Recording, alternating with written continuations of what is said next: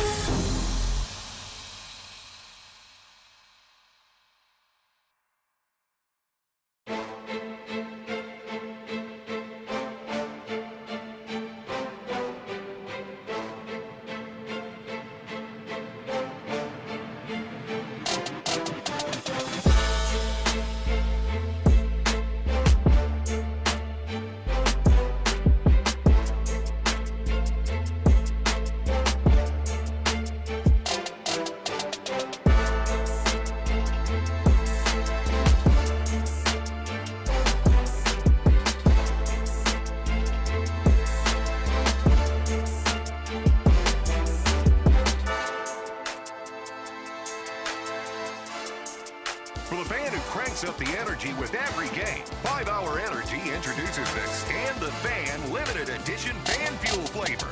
Be the ultimate fan your team needs. Fuel your fandom. Only at 5hourenergy.com.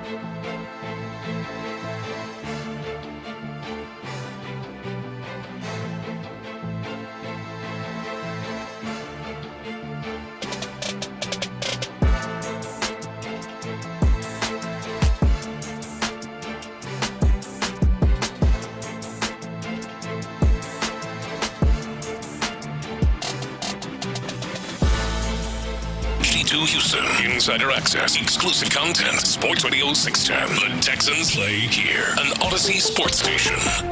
Sports Radio 610 presents Seth Payne and Pendergast. We coming to H-Time. Let's get the work in, man. Let's go. Great day, great day. Oh, give me some juice, baby. Oh, yeah. 4 seconds to go. 23-23. 52-yard attempt for Bates. Left hash mark. North end zone uprights. Here's the snap. Here's the spot. Here's the kick. Plenty of distance. And it's good. And the Texans have their hearts broken tonight. 26-23. As the Detroit Lions win. As time expired. Unbelievable. Texans go scoreless in the second half. And they go home without the win. Detroit, meanwhile, 7 in a row. 19 points in the second half to 0 for the Texans. All right, that was it. That was Mark Vandermeer on the call last night. That was a fun night for a while until the second half of football games, and that's become a very, very disturbing trend for the Houston Texans. It will be unvarnished here over the next couple hours, I think. That was the second half was embarrassing last night for the offense. This is now a month they've gone without scoring a touchdown in the second half of a football game. And that was a game that was there for the taking against a really good football team, and you coughed it up last night. A month? A month. They last scored a second-half touchdown, Seth. By the way, good morning. How are you? They last scored a second-half touchdown on October the 13th, which was up in New England. Remember when they played New England? Remember that time they scored touchdowns in the second half of a football game? Oh yeah, that was right. Yeah. So that was a month ago. Those were the days. I remember those days. Yeah, those were fun. Mm-hmm. So 26-23, the final score last night, and there's a lot to dig into. You can't even. I'm having a hard time this morning because in my mind, a play that ultimately wasn't like the play that lost the game or anything, and yet I feel like just was the perfect game was Titus Howard aggressively strip sacking his own quarterback and then courageously recovering the fumble. Falling on the ball, Before yeah. disaster really could have happened, Titus recovered that fumble. Yeah. He went after it. Mm-hmm. That's the kind of scrappiness we need on this team to cover up the errors of guys like Titus Howard, was swarming, who strip sacked his own quarterback. He was swarming that ball. They were watching the defense and they're like, man, those guys are getting a lot of pats on the back and attaboys every time they knock the ball out. After CJ throws an interception or after we go 3 and out, the defense comes out and they get an interception. Dude. And everybody says, hey, good job. So Titus just figured maybe that's what I need to do to get some recognition around here. Yeah. And maybe it's a function of the primetime game and the minimal amount of sleep I get in these situations. Yeah. I'm upset today. Yeah, I know. Yeah, you're as angry as I've seen you. I am very upset. I haven't seen you this angry since that time I told you it was National Donut Day, and it wasn't. Yeah. I was mad that you were day. mad. You were pretty angry. This is even worse. This is worse. Well, you know what's worse about this? A lot of things. But as I'm looking up at the TV in our studio right now, like the national primetime game, like we are going to get bludgeoned over the head with this game. You won't be able to turn without people talking about this game on all the national platforms. When throwing in 5 interceptions and trailing by 15-plus points, the last time a team won in that scenario was 1970, the Baltimore Colts. Baltimore Colts. Back when they were an honorable franchise, The Baltimore Colts, and they were still 16 years away from even being the Indianapolis Colts. Is that 70 or 80? 1970. 1970, yeah, 1970. Yeah, like that's the thing now. That's where this offense is right now. Yeah. Overall and in the second half of football games is that for the second time in 4 weeks, they are doing things that at a minimum, they defy math. Yeah. You know, like the Packers game defied math in a way. Like there was an 8% chance you were supposed to lose that game based on the turnover margin. And you found a way to lose that game. This is ridiculous last night. Like that every time the offense did something poor, that the defense would pick them up and go like that. The first 7 minutes of the second half, where it was interception, like back was a tennis match of interceptions. Yeah. It was the weirdest game for a while, and I could live with the weirdness until you started to realize, oh crap, they're going to lose this game. This weirdness is going to kill us. It's going to kill us, yeah. And so this, I don't know what to do at this point because we're starting to bleed into an area with C.J. Stroud, and this is the part that is among many things most concerning to me is that especially recently with all the horrible pass protection and things like that, I could give C.J. Stroud a pass just based on what quarterback would be able to deal with being pressured 57% of the time and still function at a high level in the first half or second half, either half. C.J. Stroud was a huge reason they lost this game last night. In the third quarter, we talk about, okay, come out and perform in the third quarter. And C.J. threw 2 of the worst interceptions we've seen him throw. It was on the first play. Right. I mean, these aren't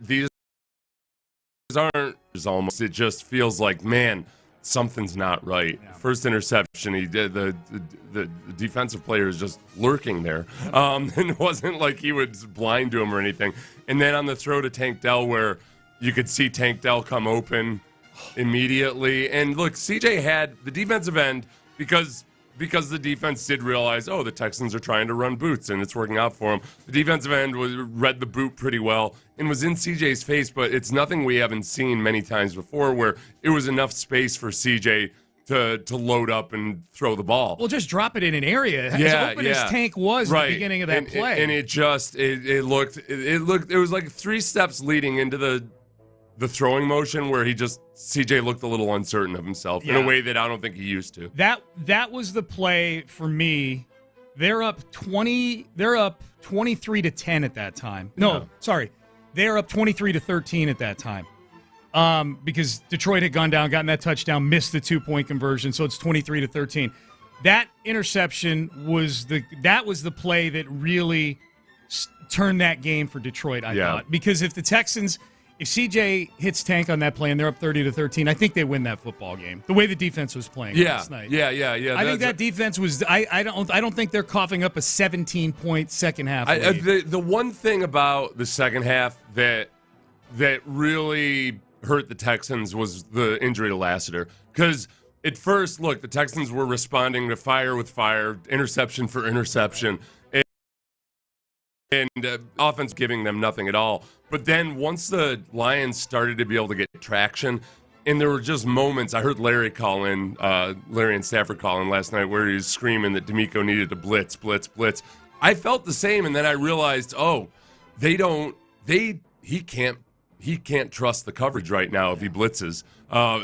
They just, without Lassiter out there, I mean, the Texans just cut D'Angelo Ross, who was not good but was playing heavily beforehand. He played 100% of the snaps in 2 games. Yeah, and they just cut him, so they're even down one more than they thought. Okudah they thought was coming back, right. And he didn't. Lassiter has to leave the game, and I think DeMeco just didn't trust that they could blitz and that the Lions were too lethal. So it ended up looking like bend but don't break defense, but with all the bending and a little bit of breaking. That's the problem. Against an offense that has the weaponry to overcome somebody who was as bad as Jared Goff was last night. Yeah. I mean, I thought it was a strange game from this standpoint. I thought they put good pressure. They didn't sack Jared Goff one time in that game, and yet I thought they really affected him. But at least one of the interceptions was actually a fumble. I mean, for all intents and purposes. The Toa one. Yeah, that was... I was surprised they called that a pick. DeMeco his arm was moving forward just as he... But yeah. Whatever. So, just... The part that has me the most upset... 2 parts have me the most upset. One, the things that are going on with this offense in the second half of football games are things that, with a lot of franchises, necessitate some kind of change at some point. Whether it's the person, I don't count the changes they made on the offensive line because those were thrust upon them by injury. I'm talking like you need to do something here. I don't know what it is, but you need to do something. I've never seen this before where you have an offense. This would be one thing if it was the David Culley Texans not scoring in the second half of games, where you got a bunch of journeymen. You got Davis Mills at quarterback. If it's not Tyrod Taylor at quarterback, and you're not scoring in the second half. You've got C.J. Stroud as your quarterback. I know Nico's out, but you still got some skill guys. We're talking about scoring a touchdown. A touchdown. Touchdown. I'm not saying you need to average 19 points a game in the second half or something like that. Yeah, we could go through and find a lot of teams with bad wide receiving cores that have scored a touchdown in the second half in the last 4 weeks. Yes. It's not a really high bar to clear. I think the other thing that has me so upset is this is such a blown opportunity for this team. You know, all the things that you and I are upset about here, that we're going to be upset about over the next couple hours, that people are going to be upset about over the next 10 hours on this station or however long after we're off the air, into the night, into the evening. That's been the tone for the last few weeks with this team in losing 2 out of 3 and getting C.J. Stroud nearly killed. You win that game last night, and that honestly, it all goes. It's like a reset button. It all goes away. You're 7-3, and you just beat the best team in football. At home. Don't care how you did it. You needed 5 picks to do it. Cool. I mean, you're operating without Will Anderson and Nico Collins, and so that's understood. Like, valiant effort, at least on one side of the ball, and now like they have firmly settled into being in that layer of the league that is just an average football team that can compete with good teams at times and can lose to anybody. I think, and if you go and you look at really in hindsight at this season as you're rolling into it, okay, the offensive line is not getting the job done. That was the one area of the team that the Texans really didn't do a damn thing for, other than, hey, hope Kenyon's a different guy when he comes back. Right. That's what's frustrating about it. When you talk about, okay, what could they have done? Yeah, I know that teams don't typically trade for guards at the trade deadline. This is okay. Are you afraid to break the mold and you're just going to be the brave warriors that go out there with the same guys and just can't run the ball? Sean, it was glaring. I don't know why, and maybe it was just because they're wearing the monochromatic uniforms and a dark color, that the offensive line, it looked like boys versus men. Even as the Texans were rolling in the first half, they weren't rolling in the run game. They were getting destroyed in the run game. Joe Mixon had to fight his butt off just to get above 1 yard per carry. 25 carries for 46 yards. Yeah, and he was at less than 1 yard per carry for a good chunk of the game. Yeah. So and you look across the board on the offensive line, and they're just physically not capable of moving those Chicago defenders. So they're okay. Well, they're smaller and more athletic, except not really. Shaq, he's not that athletic. And Titus Howard is God knows what he is this year. Yeah. And they just versus actual grown men. Yeah, it's bad. Someone texts in, and appropriately so, because I just said there's no way they cough up a 17-point lead if they score that touchdown to Tank. Hey, Sean, they coughed up a 16-point lead. What the hell is 17 points? What I meant to say was there would have been, if they score that touchdown there would have been like 8 minutes left in the third quarter with a ton of momentum on their side. I don't think they cough up that 17-point lead at that point in the game, but I get it. Texter, I understand. Texter, this is what I would ask. Just please don't get super hyper literal with me like this morning. This is not the morning to do this with me. All right, just so you know, I'm not in a good mood. All right.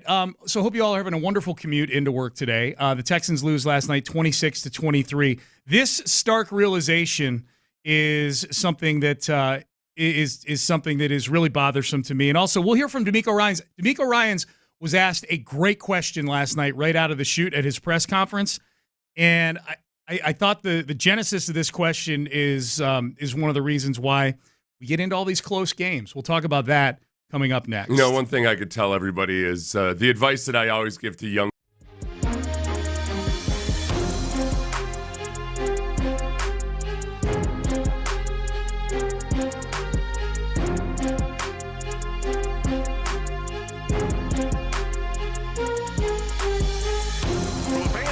up the energy with every game. 5 Hour Energy introduces the Stand the Fan limited edition fan fuel flavor. Be the ultimate fan your team needs. Fuel your fandom.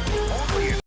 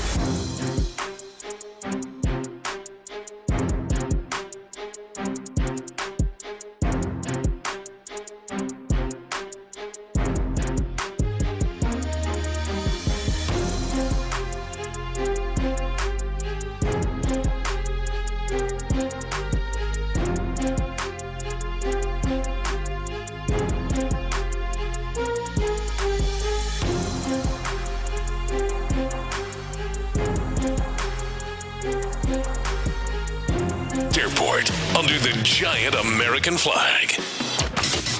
It's a Shopper's John Deere Reaction Monday on Sports Radio 610. Here's Payne and Pendergast. It'll be second down and 11. Next snap, 13:15 to go, first quarter, opening drive of the game. Lions have it, driving toward the north end zone. Second and 11 from the Detroit 41-yard line. Gibbs in the backfield, Goff in the gun. Two receivers wide side right.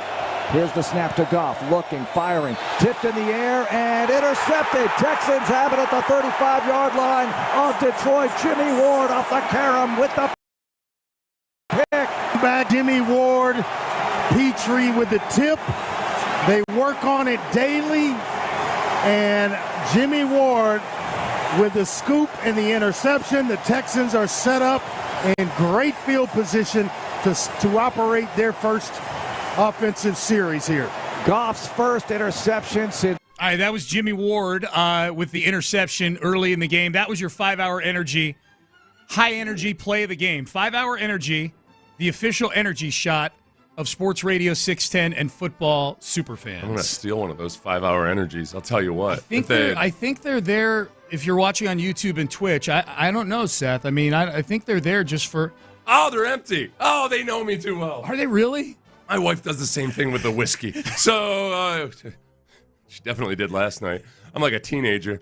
Brandy, where's the liquor cabinet key? Kidding. What are you doing? I needed it last night, man. That was no. She's got the werewolf instructions. There you go. No matter what I say, don't give me the whiskey, Brandy. Mm-hmm. All right, look, that was a high point. I thought Jalen Petrie, man, that play where Jalen Petrie tipped that ball. The beautiful thing about it was that he had the awareness and had realized he had sniffed out the play, and he wasn't zeroing in on the quarterback. He was getting in the passing lane. He's just headed straight up field and got his hands in the passing lane. Yep. That was beautiful. That was a veteran savvy move there by Jalen Petrie. Oh, yeah. And, boy, it was a sign of glorious things to come. Those were good times, early in the game.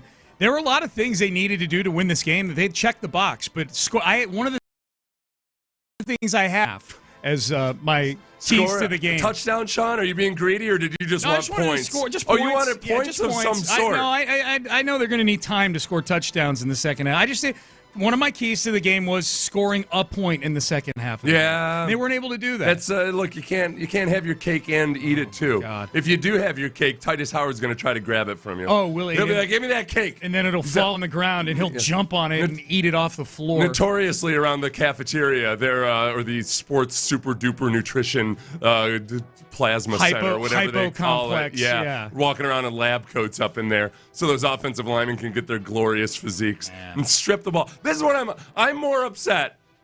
I am more upset. Not just the tight. Did I already say this or not? I thought it. There's people getting in their cars. Titus Howard. Okay, yes, he went to strip the ball, but why was it so hard for him to strip it? Well, you're a big man. You're 325 pounds. To be fair, it was like, it wasn't even, it was a battle for him. He had to battle that ball out of C.J. Stroud's hands. I don't want to get too, to be fair, he wasn't trying to strip it. He was trying to take it away and then go do something with it. You know what I mean? But C.J. wasn't trying to give it to him. No, I know. That way, but he Titus is stripped it. Titus is a guy who likes to take things into his own hands. It should have been like stabbing Caesar. It should have been easy because,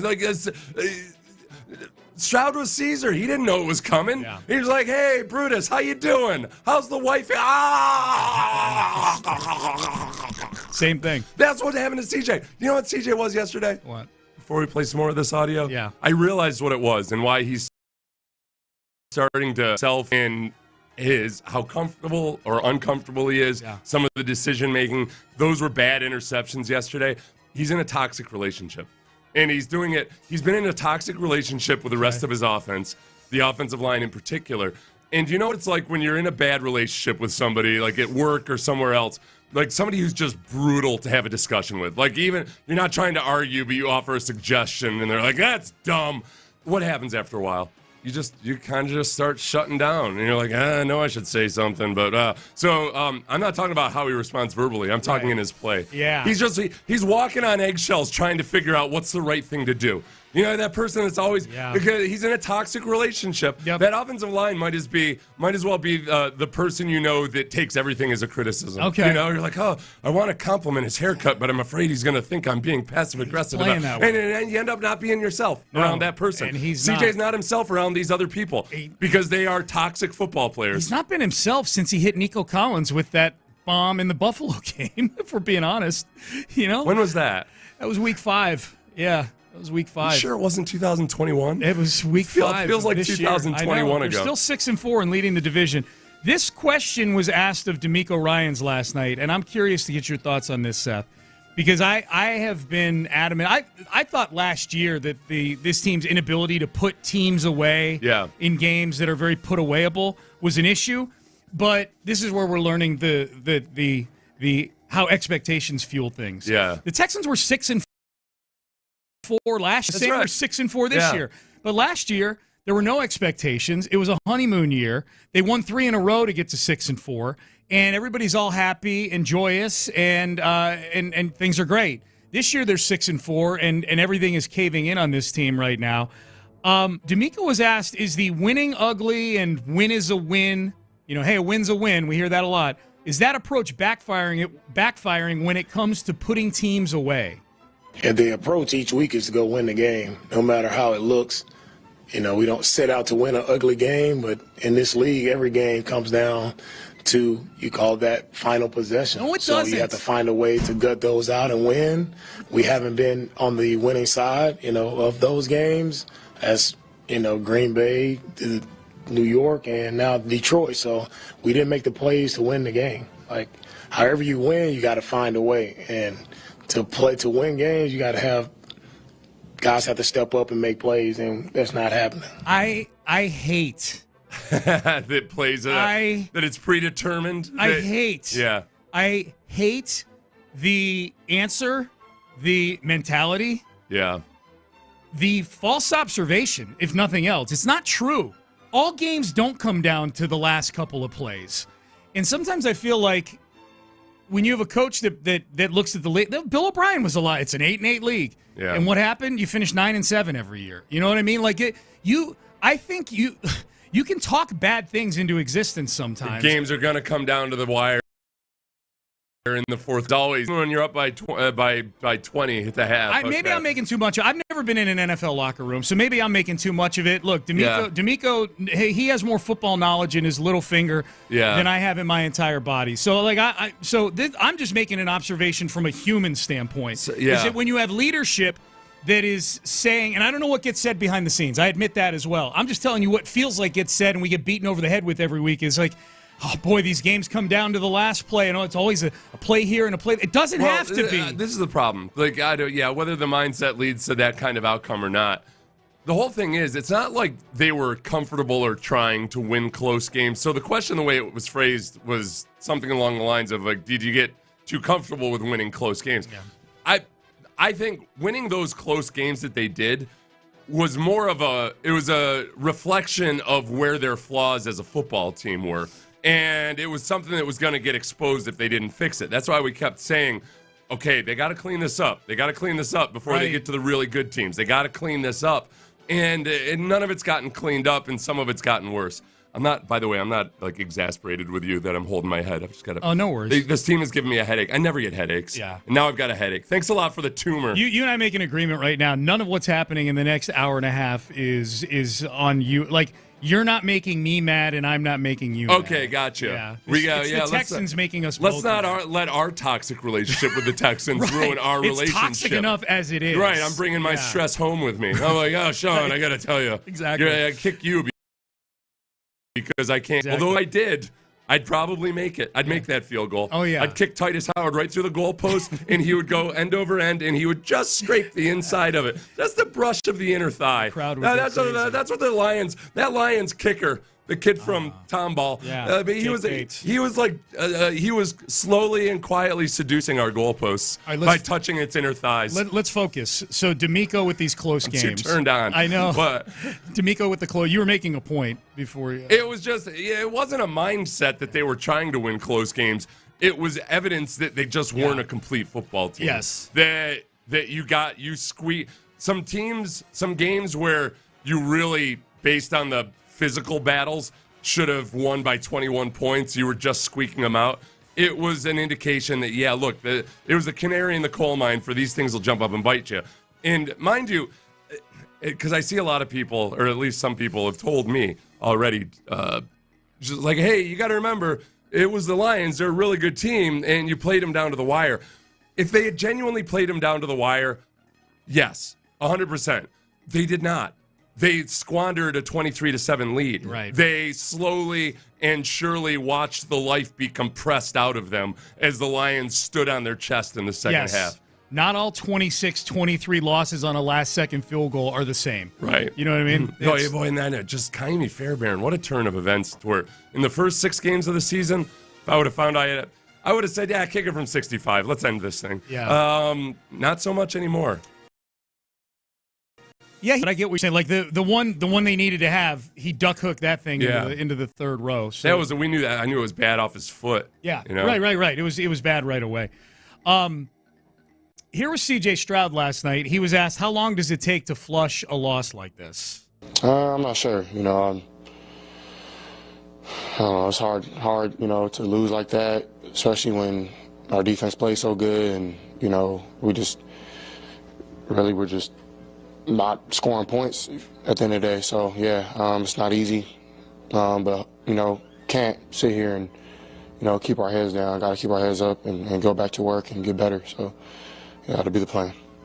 I don't know if you watched or listened to the whole CJ press conference. That was as down as he's been in a press conference since he became a Houston Texan last night. A lot of short answers. Yeah. It didn't look like he was having fun. No. The one of the things they had talked about with their little mini bye week and the 2-hour players leadership council meeting and everything. Got to get back to having fun. Yeah. I was on a leadership council once that told Tom Coughlin we thought he had to have more fun. Didn't go so hot. Didn't go so hot for that leadership council. I have fun when we win football games. That's my fun. And now they've turned me into Tom Coughlin. You know what's fun? Gassers. The grumpiest version of Tom Coughlin. You know what, CJ? You know what's fun? Winning. Who? Not having your offensive lineman strip the ball away from you. That's fun. Do you remember who had to be the one to deliver that news to him? It might have been, ironically enough, now Lions quarterback coach Mark Brunell. Oh, yeah? Yeah. Okay. No, we had there were like 7 or 8 of us, and we just met with Coughlin, and he took it well, actually. Did he? Yeah, Okay. yeah. No, he actually we had some points for him. It was more involved than just not having fun. I got you. I think for me, one of the things that is most disturbing, depressing, whatever adjective you want to use, is that when you combine what the Texans are doing right now with the rest of the AFC South, all of which lost yesterday, in a season where we were, I don't want to say promised anything. The Texans didn't come out and say, hey, we traded for Stephon Diggs and we signed Danielle Hunter and we got Joe Mixon. We are going to be a Super Bowl team. Right. But I think expectations were that it was going to be more than what they were. Like, they made all these moves to improve over what they were last year, which was AFC South champs, won a playoff game, knocked out in the first round. Right. There's 7 games left in the season, and I can already tell you how this season is going to go. They're going to win 10 games. Uh-huh. They're going to win the AFC South. Uh-huh. They might win a playoff game, and then they're going to get blown out on the road. If they win a playoff game, they're going to get blown out on the road in the second round. If they win a playoff game at home at 3 p.m. on a Saturday. Yes. Which it most assuredly will be. Undoubtedly. Right. But this version of the Texans. And that's depressing to me. And the other big question is, okay, then Bobby Slowick, and what is his future if he doesn't turn this around and fix it? Yeah. Now, Nico Collins coming back will make a difference. Like, all of a sudden, coaches magically become better play callers. There's too stark a difference. Yeah, and I don't think they're. And it wasn't like they were. It wasn't like they were a machine when Nico was healthy either. Right. There's going to be a hard decision if it's not made during the regular season, but in the offseason, where this might be the year where DeMeco really becomes a genuine head coach when you fire one of your friends. Because I don't know if this doesn't get fixed. I mean, they're just so hopelessly inept. They just can't put a complete game together, and I don't care. Like we said, there's many other teams don't have Nico Collins on their roster right now. Many other bad football teams have scored touchdowns in the second half in the last 4 games. Yeah. And the Texans can't score a touchdown, much less even a point last night. But in the last 4 weeks, they haven't scored a touchdown in the second half. It's inexcusable. It's unacceptable and inexcusable, and he should get fired if this keeps going on. That's not even a hot take. Like 4 straight weeks without a touchdown, and you have C.J. Stroud as your quarterback. Right. It doesn't mean the hot take becomes retaining Bobby Sloan at that point. That would be the hot take. Well put. All right, headlines. We'll talk more about the Texans. We'll get you updated on everything going on around the NFL yesterday. There was one Houston team that did beat a Detroit team. That's been yeah, we had one of those. So that happened. We'll get to all that in headlines coming up next. But first,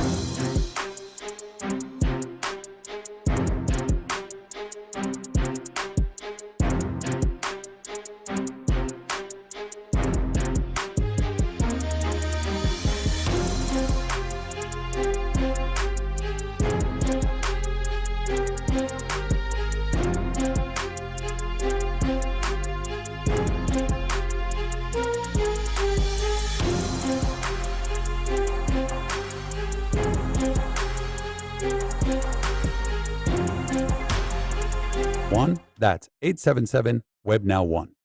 This hour is brought to you by Bayway Chevrolet on Broadway in Pearland. Together, let's drive. Payne and Pendergast with today's headlines. 4 seconds to go. 23-23. 52-yard attempt for Bates. Left hash mark. North end zone uprights. Here's the snap. Here's the spot. Here's the kick. Plenty of distance. And it's good. And the Texans have their hearts broken tonight. 26-23 as the Detroit Lions win as time expires. Texans go scoreless in the second half, and they go home without the win. Mark Vandermeer on the call. He's had to do a couple of those over the last few weeks. Green Bay in Week 7, and now the Detroit Lions last night at NRG Stadium. 26-23, the final score. The Texans blow a 23-7 halftime lead. You can do the math. Yes, there were no points scored by the Texans. No points scored at all. Not no touchdowns. No points scored at all in the second half of that football game. I thought, Seth, the sequence in the last 2 minutes there, I think perfectly epitomized where these two teams are at, the Lions and the Texans. Jaime Fairbairn had a chance to take the lead with a long field goal after the Texans couldn't convert on a 3rd and 4. Texans convert on a simple 3rd and 4 near midfield, coming out of the 2-minute warning. They win this game. They run the clock. They move the ball a little bit more. Jaime doesn't have a 58-yard field goal. He's got maybe a 48-yard field goal, and I think they win the game. Simple things. Can't do it. Can't convert a 3rd and 4. You missed that field goal. Now Detroit's got the ball at midfield. What do? Easily convert a 3rd and 6 to Amon-Ra St. Brown. Oh, yeah. And then Jake Bates scrapes paint on the side of the upright for a second time, and the Lions win the game. I think the one part about that looking back on it, because I wasn't in the mood last night to make any excuses or what have you, and yet that was an egregiously missed pass interference call on 3rd down. I don't understand how it wasn't called. Terry and Arnold jumping on Hutchinson's back. Right.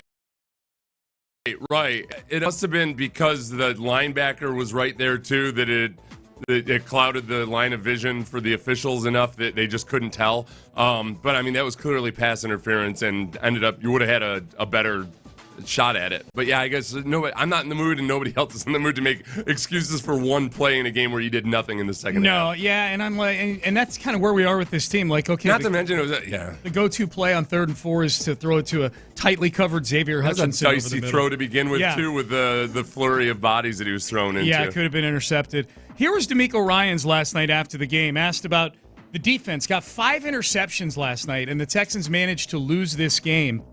5 interceptions, not scoring in the second half. How do you address these second half issues? Yeah, I'm proud of the defense for guys going out and getting 5 turnovers. I think that's a big day for any defense. But the thing about turnovers is what are you doing with those turnovers? And it's getting the points off of the turnovers. That's how you swing the game. And I don't think we got enough points off of the turnovers. But proud of the guys for that's a really good offense, and our guys played well. As down the stretch there, we just let some plays out that that we have to play better. Coming out hot in the 3rd quarter has been a point of emphasis for a while now. Yeah. And it'd be nice to extend that on into the 4th quarter. Except that first you got to start it up in the 3rd quarter, and man, that was as bad as it's been. And it was very much a C.J. Stroud driven affair, and by driven, I mean throwing interceptions very, very quickly. Yeah, this is one you can, and CJ himself did this, but there is a big part of this loss you can put on CJ Stroud. Yeah. Those 2 interceptions, it'd be one thing if the interceptions were due to some of the things we've been seeing with the offensive line over the last month or so, where CJ's just got a muddy pocket, guys draped on him, looking to get rid of the ball. He gets rid of the ball, and it just gets picked off. Those were 2 sloppy, lazy interceptions. Like those were awful interceptions. They were, and if you're trying to grade how much it is on the quarterback, I don't know, man. If CJ, there have been some times, including earlier in the game. Credit to somebody on my stream last night who mentioned this because I kind of forgot about it.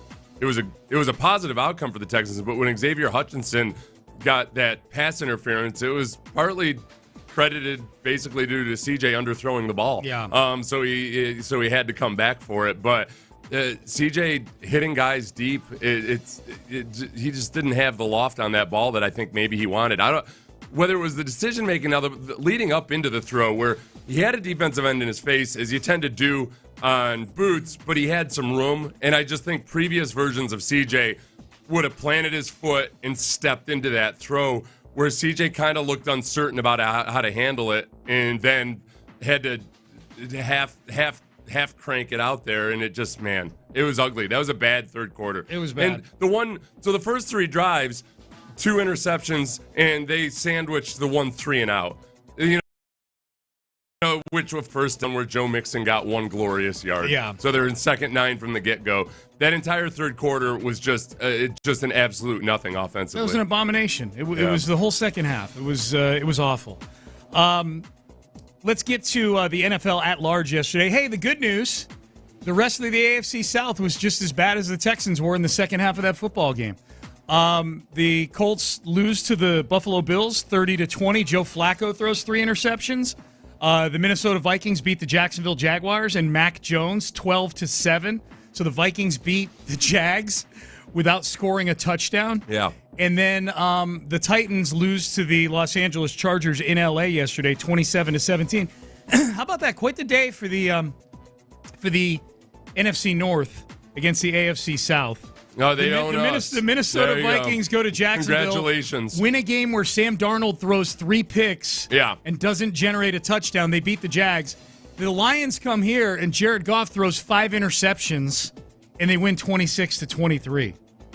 Says everything you need to know about both of those divisions, I would say. I'm tired of the NFC North. It's been fun. Yeah, it's over now. Yeah, it was cool and all that. Lions fans showed up in pretty good numbers last night, and that's a really good football team that is managing to carry Jared Goff into numbers and statistics that he just.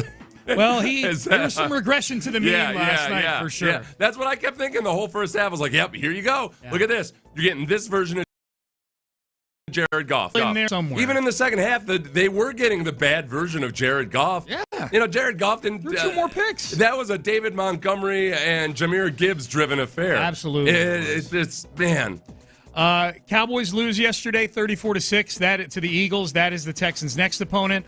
The Kansas City Chiefs find another way to win. They block a field goal at the gun to beat the Broncos 16-14. The Rockets, just shifting to basketball real quick.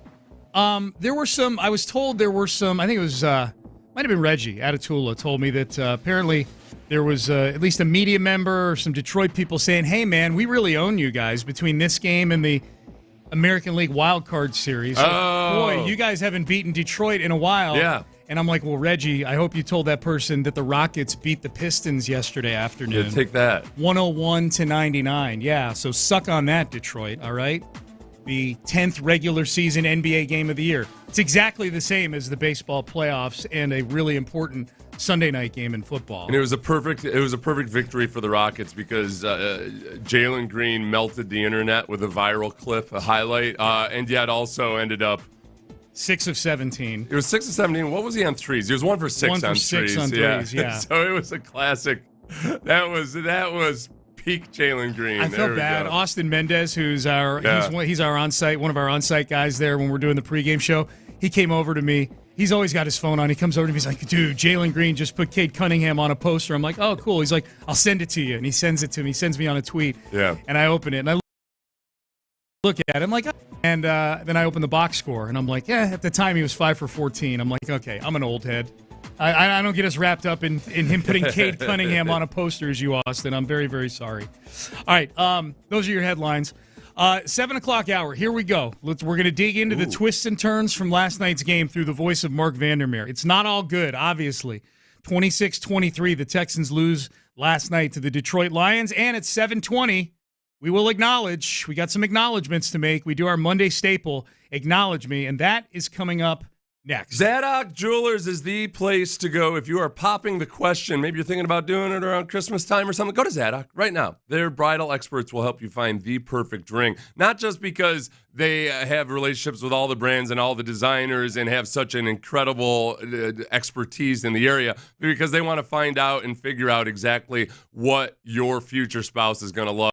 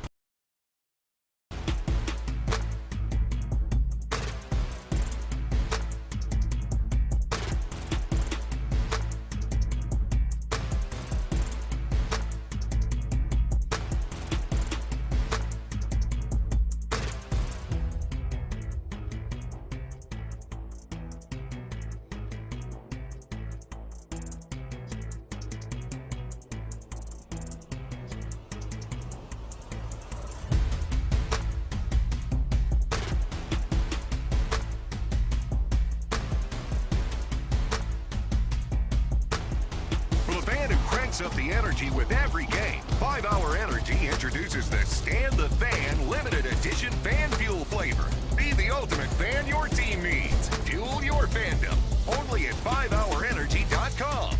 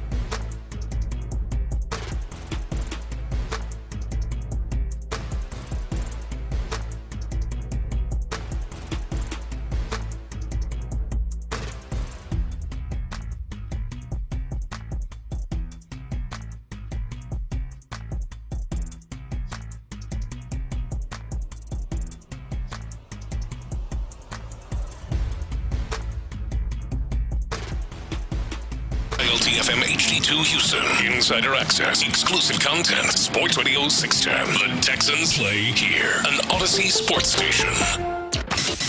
It's a Shopper's John Deere Reaction Monday on Sports Radio 610. Here's Payne and Pendergast. All right, into the 7 o'clock hour we go. The Texans lose last night, 26-23. We're getting bludgeoned with the highlights on TV because it was the Sunday night primetime game. Hell of an energy. Yeah, hey, everybody, look at what you missed if you went to bed last night. Yeah. Fireworks in the second half. Jared Goff, did he bring him back? Not really. Here's the field. That one genuinely doinked a little. Yeah. The first one, I'm not sure if there was any doinkage or not. Like a molecule of the ball might have hit the goalpost. The second one, there was a little mini doink. It a micro doink. Yeah. Jared Goff, 5 picks last night. So let's get into this. We will go through the twists and turns from last night's game. And let's start with the first of the Jared Goff 5 picks. This was exactly the start you wanted to get off to if you were the Houston Texans. It'll be 2nd down and 11. Next snap, 13:15 to go, first quarter, opening drive of the game. Lions have it, driving toward the north end zone. 2nd and 11 from the Detroit 41-yard line. Gibbs in the backfield, Goff in the gun. 2 receivers wide side right. Here's the snap to Goff, looking, firing, tipped in the air, and intercepted. Texans have it at the 35-yard line of Detroit. Jimmy Ward off the carom with the pick.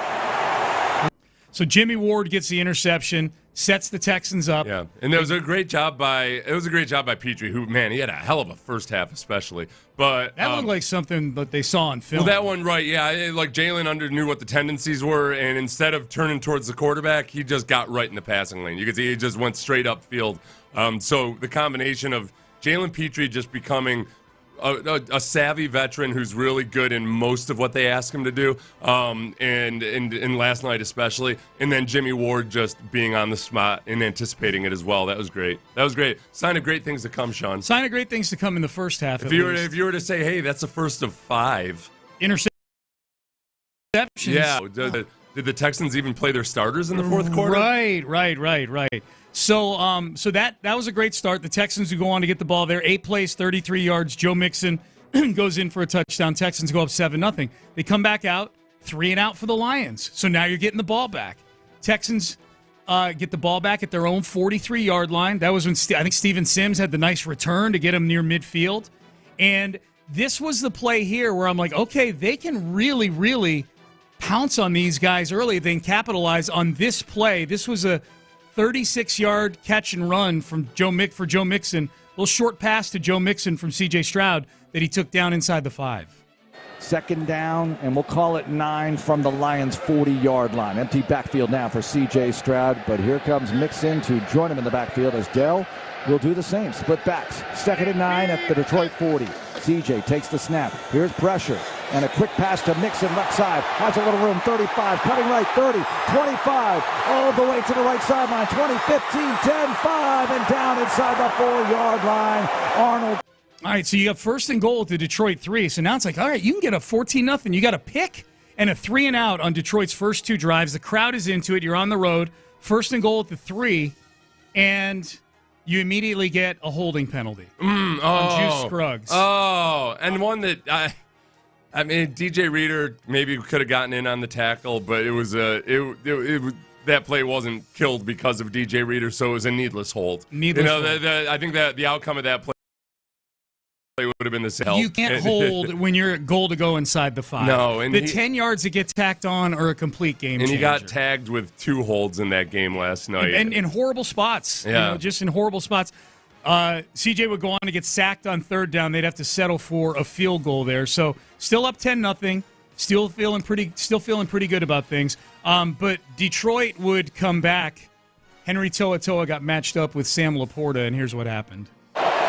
Goff in the gun. Gibbs in the backfield with him. 2nd and 5 at the Houston 20. 3 receivers wide side right.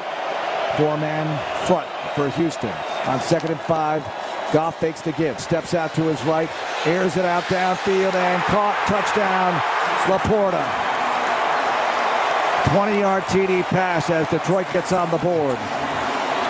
Yeah, just way too easy. It was it was way too easy, and it wasn't on a blitz or anything. Laporta just runs by Henry To'oTo'o, and that was it. It was so, and we didn't see that matchup exploited again in the game. And for the most part, in the first half, the pass rush was really good. But that was one you live with. I mean, at times that's what's going to happen. Your linebacker's going to get matched up with somebody, and To'oTo'o is not going to always lose that. But it happens. It happens. Yep. And in the context of everything else the Texans defense was doing in the first half, I wasn't overly distraught over that. Right. Texans get the ball back. Well, the first half continues. The Texans tack on a couple more field goals. It's 16-7. Yeah. There's a lot of debate up in the press per minutes and a half here. When the Lions got the ball with a little under 2 minutes to go, and they were being a little bit conservative. It looked like the Lions just wanted to go to the locker room. So on 3rd and 8, or preceding 3rd and 8, after the Lions ran Jahmyr Gibbs off the left side for a yard to set up 3rd and 8, DeMeco Ryans decided to use his second time out there with about 1:09 left. And Detroit throws incomplete on 3rd down. So now the Texans get the ball back at their own 34 with 54 seconds to go. And unlike previous drives right before the half where DeMeco looked like he was playing for field goals, they were fairly aggressive here. They were throwing here. They throw to Mechie for 9 yards. They throw to Mechie for 25 yards. So now they're down in, now they're in Detroit territory. They're at the Detroit 32-yard line. So it's like, all right, they're going to come away with at least 3 points here. They hit Dalton Schultz, C.J. Stroud does, for another 17 yards. So now you're in the red zone, and a few plays later on 3rd and 10 at the Detroit 15, here you go. 3rd down and 10 at the Detroit 15. Stroud shotgun, Dari in the backfield with him. Here's the snap. C.J. looking. C.J. firing to the end zone. Caught. Touchdown. John Mechie.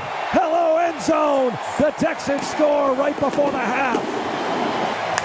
What a boy, and that was a beautiful throw. I mean, that's what CJ, he is still that guy. He's still made great throws in this game. He's made incredible throws over the last few weeks. The pass protection was adequate on that play. There was pressure and there was seepage, but he had a pocket, and he left a little bit inside the pocket and then put the ball perfectly between the safety and the cornerback on that. It was a great throw. It was textbook. It was everything that C.J. Stroud's capable of doing when he's got other guys working well around him. That felt like such a breakthrough moment for me for this team. That whole drive, that C.J. spreading it around to, Mechie had 3 catches on that drive. Yeah. Dalton Schultz, with the big chain mover there. That they moved it down, that they were so aggressive when they've been so conservative at the end of halves, that they make it 23-7 at the half, and you've got the ball coming out to start the second half. Right. That's where I felt like, all right, this is the breakthrough game. They're gonna, and you got to do some good things in the second half. But man, what a way to go into the locker room at the end of the half with that touchdown. Right. With even just, it was frustrating in the first, 1 2/3 part of that half, because the Texans offense wasn't really capitalizing on all these opportunities. They were settling for field goals.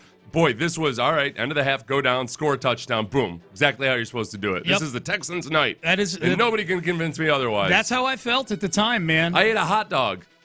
That's what I did. Big. That's how happy I was. That's how you celebrated. I ate a hot dog, so you celebrated the Mechie touchdown. Yeah. So they come out of the half. Texans get the ball. And all those good feelings I had going into the half took one play for them to go away. C.J. Stroud huddles them up.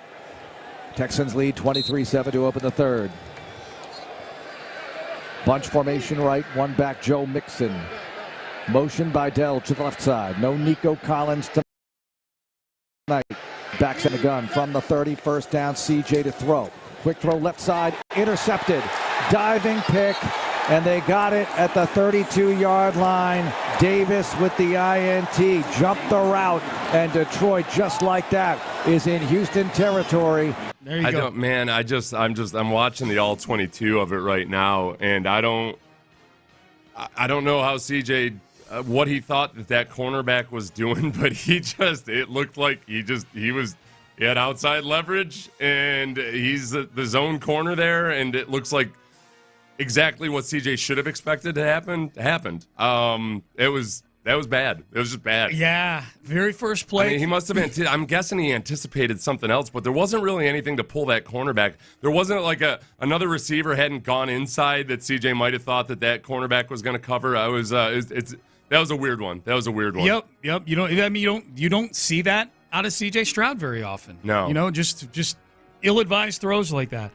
So this game would get weird for a while, though, because the Texans, Kamari Lassiter would intercept a pass shortly thereafter to get the ball back at the 1-yard line. They exchanged interceptions. The first handful of possessions in the second half, all interceptions for either team. The second interception for the Texans, this is C.J. Stroud's second interception. I thought this was the biggest play of the game for me, because if C.J. Stroud just makes what we've become accustomed to being a normal C.J. Stroud throw to what was it? Yeah.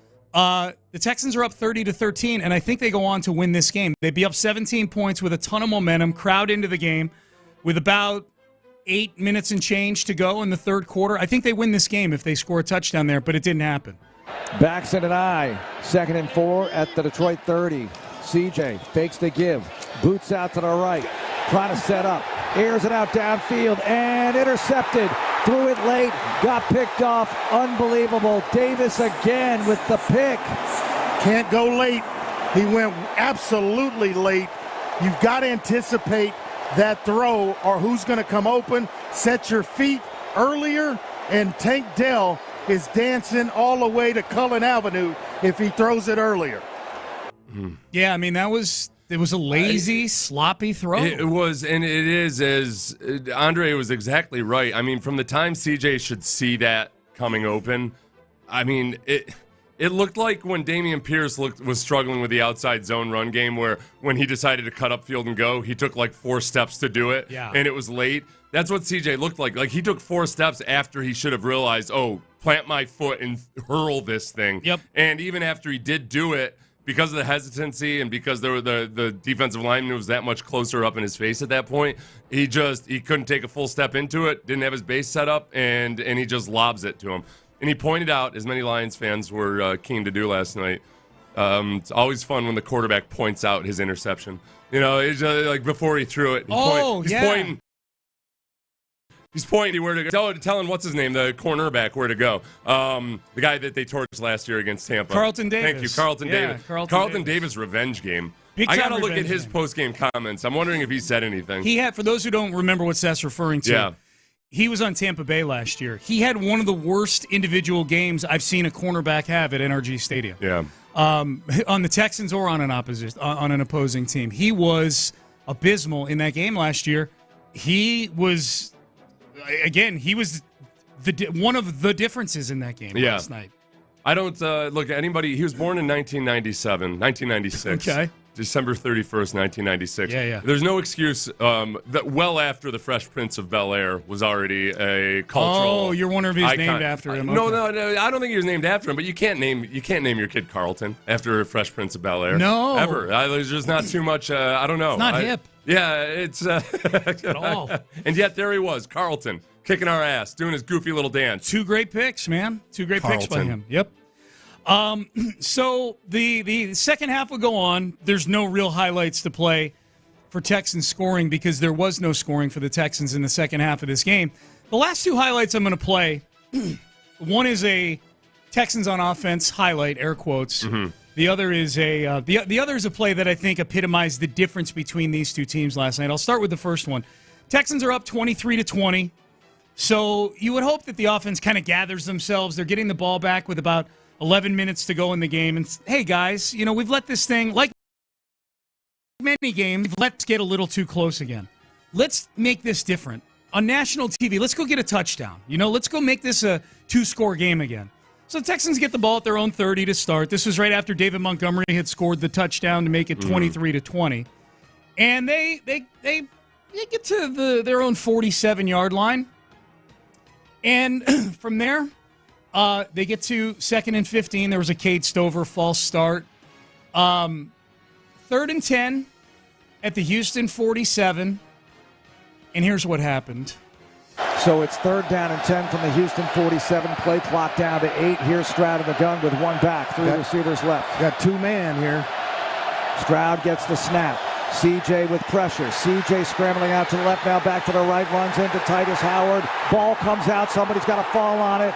Texans have it inside their 35-yard line. A disaster on third down. Titus has got to stop watching and quitting on plays, watching the action when he gets himself beaten.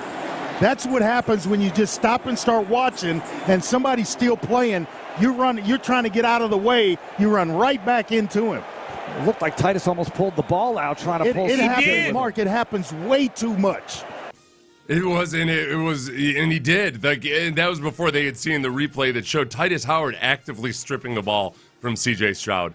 Just, it wasn't like he thought, oh, C.J.'s dishing me the ball. C.J. tried to hold on to the ball. Yeah, C.J.'s just poor trying ball to, security, he's C.J. trying to go down and let the team punt. You got to understand that your offensive linemen are going to be aggressively. It looked like they were doing a practice drill. Dude, like, hey, try to swat the ball out of C.J.'s hands. Obviously, Titus was trying to rip the ball out of his hands so he could, take it and run with it, I guess. Rumble for glory, I guess. Have you envisioned in your mind what that would look like if Titus Howard were able to take that ball from CJ and then turn upfield and start running? The worst possible outcome would be if it actually worked. That would embolden him to try more nonsensical stuff like that again. How far do you think future. Titus could make it? I don't. I feel like he had a flashback to back when he was a quarterback. That's the only explanation. And just like, in his mind, he was going to find somebody. And like if he threw the ball downfield, there wouldn't be an illegal offensive lineman downfield. Titus Howard himself, you know what he should have done? Should have stripped it from CJ, and then Titus himself would have found a way to hold somebody as he threw the ball. He would be called for he would get credited for the strip sack, the fumble recovery, the pass attempt, but also the holding that negated the pass attempt. Just brutal. Just absolutely brutal. All right, one more play. We get the music going again, Byron. We got the music. I need the mood music this morning, dude. Yeah, thank you. It lifts me up. Thank you. Yeah. Last play, and I thought this epitomized the difference between these two teams last night, is that the Texans needed to kick a field goal and convert a 3rd and 4 to win this game. They didn't do either. The Lions needed to convert a 3rd and 6 and kick a field goal to win this game. They did both. This was the 3rd and 6 to set them up in field goal range. All right, here's Vinovich to tell us something. No, Detroit huddling up. 23, 140 to go, fourth quarter. Detroit with a 3rd down and 6 at the Houston 48-yard line. On formation right. He has Gibbs to his left on 3rd and 6 at the Houston 48. Here's the snap to Goff. Goff with time over the middle. Got a man, St. Brown, and he's down to the 37-yard line. Tagged by Aziz with 1:33 to go. And the Texans, obviously the Lions, will go on to kick a field goal shortly thereafter and win the game. I was thinking about this, like the aggressiveness of Dan Campbell that you and I had talked about throughout the week, where he's not afraid to fake punt. Right. He's very aggressive on 4th downs and things like that. We didn't see, probably the biggest example we saw of that was when he decided to kick the game-tying field goal from 58 yards. Yeah. I thought for sure they were punting there. Mm-hmm. But he decided to kick a field goal from 58 yards, and he was rewarded for that. We didn't, but otherwise, there was a potential 4th down situation there where they got a generous spot at the second in the 4th quarter, but I credit Dan Campbell for just going out and playing their game. I think that's maybe when you start to try to do something desperate like that, or Campbell just does it not out of desperation, but he's aggressively wired. I think it's a little bit of a vote of confidence for your quarterback. Mm-hmm. You're saying also, when your quarterback gives up an interception at the end of the half on a Hail Mary, that there's a little bit of self-sacrifice in there. A lot of quarterbacks might have just tried to run it, just to errantly throw it or what have you. That goes on the chart. His 5 interceptions, really it was 4 interceptions, and really you could almost call one of them a sack, just as the arm was coming forward. Yeah. But it's a vote of faith in your quarterback that despite all of this going wrong, listen, we don't need to bail you out with trickery. We're just going to beat him on the football field, which is what they ended up doing. Yep. I'm guessing there was zero panic in that locker room, even when they were down 23-7 at the half. That's a really good football team, the Detroit Lions. All right, so that's our run back through that game through the voice of Mark Vandermeer. Let's acknowledge some big performances from over the weekend. If you want to text in some acknowledgments, I'm willing to take a few on the 5-Hour Energy fan line. 5-Hour Energy, the official energy shot of Sports Radio 610 and football super fans. All right, the Texans lost last night, but I do feel like there are a couple of Texans acknowledgments that we need to get to. One is, first one is John Mechie. Acknowledge me. Best game of his career. Yeah. 5 catches, 74 yards, touchdown to close out the first half. And look, man, they're going to get Nico Collins back here pretty soon, but they have no Stephon Diggs. If John Mechie turns into option number 3 with a Tank Dell Nico Collins offense, C.J. Stroud figures some things out and stops doing some of the things he was doing last night. Yeah. This would be really nice. John Mechie was a second-round pick. If he starts living up to that or even close to it, that's a real nice development for this team. But in the moment, I'm really happy that he had the game that he did last night on national TV. I heard you guys interview with him in the post game. I was happy for you guys that you got John Mechie because in a game like that, it's hard to necessarily get somebody who, even if they had a really good game, it's a weird vibe where rate the individual performance from the team and say, all right, look, this is a really cool thing that a guy that's had a really tough road was able to be a part of and didn't end up in a victory, but it wasn't for lack of effort or production by John. You're reading my mind. It's as that game was slowly slipping away, I'm like, all right, we need somebody who's still going to be in good spirits. I was glad you didn't get Jalen Petrie because I would be afraid that Jalen Petrie might be the defensive player, just not because he's Jalen Petrie or anything, but just the defensive player that at some point might break and be like, well, how long do you expect us to hold up? We can't keep covering up everybody's errors all the time. That would have been incredible. Yeah. Petrie was the second choice to be on the postgame. Right. Yeah, no, and it would have been. And Petrie wouldn't have said that. No, he wouldn't. But I worry that with any defensive player, there might be a little bit of a seepage of discontent from within. Well, let's talk about that. I know it's acknowledged me, but as long as you're bringing it up, like this is bad with the offense in the second half of these games. Right. The defense has continued, and this is not something that has been this phenomenon over the last 4 weeks where they haven't scored a touchdown in the second half of games, the Texans offense.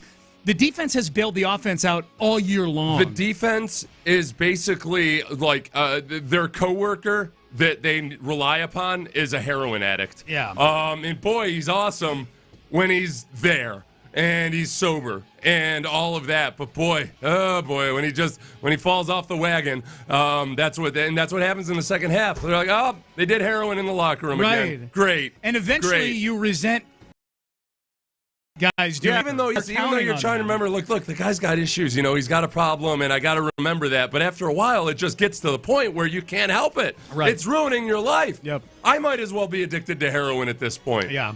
I'm going to work on that this afternoon. Listeners, tell me, developing an addiction. Where's the best heroin shop in town? Is that legal yet? What the hell's going on? Okay. I thought there were going to be changes.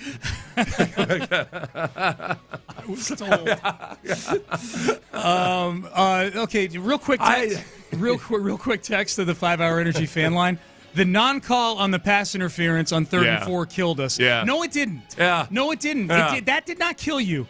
That was a bad call or a bad non-call. What killed you was not scoring in the second half of football games. Right. Oh, did you expect That's what killed you. You're an excuse maker. Yeah, don't worry. What part of the Texans in the second half made you feel that they would have done a damn thing with converting that first down? Well put. I don't know if Kaimi would have made that field goal from 25 yards. Yeah, and Texter, I'm sorry, I don't mean to take it out Sean, on you. You're brutally assaulting that Texter. I'm so mad today. I'm so angry today. Heroin. I am so. I do. I'll go with you. If somebody texts you where to get some, I'll go with Byron's filling in as a producer today, and he says that I'm very popular with his church group, his Bible study group, and I'm like, oh gosh, Byron, get on the microphone. Byron, I feel What's like up?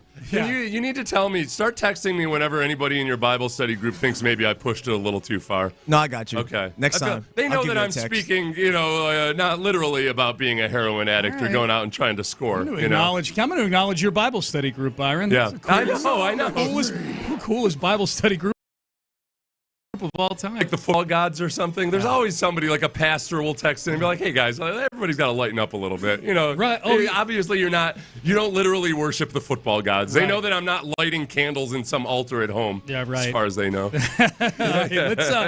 Let's acknowledge Jimmy Ward. Yes. Acknowledge Henry me. To'oTo'o. Acknowledge me. Mari Lassiter. Acknowledge me. And Kalen Bullock. Acknowledge me. Those are the 4 guys that got the picks last night. Defense did their job, man. Turned the ball over, turned the hell over out of the Detroit Lions last night. And by the way, I'll acknowledge, Kalen Bullock especially, just in that was not a good look on. I don't know if you saw on tele. I watched the second half on TV over at KHOU. Yeah. When sorry, it wasn't Bullock, Lassiter. Boy, I'm losing it. When Lassiter left the game with his concussion. Oh, yeah, with Jimmy Ward? Yeah. When Lassiter left the game. Jimmy went helmet to helmet. But when he left the game, when he was walking through to the tunnel, it looked, and I don't think at that point they'd reported that it was a concussion. It just looked like he was almost like convulsing or something. Like he was hunched over with his arms or like hugging himself with his head down. Man. Yeah. He's so key to what they scary. do. And that's the absence of Lassiter after he went out. It made it really, really hard to blitz. Yeah. And I think that DeMeco at that point, I know that people are going to accuse him of playing bend but don't break, but then ultimately breaking. I do think their hands were tied a little bit on how aggressive they could be with the guys that they had out on the field who could or could not play man defense or be trusted to play man. Yep. So apologies to anybody that got alarmed about Caleb of Lassiter. Oh, he's fine. Yeah, but Lassiter, dude, that was, friendly fire. Jimmy Ward got him, but boy, it looked like Jimmy Ward. It looked like Jimmy Ward was going in, like he was trying to tackle Kamari Lassiter. Jimmy Ward's the version. There are linebackers like that who, it doesn't matter as a defensive tackle. You're like, these guys don't care what they hit. They're going to hit something. It's Jimmy Ward. And, Jimmy Ward is that guy. He's like a linebacker who's going to come up and hit something, which is admirable in a lot of respects. But every now and then you get friendly fire. Fire. And that's a tough one, man. Like, that's oof. All right. Stress ball isn't doing crap for me. Are you still stressed? I'm still stressed. My headache went away, though, so maybe it's got something to it. All right, well, that's good. Keep doing your thing. Squeeze your balls, everybody. That's if you're stressed out over this, just go ahead and get yourself Is your Bible study group listening right now, Byron? I don't know. I haven't texted them. Okay, yeah, find out. I would advise going out and getting blue balls and squeezing them. Okay. This is what I have right here. It's a blue stress ball. He has a blue ball, yeah. He's got a blue ball. It's a mix 96.5 stress ball. There you go. Yeah. All right, Jalen Milroe. Acknowledge Katie's me. own. Boy, that was fun this weekend. Have you watched any college football this weekend? Alabama, and that was fun for me. I know there's a lot of LSU people out there that were very disappointed in the outcome of that game. Me, I root against Brian Kelly every chance I get. 42-13 was the final score. With the Tiger in attendance. Ooh. Yeah, that's very disrespectful. Now I know what the animal cruelty people were concerned about. PETA had to be They're angry. like, we've got no problem with the cage or anything like that. It's that you're subjecting him to this. 12 carries for 185 yards in that game. He had a 39-yard touchdown in the first half. He had a 72-yard touchdown in the second half. Ooh. And LSU, who was coming off of a bye week last week, leading into this game, got run off the field at Tiger Stadium. Here's Brian Kelly after the game. If you're watching the game, you're like, what did these guys do for 2 weeks? Like, we have a scheme to stop the quarterback. We did not get that done. So I take responsibility for it. All right, so Brian Kelly taking responsibility. I don't know what they do there. He's in year 3. He's winning games. He's doing what he did at Notre Dame. He's going to win 9 or 10 games this year, but he's going to lose all the ones that matter. Right. He hasn't even won all his games yet either. That will remain over and over again. Proverbially true. Oh, yes. my God. He said that when he got introduced as head coach at that basketball game, and I haven't even won all my games yet. You're cheering for me. Yeah. I don't know. Listen, for anybody unacquainted with family. Sean T. Pendergast, he's a Golden Domer. Yeah. And that's where his hatred of Brian Kelly Which comes probably from. fits better in the Pettycast. There was something, Sean, I have to confess this to you. I want this offensive line to be tougher and grittier. There was a moment last night when Blake Fisher was out there, and I like Blake Fisher. I think he's got a lot of upside. He's still a bit of a project. Yeah. I like Jarrett Patterson. Yeah. But it's kind of the opposite of like how, really, to win a Super Bowl, it's ideal to have at least one Samoan offensive lineman. Yeah. I also feel that to have a good offensive line, a tough and gritty offensive line, might be hard to do with two Notre Dame. I know. I feel like, okay, factory. Where are you going to go to take me to some meeting for my 401k or something? But I don't need this many fancy lad nerds out I'm there. doing some research today now. I'm going to find out all the Notre Dame. I can't believe what I'm hearing right now. It was like when we had too many Stanford guys on the team. It was like, all right, okay, one Stanford guy is enough. But come on, we had like 3 at one point. I don't know whether to take that as an insult or a compliment. Like on the academic side, I'm like, yeah. We're Stanford. No, but I don't think both of Jarrett Patterson and Blake Fisher both have the potential to be the right kind of guys. Yes. A tougher, grittier bunch than the offensive line as it's currently comprised. Got that right. The Colorado Buffaloes. I am willing to eat crow. Yeah. Nobody's been more critical of Coach Prime than me. But they go into Lubbock and they're trailing at halftime in that game, but they win. They beat Texas Tech. They are 7-2, and thanks to Kansas's upset of Iowa State, Colorado now controls its own destiny to play in the Big 12 championship game. And if they win that, they're in the college football playoff. They might make the college football playoff anyways if they keep winning games. Right. So that's a good football team. It is a good football team with a coach that was very polarizing last year just because he was so damn bombastic about a team that hadn't genuinely done anything. Yeah. And this year, yesterday this weekend, Saturday felt like the point at which everybody had. I think a lot of people had to acknowledge and recognize, like, okay, yes, he's genuinely doing something of substance this year. Yeah. It's pretty damn impressive. A couple of the best players in the country, but he's doing the most with them. Literally the most, because one of them's playing like 90 snaps a game. Yeah, Travis Hunter. Credit to good job. Colorado Buffaloes, man. I got to acknowledge. Have people been up in your mentions with receipts Not at all. or anything? No, they haven't. It's weird. Colorado's a weird thing. Well, because Colorado fans flipped on him too in the offseason. A little so they've bit. all got their own receipts. And he hasn't. It's been a month and a half since we've had a soundbite from him. You know what I mean? What they've turned into is just your garden variety, above average, good college football story. It's kind of like he's worked into the golden years of Stalin, I think, where Stalin had killed enough of the intellectuals and writers and everything off that for a while there weren't any issues. That's Same right. exact He's thing. he banned enough people from his press conference that he just goes in and probably he's got his lackeys that he can kind of tell what to write and everything's that all is cool. true. Oh, I forgot about that. Yeah. Banning. They can't ask questions. All right, last one. Didn't know who this guy was until yesterday. He's the interim head coach of the New Orleans Saints. His name is Darren Rizzi. Acknowledge me. Saints win yesterday. They were 2-7. They had won their first 2 games of the year. Mm-hmm. They lost 7 in a row. They fired Dennis Allen. This Rizzi character. Now, I'm going to admit, I have not listened to this cut yet. I've only seen the tweets with some transcripts of it on here, but I'm like, you know what? This feels like I need to acknowledge this quote, this cut from Darren Rizzi, interim head coach of the New Orleans Saints, talking about his first day on the job and how cool it felt to win a game. No, man, I'm a pretty open guy, so this is out here. Get down to the Superdome. I go in the head coach's locker room, which I've never used before, right? So here I am early in the morning. I go to the bathroom, and this is how my day started. I clogged the toilet. And I'm like, this is going to be a crappy day, pun intended. And so listen, I'm like, okay, this is not really a great start to the day. Here we go. And so, I'm not really feeling like a head coach of an NFL team right now. So I'm like, really? This is really how we're going to start my day? So, but listen, there was moments during the game. I'm so wrapped up in in my routine.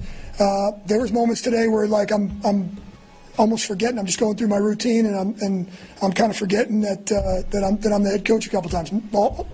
All true. Okay, now this would be my advice. Yeah. If I were Darren Rizzi's agent, I would say, if you want to be a head coach in the NFL someday, stop being so honest. Right? Don't be graphically honest about certain topics. Graphically honest about your whatever bathroom situation you had.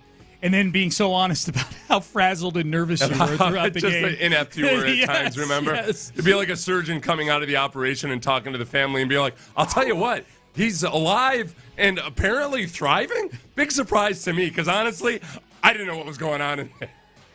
I was just hacking. in a football I was just hacking and suturing anything I could see, and lo and behold, he's alive. In a football sense, that's what it is. Yeah. Like, I don't know how he did it. Atlanta's a good football team. Okay, and everything was cool. That's a hell of a tumor. I had to wash my hands. Okay, so we'll keep an eye on him. We'll keep an eye on him. Dude, clogging the toilet and then crappy day. Pun intended. I love him. I love him. He's your guy. It was. Remember when Cully was first basically doing? Yes. He was an interim coach, but named the coach. Right. And hired beforehand. Remember when he had forgotten his challenge flag? Yes. And one of the first games, it was a nice, endearing story at the beginning of the season. Yeah. But then as stories like that continue to mount up about various things, the worst. Let's relive some other misery for just a brief moment. so we can appreciate where we are right now. When at the end, I believe it was on the final coaches show that David Culley did with Mark and John. Yeah. When he was talking about things that he'd learned during the season, and this is a guy who'd been in the NFL for decades, was a passing game coordinator for the Ravens in a year where they passed for like 4 yards. The guy that had been in the league for decades said one thing that he learned was that sometimes you can go faster tempo to provide a spark on offense. Right. I'm like, what the hell? I'm glad you're bringing. What am I listening to? I'm glad you're bringing this up today, because now I'm like, okay, they lost to the Lions last night. They're a disaster in the second half of football games offensively, but it's not that. Right. You know what I mean? And now at least with New Orleans, that's a genuine. I like the relatability of it. Him telling a real guy story, but it feels kind of like that interim coach up in Cleveland, the Baker Mayfield. Freddie Kitchens. Remember? That was like, hey, this is the guy I want to drink a beer with. All right. I could this totally guy is a fit for the city. This is the guy. Definitely see Freddie Kitchens bragging about clogging the toilet, for sure.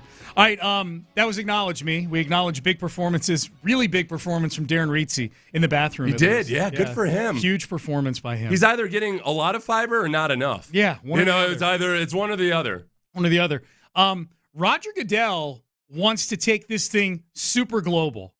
I need to pick a travel destination for us next year. All right. We'll do that. We'll wrap things up. We'll hand it over to John Harris and Mark Vandermeer. We'll do that coming up next. But first, Dr. Ben.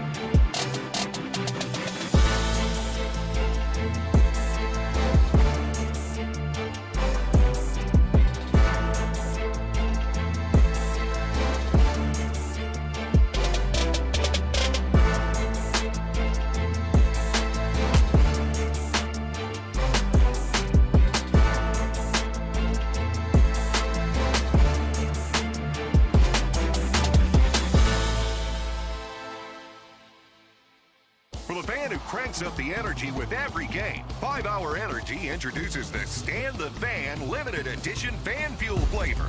Be the ultimate fan your team needs. Fuel your fandom. Only at 5hourenergy.com.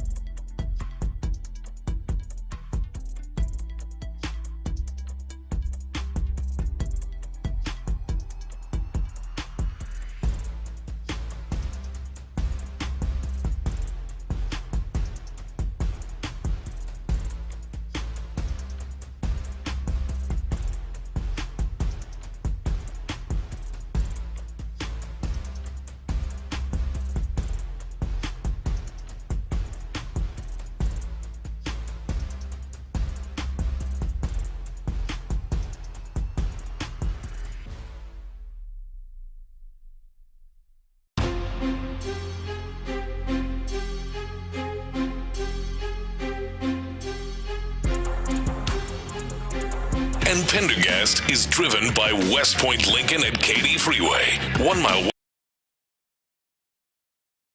west of the Belton flag. It's a Shopper's John Deere Reaction Monday on Sports Radio 610. Live from the Twin Peaks studios, here's Payne and Pendergast. All right, Payne and Pendergast, a few minutes left here. Roger Goodell, before the Germany game yesterday, he's the commissioner of the National Football League. Makes a lot of money. He's very wealthy. The guy in the suits, is that him? That's the guy in the... He's kind of casualed it up. Oh, that's a little true. bit He more. is. He's trying to be the casual granddaddy. Yeah. There you go. So he was kind of he was dressed down a little bit at the Germany game, the game in Munich yesterday morning between the Panthers and the Giants. Germany, you're welcome for us exporting Panther and Giant football to you. Yes, it was like we gave you another Treaty of Versailles. It was just here you go. Yeah. You should be happy with this, right? Yeah, everything will be all cool. There you go. And no, we're sowing the seeds for the Third World War. They even got overtime. Yeah. I mean, not much. They fumbled the ball, the Giants did, on the first series. This is the problem. Back in the early days when we were trying to expand over to Europe and could become more global, most European football fans didn't know what they were watching. So, all right, that was whatever. They don't know any better. They cheer for the field goals and everything. There are a boatload of super knowledgeable European they know football. more now. We had one of our Texans fans at the game last night. Dennis from Hungary. He's from Budapest. Yeah. Dennis knows what he's talking about. Oh, yeah, he does. If he goes to a game in Germany or in London, he knows if he's watching crap, and that's what we're giving him now. You're giving me Bryce Young and Daniel Jones. Don't feed this to me and tell me it's filet mignon. And now we're forcing it on them now. No, you will consume this. Right. So that was... You bastards. So it was Germany yesterday. And you know what?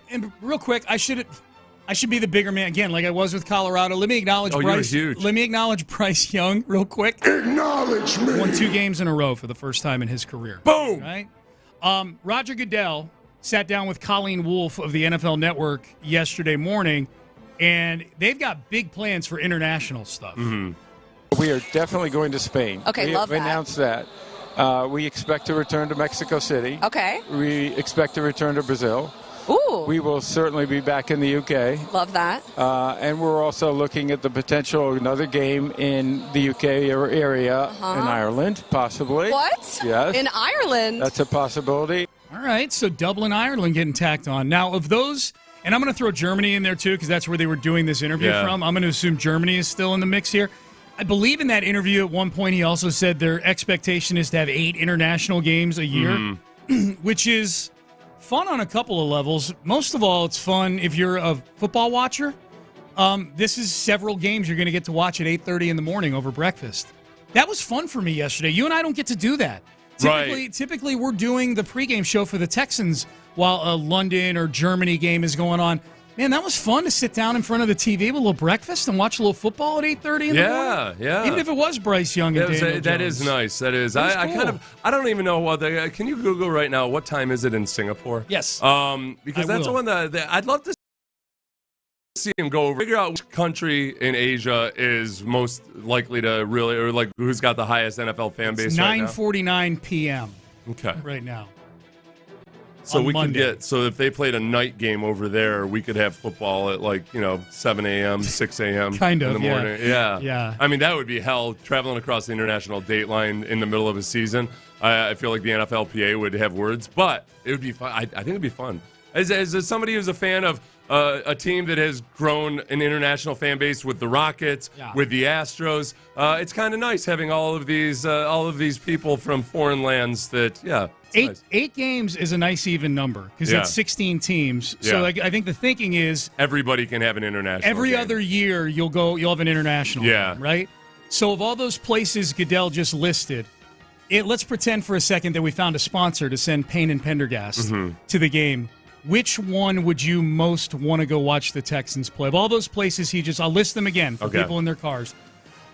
Mexico City, Spain, Brazil, London, Dublin, Ireland. Yes. I'm going to say Germany. He didn't list Germany there, but I'm going to assume Germany's still in the mix here moving forward. What was the one you said before Dublin? London. London, okay. Yeah. Ireland sounds appealing just because I've never been and I'd like to go. But Brazil still holds that appeal to me. You're a Brazil guy. I am. That's what people have always said. Yeah. Seth, it was like you were born in Brazil. Yeah. There's The wax and everything. It's like you pulse. Yeah. Like you've just got this. Yeah, I could just see you up dancing half naked. Carnival.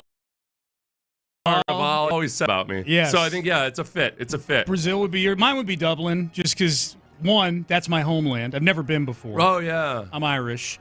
One thing they love when you go to Ireland is telling everybody, hey, I'm Irish.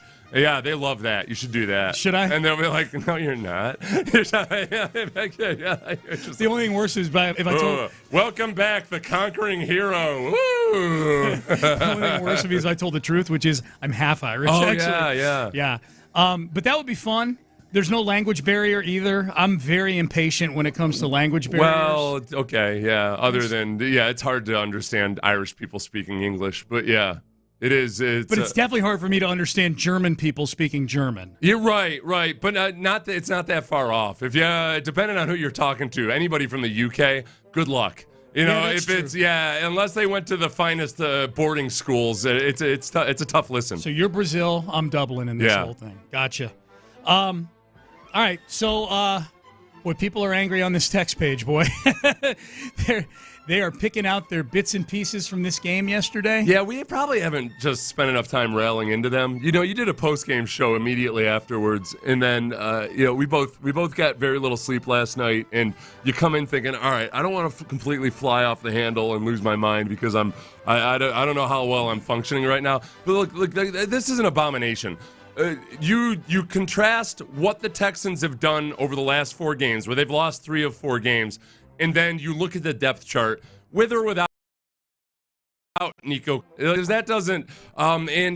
This team has been underperforming all year long. They were operating like a 500 football team as they amassed that impressive start, and yet, this is evidence that that's what they are, including. Okay, it came down to a field goal versus the Lions. That doesn't tell the story. No, it was a complete non-performance in the second half for 2 weeks in a row now. They've showed up and in the second half completely fallen apart. I give the defense a little bit more of an excuse last night because, the injury to Lassiter did hurt. And I'm not making excuses for injuries, right? But it happened within the game, and I think it changed what DeMeco Ryans could and could not do. And that also, the offense comes out in the third quarter yet again, doesn't just not score in the third quarter, but they throw 2 interceptions in the third quarter. The defense bails the offense out both times after those interceptions. And, the dam's going to break eventually against a team like the Lions. This offense is just a nightmare. Yeah. There's just nothing about this. There's other teams in the league. Before you say, well, Nico's been injured, do you know how many other teams in the league don't have a Nico Collins caliber wide receiver? And yet, in the last 4 weeks, they've scored a touchdown in the second half. Yes. Did the Panthers score a touchdown in the second half? I'd have to go look. Probably. Yeah, that's what I'll say. Probably. Sometime in the last 4 weeks, I'm sure they have. I'm guessing they have too. All right, Seth, antibodies team. Why are we going? We got to go. We got to hand things over. All right, okay, bye. Oh, good. I'm excited to hear John and Mark on this. I am too. I want to hear John's breakdown of all this. Yep. All right. So we are done. We're out of time. We'll hand things over to Mark Vandermeer and John Harris on Texans Radio. Keep it tuned here all day long. In the Loop at 10, The Drive at 2. And we got Monday Night Football tonight, Dolphins and Rams, so keep it tuned here all day long. Before I get out, I want to talk about Berkeley Eye Center. If you've got an astigmatism,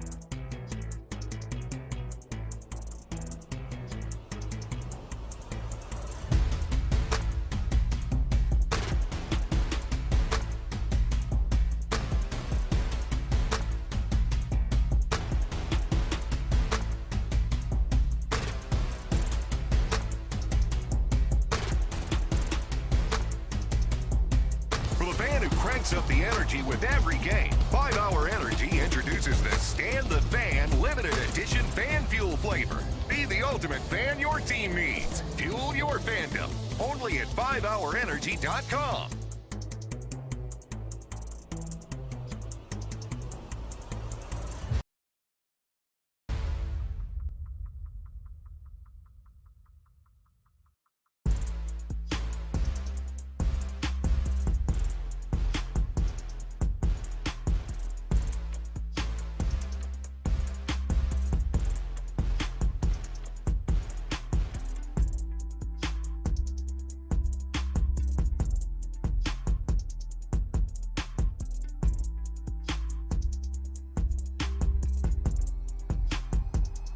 And if you need help, we can recommend a shop for you. Ask for O'Reilly Veriscan today. O'Reilly Auto Parts. All right, gentlemen, this is Emmett Smith on behalf of Depend, and I've got the perfect play.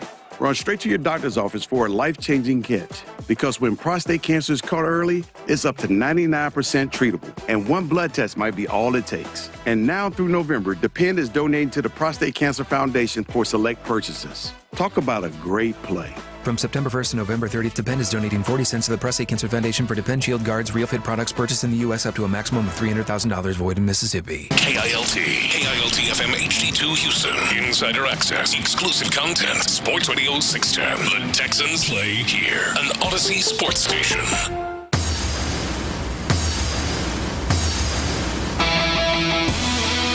Now, time to dig in to what happened. It's Texans Monday, presented by Houston Methodist.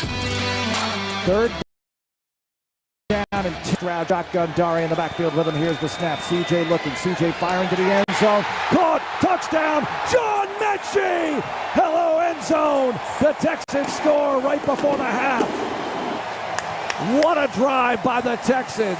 What a shot by C.J. Stroud. And Mechie coming to life tonight. His first touchdown is a beauty. Put that man in battle red every week. At least put it under his uniform. All right.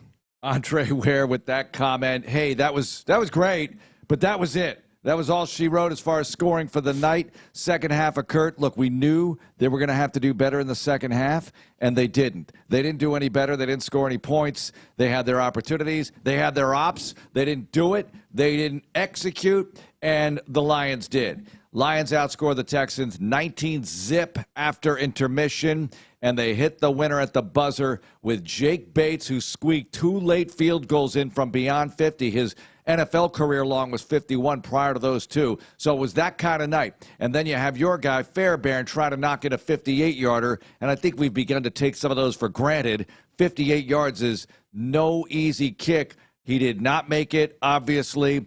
Had he made it, you never know what would have happened. Maybe they win. Maybe Detroit wins anyway. Who knows? Would have been nice to get it, but you can't blame it on him. You can blame it on a whole lot of things, though. Plenty to go around here on a Texans Monday presented by Houston Methodist. Andre Ware is going to join us in about the Gen on at 9:30. ND Kalu at 9 o'clock. A lot to digest here. Mark Vandermeer and John Harris with you following the Texans' latest loss. Back-to-back losses for the first time since weeks 1 and week 2 last year, the DeMeco Ryans' inaugural season. And I said it last week, Johnny. Last year was the honeymoon. Now we're in the marriage.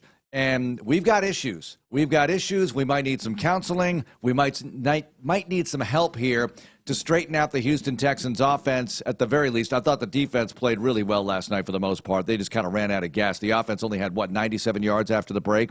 So that was a big factor. Yeah, if that. Yeah, they had less than 100 yards offense, and they missed that field goal. They had 2 interceptions. And, look, blame is a horrible thing. It's the NFL. It's football. Like we assign things to different factions of the game, quarterbacking, kicking, special teams, defense. Look, it wasn't a banner night defensively in the second half overall, but you have 5 takeaways, and the defense comes away from that game thinking, we got to the ball 5 times. We got to win. I don't want to make it offense versus defense, but The fact is, they haven't scored a touchdown in the second half since the Patriots game, so that's 4 consecutive games, no second-half TDs, a big problem for the Texans, and they got to get it right. They have Dallas on Monday night. So 1 week from today, we'll be speaking on the airwaves, and they still will not have played a game. So another long week, if you will, to get ready for the next one. But it is a big one because you got to bounce back from this back-to-back loss situation. Having a game on Monday, crazy enough, I think it will do this team some good. Really? I think having a little bit of time. Yeah, it was a tough Again? We just had time. No, but not enough? I think you need, there's time to recover physically, and there's time to recover mentally. And I think this team needs they need a mental one after last night.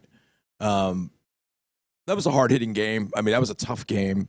So I think they're just going to need a little bit more time to just, okay, flush this one. I know we talk about 24-hour rule, but I can just tell you my feelings, being down in the locker room, being in press conference room, just everywhere. This one's going to take a second to flush. It's going to take a little bit. This one left a stain because it was a winnable game against the best team everybody called in the league, and you've got them down 23-7, and you just can't put the dagger in them, and that leaves a little bit of a stain. So I think another day of just, okay, let's get this thing truly behind us, and let's build it back up to where we can go to Dallas, hopefully have Nico at that point. Don't know about Will Anderson Jr., potentially have Mario Edwards Jr. back. I don't know about guys we lost last night. I know Foley had been playing through some things, a lot of things, and then he got a third thing. I think he was dealing with a groin and a shoulder, and what last night it was a foot. A foot. Great. And I worry about that. I always worry about feet. And whenever I hear foot, I'm like, ugh. Coming off the field and been playing so well. And I think that's the one thing you won't get. That you get on a lot of teams is offense sniping at defense, defense sniping at offense. You're not going to get that because the man who speaks for the offense is C.J. Stroud, and he was the one saying, I cost us this game. I take blame for it. I take responsibility. The offense was cognizant of the fact that, it didn't hold up its end of the bargain. But here's where this game gets kind of weird for me in a sense, Mark. I don't know if weird's the right word, but it's 23-13, and we get a drive going. It's the best drive we had gotten going in the third quarter at home in a long time. And we got the ball down in the red zone. I don't know exactly where we ended up. But I know where you're going. Sometimes I watch the routes because I know you're watching through your binoculars. So I like to watch the routes sometimes to let you know because you got to transition from seeing the ball thrown to, okay, who's down there? And so a lot of times when the ball's in the air, I try to let you. So I'm watching the routes, and Tank is wide open. Yeah, I heard you. Wide open in the end zone. He's talking about in Q. I can hear I'm in you, Q, yeah. But the audience can't. And you're like, Dell is wide open. And the way you said it in my ear, it was automatic touchdown. And that's the way everybody saw it. It was an automatic touchdown. Right. We've seen C.J. Stroud do this. That's right. This is an easy throw. Go ahead. Just drill it to him, and we're good. So let's make that play. First of all, for whatever reason, whenever Tank scores at home, this place goes building crazy. Yeah, he's a favorite. And if Tank scores on a deep throw from CJ or deeper throw from CJ, and it puts us up 30-13. Now, the Lions aren't going away. We know that. The one thing we've learned about them is that they're not going away. I mean, they're pretty powerful offensively. There's no question. But the defense had negated that for the most part. Now they're up 30-13. And Jared Goff, at that point, couldn't hit the broadside of the barn for the most part.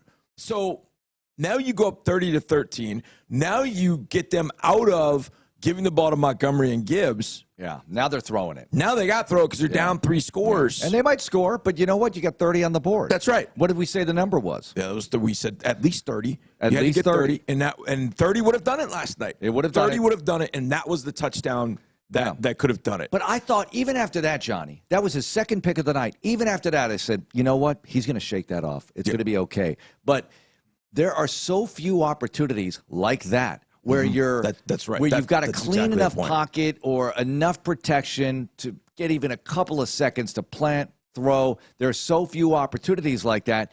if you don't cash in on something like that when it's there, it might not happen again the rest of the night. And those two guys in the middle, we've been talking about this for years. Teams with strong interior defensive linemen tend to be a problem for the Texans. I mean, even in 2022, 2021, especially 2022, it was a parade of those kinds of guys. Well, last night they got two good ones in Reeder, and McNeil is, you're right, he's every bit as active. They're getting after it inside. You've reconfigured things with the O-line, Kenyon Green out, you go to Patterson at center and Juice Scruggs at guard, and it really doesn't work as well as you want it to. But in the first half, it was working very well. I knew at the half, people were popping too many corks at the half because I felt like, okay, you're playing really well. It has to continue. Halftime adjustments. We said it in the broadcast. We said it. Third quarter started, halftime adjustments. I know they adjust throughout the game, but halftime adjustments are a thing. And for this team, second halves have been a little bit of an issue. Got to make sure that doesn't happen. First play of the second half, boom, pick. And it was the kind of pick that Stroud just doesn't throw. The two picks he threw last night, okay, you're going to throw some picks. But now he has more picks this year than he had all of last season. And look, you could still get up to 10 and still have it not be a big problem, but nobody wants to see that, especially him. So let's see if you can correct it going forward. After the game, I thought too many people were losing their minds over, this is probably the second worst loss in the history of the franchise. I heard that from some people, and I thought, what? Oh, yeah. I heard. You didn't hear some of this? Some people were saying, top three, get out of here. Look, are you new here? Did you just get here? Do you need me to recap the losses that are much worse than this? Now, this is the worst loss of the DeMeco Ryans era. There's no question about that. That is true. It's number one on his list. And look, you're coaching for a long time. Every coach has them. Every good coach has bad losses. They happen from time to time. Don Shula is the winningest coach in the history of this league. He's got tons of very painful, excruciating over his, because we don't have time for the history lesson. But I could give you the Texans history lesson. Is this worse than Rosencopter? No. Is this worse than Seattle in 2013? Oh, God, I actually mentioned Seattle to somebody in the building last night. They said, oh, you mean Seattle 2017? No, not that Seattle. Seattle 2013. The loss that changed everybody's life. That's way worse than this. But I know we're not here this morning to talk about which loss is worse. This was a bad one, and you have to overcome it. Now, you had the best team, as you say, or as many people have said, maybe the best team in the league. I don't know if they are, and they're not. They're one of them for sure. And you had them on the ropes, but they got off the mat and they bit your kneecaps off, as Dan Campbell would say. And here you are, back-to-back losses, headed for Dallas. But the sun comes up, and two-game lead in the division, a long way to go. You got Dallas, Tennessee, Jacksonville, the next three. Get it right, make people feel better, and get healthy in time for the postseason, because you're going, and you're going to be a factor if you're healthy and you correct some of these things and you find a way to play your best football when it matters most, late December and into January. I said this to someone last night because we were talking about Nico and whether Nico was going to play or not. And look, every game matters in the NFL. I mean, I think that's what makes the NFL so great. Every game matters. And I was like, in all honesty, you don't need this one. Really. You don't need it. No, it's an NFC team. We talked about it last week. Doesn't make you feel better, but go on. That you could be 3-1 over these 4 games. Yeah.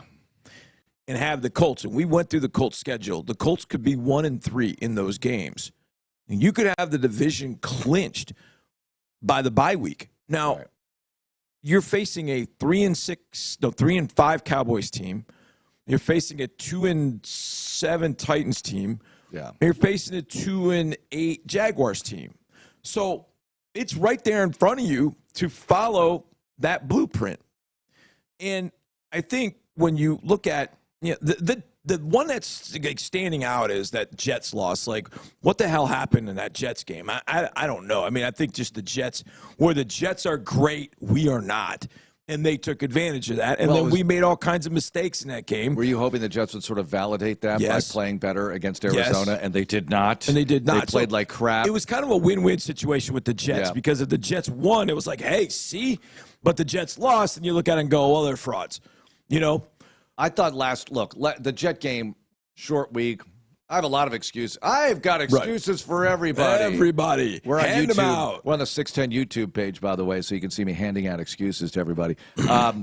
And look, we're not here to make excuses, but that was a bad. Look, I think the Green Bay game is a real tough one to stomach, man. Absolutely. That was that's a the thing. real brutal We loss. lost 2 games to 2 of the better teams in Green Bay and Detroit on the last play of the game. Yeah. But I think what makes they were it so- winnable, Johnny. That's the sad thing. The Jet game was the least winnable of these 3 out of the last 4 that you lost.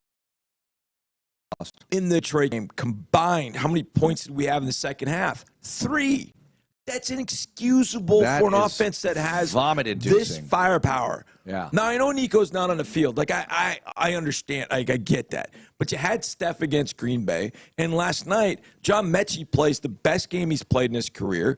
Absolutely. And if you and look, I do not want to put this all on that throw from CJ to Tank. It was just, that was the easiest way that they could have gotten a touchdown in the third quarter at home, which they have not done all year. Yeah. B, they could have gotten 30 points at home, which is something they hadn't done all year. And C, it would have put them up 3 scores against a team that was not throwing the ball exceptionally well because your pressure rate was extraordinary. And you already, I think at that point, had 4 interceptions. Because the thing about it, and this is what's crazy about it, you didn't score to go up 30-13.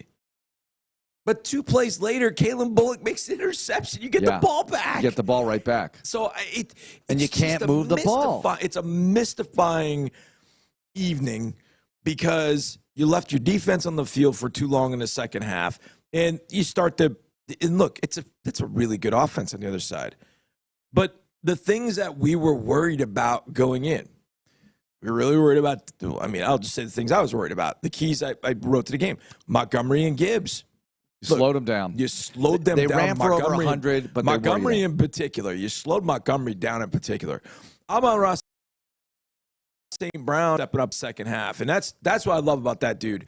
He will go out and compete his butt off, and he doesn't have to have a target. And I don't think for a long time he had a target.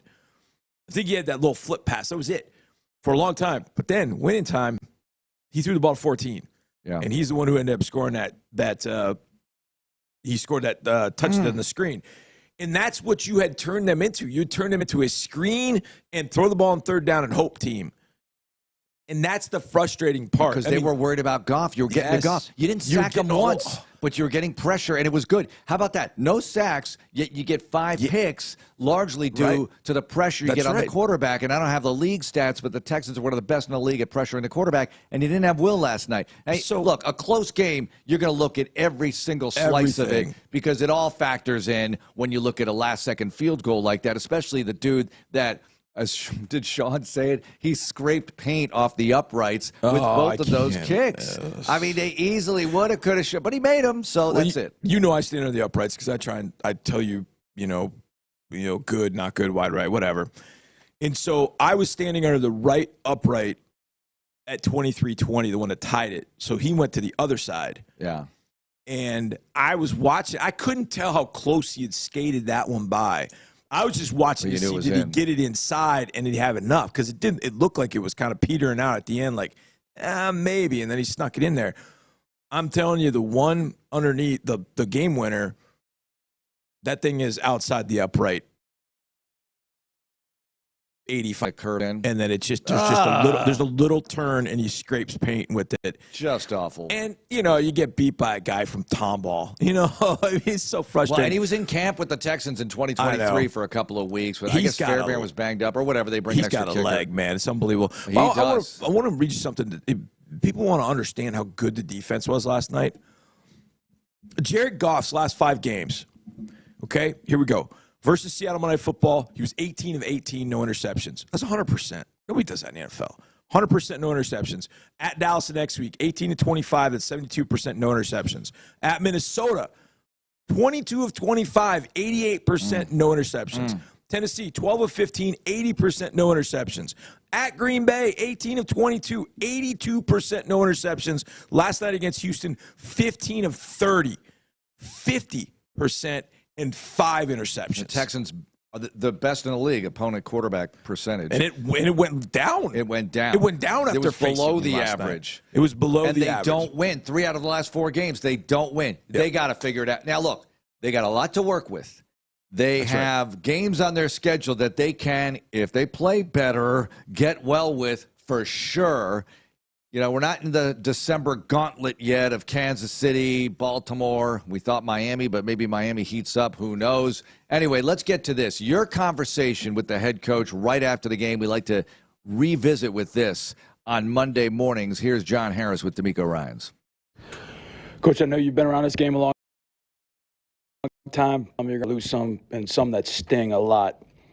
This one's going to rake up there as far as, like, testing this team, testing you as a coach. How do you get past something like this? Because you had them on the ropes, they get up, they make some plays. You don't.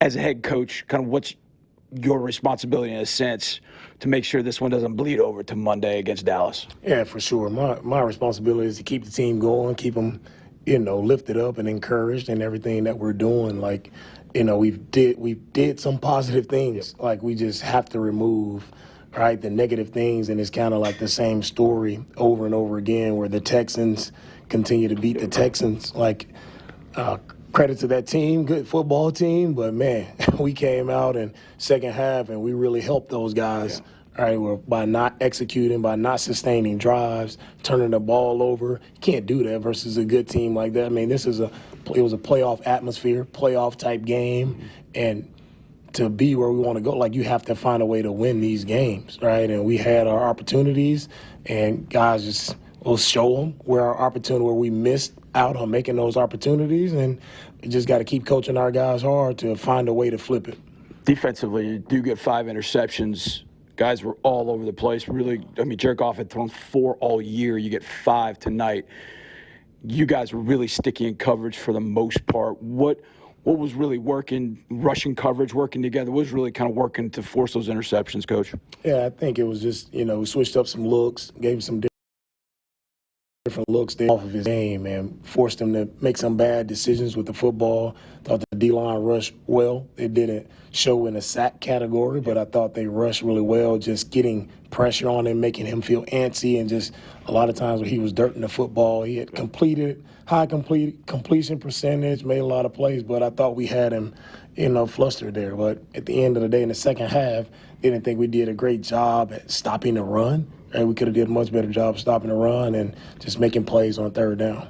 First half, right at the end of the half, you get that really complimentary football moment. You get a stop. The punt is good. You get the stop. You get the ball back.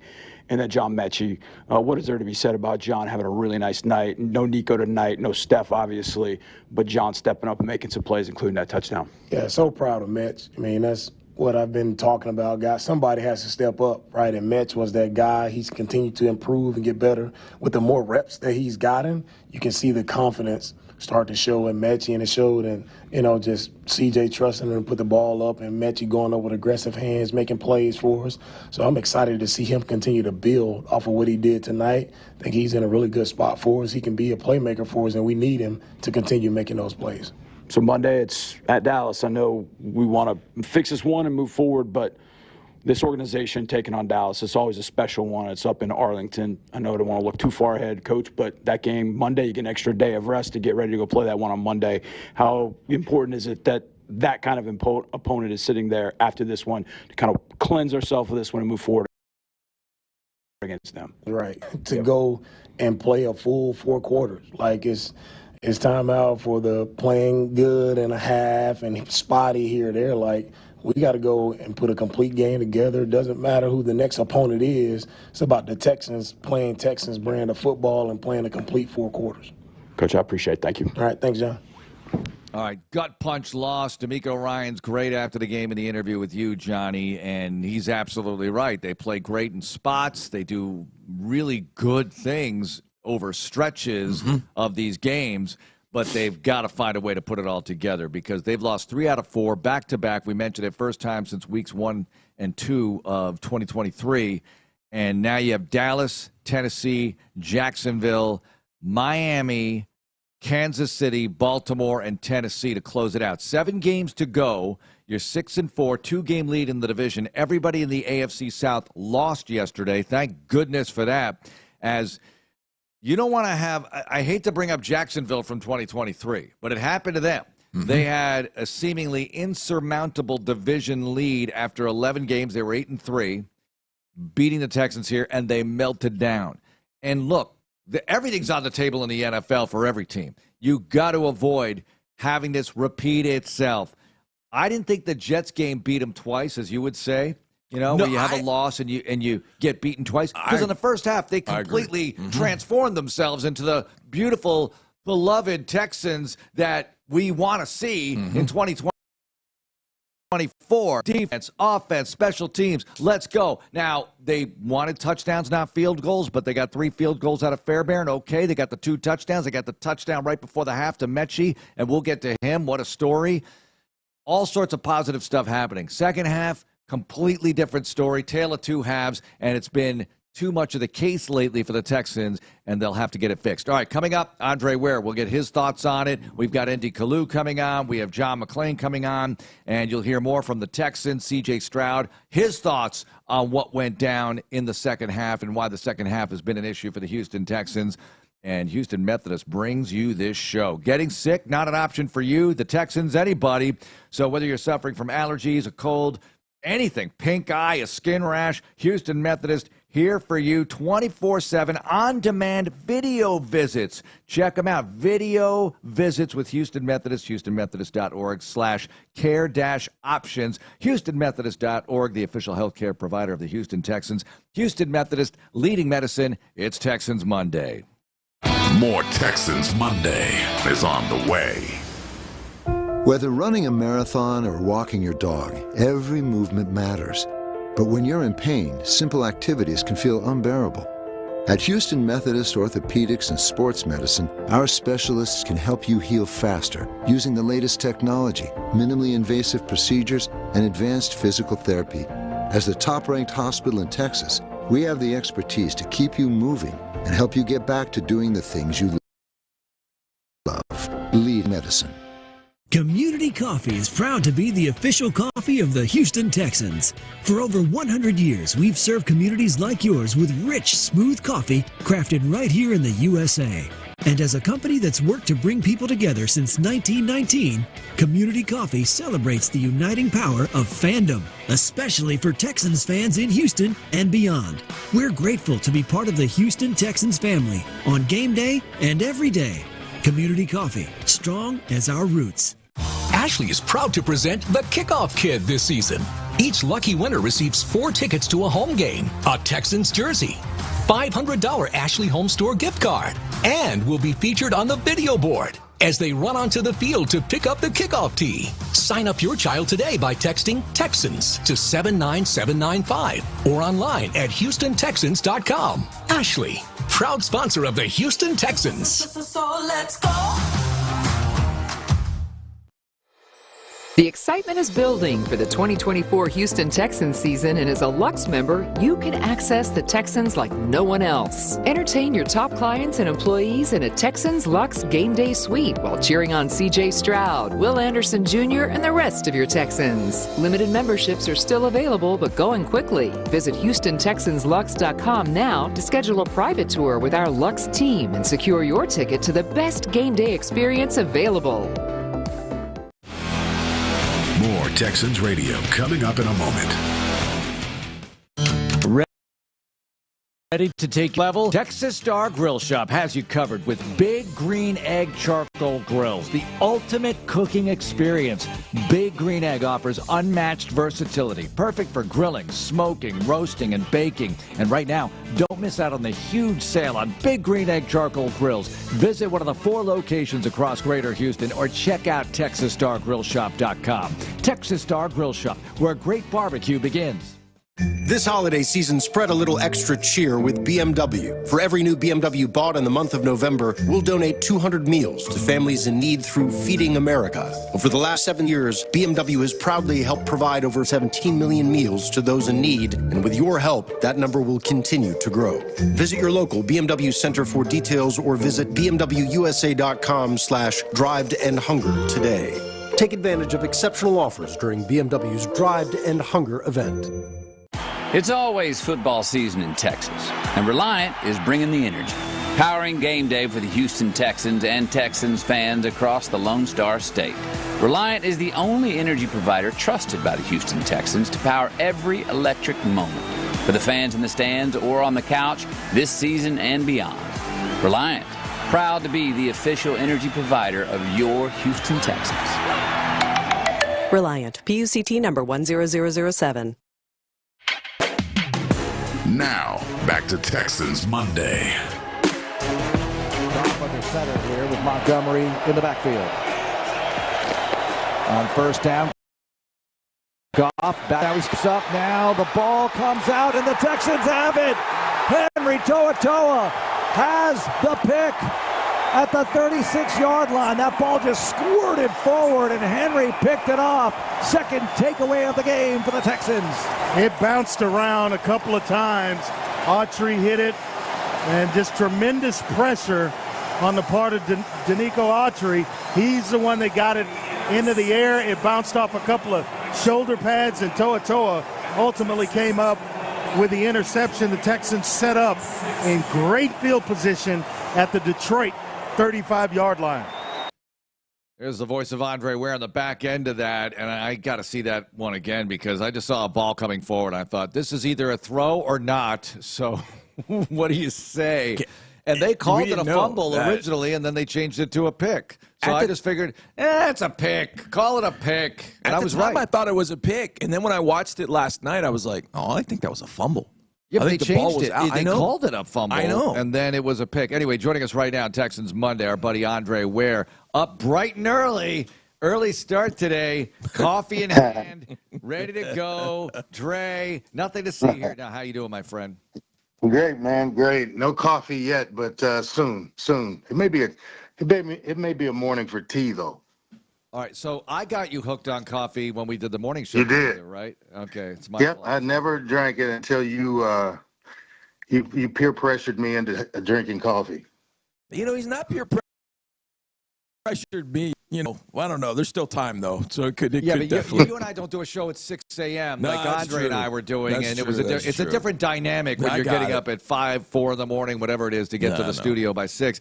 Anyway, Dre, it's we haven't had any time to get over this thing. I rolled in to the loading dock this morning, and they're still packing up from last night. The NBC crew is out of here, but you see a lot of the workers who worked all night long, so you feel like you haven't had a lot of time to get through it, get over it. But just zooming out from it a little bit, that was a really tough, painful loss. Your thoughts on what you saw last night and how they have to deal with it moving forward?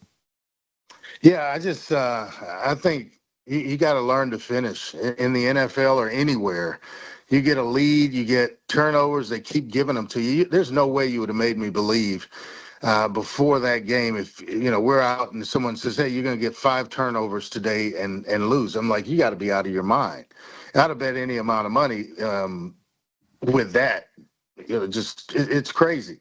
But they've got some holes they've got to fix. They've got to fix the offensive line. They couldn't run it last night with the consistency that they were running it in before. So that's first and foremost. The protection got to get better. CJ now, instead of mostly drop back, which they were, they're having to boot him out a lot. And so that puts him in harm's way. That needs to be taken care of right along with what I just described. No, we didn't have Nico last night, Dre, but we did have John Mechie, and that was really cool to see play throughout the game. And he gets the touchdown, and that gets to 23-7 right before the half, and you felt like, man, all the momentum is there. But I want to start somewhere positive, so I want to start with Mechie and just his stepping up when the Texans really needed it most, a week, I would think, before we can get Nico Collins back at Dallas. Yeah, nobody expected it, really. He's kind of just been in the lineup, but last night when opportunities presented themselves, especially early, he was catching everything, making plays, a big third down conversion early in the first quarter. I became a fan last night. I've always rooted for him, not just from not on the stuff that he's dealt with on the field. It's kind of off the field issues with, his health issues early in his career, and you become a fan and hope and pull for him that he can get back to the formulas. I think he's close. I think he's really, really close to where he was when he was drafted. And last night just kind of showed it. The touchdown, I think he had 75 yards receiving. That's the kind of effort and play that you need from him going forward. Somebody had to step up, and he's going to have to consistently do that because there's no Diggs. We'll get Nico back, but still no Stephon Diggs. So somebody has to step into that role. I was going to ask you about that, Andre, because you do get Nico back, and what does that mean to the team overall? Now that Mechie is playing better, you still have Tank, you're running the ball better overall, not last night so much, but with Joe Mixon. So these are all things you can use moving forward out the next few weeks. Yeah, I think the plan was to rest him, obviously, last night, and give him one more week, and he'll have an extra day with it being Monday night to kind of heal up some more. So you give him an extra day. But I think he brings so much. The quick game, he can go up across the middle and contest balls. He's become a number one receiver in this league and for this team that when he's out, you miss him. And he just opens up so many things. If you're going to try to defend and take away Nico, then you've got to remove someone from the box. Then you can run the football. It's a little bit easier to block up when it's not as congested with, a player or two out of the box. So he means a lot to this offense. Okay, I'm going to ask a question. This is for both of you. And I don't know that I have the answer to it, and I think that's why I'm perplexed. But there's always issues you encounter with a team, like they can't score in the red zone. They can't get third downs when they need them. This team can't score in the second half. So I'm just going to throw it out to both y'all. Dre, you go first. How the hell do we score in the second half? What do we have to do to score touchdowns in the second half? For those people going, well, no, we didn't score last night in the second half. We scored 2 field goals against the Jets. We haven't scored a second half touchdown since the game against the Patriots. So how in the heck do we score in the second half other than field goals? Yeah, you look at what Aaron Glenn did. He obviously at halftime made a plan that, hey, they were going to play a little more aggressive in the second half. So they changed the way they played. And you have to, when you see the change in, mid-game, you've got to be able to make the adjustment that, hey, this is what they're doing. This is what we're going to counter with. And I don't know that was made. But there were opportunities to score. The late pass to Tank, I think, was in the second half, right? Yep, that's correct. That was intercepted. Yeah, that was intercepted. There are opportunities, and you got to see them when they present themselves. If you got an aggressive corner, and somebody upstairs should be relaying that stuff down as well. But if you have an aggressive corner and you keep running out routes, what do you think is going to happen? He's going to pick one at some point. But he's also primed and ready right now for an out and up. And those are the adjustment that you have to make when guys are overly aggressive. You make him pay for that aggression. And I think, Tank can do that. He obviously had the respect at that time of the player, the guy playing over him. And he was open a lot last night. So you've got to take advantage of things like that would help you out a little bit offensively. I'm going to ask you a question, and Johnny, I would answer yours, but the answer is score in the second half. I don't know how you do it. You just freaking do it, okay? Yeah. Just do it. Let me give the halftime speech. Never mind adjustments, because you talked about it, Dre, during the broadcast. In the first half, you felt like the Texans owned the line of scrimmage. Both sides they want to, but they were making plays on offense, and they had the line of scrimmage battle won, or at least they were winning it in progress. So in the second half, they're not. All too often, I'm calling these plays. I got the binoculars on, and I'm thinking, all right, here comes an overwhelm at the line of scrimmage from the opposing defense, and it's happening way too often in the second halves of these games. But let me ask you this. With CJ, you mentioned it, bootlegs, he gets too much pressure in the pocket. Whatever the case is, he's a young player. He's outstanding. He's talented. We know it. We've seen it. But what effect is this pressure having on him, either psychologically, physically, in execution? Can you describe what he's going through right now and how to kind of get out of it other than just protect him better? But I guess that's really the remedy. Protect him better, and he will play out of it. What are your thoughts on what I just said? Yeah, I think he's frustrated. You can see it. You can see it in his body language at times. And he wasn't pressured anywhere near this amount last year. And so when to be quite honest, I think I've said it in a few weeks that I'm not sure I knew that he could run like he runs. And now he's having to do it. And I thought, hey, he's a pocket passer that has some mobility, but no, he actually can run it. He's having to use those traits, and over, you don't want to do that as a quarterback. You want a clean pocket, drop back 3-5 steps, let the ball come out in rhythm, and able to play in rhythm right now, because at the top of his drop, he's already dodging a defender. And the timing of everything gets thrown off when that happens. So they've got to clean it up in front of him. That's what, that's the problem right now, is that you got to give him a little more time. Find a way to give him more time. So I mentioned this a little while ago, Dre, in the first segment. I read off Jared Goff's numbers from the last 5 games. Oh, man. They all ended with no interceptions. And it began with a completion percentage somewhere 72% or higher. And then you look at 15 of 30, and I'm okay with math. I know that's 50%. And 5 interceptions. And, oh, by the way, Stingley dropped the 6th.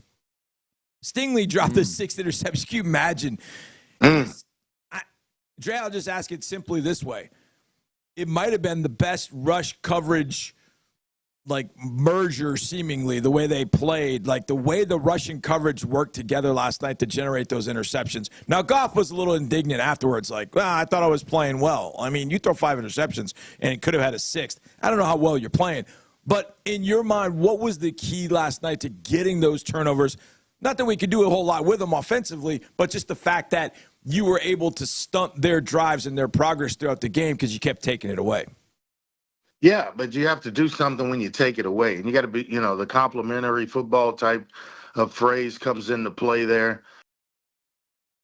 I said earlier, made me believe you get 5 turnovers from Jared Goff, or you're going to get 2 interceptions from him that day. I wouldn't have believed it unless it's tipped around or something, kind of like the one that Henry got last night. But it's just, you've got to take advantage of opportunities. You get in the red zone after a turnover, you got to be able to punch that in.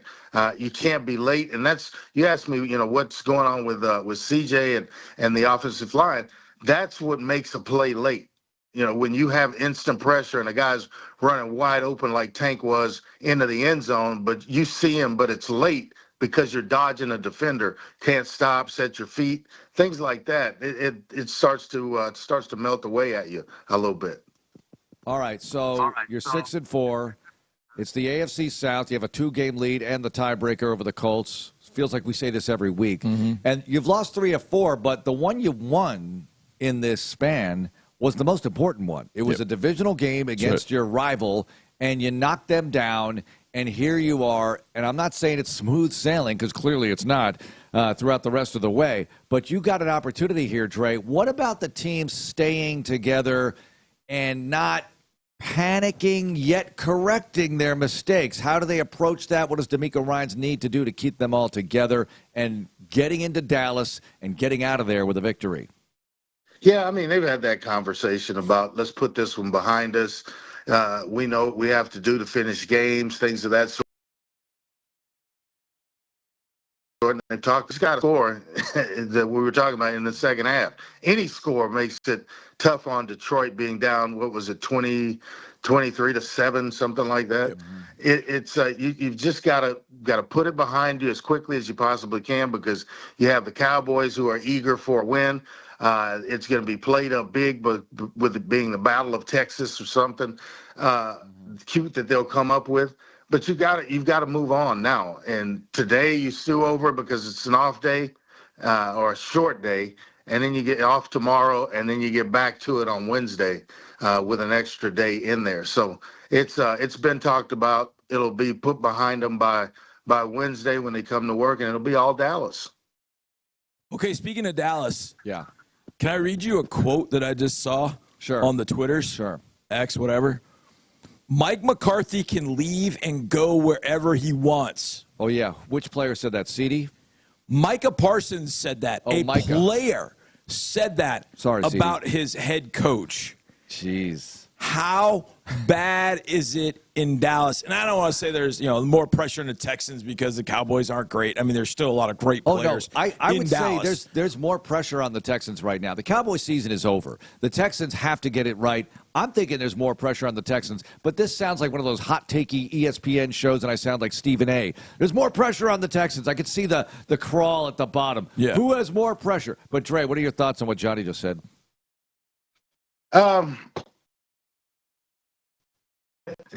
Yeah, you've got to figure it out, and let's move on. Dallas is. I mean, they're they're going to play tough. They feel like this is one that they can get based on the last couple of weeks. And so if you're not ready to go there and win, then it's a chase. It becomes a chase in the division. And the Colts still feel. What are they? 4 and what? 6?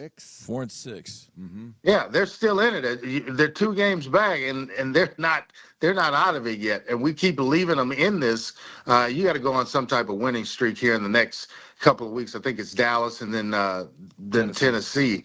Those are 2 gettable games based on the personnel that's there. Certainly in Dallas without Dak. But that's one you got to have, and kind of gives you bragging rights around here for till the next time you play them. So you got to make sure you just start taking care of business. This is a good football team that's got to figure out how to do it in the second half. Any score yesterday might have been enough. Just 3 points, a field goal, whatever it is, should have been enough to take care of Detroit last night. And I thought Detroit was going to come in high flying, balls flying around everywhere. They came in and got punched in the mouth early and was staggering. Then they regained their composure in the second half, but you got to learn how to take care of it. And then next week in Dallas, so if you're presented with the same things, you know how to handle it. Yeah, that felt like a fight, like a Sweet Pea.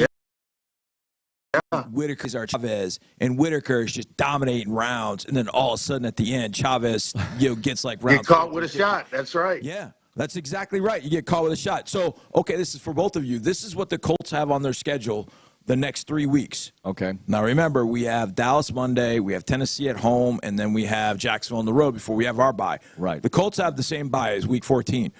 The Colts are at Jets. Mm-hmm. These are all Sunday games. Yeah. At Jets, home Lions, at Patriots. What's the record for the Colts in those 3 games? I'm going to go first. At Jets, home Lions, at Patriots. I think the Jets have one more in them. Mm-hmm. I would say 1-2. That's what would I be say. the Colts record. I 1-2. Dre? I would go 2-1, especially if they get clean quarterback play in that. I think they can get the Jets, and I think they can get the Patriots. So I'd go 2-1. Detroit might mop them up because they'll clean up what they did last night and be better because of it. But I think it's 2-1. They beat the Jets, they beat the Patriots, but the Lions in the middle of that beat them. The Colts have 1 win on the road this year at Tennessee. I think that the Patriots are playing. They know that they're a losing They're playing team, better. They played well yesterday. They're playing better. They're Yeah. starting to come around, and they feel like, okay, let's just make something of this season. Whereas the Colts are not in that mode yet. Not in that mode. Okay, Dre. But that's what makes it so hard, because it's the NFL, and any given Minnesota hell like yesterday. Yeah. And 19 total points. It was 12-7, I think was the final, with Minnesota winning it. But anybody, any day, that's why you can't just go through and say, oh, yeah, that's a win at Tennessee. That's a win at Dallas, because they don't have – no, it's NFL teams, and who would have expected the Texans to play the Lions that way, with as well as they've been playing, the best team in the NFL, a lot of people are calling them, and then you have them down on the mat but you let them up. You don't, kick them to sleep. You let them up and they come back on you. You've got to start to take care of things like that. And you can't really look at any NFL game and say, man, that's an easy one, this, that, and the other. And it could easily be what we just went through. It easily could be 0-3 if they don't get things cleaned up at quarterback. All right, Dre, what do you have in college this week? Going to San Antonio, North Texas going in to take on UTSA. And every time I've gone there, it's been a fireworks show. So it's been a great game. So I've got them the next 2 weeks in a row where I get to go to San Antonio and stay close to home. So looking forward to a great game there. And North Texas they've been rolling for a while. Offensively, they can get it going, and they get after you a little bit on defense. Can you name the quarterback of the UTSA Roadrunners, Mark Vandermeer? It's the son of Josh McCown, Owen McCown. Wow. The last 2 weeks at UTSA, 44. He's 8-0 touchdown to interception ratio. He's slinging it. The lefty. Ooh, nice. Owen McCown. Nice. Good bloodlines. Yeah, they like left-handed quarterbacks there. The last one just graduated, and they come right back with another one in Owen McCown. So lefties are in demand in San Antonio. So you don't leave the state of Texas this weekend. That's nice. Nice. Very nice. It'd be nice. Okay. Be nice. Cool. Really Monday nice. night at Dallas. All right, Dre, thanks a lot. We'll catch up later. All right, guys. Thanks. Andre Ware joining us. All right, coming up, C.J. Stroud. What did he say about the second halves of these games? Then N.D. Kalu. It's Texans Monday. More Texans Radio coming up in a moment. This is Coke Zero Sugar. Could I be the best Coke ever? Try and taste with your ears. Hear those bubbles? Imagine them tingling on your tongue. Fizzy deliciousness. Listen to that cascading liquid. A mouth-watering waterfall. Irresistibly tasty. Zero sugar. Crisp, refreshing, and ice cold. Is Coke Zero Sugar the best Coke ever? Try and decide. Houston, gear up for game day with One Medical. We work with your insurance just like any other doctor's office, but we offer so much more. Get in-person and remote care from compassionate providers whenever you need it. From same or next day appointments that start on time to on-site drop-in lab services, we make it faster, easier, and more enjoyable to look after your health. We have also partnered with Houston Methodist for easier access to specialty care. Experience Assembly One Medical. To learn more, visit onemedical.com today. Hey, Houston fans, it's turkey time with the Texans, presented by Kroger. On Tuesday, November 26th, starting at 10 a.m., Houston area families will be able to pick up a free Thanksgiving meal at the Kroger Gate at Energy Stadium while supplies last. The meal will include a free turkey, sides, and a dessert, all provided by Kroger. Be sure to mark your calendars for this season's Turkey Time with the Texans, presented by Kroger, on Tuesday, November 26th, starting at 10 a.m. Meals will be distributed until supplies last. For more information, visit HoustonTexans.com/turkeytime. More Texans Radio coming up in a moment. In H-Town, we got that hustle, that swagger. And now you can too with Houston Texans scratch tickets from the Texas Lottery. Play for a shot at $100K and enter to win wild Texans prizes like away game trips with the team, luxury VIP suite experiences, and a chance to win up to $1 million on field. Because with Houston Texans scratch tickets, winners really are H-Town made. Must be 18 or older. Play responsibly. Rooting for the family team has become quite the tradition at Amity Bank. It's something we grew up doing, and it's something that defines who we are. We're also big fans of rooting for family businesses. Because in all of our years of banking, we found that when we treat every business like family, they tend to prosper. So, if you're a family business and you need a bank, come see us today. Amity Bank. Here you grow. A division of Zions Bank Corporation and a member FDIC. The Houston Texans and Chevron have teamed up with the Boys and Girls Club of Greater Houston and the Houston Food Bank to create the Chevron Market Pantry at the Houston Texans Team Club. The partnership provides food to the local community and is run by Team Club members and Chevron volunteers. Together, we're helping make Houston a better place to call home.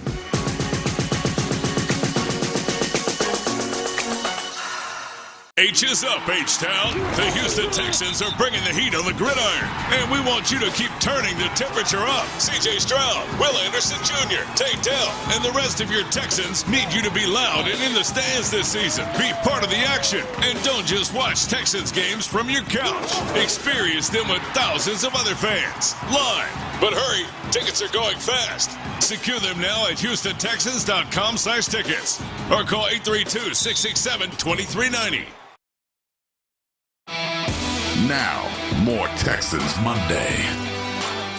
Second down, and we'll call it 9 from the Lions' 40-yard line. Empty backfield now for C.J. Stroud, but here comes Mixon to join him in the backfield as Dell will do the same. Split backs. 2nd and 9 at the Detroit 40. C.J. takes the snap. Here's pressure. And a quick pass to Mixon left side. Has a little room. 35. Cutting right. 30. 25. All the way to the right sideline. 20. 15. 10. 5. And down inside the 4-yard line. Arnold chased him down. Yes! 1st and goal. Houston. And my man Mark Vandermeer called for that in the pregame show. Throw the football to Joe Mixon when he's on the field. They brought pressure, and you're going to quick screen it to the back. It's the perfect call for the defense that Detroit was in. 36 yards. Yep, my brilliant football mind said, you know what? Throw the ball to Mixon. He catches the ball really well. Make it easy on yourself. You know, even in Texans history, back in the day when it was really hard to throw the ball, David Carr used to check it down to Dominic Davis, now known as Dominic Williams, and they made a lot of money yardage-wise on that. Arian Foster, greatest back this franchise has ever seen, but Mixon is right up there. He's awesomely talented. Throw the ball to him. A great receiving back, but they only did it twice last night. Right. 4 targets, but 2 catches, and it should be, I don't want to say easy money, but it should be easier than a lot of things you could do. Well, to your point, he ran 25 times last night for 48 yards. Oh, he just could not get going. Well, but it's not him. It's like a that's collective thing. We all that's know my that. point. If you know the wall is there, go around the wall. Yeah, you know what I'm saying? Sure. I mean, go around the wall. If they're, I mean, you're trying to block Reeder and McNeil, and I mean that's tough. So okay, go around the wall. They threw the screen to Joe. Throw it to him a little bit more. The little circle route they threw to Joe, that CJ threw to Joe for like 8 yards. That was a route that actually was open against the Jets, but CJ got too much pressure to be able to throw it to him. I think getting the combined touches, so you had 227 touches. I still think that's a bit much. But I think you can get Joe 20 touches and give him 4 or 5 receptions so he's not beating his head against the wall the whole time, because that's what it felt like. It felt like there was a wall there and just keep hitting himself. Yeah, and how can he last with that, Johnny? Right, because right. You pointed that out with all those touches, and a big reason for that is no Dameon Pierce or what you envisioned Dameon Pierce to be in the 2024 offense. Right. You wanted Pierce by now to be, hey, get his touches, whatever amount it is every game, and a resurrection of the 2022 Dameon. I don't know how long Damien's going to be out, but he's out. So we'll see. J.J. Taylor checked in at one point. I don't even know if he got a carry in this one. No, he went in, I think, for a snap, and then Joe ended up going back in. So it was really kind of Dare's in there, 3rd downs. And look, it is what it is. It's tough, but they got to find a way. Now, here's C.J. Stroud talking about the second halves of games lately. The Texans have not scored a touchdown in the second half of a game since the Patriots game. They've played 4 since. Here's C.J. It seems like it's different every week. I feel like this game was on me. Definitely got to make plays, got to make throws. Can't turn the ball over and when we're in scoring position. So, I blame this on me. I got to be better in those moments. So, it's really just got to go down and score in the red zone, and our defense is getting the turnovers like they were. So, you got to be able to, reward them with points, and that's something we didn't do. So, I feel like I'm the one to blame when it comes to. So, yeah. Nah, I'm not playing it. I'm not blaming 7. Yeah, he made a bad throw to Tank. I felt like he misread the coverage on the first interception, but this one, I know he wants to put it on himself, and I appreciate him for being a leader that way. And Joe Mixon talked about that, like he would take responsibility. But look, Byron just played the screen, right? The screen play that got Joe down to the 3-yard line. Yeah. What happened on first down? You remember? Holding penalty. Holding penalty. Yeah, you go backwards. Inexcusable to have a holding penalty. Inexcusable. There. Can't do it. I'm sorry. You cannot have a holding penalty at the 3-yard line. You can't have a false start at the 3-yard line. Was that a run? It was a run. So we got a call for an offensive hold on a run. We got a call for an offensive holding on a run. Joe got it down to like the 1, and then it goes 10 yards back. And now you got to settle for a field goal. And 2nd and goal at the 1, I'll take my chances there. Don't hold. Look, easy for me to say. No, I know, but it's one of those things. It's those things that they've kept happening in those times. And when you're struggling to score touchdowns, those are the things that have to be absolutely on point. And look, going against DJ Reader and Liam McNeil, nobody's ever going to know what that's like. Nobody is ever going to know what that's like. So you're right, Mark. It is tough, but that's why guys are drafted where they are. That's why guys are paid that money to go make those plays. That's what they'll tell you. I just want to keep our offensive line from stripping our own quarterback when he's in the pocket. I want one day to be able to laugh about that. But yeah, I don't know what the hell was going on. You could laugh about it if they had won last night. You could say, oh, that was a silly moment, but you won the game. And had you won, I could have so much more enjoyment over what's going on in Dallas, which is so horrendous. But I can't even enjoy that this morning because now I have to be, either way, I'd have to be ready for them. And let's just respect the opponent here because there's no way they're going to roll over. Dre's right. I don't care if it's Cooper Rush, Trey Lance, or they resurrect Tony Romo like they had the signs up last night. He was doing the Cowboy game. They said, Romo, go in. I have more of the comment that Parsons said. I don't know if you want me to save it for later. Save it for later because we got to get ND in here. Mark, quick segment, but bad. We got a long segment next. ND Kalu's going to join us, and we'll chop that up and everything else regarding your Texans on Texans Monday. This is Texans Radio on Sports Radio 610. Whether running a marathon or walking your dog, every movement matters. But when you're in pain, simple activities can feel unbearable. At Houston Methodist Orthopedics and Sports Medicine, our specialists can help you heal faster using the latest technology, minimally invasive procedures, and advanced physical therapy. As the top-ranked hospital in Texas, we have the expertise to keep you moving and help you get back to doing the things you love. Houston Methodist, leading medicine. As the official ticket marketplace of the Houston Texans and the NFL, Ticketmaster has a wide selection of tickets available for every game. Whether you're cheering on the Texans at home or away, Ticketmaster has you covered. With Ticketmaster's interactive 60-degree preview of your seat so you can make sure you have the best view of those pivotal plays. Plus, the Ticketmaster app makes it easy to sell or transfer tickets if your plans change. And mobile tickets make getting in on game day a breeze. Find tickets today at Ticketmaster.com/Houston Texans. Are you a chronic interrupter? Incapable of letting other people talk? Do those people ask, how do you sleep at night? Then you should go to Mattress Firm. They have a 120-night sleep trial so you can get your money back if a bed's not right. That way anyone, even someone like you, can sleep. Get matched at Mattress Firm. Sleep at night. Restrictions apply. See store or website for details. What could be better than watching your Houston Texans from the stands this season? Watching the exciting matchups with 10 or more of your friends and family. Plus, get exclusive benefits like discounted ticket prices, recognition for your group on the video board, and more. Experience the sights and sounds of NRG Stadium with your squad and secure group tickets now at HoustonTexans.com/tickets or call 832-667-2390 to learn more. More Texans Radio coming up in a moment. If your day sounds like, we need the report ASAP, you deserve Modelo. If you've persevered through, you deserve this rich golden lager with a crisp but refreshing taste. Or if you... Two more rips, two more. You deserve this ice cold reward. Modelo, the Remarkable Fighter. Drink responsibly. Beer imported by Crown Imports, Chicago, Illinois.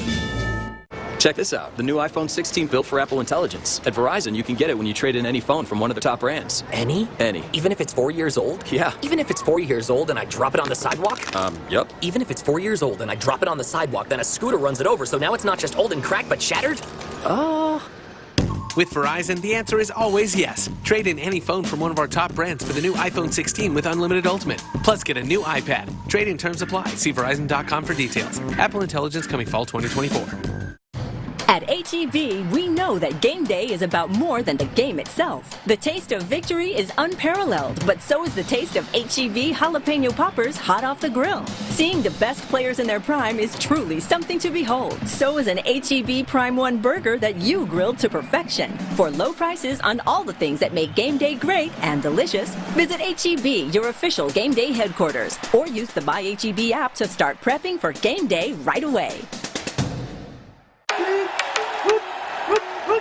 H is up, H-Town. Rep this city by repping the H with your Houston Texans. Get your hands on fresh premium threads in our new light blue color that we like to call H-Town Blue. Drive on over to our Texan Teen shop at NRG Stadium anytime Monday to Saturday from 10 a.m. to 5:30 p.m. to pick up exclusive and limited time only merchandise so you can rep the Texans your way. Visit HoustonTexans.com/store. See you soon. KILT FM HD2 Houston. Insider access, exclusive content. Sports Radio 610. The Texans play here. An Odyssey sports station. Now, more Texans Monday. Presented by Houston Methodist. 2nd down and 10 from the Lions 45. Last play of the first half. 2 seconds to go. Goff in the gun.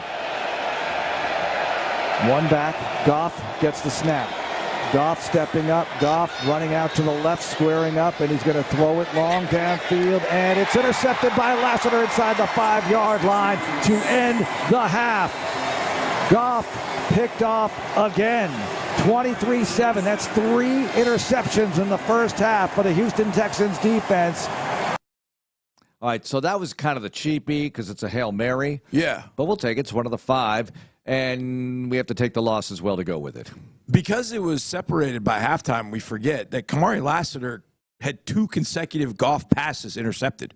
Yeah. He picked off the Hail Mary, and then late he gets early third quarter. He gets the one where he was covering After the portal. the Stroud pick, it didn't even hurt you in that way. I know. But now you're pinned back. That was the tough part. You were just pinned back, and you couldn't get out of there. Did Stover have the drop at that point? No, that was later. That was later. So, ouch, that hurts. Yeah, but, we love Cade, and he's doing a great job his rookie year. That was just one of those moments, and it's going to happen. I've seen, really great Hall of Famers do that as well. But it's one of those games, it's so tight that you look at every single element of this game, and you come up with all these different reasons. I'll put air quotes on that, why they could have lost. Now let's get to ND Kalu joining us here on Texans Monday. ND, good morning. A real tough one to digest as the Texans were right there, but the second half they faded offensively, and they have to take the L. Good morning. How did you see it? Good morning. Good morning. Just the way you said it is how anybody who watches the game saw it. And it's funny now when you look back at what the highlights were with the interceptions. To me, they're lowlights because to have 5 interceptions and still come away with the loss, I mean, that's glaring. Like, that's a glaring issue. I'm the first one to step up here and always look for the positives after every game, and I'll still continue to do that. But that's an issue where the coaches need to sit together, figure out why they're getting out-adjusted after halftime, for them to not be able to score in the second half. The last 2 games, I believe I looked, they only scored 6 points. Against the Green Bay Packers in the second half, they only scored 3 points. That's a team problem, including the coaching staff and the adjustments that they're just not making. Okay, so I'm going to ask this. I'm not trying to be Pollyanna when I ask this, but I think momentum in a game is real. I think it's real. So, Indy, I'm going to ask you, had CJ hit Tank in the third quarter, that would have, A, given you a third-quarter touchdown at home for the first time all year, B, it would have broken or gotten to the 30-point mark, which they hadn't done at home all year, and C, would have given you lead. I know one play isn't always what can change the game, but do you think if all those things would have happened that the second half plays out dramatically different? Oh, absolutely. And I do believe in momentum. But when you're playing, you don't really feel it, if that makes sense. When you're watching it as a fan, you feel it a little bit more, because when you're playing, you know, if the momentum's working in your favor, you're always telling yourself and your teammates, hey, you know, let's keep the stinger up because things can change. And if you're on the downside of it, you're not saying, oh, God, dog, the game's over. You're trying to get back in it. But just from watching, analyzing, calling a bunch of games, I definitely do feel and believe in the momentum swing. And yeah, I mean, just the sake of the numbers and the lead, if you're able to get that touchdown in the third quarter, it makes it that much tougher to climb back in and for Detroit and pull off the victory. ND, with the offense having these second-half struggles, what do you think the dynamic is with the team? When you're playing defense, how do you feel about the offense? What does DeMeco Ryans do about it, keeping everybody together? I'm not saying there's finger-pointing, but you never know what's happening behind closed doors, and it's a bit of an issue as you've gone 4 consecutive games without scoring a TD in the second half. And in any one of these games, especially last night and Green Bay, a TD in the second half could have been the difference, probably would have been, between winning and losing. So your thoughts on that whole dynamic and keeping everybody together for the head coach and whoever else? No, it's tough. I mean, we've already seen Joe Mixon on the sideline. He was really upset. I don't know if he was upset with any particular person, if he was just frustrated, typical Joe Mixon day. But as far as like the defense, I don't think they break it down to the point where they're like, gosh, dog, if the offense can't score in the second half, they need to pick it up.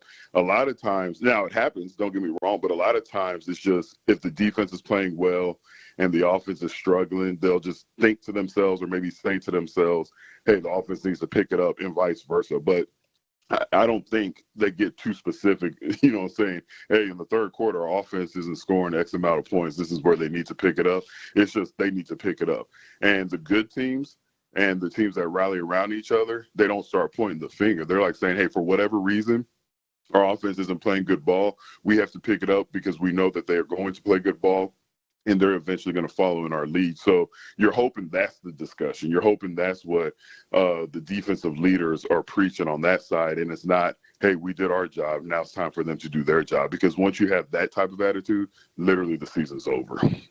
Yeah, absolutely. But, Indy, I want to stick with that for a second. Just, I know you can't look at it in a vacuum in a sense and just go, well, look how the defense did. But I want to ask you, look at what the defense did. What were your thoughts of rushing coverage? I think it's a weird night because the Texans didn't get a sack, but yet they ended up with 5 interceptions. And I still say it's a legit 5 because Stingley dropped one, and Laster got a Hail Mary at the end of the half. Right. But we talk about this a lot, putting rushing coverage together. So either you're going to end up with sacks, and if the pressure rate is high and he's getting rid of the ball, you're going to end up with interceptions. And the interceptions. What was kind of your thought about watching Autry and Daniil work together a bunch and then just getting the heat on Goff the way that they did? And I was in awe of the Autry and Hunter with the way he played. I mean, just you look at the pressures, what he does against the pass rush, but also against the run.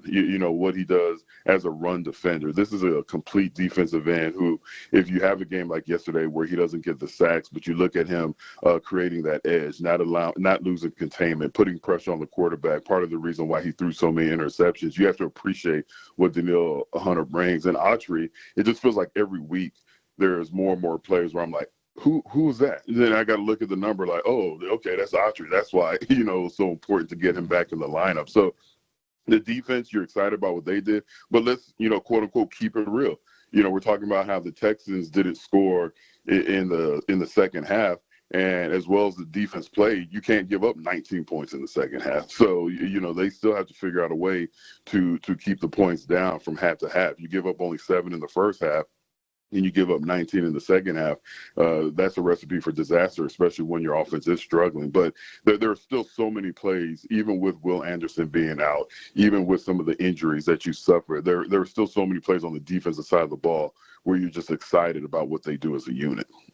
Andy, your reaction to the John Mechie story. Had the Texans won, this would be such a great story. It still is. And Mechie was on the post post-game show, but Mechie had his best game as a pro so far. And what it could mean moving forward as you have Mechie starting to get going here and you get Nico Collins back eventually and hopefully against Dallas 1 week from tonight. I mean, as a story, it goes beyond football. I mean, we hear it, and because we haven't experienced it, thankfully for those who haven't, you're just like, oh yeah, that's a good story. But if you really just sit down and marinate on it, first you think about what type of player he was at Alabama. Then he tears his knee up. And this is an explosive wide receiver. I know John watched and analyzed him in college. Like, this was an explosive wide receiver, tears his knee up. He has to fight back to come back from that. Then he's diagnosed with cancer. You're not even thinking about football. You're just thinking about life. And you fight back from that. And then you slowly get back into it. And for him to have his first touchdown and for him to slowly starting to look like an NFL player, the guy that they drafted, I think it's an amazing story. Then we just think about it in terms of football and what it means to the team. He's slowly becoming another receiver you can count on. Without Diggs, with Nico Collins out, I thought Xavier Hutchinson would be that guy. I still think he can be, even though he hasn't put up the numbers. With Tank Dell struggling, for lack of a better word, I mean, this opens up a door for Mechie to say, hey, I can be that option for you consistently and not just a great off-the-field story. Okay, I know the three of us are well past the age of playing video games. Yes. But I'm putting the controller in both of y'all's hands. Okay. Okay? Apparently you can do some serious stuff with, okay? Sure. And the cool thing about Madden 25 is you can do whatever you want, right? You can make changes. You can call your own plays. You can do this for a while. Luke Vandermeer, when he was like 12, had Tom Brady on the Texans. Right. I said, what? Right. Okay. So I'm going to ask you this. I'm going to put you guys both in charge of the Texans at this point. You can make one or two changes, however you want to do it. Call more runs, call more passes, blitz all 11 guys. Within the realm of what is reasonable, what changes or what change would you make right away? I know what mine is. I'll give you mine. I'll give you guys a second to talk about it because what's yours? I'm going to steal from you because you said what we've been talking about for a while. The big wall is up. Throw the ball to Joe. Yeah. Throw the ball to Joe. Get him away from the wall. Mine. So I'm stealing yours. Okay. I'm stealing yours because in football, the best coaches are the best thieves. Yeah, sure. So I just stole that from you that I would like to see them throw the ball to Joe a little bit more away from the wall. And D, what change or changes would you say I would do this if I were leading or running the team? You know, that's a great question. Mine would be more of a mentality where after what we've seen over the last several weeks in the second half, my change would be, hey, we're going to be more aggressive in the second half with every coach in every state has said keep your foot on the jugular, but we're definitely going to do that and live by it, whether it's trick plays, whether it's, hey, we're going to go down the field and open up the defense at least 3 times in the second half. I really think that the change would be, regardless of the score, regardless of how comfortable we feel with this, game plan going into the second half, we're going to be a lot more aggressive in the second half. What does every coach, John, say coming out of halftime, regardless of the score? It's 0-0, man. Because they want you to play as if you're not ahead or as if you're not behind to keep to keep you motivated to continue to go out there and try to come back from a victory. I guarantee Dan Campbell said it's 0-0 coming out of halftime, before they came back and won the game. So my point is, in the second half, and it's natural because when I was watching the game after the first half, I'm guilty. I was like, oh, the Texans got this. I don't know how it's going to look, but I just felt like the Texans. I didn't say it out loud, Mark, so I didn't jinx them. But in my mind, I was like, okay, the Texans got this. This is going to be a good victory. But I think the coaches have to truly play with that sense of urgency and get more aggressive in the second half. I agree with you on that, and the mentality part of it, because it felt like, and I heard Sean and Seth talk about this a bit, they were finding ways to pull out games last year and even earlier this year, and now down the stretch in crunch time, I still had a belief last night, even after Fairbairn missed from 58, I thought, just get it back. back. Just get it. But find a way to keep this thing going into overtime so you can at least keep playing and have another opportunity. Because I do still have faith that they can do it with DeMeco Ryans and the whole mentality. But you've lost to Green Bay late. You lost to the Lions late. It doesn't feel good at all, and they got to find a way to get that back. But to me, Johnny, you stole my throw the ball to Joe Mixon more take. But anything quick with the offense that could be effective. That's a good one. Yeah. And with Nico, you could do more of that. Just his mere presence, because he's there. Now they got to pay attention to him. Other things open up for other guys. I love throwing the ball to Dalton Schultz. I really do. And I think that there's more there.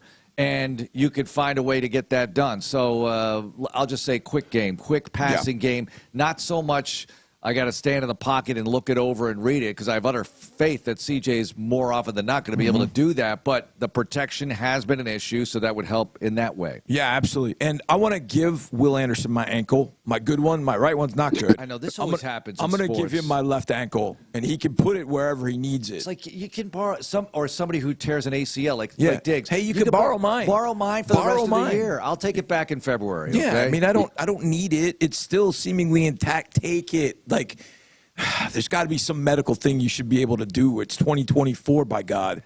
So, Andy, what's this like for the team? They had the, quote, long week after losing to the Jets, and they get extra time to get ready for the Lions, and they gave it a hell of an effort.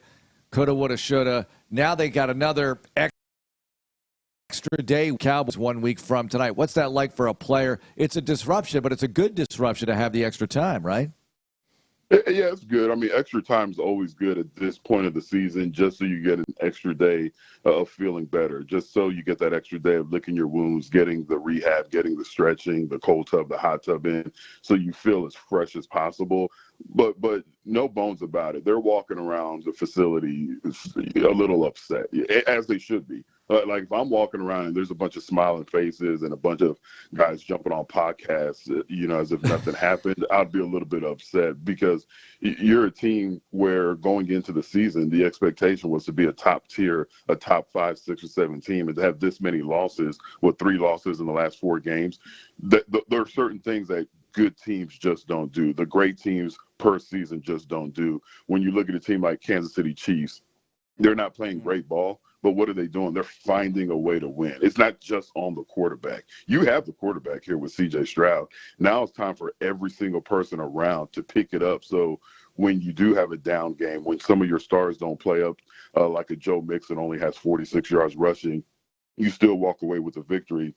Like when your quarterback has 5 interceptions, you still find a way to win the game. Like, it's time for other guys to step up if you're going to be that top tier team. They're going to win the division, in my opinion. They're going to have a winning record. We're going to talk about how great it's been over the last 2 years with what DeMeco Ryans, C.J. Stroud's done over the last 2 years. But if you truly want to be a team, city's like, we got to go to Houston. Where the Detroit Lions like, we have to go to Houston. I think now there has to be 5, 6, 7 other guys that are stepping up, and you're winning games when your stars aren't playing great ball. Well, never mind what the seeding is going to be, or where you're going to play in the postseason.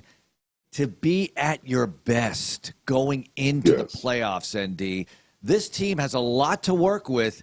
It's all there on the table for them. They just have to put it together, which is easier said than done. But they have time and the space to put it together before we get to January, if you will, right? That's the cool thing about the season. That's the cool thing about what can still happen. When you look at this team, there's so many things that you can fix and that you should fix.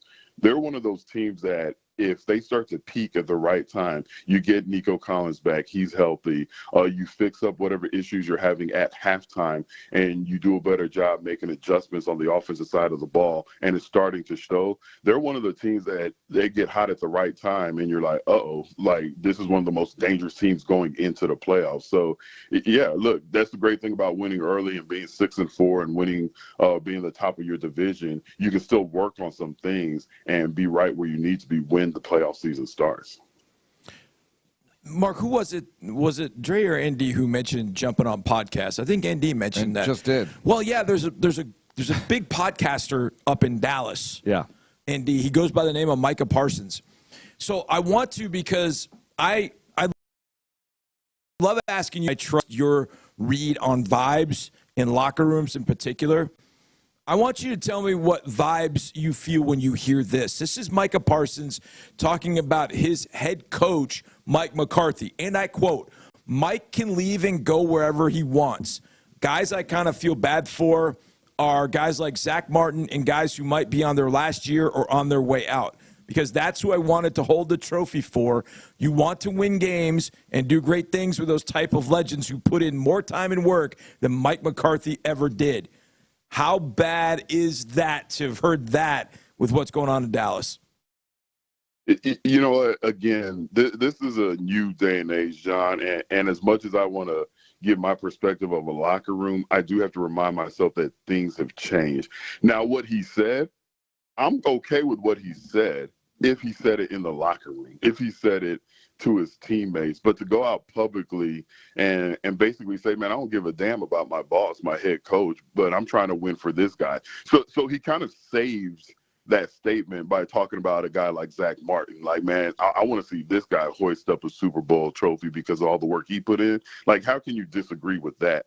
But to sit up there and say, you know, McCarthy can go anywhere. You're basically saying, I don't care where he goes, but I'm just trying to win it for my coaches. That's just a bad take, in my opinion, to go publicly with it. But I guess now we're in a day and age where everything has to be public, where the players don't have to publicly show their bosses, and maybe they don't even, maybe that's a trigger word to say, oh, he's my boss. I mean, your head coach is your boss, even if you make more money than him, even if the owner of the team isn't going to fire you before he fires the head coach. He's still your boss, and there's still that hierarchy, and that's how things work. So, yeah, I don't know if that makes a bunch of noise in the locker room, because I just think that's the day and age we're living in. I mean, freaking New Orleans, the players went to the owner of the team because they weren't happy with the head coach. Like, what type of pansy-ass generation are we living in where they're going straight to the owner to say, I don't like the way the coach is talking to us, instead of being man enough and having the huevos to say, hey, Dennis Allen, I'm a grown-ass man. I want to win just like you want to win. So make sure you have that respect when you communicate with me. Like, I come from an era where I've seen Blaine Bishop when we were with the Eagles, where he felt a coach, and I won't say the coach's name, who happens to still be coaching now, is actually a coordinator in the NFL. But the coach was talking to Blaine Bishop and wasn't giving him the respect Blaine Bishop deserved at the time. Blaine Bishop stopped the meeting and told the coach, let's go outside. I need to have a word with you. They come back into the meeting. The head coach's head is down, and Blaine Bishop is walking with his chest out. And the whole theme of the meeting just changed. And then me being the nosy person that I am, I asked Blaine, like, man, what'd you tell him? Then he told me secretly in confidence, like, I told him, like, man, I've been in this league too long for you to be talking to me like that. I know I made the mistake. Let's fix it. Guess what? No media person heard about it. It wasn't some podcast, and things got better. We won the game next week. Blaine Bishop balled out, and he and that coach were high-fiving each other. Like, we don't live in that time anymore. Instead, we go straight to a podcast, straight to our phones, and put it out there before you even talk to the head coach or the coaches or the coordinators. But we know about it now. Let's go viral, baby. All right. Andy, your secret is safe with us, Andy. Thank you so much for joining us. We'll see you tomorrow, okay? All right.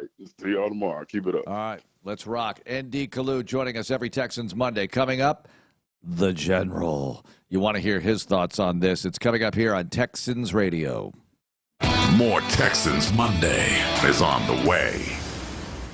Whether running a marathon or walking your dog, every movement matters.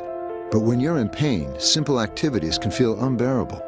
At Houston Methodist Orthopedics and Sports Medicine, our specialists can help you heal faster using the latest technology, minimally invasive procedures, and advanced physical therapy. As the top-ranked hospital in Texas, we have the expertise to keep you moving and help you get back to doing the things you love. Houston Methodist, leading medicine. Your next celebration starts here at the new David's Bridal. You'll find unforgettable looks, including the world's most luxurious wedding gowns and bridesmaids dresses, plus fun styles for homecoming, date night, prom, and more. Planning your big day? Pearl by David's turns your dreams into reality. It's all things wedding planning all in one.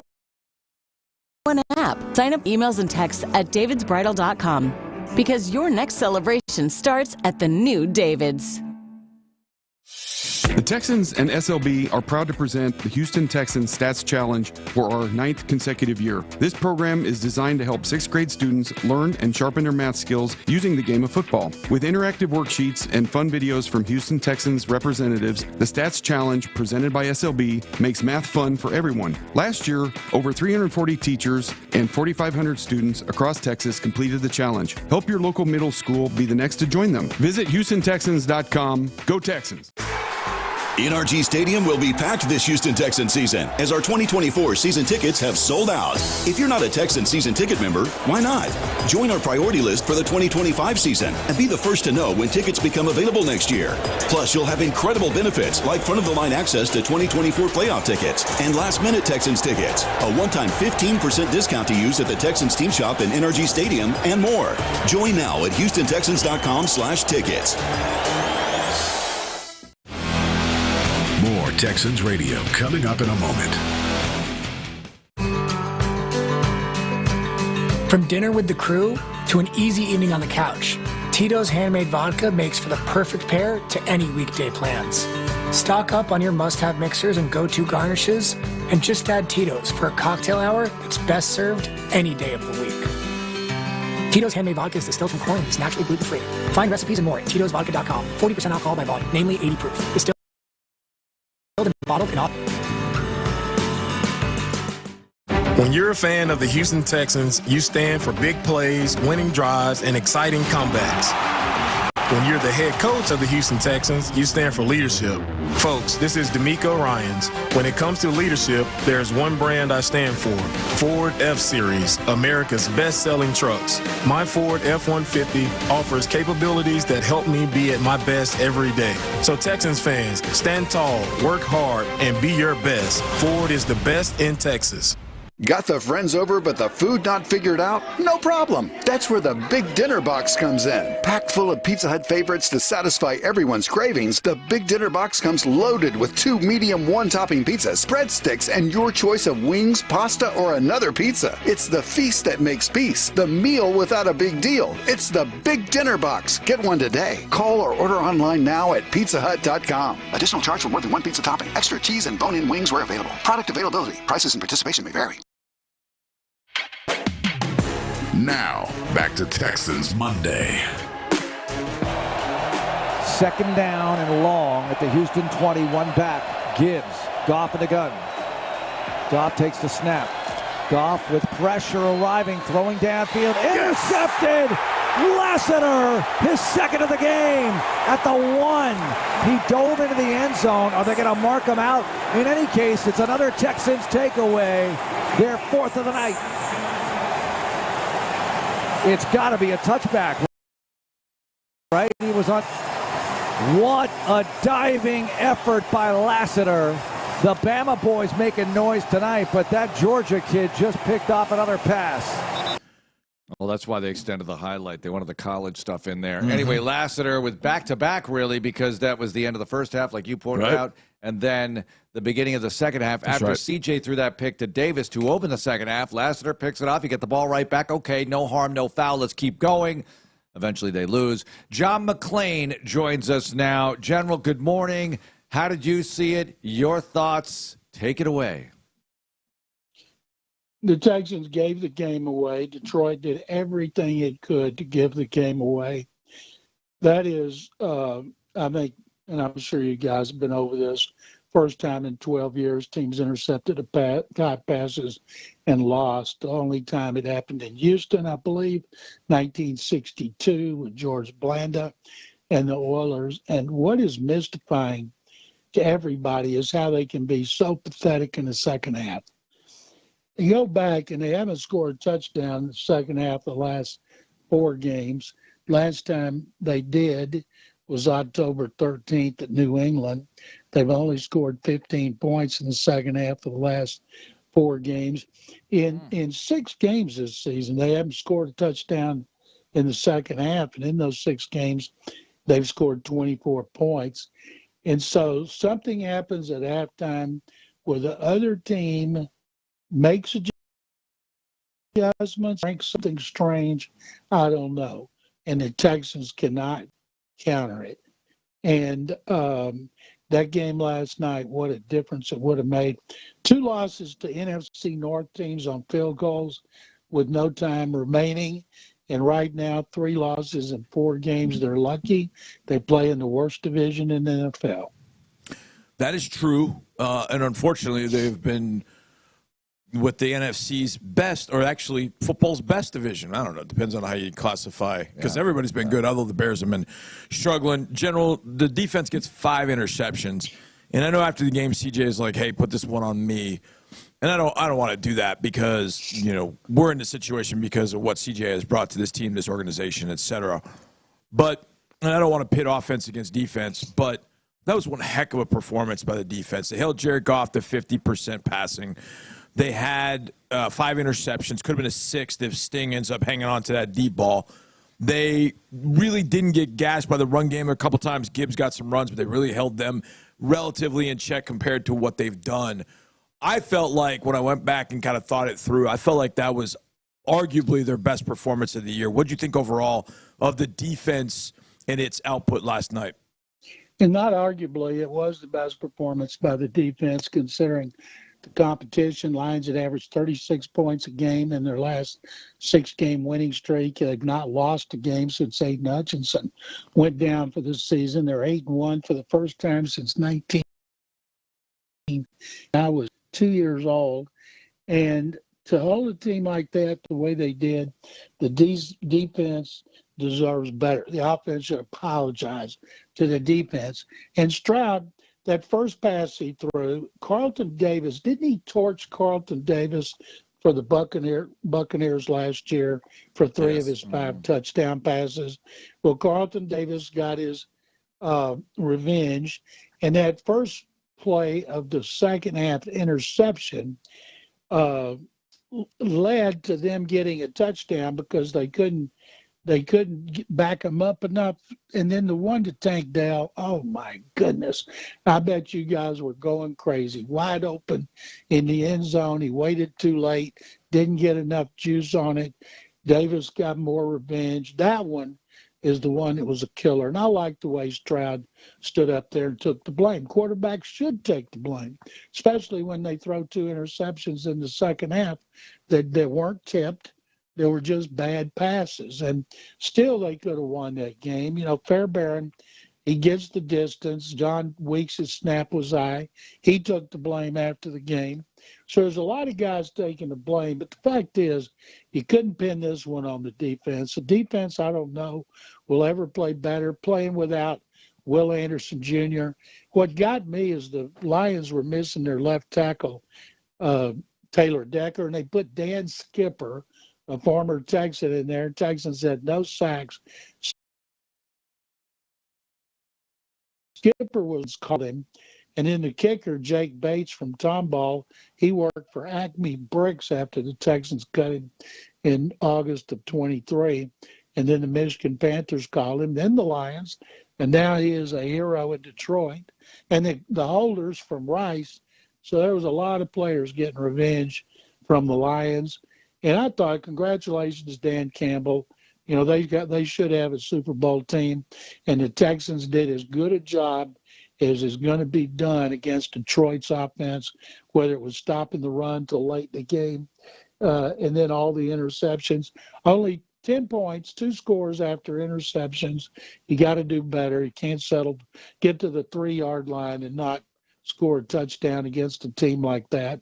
So it's disappointing. They got a 3rd consecutive primetime game coming up. It's too bad it's not during the day where the sun could get in the Cowboys receivers' eyes. Now maybe the moon will get in their eyes, but it wouldn't surprise me if we don't see the Texans against Trey Lance for the 2nd time.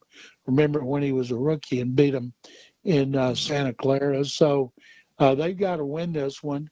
And but right now, 3 losses in 4 games. They're really struggling, and that second half is a mystery about how bad they're getting beaten. All right, you mentioned the Cowboys, General, and it's a rare trip to Dallas, although you were there 2 years ago. This game exists on the schedule because both teams finished first in their division. Similar finisher or the same finisher in the NFC East, and that's what you have. So how bad is it? I don't know how you qualify this question, but how bad is it in Dallas right now? They've not won a game at home. Last year, they didn't lose a game at home in the regular season when they won 12 games. And, of course, they get beat by the Packers in the playoffs. And that started that downward spiral in which they've just crashed and burned. Yesterday was all about CeeDee Lamb couldn't see a pass because he's looking into the sun, and people giving Jerry Jones a problem about putting curtains down like they do at concerts. And Jerry was livid about that after the game. And they've got controversy, and Cooper Rush was not good. Zeke Elliott fumbled into the end zone at like the 1 yard line. They gave the Eagles some short drives. It was competitive in the first half. The Eagles blew them out in the second half. And they've got to find out what Trey Lance can do. They know what Cooper Rush can do. He was 4-1 when he replaced Prescott 2 or 3 years ago. But Lance, they gave up a 4. They need to see, because maybe they keep Cooper Rush after the season, and if Lance plays well from here on out, then maybe they can either keep him as the backup and trade Rush, or see if they could trade Lance and get something more than a 4. But they got issues. Everybody knows Mike McCarthy's going to be fired.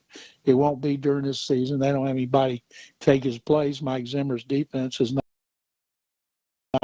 And Quinn was still there, maybe Quinn, but they're struggling big time, and they're getting beaten badly. In each of their last 2 home games, they have 5 turnovers. They have 10 turnovers. They have committed 10 turnovers in their last 2 home games. And right now, the thing the Texans defense is doing is taking it away. It's amazing the streak that this defense is on. I think, what are they now? Texans +7 in turnover differential. You couldn't ask for more. The Cowboys aren't going to run on them because they can't run. So it's going to come down to the pass and how they can get back. Hopefully the extra day will help Will Anderson come back. I thought for sure Nico Collins was come back. And I'm assuming both of them will be back then. But if they play the way they played last night, they'll beat the Cowboys. General, a team that, when the Texans faced them, was as hot as any team in the league is the Minnesota Vikings. Minnesota Vikings the last couple of weeks have struggled to put points on the board. 20 against the Rams in a loss, 21 against the Colts in a win, 12 down in Duval County against the Jaguars. So I'll ask you a question Mark and I talk a lot about with quarterbacks that kind of backup quarterbacks. An expiration date. Has Sam Darnold hit his expiration date? Is the milk gone sour, or do you think Darnold can turn it around and get them back on track? I think there's too many games left in the season to make that statement. You know, he's definitely not as hot as he was early on. Their defense has been playing well, and they're winning. You know, the Bears are going down the toilet. Matt Eberflus may be fired at 12:01 a.m. On the day their season ends. Poor old Caleb Williams, sacked 9 times. They don't have a clue. Maybe they'll hire Ben Johnson. I think everybody in Detroit, now everybody with the Lions, thinks Aaron Glenn's finally going to get his head coaching job. Ben Johnson's turned down opportunities. He better not keep doing that. They think he's waiting for just the right quarterback situation. Don't know what he thinks about Caleb Williams, of course. But as far as Sam Darnold, they're not going to give him a long-term contract. He's going to be an unrestricted free agent. So it would bode well for him to play well down the stretch and have somebody else is willing to put up that money. But there's a reason Sam Darnold's with his 4th team. It's because he's never lived up to the expectation of being the 3rd overall pick against the Jets. For the Jets. Speaking of the Jets, 1 sack. They get killed at Arizona. And I'm thinking, where's the defense that played against the Texans in the previous game? Where's the offense? It must mean that the Cardinals are really good, and none of us anticipated it because they just humiliated the Jets in 1 sack after what they did to the Texans and C.J. Stroud the week before. I know somebody who predicted the Cardinals to be pretty damn good, and he's in the seat. I thought the Cardinals are going to be pretty good. I don't know about 6-4, the same as the Texans, but I thought they were going to be pretty good this year. Yeah, and it's turning out. Well, you were right. Coach. And you look Murray's like a pretty good. genius. All right, so Joe Flacco still quarterbacks the Indianapolis Colts. Shane Steichen asked after the game, is he going to start him? He said, well, does he give him the best chance to win? He said, yeah, right now. If the Texans had won last night, I wonder if the Colts would change their mind, because then it feels like it's out of reach completely. Now it's kind of out of reach, but hey, if the Texans keep losing, the Colts feel like we get a couple of wins here, we can get close, and then maybe there's a dramatic meltdown like the Jags had last year. I'm just kind of getting myself into the horseshoes shoes, if you will. But what do you think of that situation, General? Do they make a change? I mean, the rest of the division is so unfun to talk about right now because they're not close, which is a good thing. Got to keep your stiff arm on the rest of the AFC South. But what about Indy? Flacco threw 3 interceptions and he lost the fumble. Now they play Buffalo. Play Buffalo at home, then at the Jets, then they play Detroit. So that's 2 out of 3 really tough ones. And then they go to New England. Patriots are showing they're capable of winning. They go to Denver. Early, when they played the Texans, I wrote about how much more difficult the Texans' stretch drive last 5 games was than the Colts. And now I'm looking at them. They're New England and Denver are better than we thought. Tennessee's terrible. The Giants, they play at the Giants. They're terrible.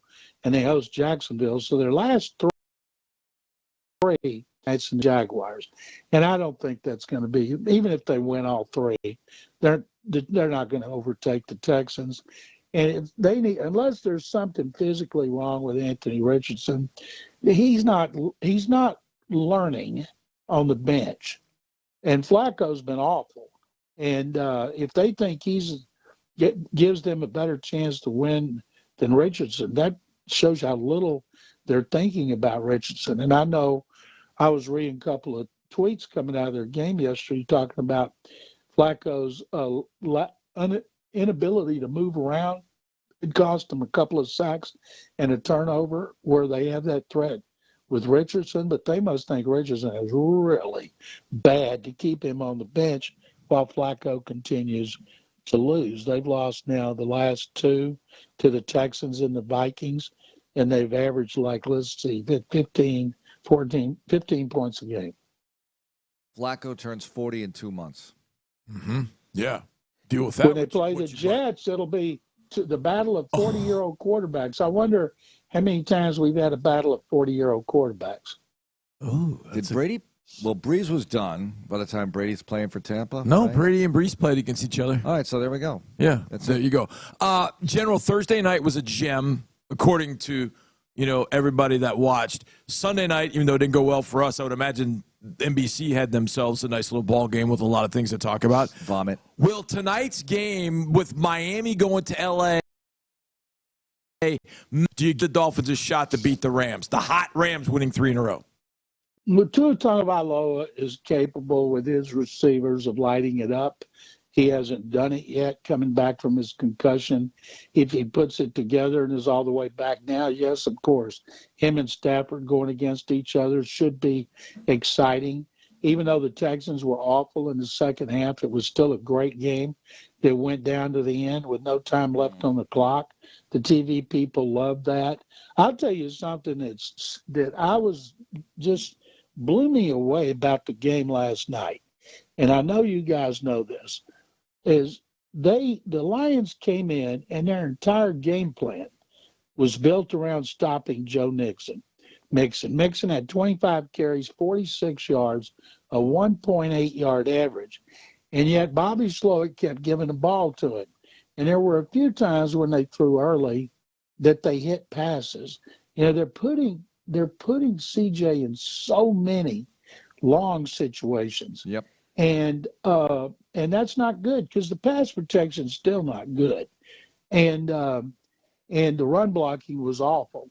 Pass protection was better than it was against the Jets, but it's still scary. And he was sacked 4 times for 40 yards, 2 for double digits. And yet if he just hit Tank Dell in the end zone, we wouldn't be having this conversation. Or if they'd scored a touchdown on a first down at the 3, we wouldn't be having this conversation. And his interest so bad in the second half, and still you can look to one thing and say if they'd done that, they would have won the game. And I'm sure that's what DeMeco and his coaches hang their hat on. But man, oh man, the third quarter when they play the Cowboys, it's all we're all going to be looking, no matter what they do in the first half, what's going to happen in the third quarter and the fourth, of course. And I feel bad for the team overall to come so close. Best division in the NFL is the NFC North, and to lose at Green Bay and here against the Lions, who might be the best team in the NFL on field goals with no time left, is frustrating and exasperating. Indeed, but a chance to remedy that a week from tonight against Dallas. General, thanks a lot for joining us. My pleasure, guys. Thank you very much. John McClain joining us. We'll be back on with him on Thursday. Next up, we do smoking hot players of the game, but we'll just highlight a couple of things on the way out and get you ready for the rest of the day here. It's Texans Monday. More Texans radio coming up in a moment. In H-Town, we got that hustle, that swagger. And now you can too with Houston Texans scratch tickets from the Texas Lottery. Play for a shot at $100K and enter to win wild Texans prizes like away game trips with the team, luxury VIP suite experiences, and a chance to win up to $1 million on field. Because with Houston Texans scratch tickets, winners really are H-Town made. Must be 18 or older. Play responsibly. Time inspiration, it's worth shopping Kroger for thousands of appetizing ingredients that inspire countless mouth-watering meals. And no matter what tasty choice you make, you'll enjoy our everyday low prices. Plus, extra ways to save, like digital coupons worth over $600 each week and up to $1 off per gallon at the pump with points. So you can get big flavors and big savings. Kroger, fresh for everyone. Fuel restrictions apply. We believe in champions at Texas Children's Orthopedics. The runners, the receivers, the strikers, the dreamers. As the only children's hospital partnered with the U.S. Olympic and Paralympic Medical Network, our nationally ranked team brings a caliber of care normally reserved for professional athletes to every patient.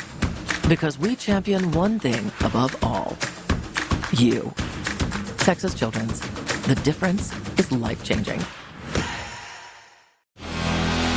More Texans radio coming up in a moment.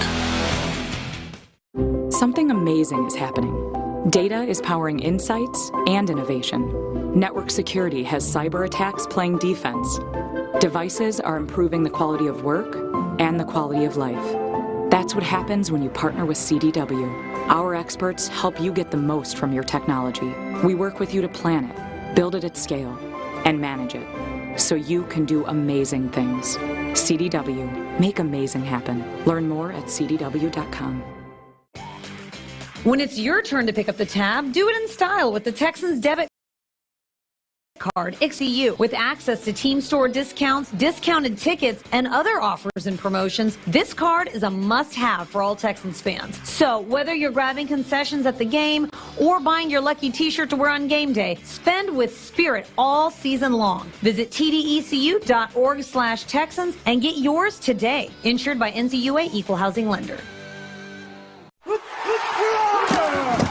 Hey Texans fans, did you know you can win real gear worn by your favorite Texans players on the field on Sundays? Head to Texans Bids in the Houston Texans app to bid on team-issued items like jerseys, footballs, cleats, and pants, some signed by your Houston Texans. Texans Bids is the only place to find game-used merchandise and offers unique autographed memorabilia. If you don't bid, you can't win. So click on Texans Bids in the Houston Texans app today. Hi, Lady Texans fans. Want to take your fandom to the next level? Join the Battle Red Ladies, presented by Ashley, for free and enjoy endless, exciting opportunities. Together, Lady Texans fans chat about football at in-person events, enjoy exclusive contests, have the chance to be the Battle Red Lady of the Month for additional prizes, and so much more. Let's get together. Join now at HoustonTexans.com/fans. Now, more Texans Monday. 2nd and 1 from the Houston 43. Stroud to throw again. Looking over the middle. He goes. And he's got Mechie again. 35 right side and upended at the 32. 30-yard line. Range. Take the timeout. Arnold with the hit. Texans call timeout. 29 seconds to go before the break.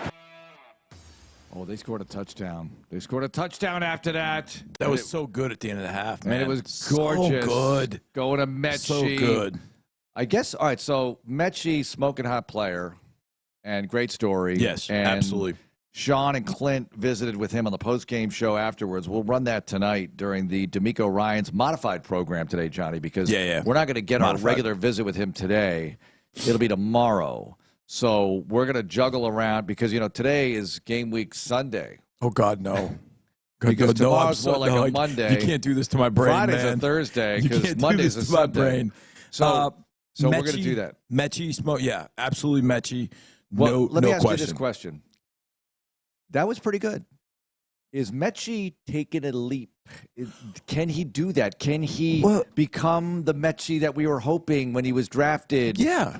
Okay. Sure. I mean, look, obviously with Steph out and obviously Nico last night, there are more targets to go around. And look, we saw last night a couple guys that normally catch the ball and catch it really well didn't. And so when that happens, what does the quarterback do? Dude, they're all dropping the ball. I'm throwing it to you. Right. Go get open. And Mechie did. And what I liked about what he did last night, too, is I saw a little bit more of that suddenness, a little bit more of that twitch, kind of that tempo in his route. Like the route that he ran, really good concept. It was a really well-done concept. X running through there took the safety just a little bit out of the middle of the field and caught his vision. And Mechie kind of waited, and then boom, right into the void. And exploded into the void. Not just like meandered in there. He sprinted into it like he should have, and CJ put the ball right on him. And then he got stuck. He got hit hard and still held on to that thing. So it blows my mind that Stroud makes a throw that good, and then with the tank throw, he's a little late on it. Right. Look, there's been a lot of traffic. He's taken a lot of hits. I got to think it's a factor, but he's a young guy. He can overcome this. It's not the end of the world here. He's C.J. Stroud. He's got such immense talent. Quick one on the way out here. How bad a call or non-call was the PI on Hutchinson? I with thought Ancelotti in the way, I think the refs thought bang, bang, and he touched it and whatever. But you got to call that. Yeah, I thought for sure it was interference. I mean, I'm looking at because if he doesn't interfere with him, X might be able to get the ball off the bounce off the defender and go that way. Absolutely. And I thought it's been pointed out. Good Morning Football pointed it out. I've seen it on the Twitters. It's been put out there by national outlets like, hey, the Texans got hosed on this one. I think they did. I think what's unfortunate for that on that play, it's 3rd and 4. I mean, Dalton just slipped. He's open. It's first down. That's where he was going, and he slipped. If you get the PI, you're sitting there killing more clock, kicking a field goal, and maybe for the win. All right, that's going to do it for Texans Monday. DeMeco Ryans at 5, and we'll do the best we can with that program. It'll be good. And in the loop, I don't know, this. Anyway, thank you, Byron, for producing. Have a great day, everyone. Go Texans. This is Texans Radio on Sports Radio 610. Whether running a marathon or walking your dog, every movement matters. But when you're in pain, simple activities can feel unbearable. At Houston Methodist Orthopedics and Sports Medicine, our specialists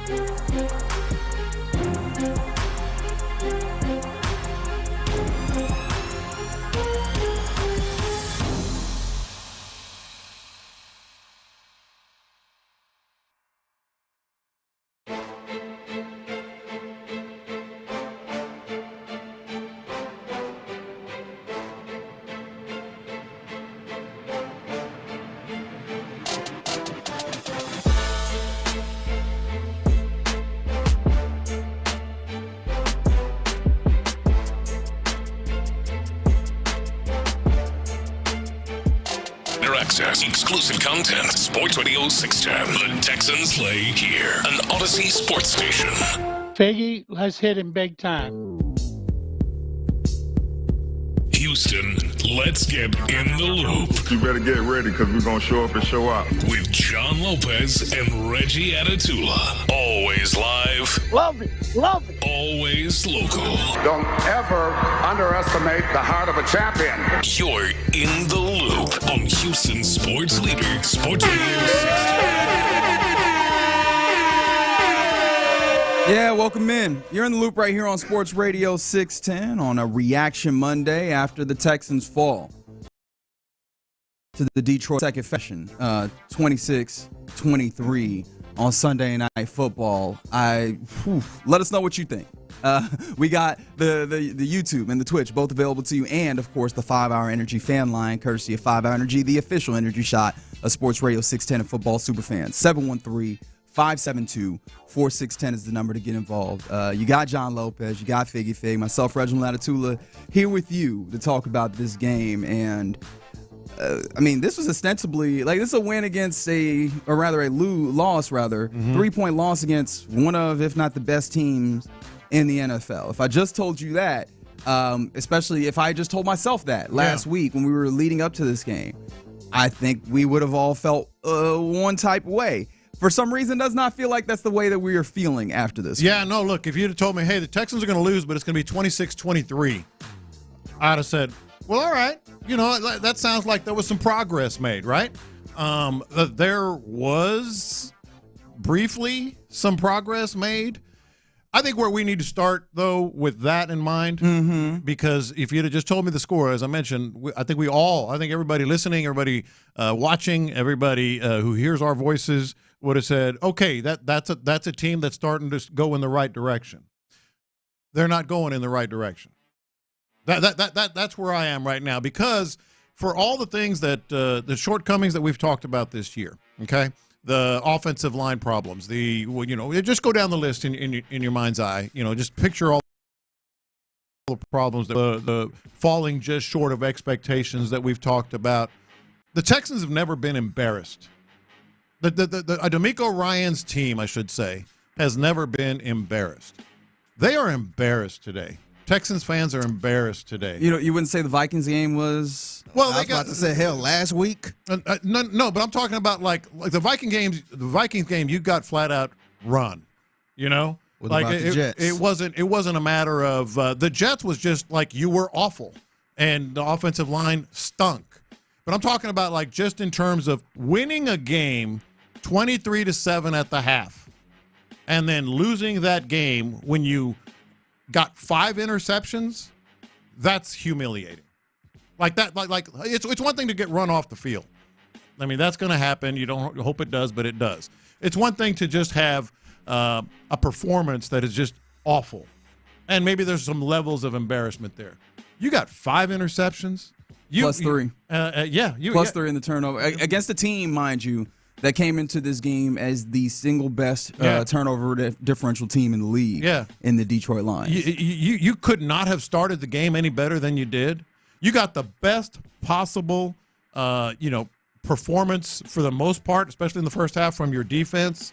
You got contributions from role players stepping up. John Mechie, man. We'll get to John Mechie in passing thought. Good gracious, man. I have a comparison in my life regarding John Mechie that I think you'll agree with. Role player stepping up could not have looked more like 2023 C.J. Stroud for the first half, and then you lose that game? Yeah, it's kind of incredible because I know that you were saying that, look, they have not progressed or did not feel like they progressed in this game. There's definitely some places where you go, there was progress there.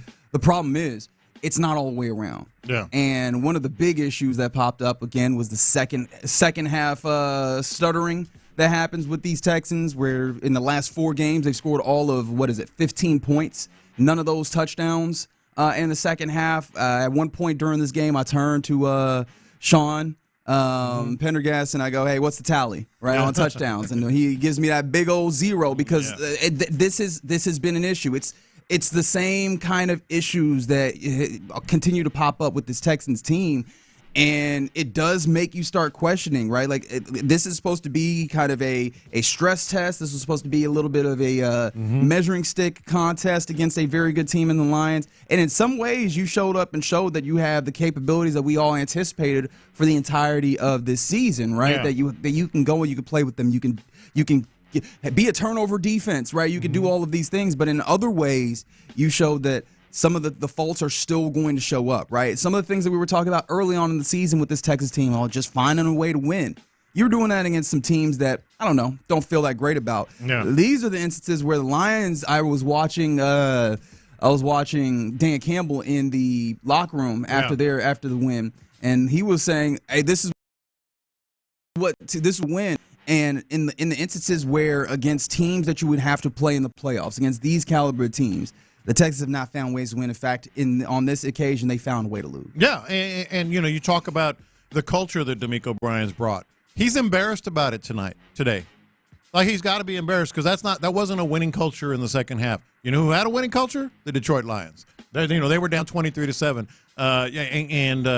And Dan Campbell comes out during his interview, during the airing of his interview, when he says, well, we need some more turnovers. Boom, get a turnover.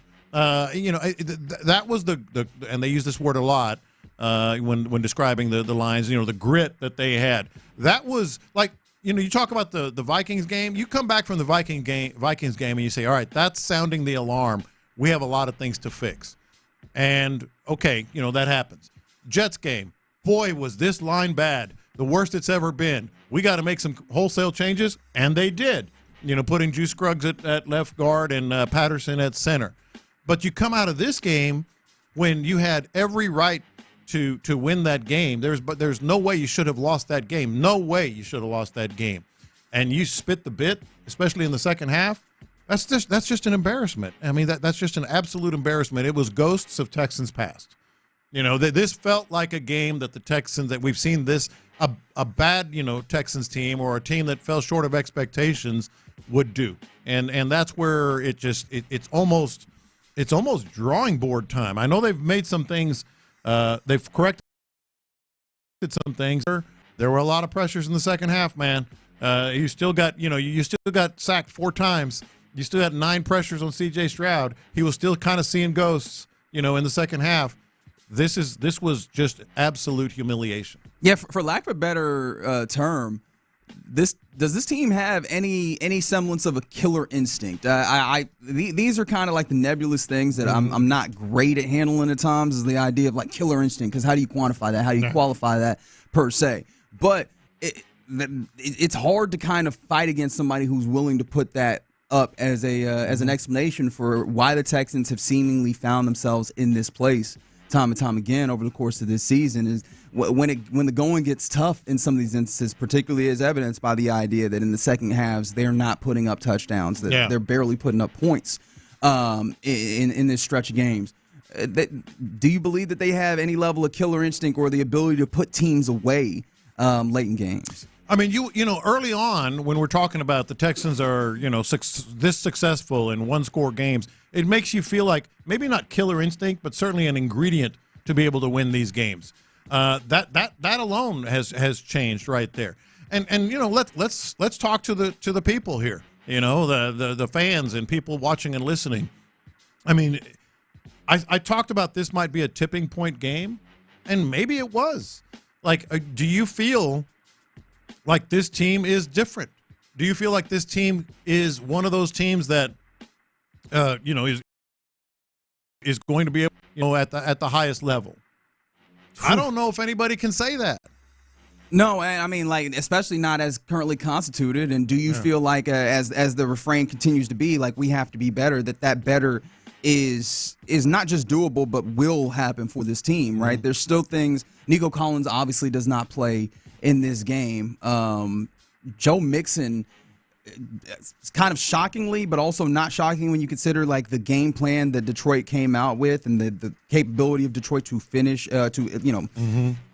exact a game plan, right? Joe Mixon only with 46 yards on 25 attempts. He does come up with that touchdown, right, which is typically there, but well over half of what we typically anticipate when Joe Mixon is out there, regardless of what's happening in front of him, right? Without kind of those two mainstays, you were still able to put up 23 points, and you had a lot of opportunities courtesy of the defense.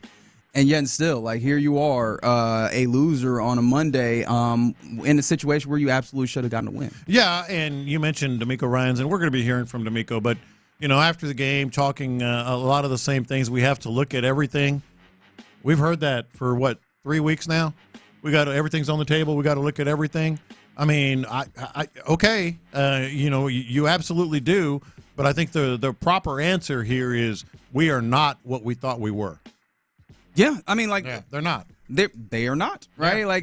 There's only so many times that you can have a test in front of you and not have the desirable, you know, effect, the desirable response. I mean, I still got it, right? Like, eventually you have to show and prove, and here you are, right?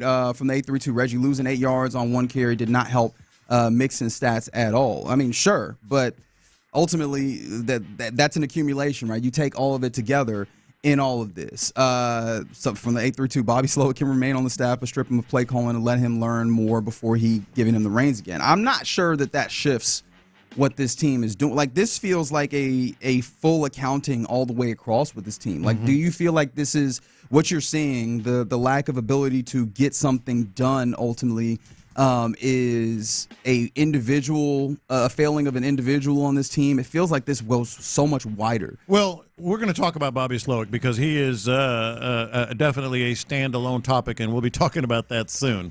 But it's not just one thing. Defensively, it sure would have been nice to have Will Anderson, but the defense played pretty well for the majority of this game. You got those turnovers, you know, and all that. But you also had some plays in which, you know, there were some severe breakdowns. You know, how the hell you get Azeez Al-Shaair on the best receiver on the field in a crucial moment? Well, you're in zone there. That's what happens there, right? You're in zone, and he finds his space. How the heck does that happen? Why is there not? I mean, they had been doing a pretty good job. I mean, he was a nowhere man in the first half. Amon-Ra St. Brown was nothing, and then he ends up with 6 catches, 60-something yards, and a touchdown or whatever it was. That's just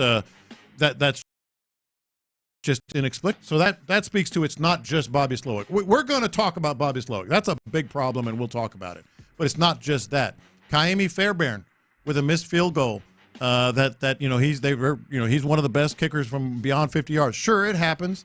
But we knew that special teams was going to be big in this game. But that's another instance where you see kind of a consistency from your Texans team of relying on field goals, or like just getting to a place where you're just decided that, or maybe it's not specifically decided that you're going to kick a field goal, but it's almost resting on the idea that, well, Kaimi's there, we'll kick a field goal if we don't get there, without the aggression to actually go and pick some of these things up. I know that one of the things that came up was that decision to kick the field goal there, right, where 156, the opposition has 2 timeouts. It's 4th and 4.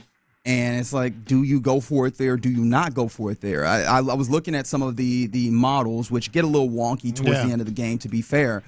But kicking the field goal was slightly above going for it in that situation. So, like, if you want to lean on the analytics of it all, did you feel like this team was capable of picking up those 4 yards? How did you feel about that decision to kick? Because I know it was a topic of conversation up in the box. I think it was definitely worthy of going for it. I honestly, if I'm just being honest here, I didn't really feel too bad about it with Kaimi Fairbairn, and maybe that's the problem. That's what they do.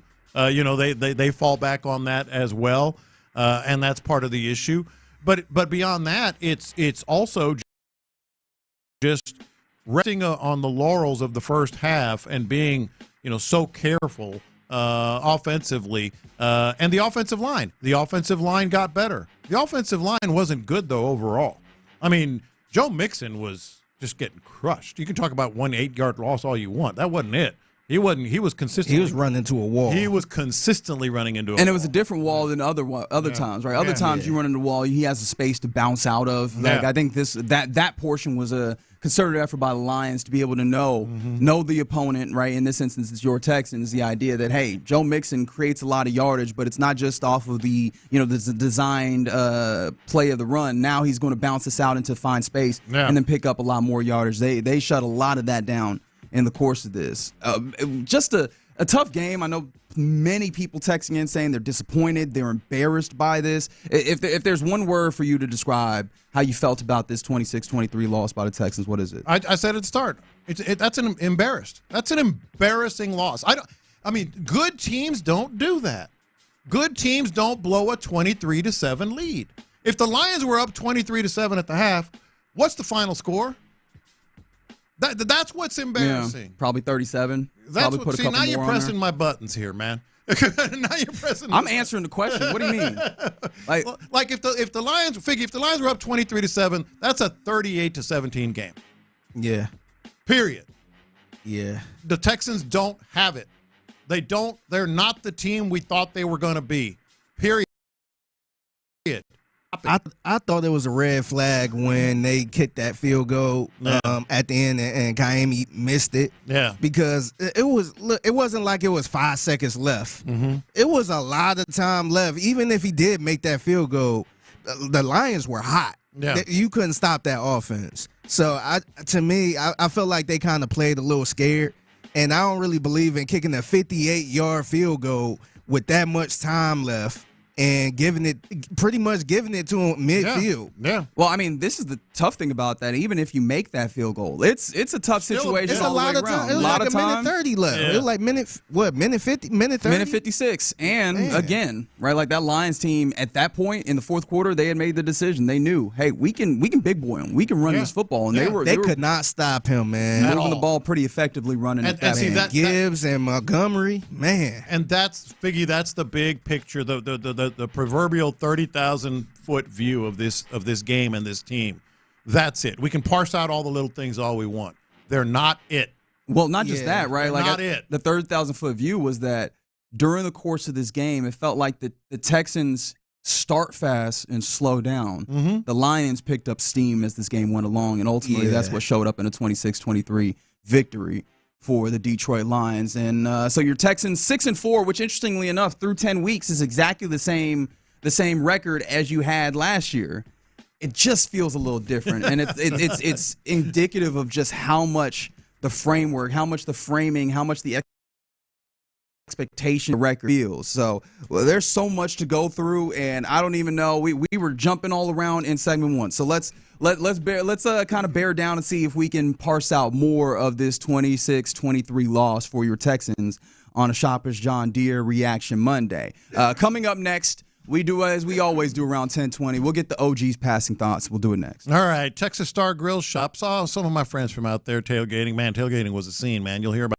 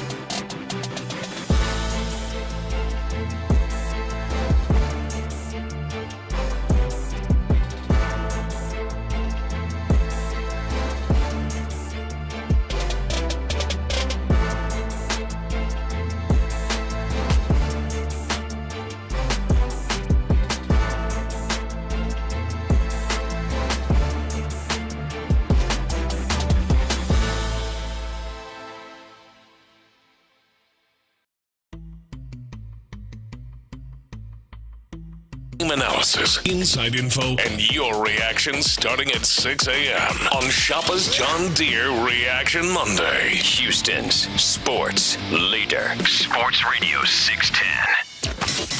It's a Shoppa's John Deere Reaction Monday on Sports Radio 610. Here's In the Loop with John Lopez and Reggie Atatula.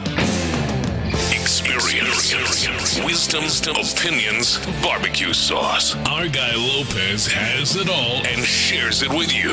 I used to go into the clubhouse and I just It's time for the OG's Passing Thoughts. Tell me a story, OG. All right, there's going to be some good stuff in here too. But spoiler alert, it doesn't end that well on the Passing Thoughts today. Let's start with the scene out there, man. That was. Did y'all have fun in Detroit? Well, I feel like I was in Detroit. We are. I was looking for a corned beef sandwich, man. We are getting to that. I actually had one yesterday. We're getting to that too. But pretty damn cool scene. Something about Sunday Night Football, man, that just gets you. Gets everybody going. They got more time to get good and liquored up. And I got to the press box, and I went, yeah, this ain't happening, man. I smelled like tequila, beer, and sweat. It was wild out. They was out there early. It was wild out in those parking lots. Yeah, it was like, I think they got an hour earlier. Yeah, it was packed out there earlier than usual. Yeah. And it doesn't hurt that you had a lot of people descending upon Houston with all the Lions fans. I went to Papado the night before, and it was like a table of 30 and a table of 20, and it was Lions fans. They was doing the chanting, the all pregame party. Yeah. They was doing all of it, and I was like, oh God, tomorrow's gonna be crazy, and it was. Yeah, it was. Also, the roof needs to be open a lot more. Yeah, the roof needs to be open a lot more. But we had a blast out there. I was hanging with the HEB tailgate judging, and there are certain rules that you just do. When someone asks you to shotgun a beer, you shotgun a beer. When someone asks you to take a tequila shot, you take a tequila shot. Yeah, and that's how you get in trouble, man. It is. And when a cutie asks you to dance, you dance. Those are the rules. Yeah, I saw it. Yeah. Oh, yeah. Lopez did. Lopez did all those things. I don't think it's out there. It's not out there. Yeah, it's not out there. But I seen it. I don't care. My sources. If it's out, oh man, I was killing it. I got sources, man. Yeah, I don't know. Was I a source? I don't remember. Here. And this is still as we're getting into the game, so we'll go through these here pretty quickly. I don't know what to trust anymore with the Texans injury report on Friday.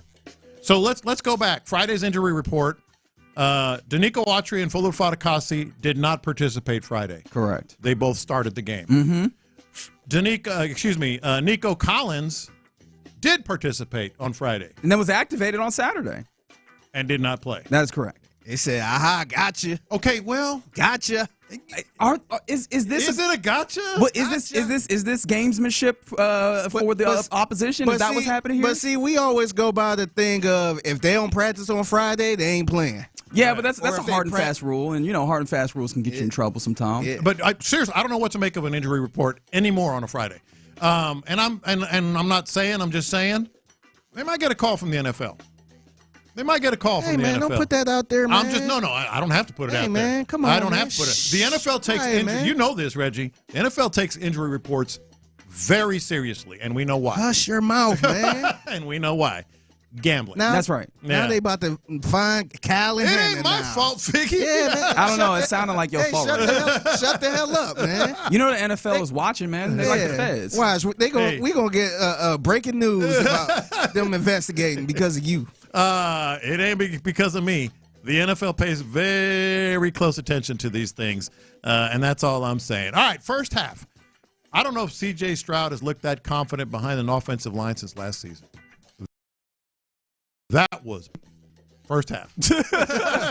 First half. Yeah, no, that was one of the things, man. Like we have not remarked on this yet, and we'll talk more about it later. But they had the little shuffle, right? They had the little switch where Jarrett Patterson takes over center duties, and I imagine it's just they feel he's more confident and comfortable with making those calls. Yeah. And pass blocking wise, they were doing it, especially to the point of like I was watching for them stunts. Like what happens when those stunts come through? They pick those up for the most part. First half. First half. First half. We'll get to the second half. Another passing thought here. Figgy, I guarantee you Bobby Slowick's favorite movie when he was a kid was Little Giants. This dude, I promise you, he's got the annexation of Puerto Rico in his playbook. He loves him some reverses. He loves him getting cute. He loves him some getting, overthinking things. Why think about something if you can't overthink it? That was some very interesting play calling in certain instances there. That reverse was, it was not just a reverse; it was a deep reverse with a pitch. Yeah, really, and it was evident. Like that's the thing that's tough is with the reverse, you would hope that it's not something that you could see very well. And I also wonder like how much I'm affected by being, in the press box and being able to see the field pretty wide. But it's like it felt like as soon as that first step gets taken, it's like man, I kind of see what's happening here. Yeah. And it felt like the line saw it too. Yeah, they did.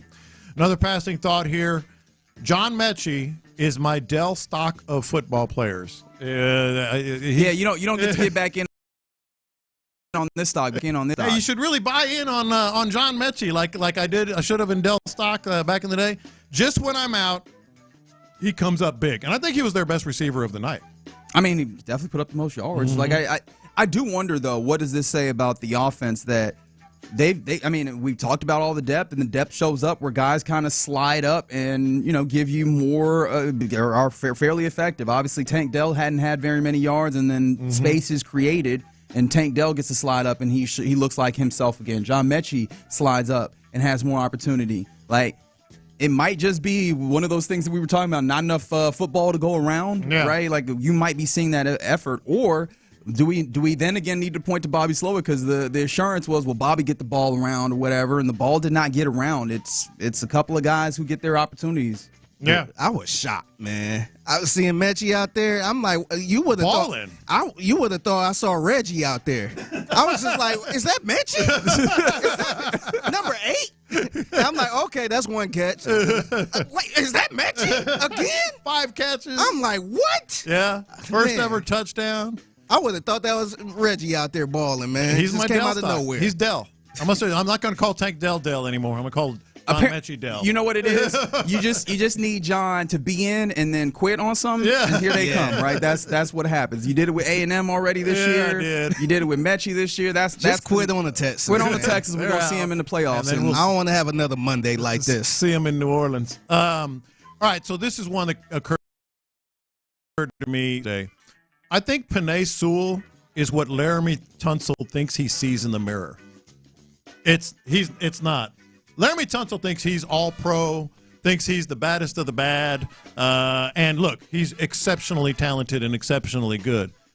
He ain't Penei Sewell. That dude is a monster. Correct. Absolute monster. You know how how can I put this delicately? A certain type of woman, I say women, it's just first one, men do it too. Take that selfie from real high. Yeah. So it makes them look a little better than they really are. Got to work the angles. You got to work the angles, and then you see them in person, you're like, ooh.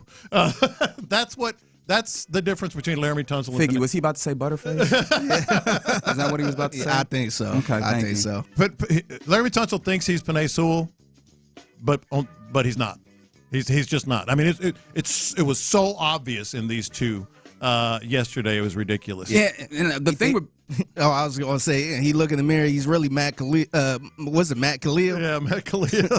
Yeah, and I think the thing with Penei Sewell is just like the difference is the apparent mentality. And of course, I'm not covering the Lions, so I don't have this to the same degree. Out on the edges. But it just feels like there's a different kind of mentality that shows up in those as well. That is a dude. All right, so the reviews on the Texans uniforms were clearly mixed, but don't count Mike Tirico as a fan.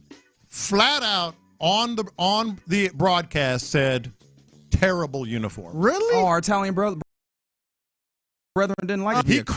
He called them terrible. Oh, well, you know what? They were terrible for his purposes because you know what? Sitting up in the press box, them numbers are not easy to tell, right? That's what he said. And someone on the text line, the 5 Hour Energy fan line, also made note of this, man. Both of these new jerseys that came in, the Battle Red and then also the H-Town Blue, both had that same issue with them, right? And I don't know exactly what the process is in designing them.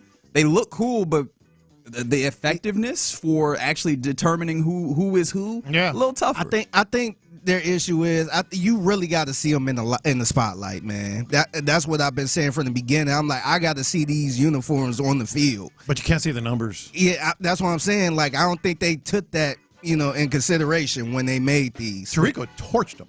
I went back and listened. That's shocking, man. Called them terrible. On air, national television.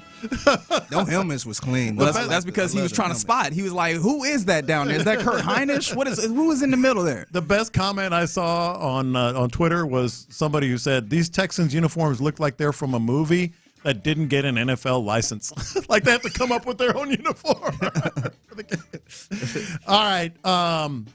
I thought the lowest, most telling moment of the second half was when the Lions fans affected the Texans offense.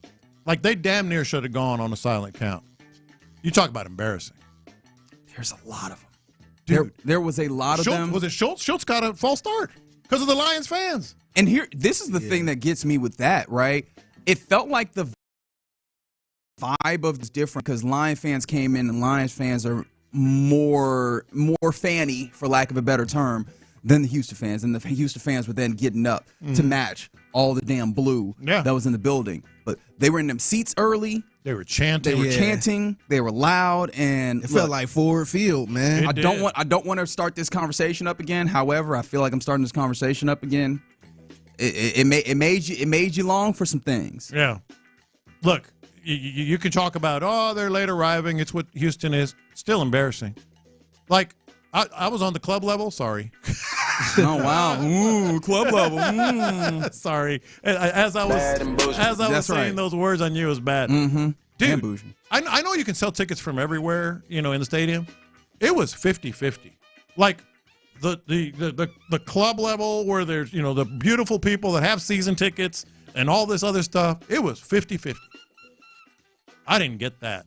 I didn't get that at all. It's so weird, too, because, when I got there, obviously I was there early, but when I went into the building, it was still a bunch of traffic out there, man, and the game was pretty much started. Yeah. I'm like, I don't know a solution. Last passing thought, and I think we're going to use this in our question of the day. What the hell was Titus Howard thinking? That's a great. You know what? What the hell was he thinking? That's a great transition, man. That's a great transition. 713-572-4610 is the 5-Hour Energy fan line. Let us know. What do you think was going through Titus that play where he single-handedly stripped C.J. Stroud of the football?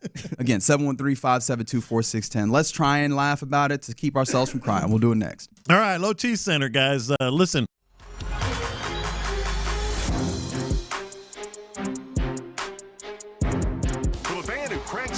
With every game, 5-Hour Energy introduces the Stand the Fan limited edition fan fuel flavor.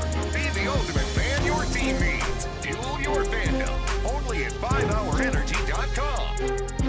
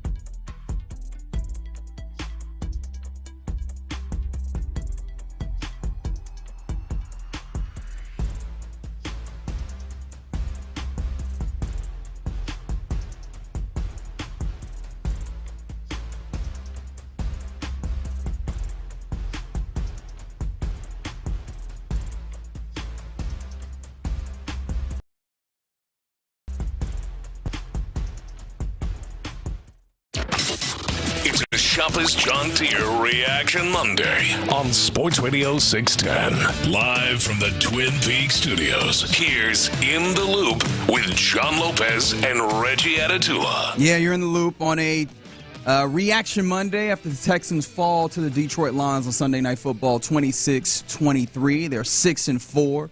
And it's time for us to do our question of the day, which is inspired by this football play right here that happened in the fourth quarter. Stroud gets the snap. CJ with pressure. CJ scrambling out to the left, now back to the right, runs into Titus Howard. Ball comes out. Somebody's got to fall on it. Texans have it inside their 35-yard line. A disaster on third down. Titus has got to stop watching and quitting on plays, watching the action when he gets himself beaten. That's what happens when you just stop and start watching and somebody's still playing. You're trying to get out of the way. You run right back into him. It looked like Titus almost pulled the ball out trying to pull CJ happens, with Mark, him. it happens way too much. The pulling the ball out or the... No, he was talking sitting about around watching. Yeah. Shout out Andre. Hey, I got beat. Let me sit around and watch then. Yeah, so 713-572-4610 is the 5-Hour Energy fan line. What do you think was going through Titus Howard's brain in that moment where, yes, he Why did. am I laughing? Because it's so dumb that it's funny. I laughed in real time. I was like, wait a minute.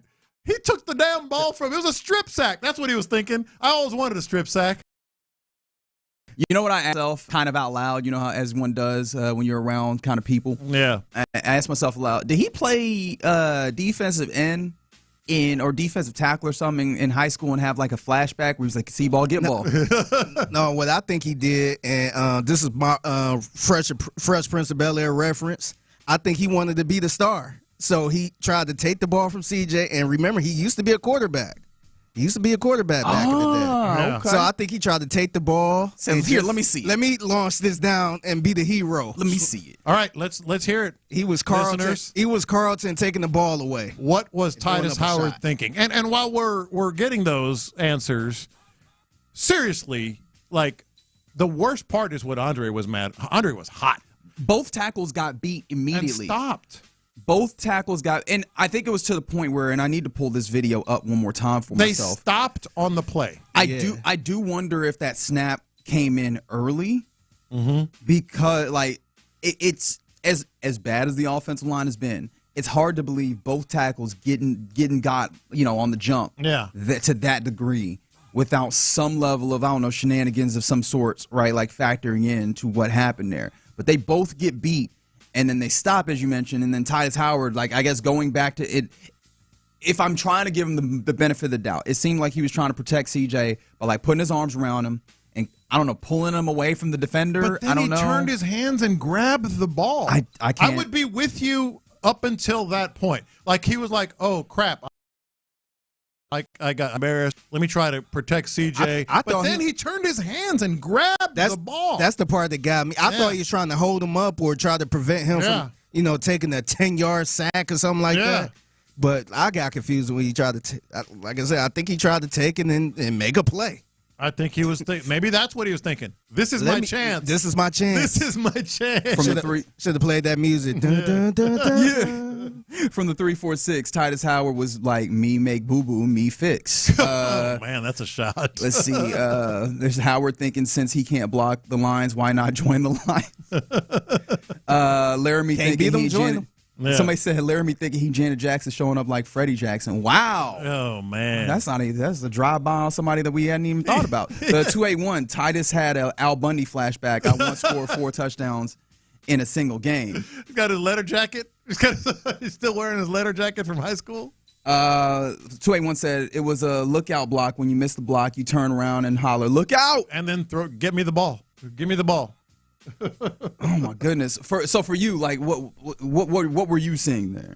I thought it was just a total mental collapse. Like I think he was embarrassed. I think he knew he stopped and was getting his quarterback killed. And a lot of these players in real time, they start thinking, well, I got to do something. I can't look this bad on film day, So he started all of a sudden tried to make a play. It was seriously, Biggie. That's my chance right here. You don't have to carry it anymore. Let me save the day. Give me the ball. I'll be a hero. I'll be the hero instead of the GOAT. That's what he was thinking. But what have I been doing this in Houston for 35 years going on? I ain't never seen anything like that. Ever. I was laughing in real time, and yet it was a horrible moment, you know? I was like, what in the world? That's an offensive tackle that never touches the ball. And he says, here, I got this. You just I feel sit him back on and that, watch.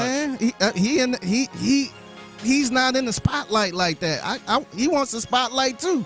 Why? That's not his job. And honestly, you know what? I think he was just surprised because once he got beaten, he was way back there, and then C.J. Stroud, running for his life, bumped into him. He's like, "Oh, C.J., what's happening, man?" And then all of a sudden, his hands ended up in the wrong space, and the football said, comes out. CJ, you ain't doing nothing. Let me show you how it's done. I was a quarterback in high school, right? Let me take over. 740 said he was just mad, wanted to get his ball and go home.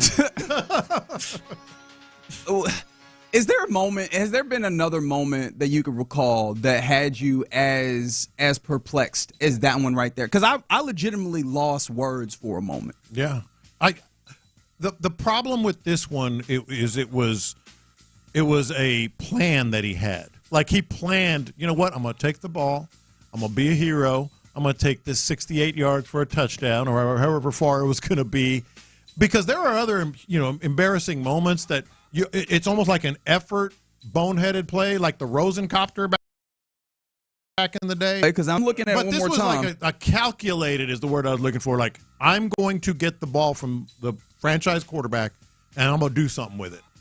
At least Rosencopter, he was trying to just jump and make an extra yard, and the ball came out. He was trying to pull CJ forward because CJ was being pushed backwards. He was trying to pull CJ forward, but somehow by the football, I don't know. Is this worse than the Wildcat?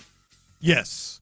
The Wildcat was a play that they practiced. It was a bad play. It was horrible to use it in that moment, but we knew that Bill O'Brien and that whole bunch was boneheaded, prone to be boneheaded. This was I got an idea. Maybe that's what he was saying. That's what he's like, I got an idea. How about I get the ball? Is this speaking to Bill O'Brien, is this worse than the fake punt in the Kansas City Chiefs playoff game? I think yes, for the same reason. With Justin Reed with a torn labor. And that was just incompetence to put Justin Reed in that moment, but they worked on it. They practiced it. They had him. You don't know, maybe they worked on it. They practiced on yeah. You think they worked on this? Yeah. Tyson Howard stealing the ball and taking off. 346 says Howard's trying to do a hook and ladder play. Let's do a hook and ladder to the phone line where my guy Larry in Stafford is. Larry, what's happening, man? What's going on, Reggie? J-Lo, I don't know what the hell Titus was doing. That is some wild stuff that he did last night. And Andre Ware is absolutely right. We watch Titus stand around and we watch Laramie stand around. They become spectators like they in the stands with us when after they hike the ball. Oh man, something frustrating. But last night that offensive line did enough. Mm-hmm. That offensive line played well enough for them to win a football game. Here's what I want to talk to y'all about real quick. DeMeco Ryans is allowing Bobby Slowick to put his ass in a bad position, which is making him make decisions based on the silliness that Bobby Slowick is doing. Because when Bobby Slowick is calling an offense that is forcing us to stay in games that we should have blown the doors off of, it forces DeMeco Ryans to do dumbass stuff like when he had a chance to send a zero blitz or Petrie at Jared Goff ass last night at 1 minute and 40-some seconds left on third down. He put their ass in a zone defense against St. Brown against our linebacker. That's dumb. But he did the same thing because Bobby Slowick had us in that position in New York when he put Jalen Petrie on Devontae Adams in New York. Bobby Slowick is making DeMeco defense have to do silly things when we got a top 5, top 10 defense because his sorry-ass offense is forcing us to stay in games.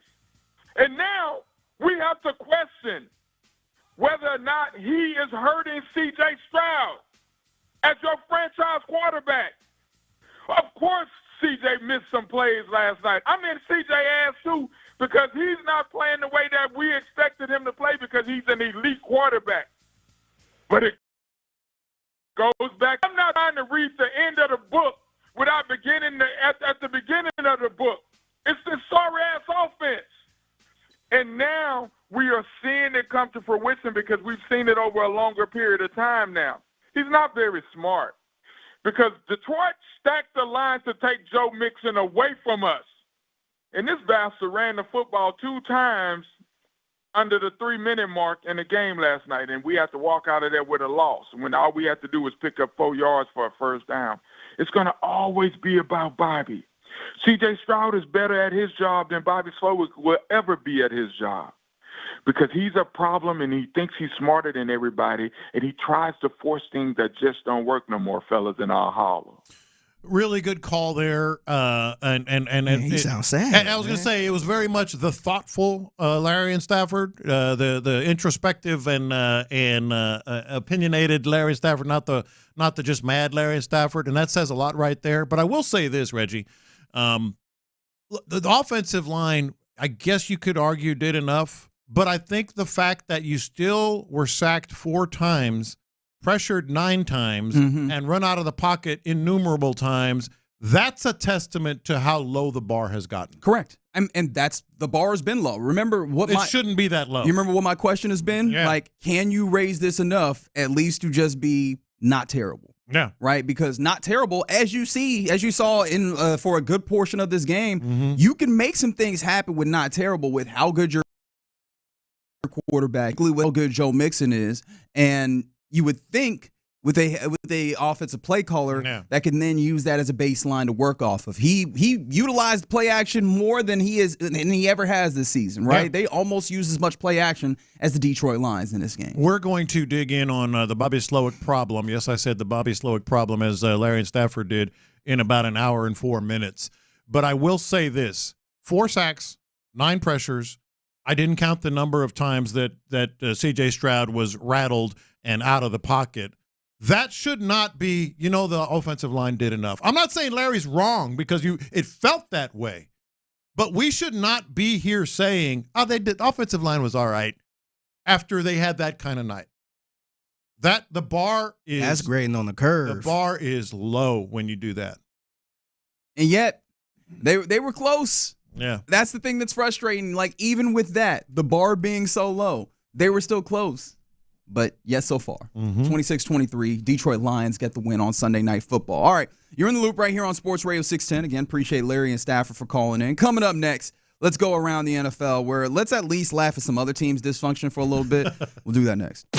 Monday night.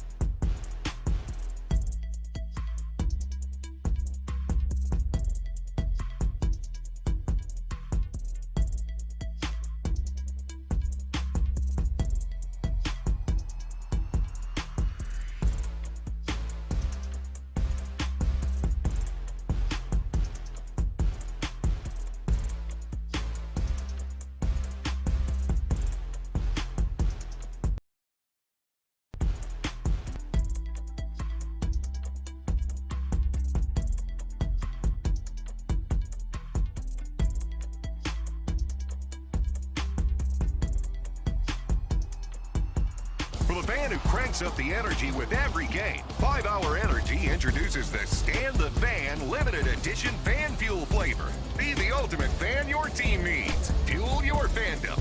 Only at 5hourenergy.com.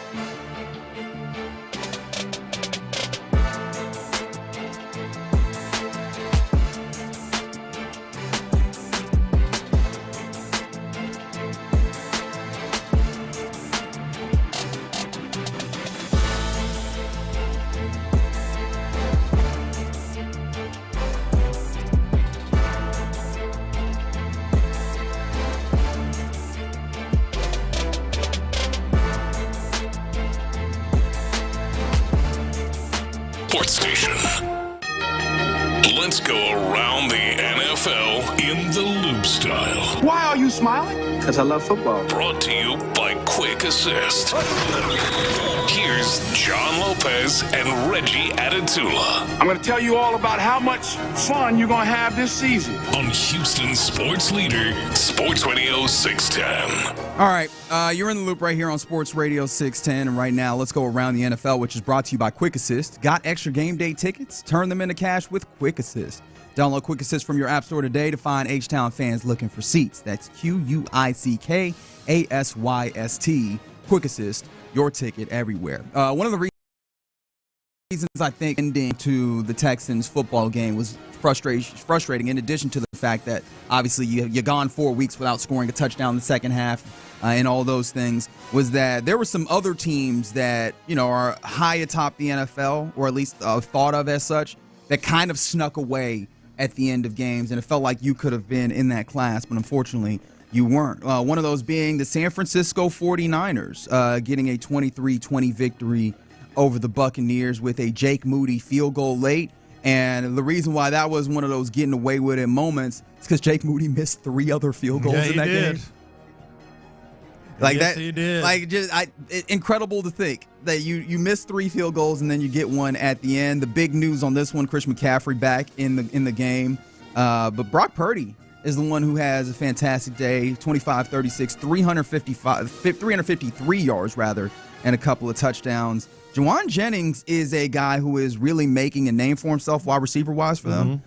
He came in it felt like early on as kind of like a Brandon Ayuk, I guess, light. Yeah. He is finding a lot of success in that offense.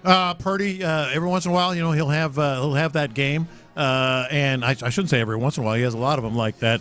But huge effort right there across the league. And you mentioned, regarding the Texans, and we hadn't even mentioned, it just occurred to me as you were talking, like every other team in the division lost. So you could have had in essence, a 4-game lead. Yeah, over the Colts in the division. Yeah, and they're still going to win the division. That's just another level of not making it happen last night. Yeah, but I think the comparison to some of the teams elsewhere is really the bigger one. Is I think a lot of Texans fans have set their sights on can you compete amongst the best in the AFC, and the best in the AFC at least by records wise is the undefeated Kansas City Chiefs. They remain undefeated by defeating Denver on a blocked 35-yard field goal. And I am in a place where I'm absolutely calling them the getting away with it all-stars. Well, are they lucky? Yeah, they are, but I don't think luck has to be I don't think luck has to be a pejorative. I think a lot of times people look at it and they say, "Oh, well, you're lucky," and as if to wipe away any good talent that's in there. I think luck is necessary if you want to become one of the best teams, if you want to win a Super Bowl. We're talking about a single elimination tournament on the backside of this. You need a modicum of luck, especially in a sport that really mangles bodies. You need some health luck and all those types of things, right? Yeah. How much health luck would have helped last night if Nico Collins is available to go as opposed to not, right? Some luck helps a good amount. And also it helps if you just happen to get a block on a 35-yard field goal that's usually a chippy to give yourself a win versus Denver. But see, I get that, and I largely agree. There's a lot of luck involved. But boy, when you're that good and you consistently get these close wins. I mean, what is it, 4 or 5 times? 4 or 5 of their wins? Well, I take you. Yeah. Week 1. That's not luck. 27-20 win over Baltimore, where Isaiah Likely catches what would have been a game-tying touchdown. One white shoes. That's right. Week 2. He was a size 7. Should have worn white shoes. Week 2. There was a very weird pass interference call that continued the final drive and led them to a Harrison Butker game-winning field goal against the Cincinnati Bengals. I don't know if I missed some other ones, but week 9, the Bucs kick a field goal instead of a 2-point conversion that sends it to overtime, and the Chiefs ultimately win it in overtime. And the Chiefs, they've had some opportunities to maybe let go of some games in some tight ones, but they find the way to win. I just feel it's dangerous to say they were lucky. Because what's the danger? Well, those 3 you said. Well, I shouldn't say dangerous. Those 3 you said, I don't consider that luck. Okay. Yeah. But the one yesterday, that was luck. Because I wasn't even watching. I was watching most of it, but I had to do something around that time. So I looked on my phone. I seen it was what? It was 1 second left. Denver had the ball in field goal territory. I'm like, oh, this is over. This is over. I'm going to look back in a couple minutes. And no more undefeated Chiefs. And I'm like, how did they win that game? I'm like, what in the world happened? Well, that was luck. This reminded me of what was a couple years ago when TCU ultimately went to the national championship game and lost. But that season they did a lot of these getting away with it. And look, man, ultimately Cinderella wins. Yeah, you get away with it. You get away with it, man. They don't ask you how you got the W. You ultimately get the W, but.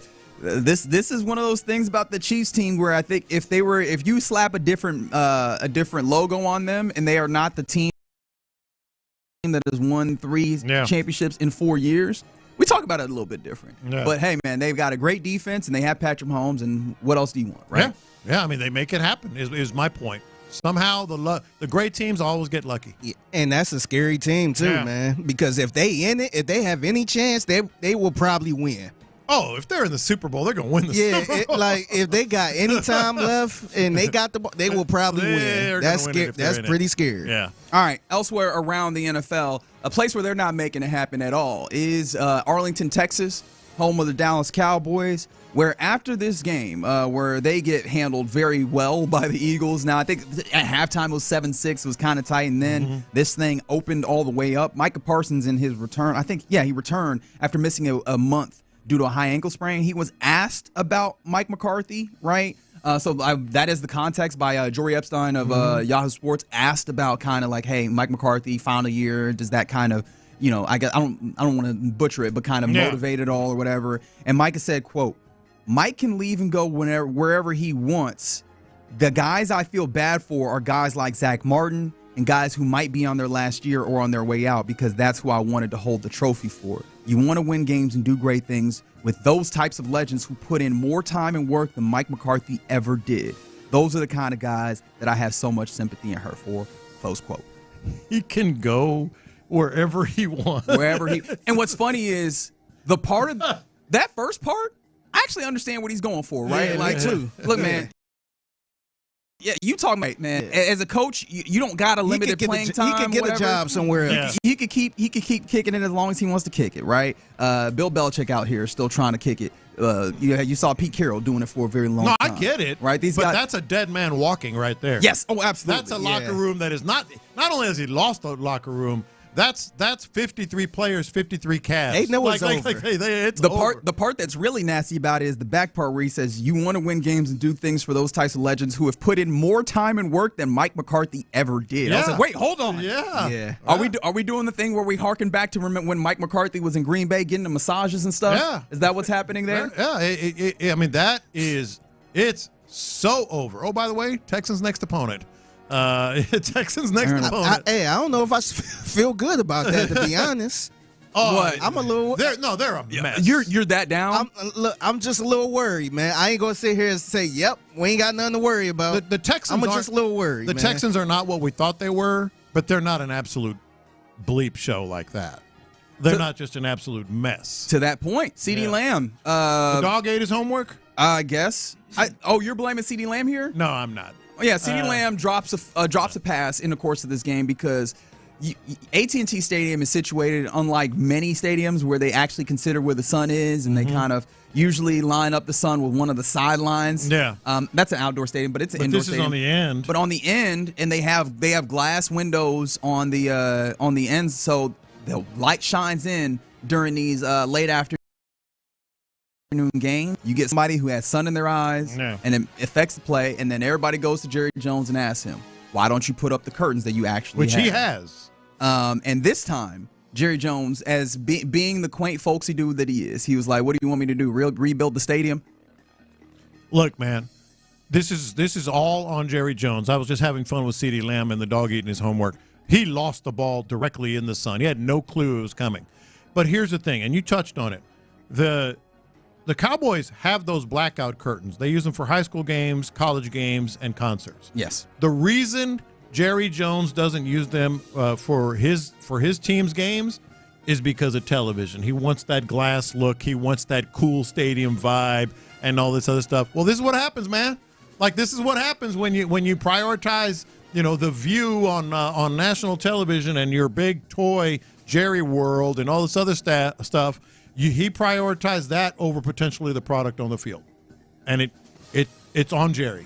Well, it's a Monday night game next week, so you're not going to get the benefit or the downside of that kind of sun, but you will get the benefit of an organization that is reeling in the Dallas Cowboys. A mess. Yeah, absolute mess. Mind you, they went with Cooper Rush, who's their backup quarterback, one of those guys who's just like, he doesn't mess up, I guess, but he's not somebody that brings something extra. That team is not necessarily situated to get some extra. Trey Lance is on their roster. They traded a 5th-round pick for him. They are not utilizing him. Mike McCarthy did the funniest thing where he brought in Trey Lance for a couple of zone reads and then put him back on the shelf until later in the game. What do you think the score should be next week? Oh, the Cowboys are getting run off the field. Yeah. What do you think it should be? It should be a complete assing. 38-10. Yeah, I was like, it should be in the 30s. The Texans should score 30-plus points. If it's not, we'll get there. That's the part I'm worried about. I know we'll get there, but that's the part I'm worried about, man. I don't want to be too close to call. Yeah. Elsewhere around the NFL announced that it will have 8 international games in the 2025 season. All right. I would bet anything. I would not bet the house because I need a roof over my head, but I would bet a lot that the Texans are playing an international game next year. Like 100% chance the Texans are playing an international game next year. And you ask why? I'll tell you why. They were going to play one this year. We had reports about the Vikings game. The Texans playing the Vikings in London, I guess, is where it ended up being. But apparently there was a behind-the-scenes compromise. Hey, if we play in the Hall of Fame game, we don't want to go to London. I heard. All right, I'll just leave it at that. Okay. I heard. All right. So and also the Texans have not played in Europe since 2019. So number one, they're due. Number two, they were going to play this year, but there was a wink happening because they played in the Hall of Fame game. And number three, 8 games, like eight There's games a lot of them overseas. It's a very high chance. Book your flight now. We don't know where they're going to go, but save your money. The Texans are playing in Europe next year. No. Lock it up. I do. Stone Cold like that Nico Collins. Lock it up. Well, I didn't do the injury report. That was someone else. You remember on Friday when I was like, well, he might. And you were like, no, he will. I was trying to help you. I was trying. Oh, speaking of helping, I forgot to add this in with the idea you were talking about that Cowboys game. Texans opened up as 6.5-point favorites. They should be favored by 16. I'm kidding. I'm about to say, no. I don't think you are. I feel like you should realize that you're a jinx at this point. So let's use that to the benefit. How about you operate? Okay, raise your hand if you think the Texans should win by less than 10 points. I don't see any hands. They should. Okay, that's what I'm saying. Stop saying that out loud. All right, you're in the loop right here on Sports Radio 610. That's Around the NFL, brought to you by Quick Assist. Coming up next, I do want to talk about a little bit about a couple of plays late in this game. There was a Amon-Ra St. Brown first down that kept the chains moving that I think a lot of people were wondering how do you end up with the matchup that you do. And is nobody going to talk about the time that Terry and Arnold should have gotten another pass interference? Let's talk about those next. It's safe to say CJ.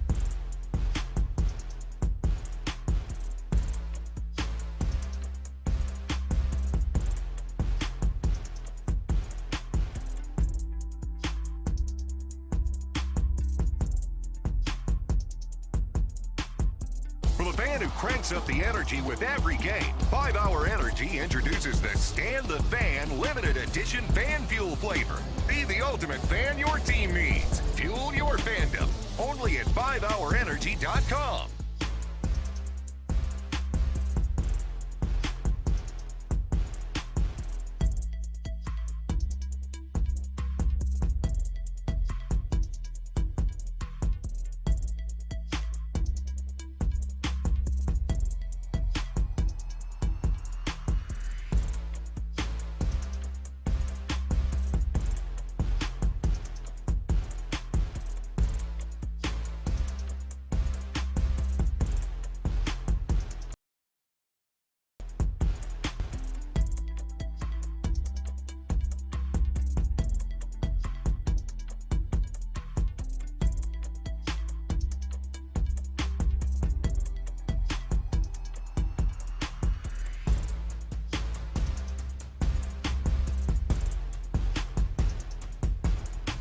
And video stream, a new way to experience Houston's sports leader. It's a Shopper's John Deere Reaction Monday on Sports Radio 610. Live from the Twin Peaks studios, here's In the Loop with John Lopez and Reggie Atatula. 3rd and 6 at the Houston 48. Here's the snap to Goff. Goff with time over the middle. Got a man, St. Brown, and he's down to the 37-yard line, tagged by Aziz with 1:33 to go. You're in the loop right here on Sports Radio 610. That was a crucial, critical 3rd down on that very last drive for the Lions. Allowed them to keep the drive going and ultimately allowed Jake Bates to knock down a big-time game. Former Texan, right? He was in camp last year. Yeah. Knocks down a field goal and wins the game for the Detroit Lions 26-23. But on that play, and I believe that this is the one, but there might be another one that some folks are talking about. I heard a lot of people saying, how in the you-know-what? You heard me saying it. Oh, it was you. That's right. So I heard John Lopez saying, how in the you-know-what? Yeah. Do you have Amon-Ra St. Brown, probably the most dangerous wide receiver that team has, lined up on Aziz? Probably, I think I would position him as the best coverage linebacker that you have. Certainly the fastest, in that environment. But still, on the linebacker nonetheless. You don't win against Amon-Ra St. Brown. We were looking at this a couple breaks ago. Mm-hmm. Pulled it up. And one of the things, first of all, that I remembered and that was front of mind for me is this is where the lack of depth, cornerback-wise, shows up. In that game, remember, Kamari Lassiter leaves with a concussion. And at that point, I turned to Patrick Creighton and Sean Bijani at Area 45. You'll hear them tomorrow because we got Monday Night Football tonight on Sports Radio 610. But I turned to them fine fellas, and I was like, so who comes in now for cornerback? And I pull up that sheet that got all the names on it, and I'm like, I believe it's Kadar Holman. It was. And Kadar Holman is who comes in. But then you think about it, and outside of that, who do you have to cover? Like, you don't have a dime package. And so you would have, it was 4 wide, right? Actually, it might have been empty in that situation, but it was 3 to that side, where the outside receiver is being covered by Stingley. The second receiver in is being covered by Jalen Petrie, who you already have some level of, concerns about when it comes to coverage. And then that third receiver, Amon-Ra St. Brown in the slot, is being covered up by Azeez Al-Shaair. And then it's a well-worked play as well. And so that one, it felt like, okay, I understand this shows up because of a lack of depth, but then also this was just a fantastic play by the other offense coordinator and Ben Johnson, recognizing what is happening with the personnel of the Houston Texans and drawing up a play with the positioning and with the route combination. Gap, easy throw for Jared Goff to continue to move the sticks in a very vital point. And that was something that was very evident in that game, that Ben Johnson was doing that at a high level and then Bobby Sloak was. Look, you have to recognize, and you can't ignore and minimize, as you put it, the Texans just didn't have the bodies, man. They just didn't have the bodies to cover that type of thing. But that being said, Amon-Ra St. Brown is the one that ends up on a linebacker? That's how you adapt. In a third, in a must, they'll say it in football. Gotta have it. Gotta have it. In a gotta have it moment, you end up with Al-Shaair. Now, first of all, credit to Ben Johnson, because somehow, some way, they manipulated in such a way where it was Al-Shaair. How, though, is still my question. How does that happen is still my question. Because I get it. And by the way, I didn't get to this one on the passing thoughts. I thought that was Jalen Petre's greatest game of his career. That was the best game of his career. Running, pressure, tipped the ball for the interception, decent coverage. That was the best game. So he's having the best game of his life. How does it end up that with all these options, it's a linebacker on their best receiver, on the best receiver on the field? I think the combination, as I put forward, a combination of limited personnel is one of those things that we were talking about. Cornerback room, man, not having that depth, limited personnel, and some of the depth issues also. Don't forget, activated from IR this time last week, was ruled out on Saturday, and then he's not there. That's one of the cornerbacks that you would have had available to you to maybe utilize in that situation, and maybe not, right? Because I don't know that I don't know that we've seen this Texans team defensively want to use a lot of these additional cornerbacks. But you would have at least had the option of having an extra cornerback. Then you lose Kamari. I think you didn't have the personnel, and then in addition to it, I think it was just great scheme by the Lions there. And you mentioned Jalen Petre, so you want to do a little hooped real quick? Because I think there were some players that absolutely deserved a level of shout-out when it comes to the play. And we can start with Jalen Petre. I just keep coming back to if he was a linebacker, if he had maybe another 10, 15 pounds, 20 pounds, was a linebacker, he'd be a real good one. Because when he can play downhill, he is so good.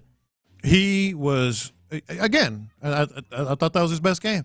I thought even in coverage, especially in the first half, he was really helping. But his instincts pressuring, coming off the edge, rattling Jared Goff.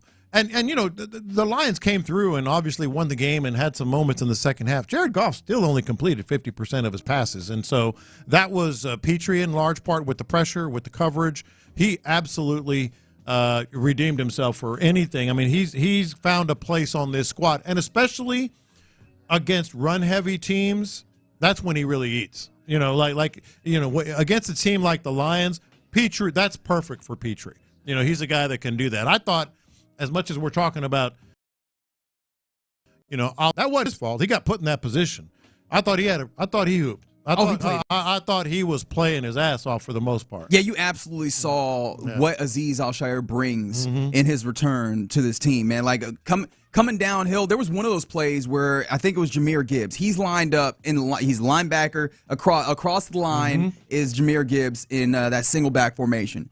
And they go wide to the left, right? The Lions do. And he matches that man step for step, meets him at the sideline. And for a tackle. 1 yard gain, right? If that. And I'm just like, dude, the explosion, the ability to read and react. Azeez Al-Shaair is just like, that's the reason you brought him in. You see it, it's very evident. And I think that I think that you could see early on in this game, the entirety of the defense deserves a level of credit for this because you could see the message was landing. Yeah. Remember, what was the big thing that DeMeco Ryans talked about after last week in leading up to it was tackling. And you could tell, especially when it comes to his baby on the defense, when there's something that is a point of emphasis, man, it lands, and I have a strong feeling that Azeez is one of the reasons that it helps land because that dude is the soul of that defense, and they all respect him so much. And I think that's why you saw that first half, the defense looked lights out in stifling the Lions defense. So I didn't want to give Azeez a lot of love.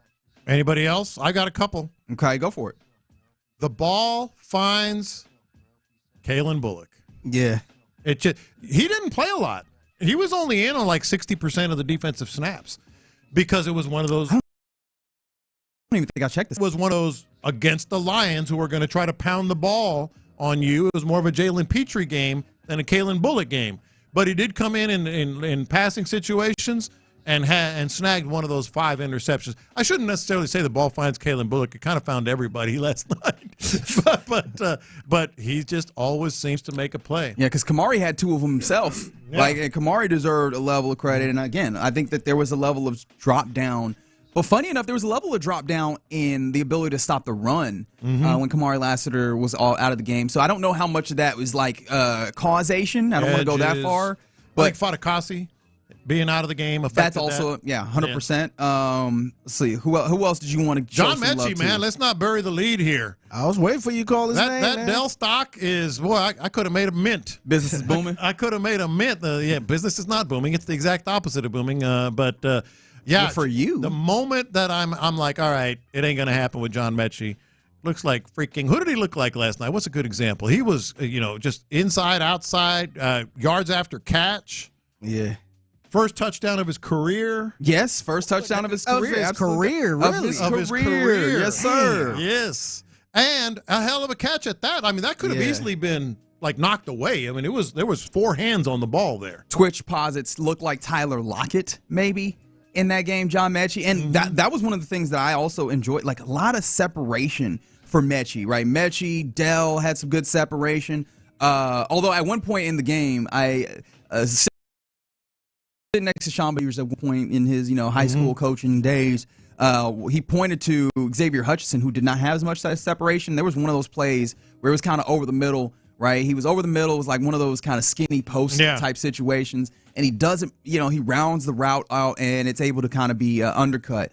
And it's like, hey, man, that route wasn't clean. And I need to go back and see just how many of these routes were clean, particularly Hutchinson, Dell, Mechie, kind of look at all those. Because I have a sneaking suspicion that Mechie's running some good routes, and that absolutely helped out with all of this. But I mean, you saw a level of familiarity with Mechie and C.J. Stroud that was real comforting early on. Also had we say it's easy to say when you see him with the yards after catch, but still, there was a burst there that I was like, okay, all right, he flat out.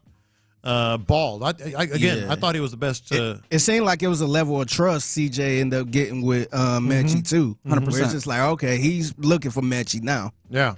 How do you feel about Jaret Patterson, the man who we were anticipating would come back and save the offensive line? Even though I know DeMeco Ryans says like no one player's coming in to save, right? You have to come through and handle your assignments and play better. But Jaret Patterson early on in this game, handling the center duties with the little shuffle, sending Juice Scrubs to left guard. Yeah. It felt like and I don't know, maybe this is just one of those things where you perceive it to be the case because you're looking for it, but it did feel more of the blitzes and those types of things in this game with Jaret Patterson kind of calling these things out at center. I do wonder if that is the step up that was necessary in trying to get the communication right for this offensive line. I'm sure you can see it in my face. I'm sort of like pausing on you look that. like you need to use the restroom. You good? No, I'm good. Okay. Well, let me make sure. Yeah, I'm good. All right.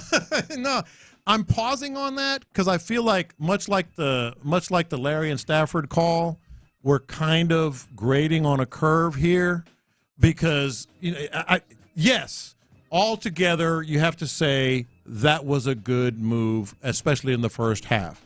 But, dude, McNeil, 8. That was another dude that was just a monster. He was just greedy at this point, man. It was just, 5 solo tackles, 2 tackles for loss, a sack, another quarterback hit, 6 assists. And that's right over Jaret Patterson and Juice Scruggs. Hey, I'm never this type of person. I was actually happy when he got hurt. Time, man. Like, goodness gracious. So you see what I'm saying? We're kind of like, yes, but we're really grading on a curve with that. Now, I did mention Hutchinson, but did you also kind of like just slide away from that third down that they tried to convert to Hutchinson over the middle that Terry and Arnold, who had already had a pass interference, he had a majority of the penalty yards that the Lions had off that one big pass interference where he just panicked. It seemed like he had another panic moment that did not get called. Like, did that irk you, or did that just feel like I think Anzalone saved that. Anthony came through and knocked the ball. It's like almost before it got there. Like almost everything after that was inconsequential. And by the way, the Texans got away with a club to the face on Jared Goff as well. That should have been a penalty. So we can talk about. I don't want to do that. We can talk. I think Anzalone getting that ball was like, all right, great play. That's what the referee saw. You know? And it did not feel like I felt like CJ held it a little long if he was going to try and fit it into that window, which it did not feel like that was one that was going to make. As you mentioned, Anzalone got in there, was able to break it up fairly handily, to be completely honest. Yeah. It it felt like in a game like that where you had such a commanding lead, a 16-point lead at one point, right? That it should not be that we're calling out, oh, well, you missed a play or a pass interference rather, and that's the reason why you lost. I'm not going to go that far by any stretch of the imagination. All right, you're in the loop right here on Sports Radio 610. You want to go to this phone call here? Yeah, let's go real quick. All right, Hector on the phone line. What's happening, man? Yes, good morning. Listen, why is no one asking or questioning why DeMeco didn't go for it on fourth down? Had he even made that field goal, which I knew he wasn't going to make, it was too far. The consistency is not there with him. But there would have been too much time. He would have been in the exact same position. That's an area where DeMeco failed us there. He should have just gone over Bobby Slowick or whoever called those plays and said, look, we're going for it. And the reason why, the Detroit Lions coach would have done the exact same thing. He would have gone for it, given the same situation. No, I thought we have mentioned it. But yeah, we could mention it again. I think it's valid, if for no other reason than his point about if you don't get it, they're still getting the ball back. Same spot. Yeah. Same spot. And that offense was rolling. I would understand that the offense wasn't really doing nothing and the field goal would be just fine, but that offense was rolling. No, that's a fair They wouldn't have went down and got a touchdown. That's more than fair. But I still think, and it maybe speaks to your point, they're like, hey, we trust Kaimi. That's a lot of trust. We trust Kaimi. Maybe too much at this 58 is a lot. And the execution on that particular field goal was a little off. I know that Weeks had how about Weeks with a high snap? Man, What's going on? I don't even know that it was high. It was high. It was in. It wasn't necessarily too high. It was up. I ain't want to bring this. Yeah. I didn't either. But I mean, I think that the play the ball gets down. And then I do wonder if, kind of just seeing the execution kind of be a little off, put Kaimi in a place where that allowed him to hook it because he was just coming in at the wrong angle. But I can't speak enough to that execution to be able to get to all those things. I'm not blaming John Weeks, man. I'm blaming Kaimi on this one. Look, I'm looking at it right now. It was over Townsend's head. He had to go over his head to catch it and bring it down. Watch the snap. It's in towards his chest, I think. But yeah, still. We're just being apologetic. We're apologizing. Nah, we ain't doing that. No, I love the man. And I didn't. It hurts me, Figgy. It hurts me more than it hurts you. Why you bring it up, man? Because it was a high snap. A lot of people do high snaps and still make field goals. Figgy's just going down. Man, we ain't going doing down this. with the ship. Yeah, we ain't doing Look this. at it. Watch the replay. It was up here. It's a bunch of make a field goal, man. Figgy's gonna He's like, it don't matter. You got one job. You a kicker. Take John Weeks. You want to ground their ass. Take John Weeks' name out of your mouth. I think maybe the biggest indictment for me is that you get a 4th and 4 yards, and a situation like that where Hector is right, it probably behooves you to go for it. And I don't know how confident I was that they would pick up that 4. Especially knowing that they couldn't run the football at all. I mean, and at that point, C.J. Stroud was almost guaranteed to be pressured. Yes, like those are the things that are really disheartening. It's not just the idea that they didn't go, but I don't know how much confidence I had. In fact, let us know 713-572-4610 on the 5-Hour Energy Fan Line. Real quick, just you could give us a yes or a no. What did you have belief that if the Texans had gone for it on that 4th that they would have gotten it? All right, you're in the loop right here on Sports Radio 610. Coming up next, let's get into what's popping, including the Rockets getting a victory over Detroit on a Sunday. We'll do that next. The Texans couldn't take down.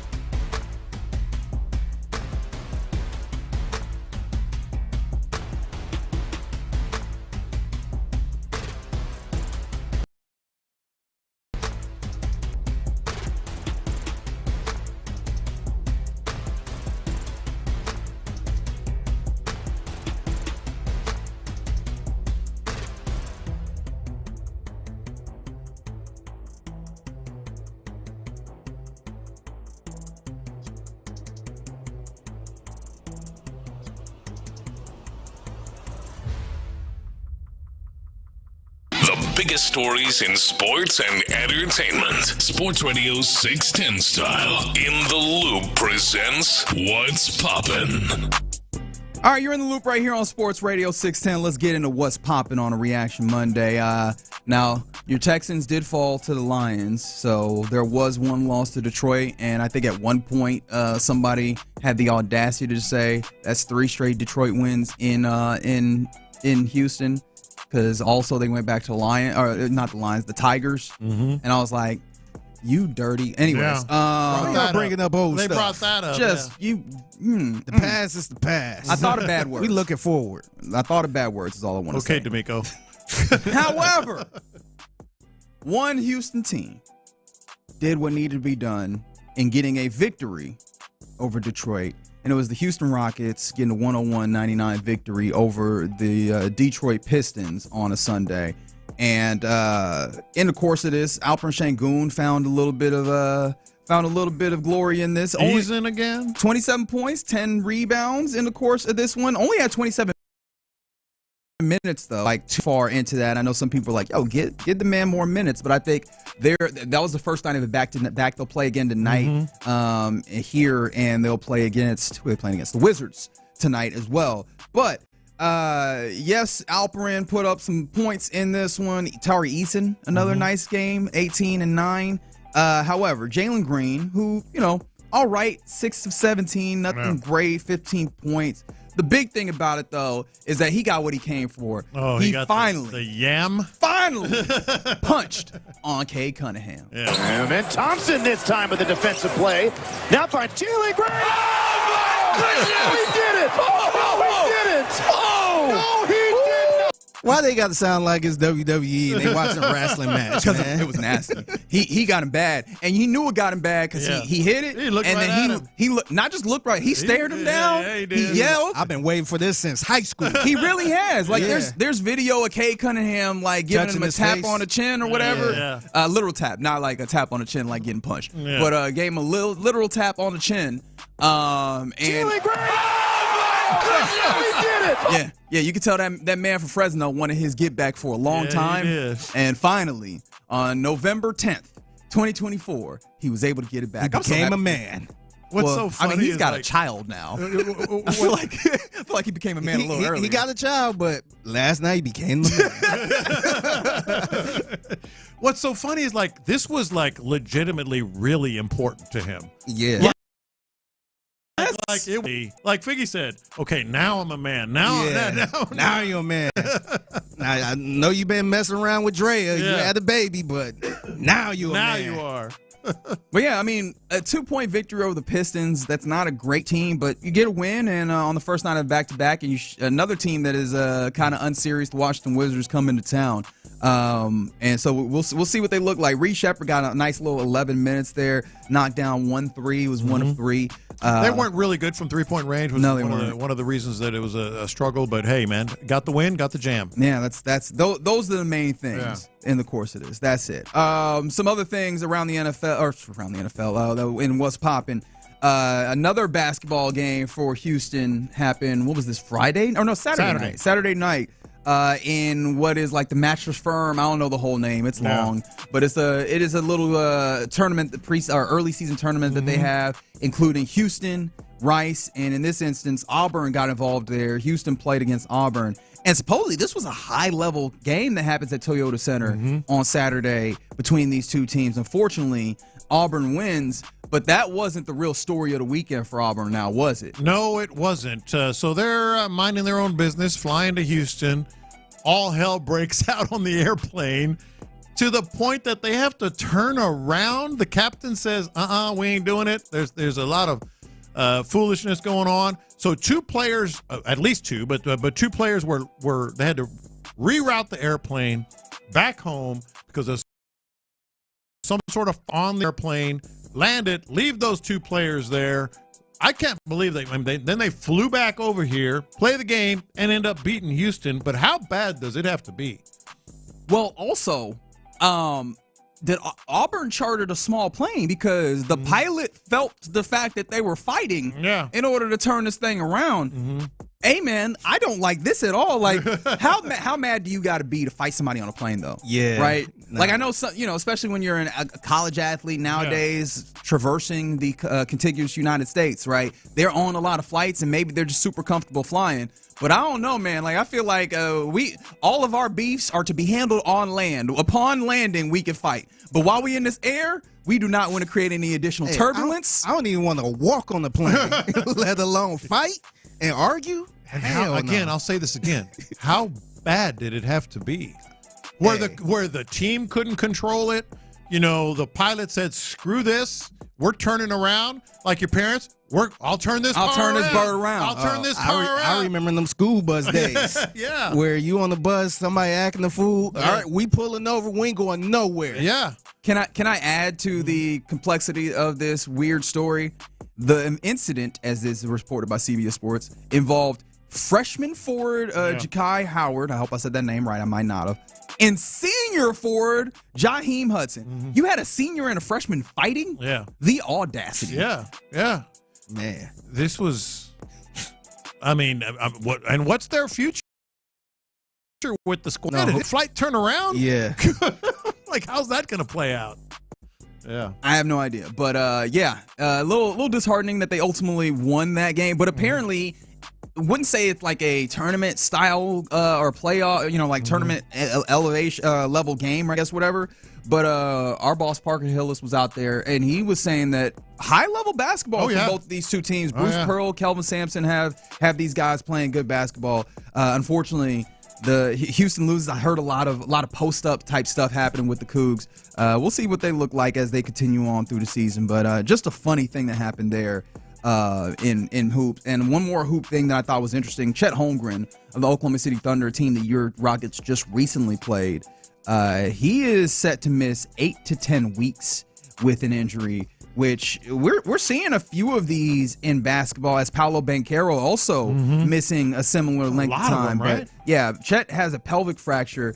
The reason why I bring this up is that's one of the teams in the West that is supposed to be up there in a big way. And they are. I mean, yes, they are, absolutely, right? Like, they've been very good thus far. I do wonder what that shifts for the Thunder, and I don't think the Thunder are going to be in such a bad way without Chet that they're like but he was falling far, but he was playing. That adds more uncertainty into a West that's kind of uncertain, for lack of a better term. There are a lot of good teams in the West, but some teams have gone now to like kind of slow starts. In the West, to the point where, hey, you might be able to. There might be some interesting things shaking. Have started slow as well. I know that's happening there. Let me see. I think the Lakers have had kind of their issues early. So look, this could be an interesting go of it in the West, as the Rockets are currently situated 6-4, tied with the Lakers for 6. But Jokic kind of reminded everybody too over the weekend. Yeah, I'm still here. I'm pretty damn good. He is still here. It is crazy how he's playing right now. How about this? Averaging 29.7 points, 13.7 rebounds, 11.7 assists. That's cute. He said keeping it cute. Keeping it cute. That's cool. But yes, it is. It's pretty dang cool. Not too bad. Not too bad at all. Well, accounting us some hoops and what's popping right here in Loop on Sports Radio 610. It's Veterans Day. It is Veterans Day. I don't think I made note of that just yet. So salute to all those people that have served these United States on this Veterans Day. We appreciate you in the Loop. All right, coming up next. It feels evident that there's a Bobby Slowick problem. Bobby Slowick's name comes up as soon as you start talking about this team and where they need to be and where they are not. Let's talk through the problem and possibly see if we can fix it. We'll talk about it next. Monday Night.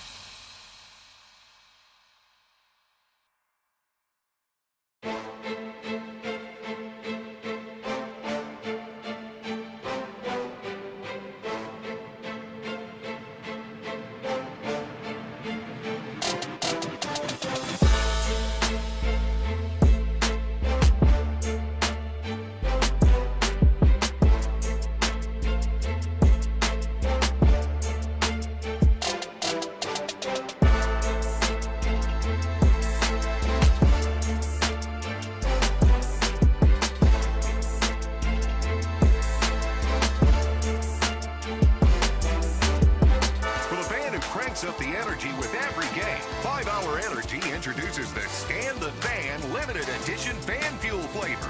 Be the ultimate fan your team needs. Fuel your fandom. Only at 5hourenergy.com.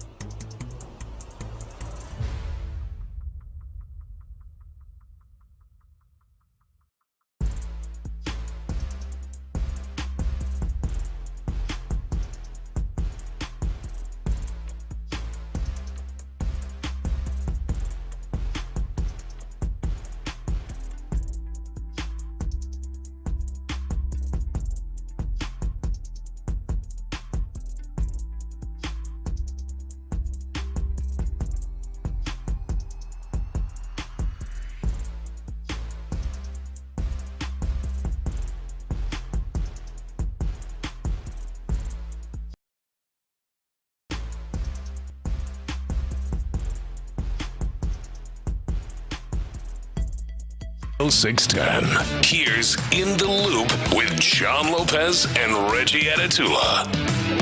Yeah, you're in the loop right here on Sports Radio 610. John Lopez, Figgy Fig, Reginald Atatula. You don't think I noticed that, but hanging I did. out with you. What do you mean?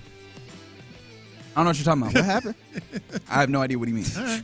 Except I kind of know what he means. If you want to sleep, if you sleep well at night saying that, that's fine. Mm-hmm. Like a baby, like you wouldn't believe. Like a dog that just went on a walk, buddy. I sleep through it, buddy. Happy Veterans Day to everybody listening. Unfortunately, your Texans fall on Sunday Night Football to the Detroit Lions, 26-23, and it's all the more frustrating because this Texans team felt like they set themselves up to play from ahead, which is one of those things that is necessary against a good team like the Detroit Lions. 23 points in the early, and then just didn't score anything in the second half. And the second half issues have continued to plague this Texans team. Last 4 weeks, they have not scored a touchdown in the second half. They have a total of 15 points scored over those 4 halves of football, those 4 second halves, 15 points. And so it's just been bad. And in fact, DeMeco Ryans was asked about the second half struggles, but he was also asked about what was it about C.J. Stroud's second half rhythm that didn't match the first half? It's not good enough turning the football over there, especially red zone or coming out. We talk about getting started. We talk about being better in the second half, but to come out and turn the ball over the first play of the second half and to get in the red zone where we have points and to turn the ball over, that's not winning football. All right, so let's have a very honest discussion here. Because what he's doing there is kind of putting it on CJ, which is fine. He's the head coach. He can do that, and it wasn't good enough. It was a specific question about CJ. Yeah, it wasn't. Right? I don't have a problem per se about that. But let's be very honest here, and I don't think there's any denying it anymore. The Texans have a Bobby Slowick problem. There is a Bobby Slowick problem with this team. Is it even a possibility to deny that at this point? No. I think that C.J. Stroud has had some shifts in his play where he's not constantly making the right decision, as we almost have gotten accustomed to. And I don't even know how fair it is to expect him to make the right decision every time. Yeah. But there was a few instances where it's like, hey, get the ball out, where you could see like some of that, I guess for lack of the better term, some of that shell shock hitting again, where he's getting out on a play action and there's an opportunity to set your feet and let the ball go. Yes, maybe there's going to be a guy bearing down on you, but you have the opportunity to get the ball out in time. Hell, the Tank Dell interception. He had Tank Dell streaking open for a lot longer. DeMeco just talked about before he made that decision to throw it, and then he throws it in such a way where it's gettable, and Carlton Davis comes through and picks it. So like C.J. Stroud has some culpability, absolutely, but in trying to think of what is happening, make it untenable, I feel like the best answer, if I have a particularly good answer, is just like, hey man, offensive play calling. When you don't score a touchdown in the second half in 4 consecutive games, that's not a fluke. That's on the offensive coordinator. Now let's focus in on that interception, crucial, critical interception. Tank Dell was wide open. Is that a C.J. Stroud problem? Well, C.J. Stroud should have made a better play there. Yeah, But is that a product of a little shook, a little unsure? And what is that a product of? That is the offensive line. That is the play calling. That is Bobby Slowick. Like the old the first half yesterday, the old C.J. would have thrown that on a rope a lot earlier with a lot more confidence, and Tank Dell would have walked into the end zone.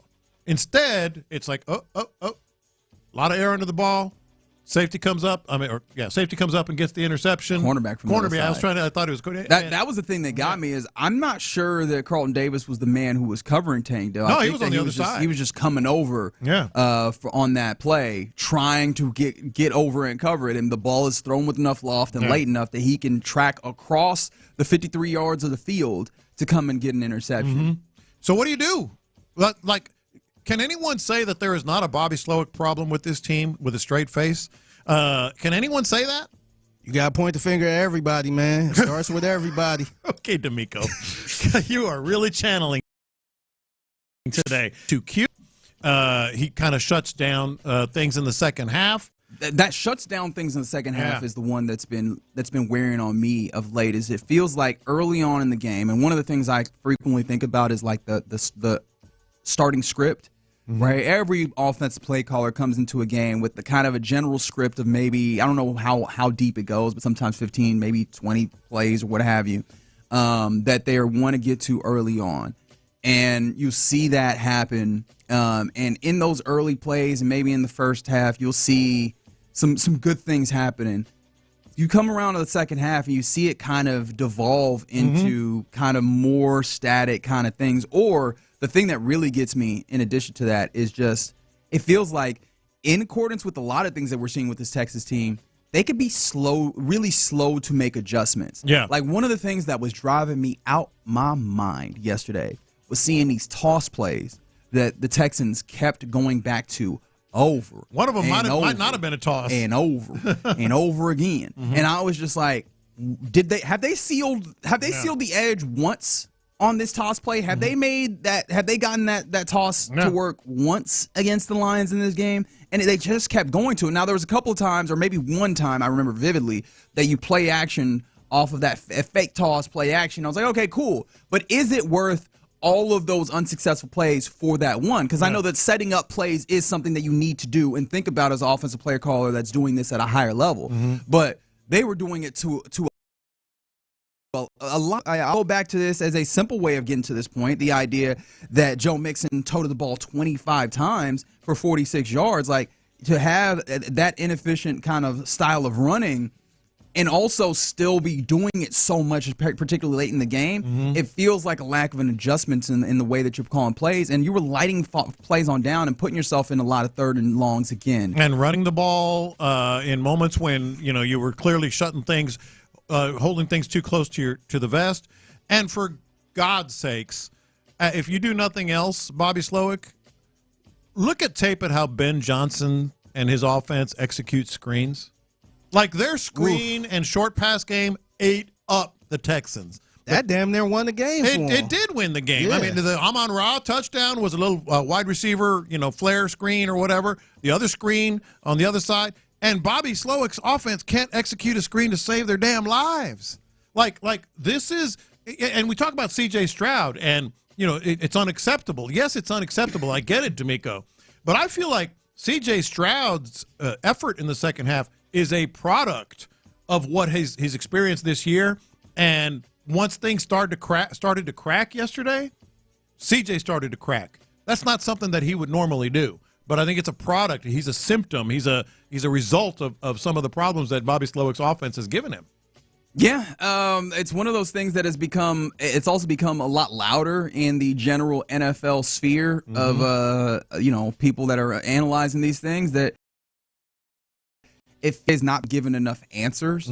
And I want to try and be fair about this because I know that it can be really tough when the foundation of any offense is your offensive line, and this offensive line has not been up to snuff. We've already admitted multiple times on the show that the bar that we have, or at least I speak for myself, the bar that I have for the offensive line is so low because that's how low my expectation is.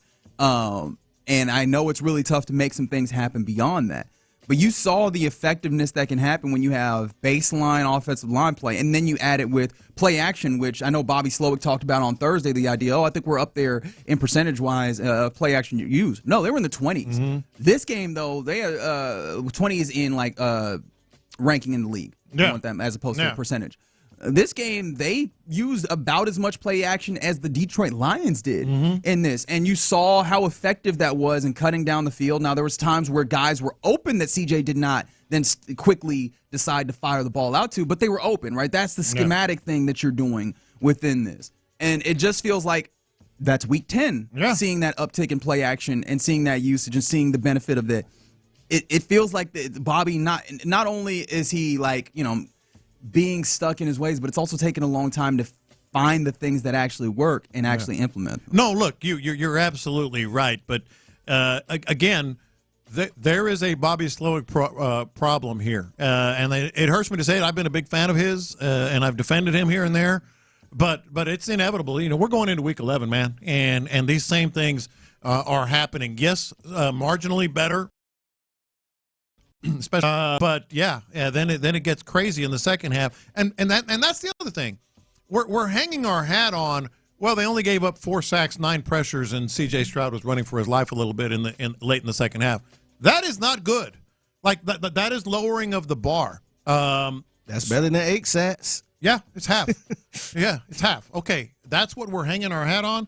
I think 2 things were crucial mistakes when it came to building this offense this year, and they go back before the season even started. When they started talking about and implementing tight ends as fullbacks, that did not work out. Like that was a tactical, strategic error. And then the other thing is their hands were almost tied on this one. Laramie Tunsil is very good, but he is not great. And I'm not sure how good he is for the room. That's the thing. For the offensive line. The pass block. Apologies there. The pass blocking there, I think the grading is still going to be pretty high. But like the mentality of this offensive line, it boggles the mind how disparate it is from the mentality that Coach DeMeco Ryans kind of sets out for this team. And especially you'll see that kind of that toughness, that ruggedness on that swarm mentality show up on the defense. And then on the offensive line, one of the places on offense that you can really hope to have that same kind of feel, it doesn't show up. And I do wonder, I mean, he is the captain on the offensive line. See, for that position group, like that has to come back there. But I do wonder, though, going back to the idea of like using tight ends as blockers, particularly as kind of fullbacks, how much is it just like being so beholden to the system that you feel like you need to have it in that particular way, where there isn't the creativity to maybe say, hey, we don't have the personnel for this. Is there a way that we could shift this in the way that we handle it? Well, it was a mistake. No, I'm not saying that's not that wasn't necessarily a strategy that they believed in. It obviously was a strategy they believed in. It's not working. All right, so is there something that you can do in the midst of this? Because I know make a change. A lot of people have said change who's calling plays. I don't know that you have somebody on your staff who I think has the experience to just like pick this up and shift what's happening here. No, I don't think a change is coming. I think look, DeMeco did another variation of "It's all on the table" last night. He kind of said like we have to look at everything or whatever. I don't think they're going to go there. But sorry, someone on the YouTube says, "Yo, tell DeMeco to start calling the plays on offense." Yeah, well, you trying to do the Matt Patricia? I don't think they're going to do it because he said everything was on the table, and they ultimately moved Juice to guard and Patterson to center. But changing play calling is a big move. Now I do know that the Texans, like every other team, probably has allowed Gerard Johnson, Bill Lazor, maybe some other offensive assistants to call plays in the preseason. So it's not like it's totally something new, but that would be a very, very bold move. And at the risk of putting more people in the kitchen, I think that the thing that I would hope for is, you recall when, and this is a roundabout way again there, but follow me. You remember when the New York Jets fired their head coach? And everybody was like, hey, can he come over and help? And the Packers did just that, brought Robert Saleh in as a level of consultant.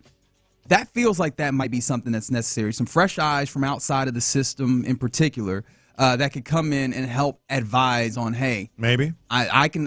This is a way of self-scouting without it being the self, right? Getting someone else to be a consultant in that way. And one of those names that people keep bringing up is Kubiak because of his ability to always scheme up the run game, like his familiarity with the place. Maybe there's a level of like loyalty to the team that could maybe bring him in and, encourage him and entice him into doing this. But I do wonder if some offensive consulting might be helpful if you can find the right person to help. Look, you have a problem. You got to try to fix it.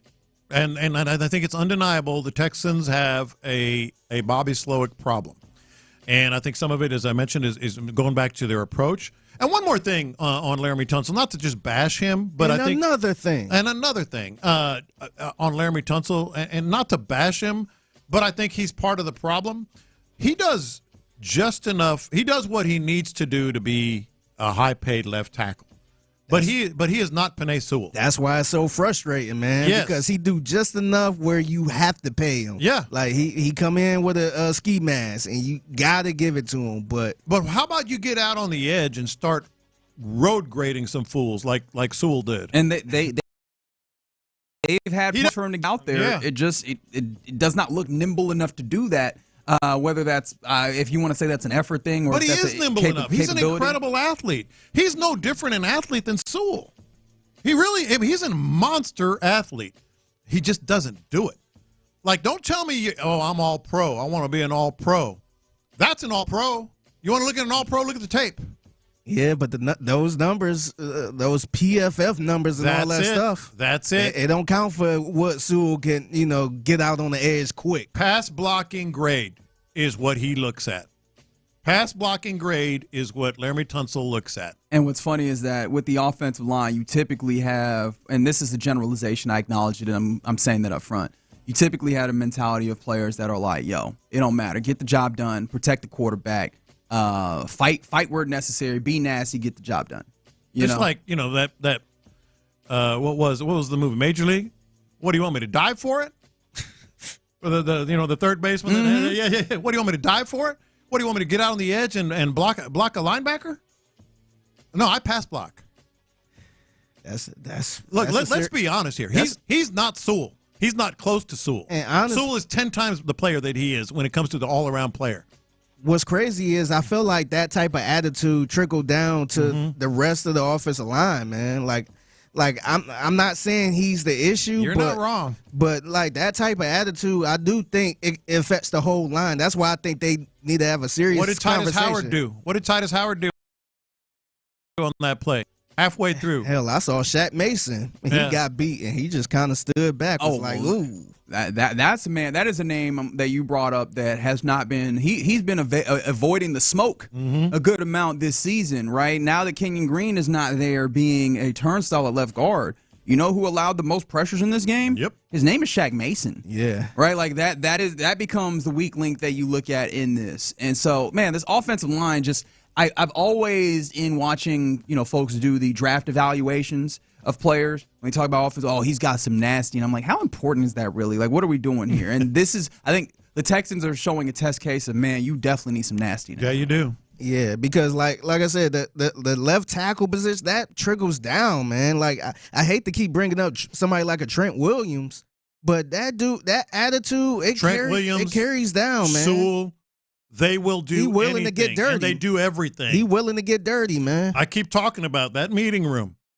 I mean, is Laramie Tunsil good for that meeting room? And it speaks to what you're saying, Figgy, trickling to Titus Howard. Yeah, Shaq. I could be wrong, man, but I don't know. And from the 832, disagree with you. I think the interior, center, left guard, right guard are doing the best they can. I think they're scrapping their ass off, unlike the tackles. And if they are, that's also still kind of a little bit of an indictment. Yeah. Because, I mean, Shaq's getting whooped a decent amount. You saw Jared and Juice kind of. I'm willing to believe you on those. But yeah, there's better still is of money for Shaq Mason and the tackles. Yeah. They should not be getting beat like that. You're not getting your money's worth. I'll tell you that for damn sure. So, yeah, I think that's a fair thing to also consider when you talk about Bobby Slowick. But, no, Bobby Slowick, there's enough weeks under our belts now to say that there's definitely an issue there with Bobby Slowick. All right, you're in the loop right here on Sports Radio 610. Coming up next, somebody said, can Dwayne Brown still play? Goodness gracious. All right, coming up next, it's time for Lunchtime Confessions, brought to you by Sagamore Spirit Rye Whiskey. We'll do it next. What?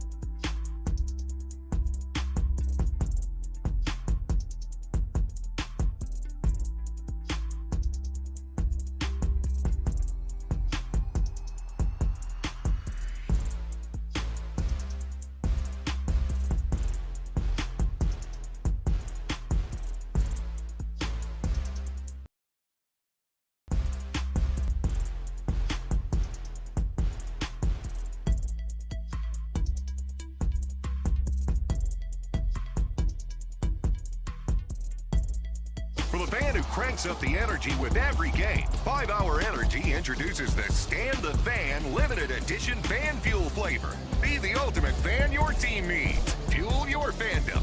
Only at 5hourenergy.com.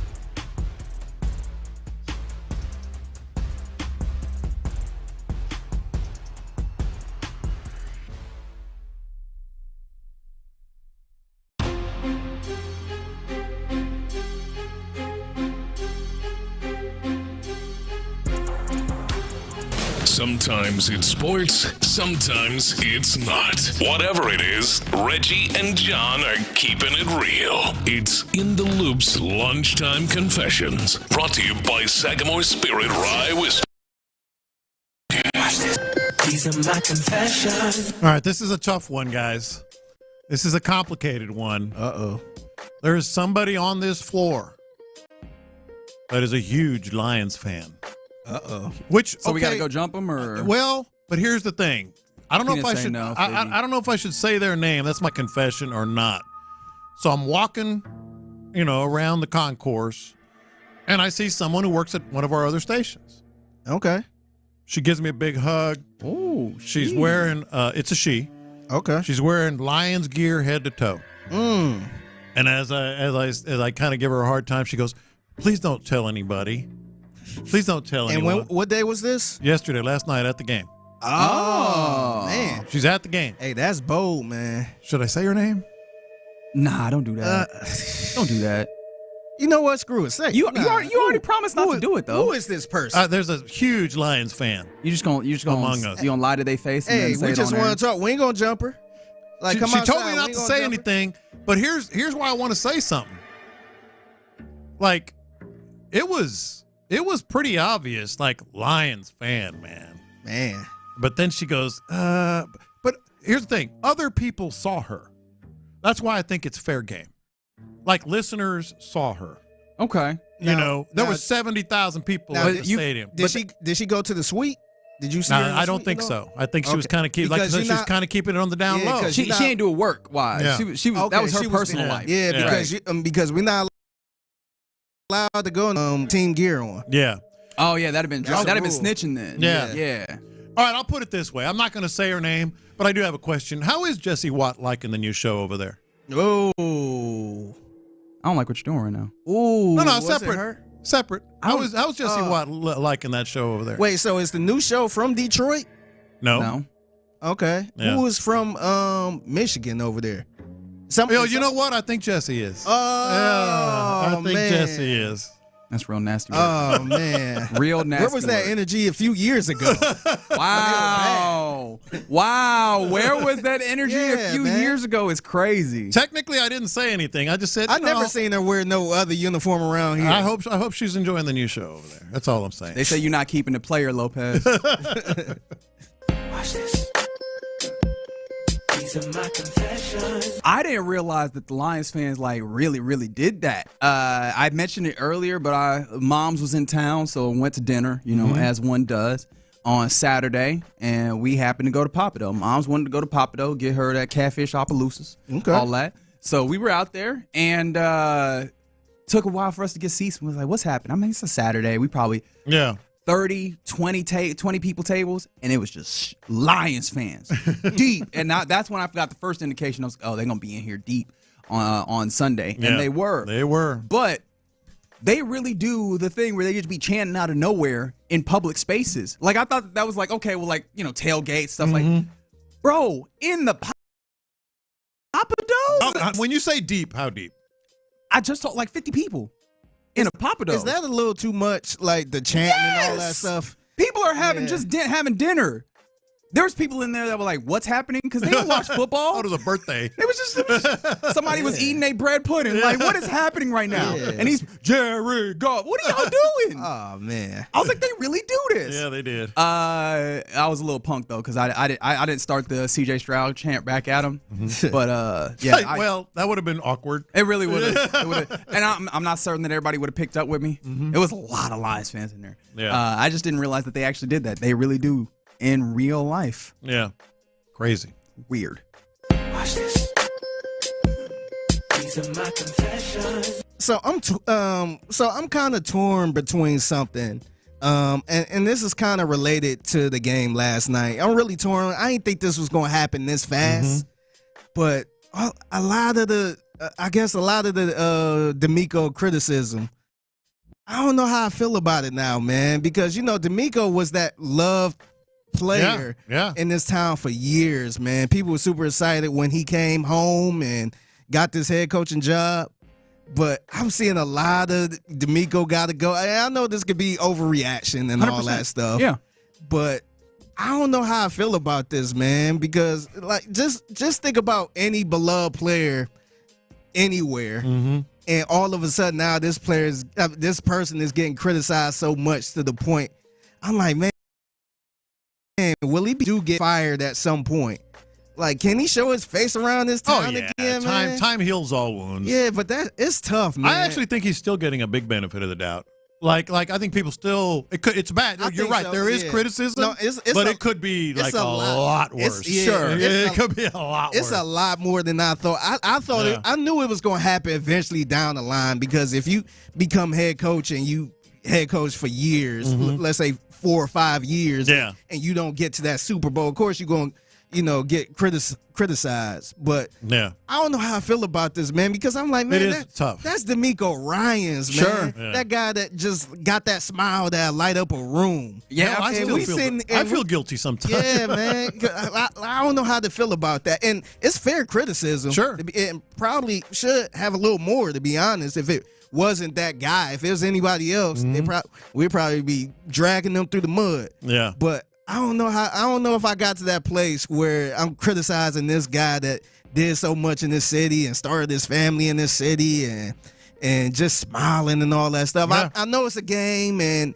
you got to be fair and all that stuff, but I didn't think we was going to get here that quick, man. How about that? Hey, man, it's one of those "what have you done for me lately" type feelings, bro. And that's one of the things, though, that kind of amazes me about his bedside manner on like talking to the media. I think that doesn't help. Like, it ends up being like kind of I don't know what the right word is, but it can be a little off-putting, for lack of a better term. And then if things go bad for a little bit, which it feels like it has, then people feels like, man, this dude has done a good amount of winning in a short period of time. Yeah, and it's funny because like you kind of get that often, especially if it's like a player that's from that city, grew up in that city, and become the quarterback. It kind of went through that with old friend of the city, Brian Hoyer.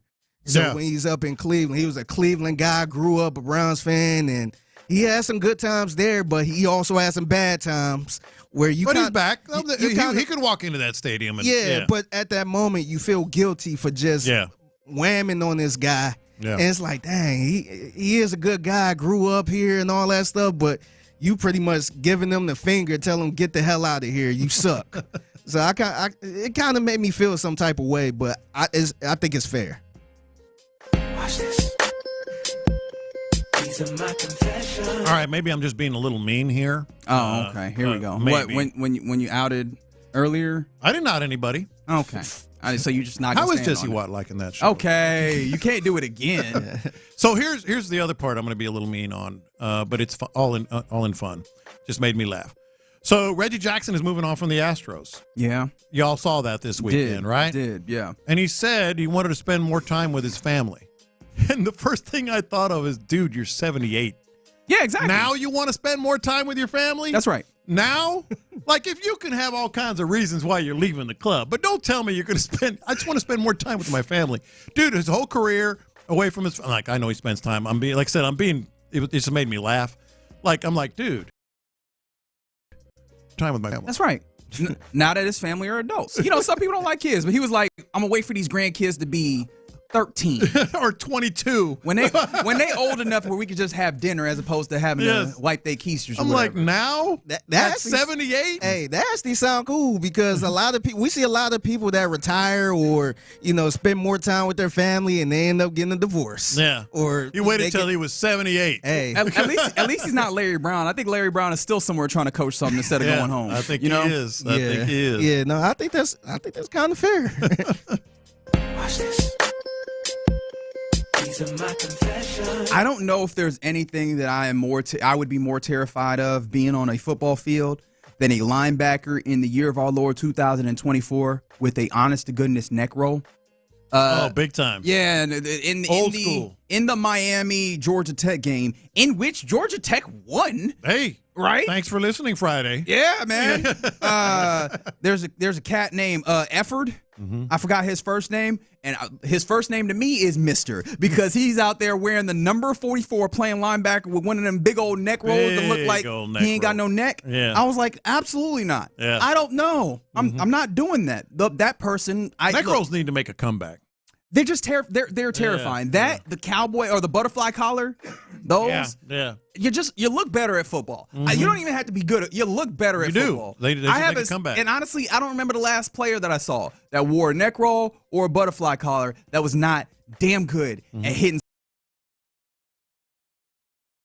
somebody. Times like even in college basketball, I miss the guys wearing a white T-shirt under. Yeah. Just a regular Hanes white T-shirt. Whoever wore those can ball. Right. They don't do that no more, man. No, they don't, right? And so, yeah, I saw that, and I was like, oh, he looks terrifying. Yeah. Also, Miami, you should probably figure out an offense beyond just Cam Wardle do it. Yeah. Watch this. These are my confessions. So today after the show, I got an orthodontist appointment. Oh, wow. Braces? I might be getting braces. Oh, wow. So people that don't know, I had braces before I moved down here, but I wasn't finished, with the work and all that stuff. And I moved down here, had to go to a whole different orthodontist, and they was trying to attach me. That's tough. I'm like, you know what? Go on and take them off, man. I'll try to get them on another time. Yeah. So I'm going back, and I'm kind of curious because right now I'm 36. Mm-hmm. I'm like, man, what's the age limit for? Ain't no age limit. Ain't no age limit. It's up to you, man. Because look, man, I got to confess this too. It's somebody in my family.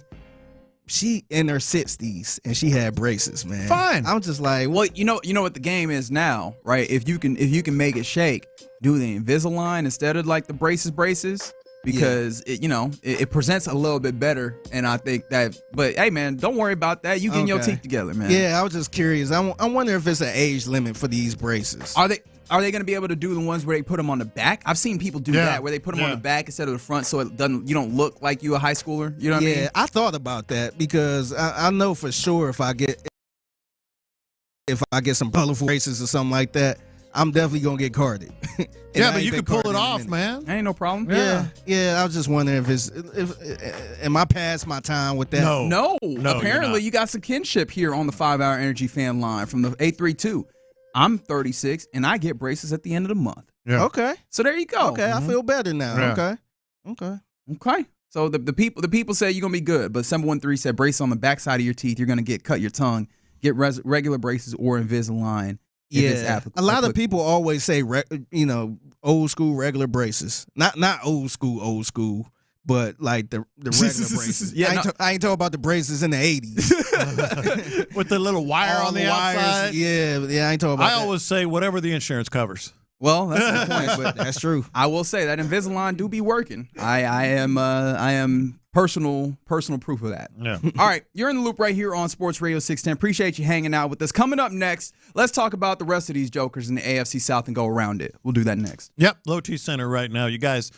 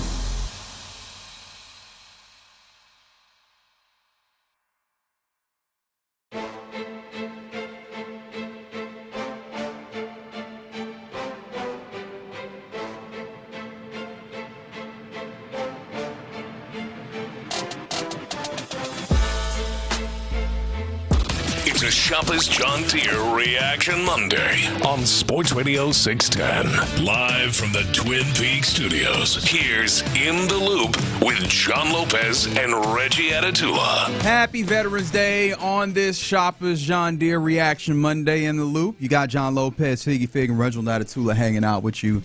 And we appreciate you hanging out with us as we work through our feelings after a frustrating 26-23 loss to the Detroit Lions, a Texans team that looked like, I remember at halftime, I was feeling good, but I was feeling great. I looked up and I was like, hey, man. That's a wrap.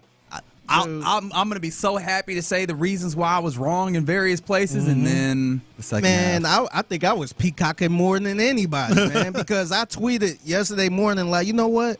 I think the Texans going to come out with a win. And then I doubled down and said, Kaimi Fairbury going to kick a game winner. Well, he had a shot. Hey, I'm like, okay, can't nobody tell me nothing. Yeah, man. Man, it just went total bleep. It went to total bleep, indeed. So that was one of 4 losses in the AFC South this weekend. So let's go around the AFC South, as always, to choose your own adventure. But, yeah, just want to remind you that for the first time all season, all 4 teams in the AFC South lost. So, fun week, huh? What a week it was in the AFC South. Let's start with the Indianapolis Colts, because there's some weird stuff going on. All right, Indianapolis Colts 4-6 after a loss to the Buffalo Bills, 30-20. So no one loses any ground here as the Texans, or nobody gains ground rather on the Texans. It would have been nice. You would have had opportunity to have a 3-game lead, an effective 4-game lead with the tiebreaker over the Colts. No, that remains at 2 with an effective 3-game lead. As you start to narrow down the season, though, seven games to be played still for the Texans. So you're nearing that situation. But Joe Flacco fumbled. He fumbled and he threw 3 interceptions in this game. One of those interceptions was returned for a touchdown, and 2 of them led to a field goal and a touchdown. So a lot of scores off of turnovers from Joe Flacco. He had a couple more turnover-worthy plays that didn't get there, but they're going to stick with him at quarterback. That's the story. What are you thinking here? Because, like, the whole idea of Joe Flacco is having a veteran guy that can kind of get some things done, but if he's going to be this ineffective, although, mind you, against the Buffalo Bills team that's, finding their stride a little bit, what's the decision there? As opposed to I think the answer is they have zero faith in Anthony Richardson now, and more importantly, for the future. Joe Flacco, his career is pretty much done. His career was done, and then he comes back. Nice story, in Cleveland. We know that one very well in these parts. Decent start when he came in with the Colts, but his career is basically done. And Shane Steichen is saying, until further notice, or I think he said, until I say otherwise, Joe Flacco's our guy. That's all you need to know about Anthony Richardson. But I don't think that they're done with him by any means. That's the thing. I think they are. How can they not be? To me, this kind of looked like a little bit of Robert Saleh with New York. How they got this quarterback they drafted high, and he's not really playing as well. And it don't look good at all. I mean, I'm open for suggestions. How can this be any sign? But he's not our guy, because because first of all, 3 interceptions, lose 3rd straight game, I believe the Colts have lost their 3rd straight game, and you have a second-year quarterback there who most people would say, well, he can't be worse, except Shane Steichen is saying, yeah, he could be worse. Yeah. Quote, Joe Flacco is still the quarterback until I say otherwise. I don't know, man. Like that is fair. But in the last 2 games with Flacco starting, he is responsible for 6 turnovers. Yeah. With the offense responsible for 26 total points. They've scored 26 points over the last 2 games. Else. It's tough. It is unless they feel like the offense is situated in such a way where it's not going to allow Anthony Richardson to grow and it's going to be more detrimental than beneficial. I don't know if that's exactly how I would look at this. So, yeah, that's a rough go for the Colts where they have a guy who they drafted in the hopes of him being a franchise-type quarterback. If they are in the place where you believe they are, Lopez, that is real nasty to be in year 2 and immediately, like not even all the way through year 2, have benched him and really be looking towards the idea of this is not it. I mean, sucks to suck. It wouldn't surprise me, man. It wouldn't surprise me if they go into this offseason and I don't know where they're going to be drafting, but if they have a chance to get another quarterback, it would not shock me, man. Yeah. And maybe I think that's the message. And maybe it's pretty clear. And maybe they find somebody who want to take a flyer on Anthony Richardson. Well, yeah, I think that's the thing that's interesting. But they also they opted against trading him at the deadline. Now maybe that comes in the offseason. The tough thing about it, I always come back to with all these quarterback needy teams. This is not a strong quarterback draft. So best of luck to teams in that regard. All right, pick your own adventures continues around the AFC South. I think the next most interesting one would be the Jaguars. Lost to the Vikings. The Vikings wanted to give them a chance here. Yeah, 12-7. This was a real low-scoring game. The Jaguars fall to 2-8 gross. In Mac Jones's very first start with Jacksonville, 14-22 for 111 yards and 2 interceptions. So nothing to write home about. But also, the big thing might be less about the Jaguars themselves, but more about the Vikings. Turn into a pumpkin. Yeah, he was looking like Jared Goff out there, man. I don't know how to believe what to believe here because what he was doing early on didn't seem like a fluke, you know. It didn't seem like he had it in him. Well, in that offense, it was really just a lot of mitigation of bad circumstances. It was a lot of Kevin O'Connell putting him in good circumstances, but. You have it that he was not the expected starter for this team, but also for other teams planning for this team. And I think you might have gotten to a point where defenses have seen enough. They know who Sam Darnold is, and now they're giving him issues. It's hard to think that the Jags are that, but hey, 12 points in this one. Only 2 Jacksonville wide receivers caught passes in this game. Yeah. Gabe Davis, who had a 19-yard reception that set up the Jags' only score of the game, which was a 1-yard quarterback sneak. And Brian Thomas Jr., who had a 2 and a 10-yard gain in the fourth quarter. Yeah, look, the Chargers are absolutely legit. I never thought those words would come out of my mouth, but I don't think this is a tease. They're really good. They're playing better football than the Texans. They're legit.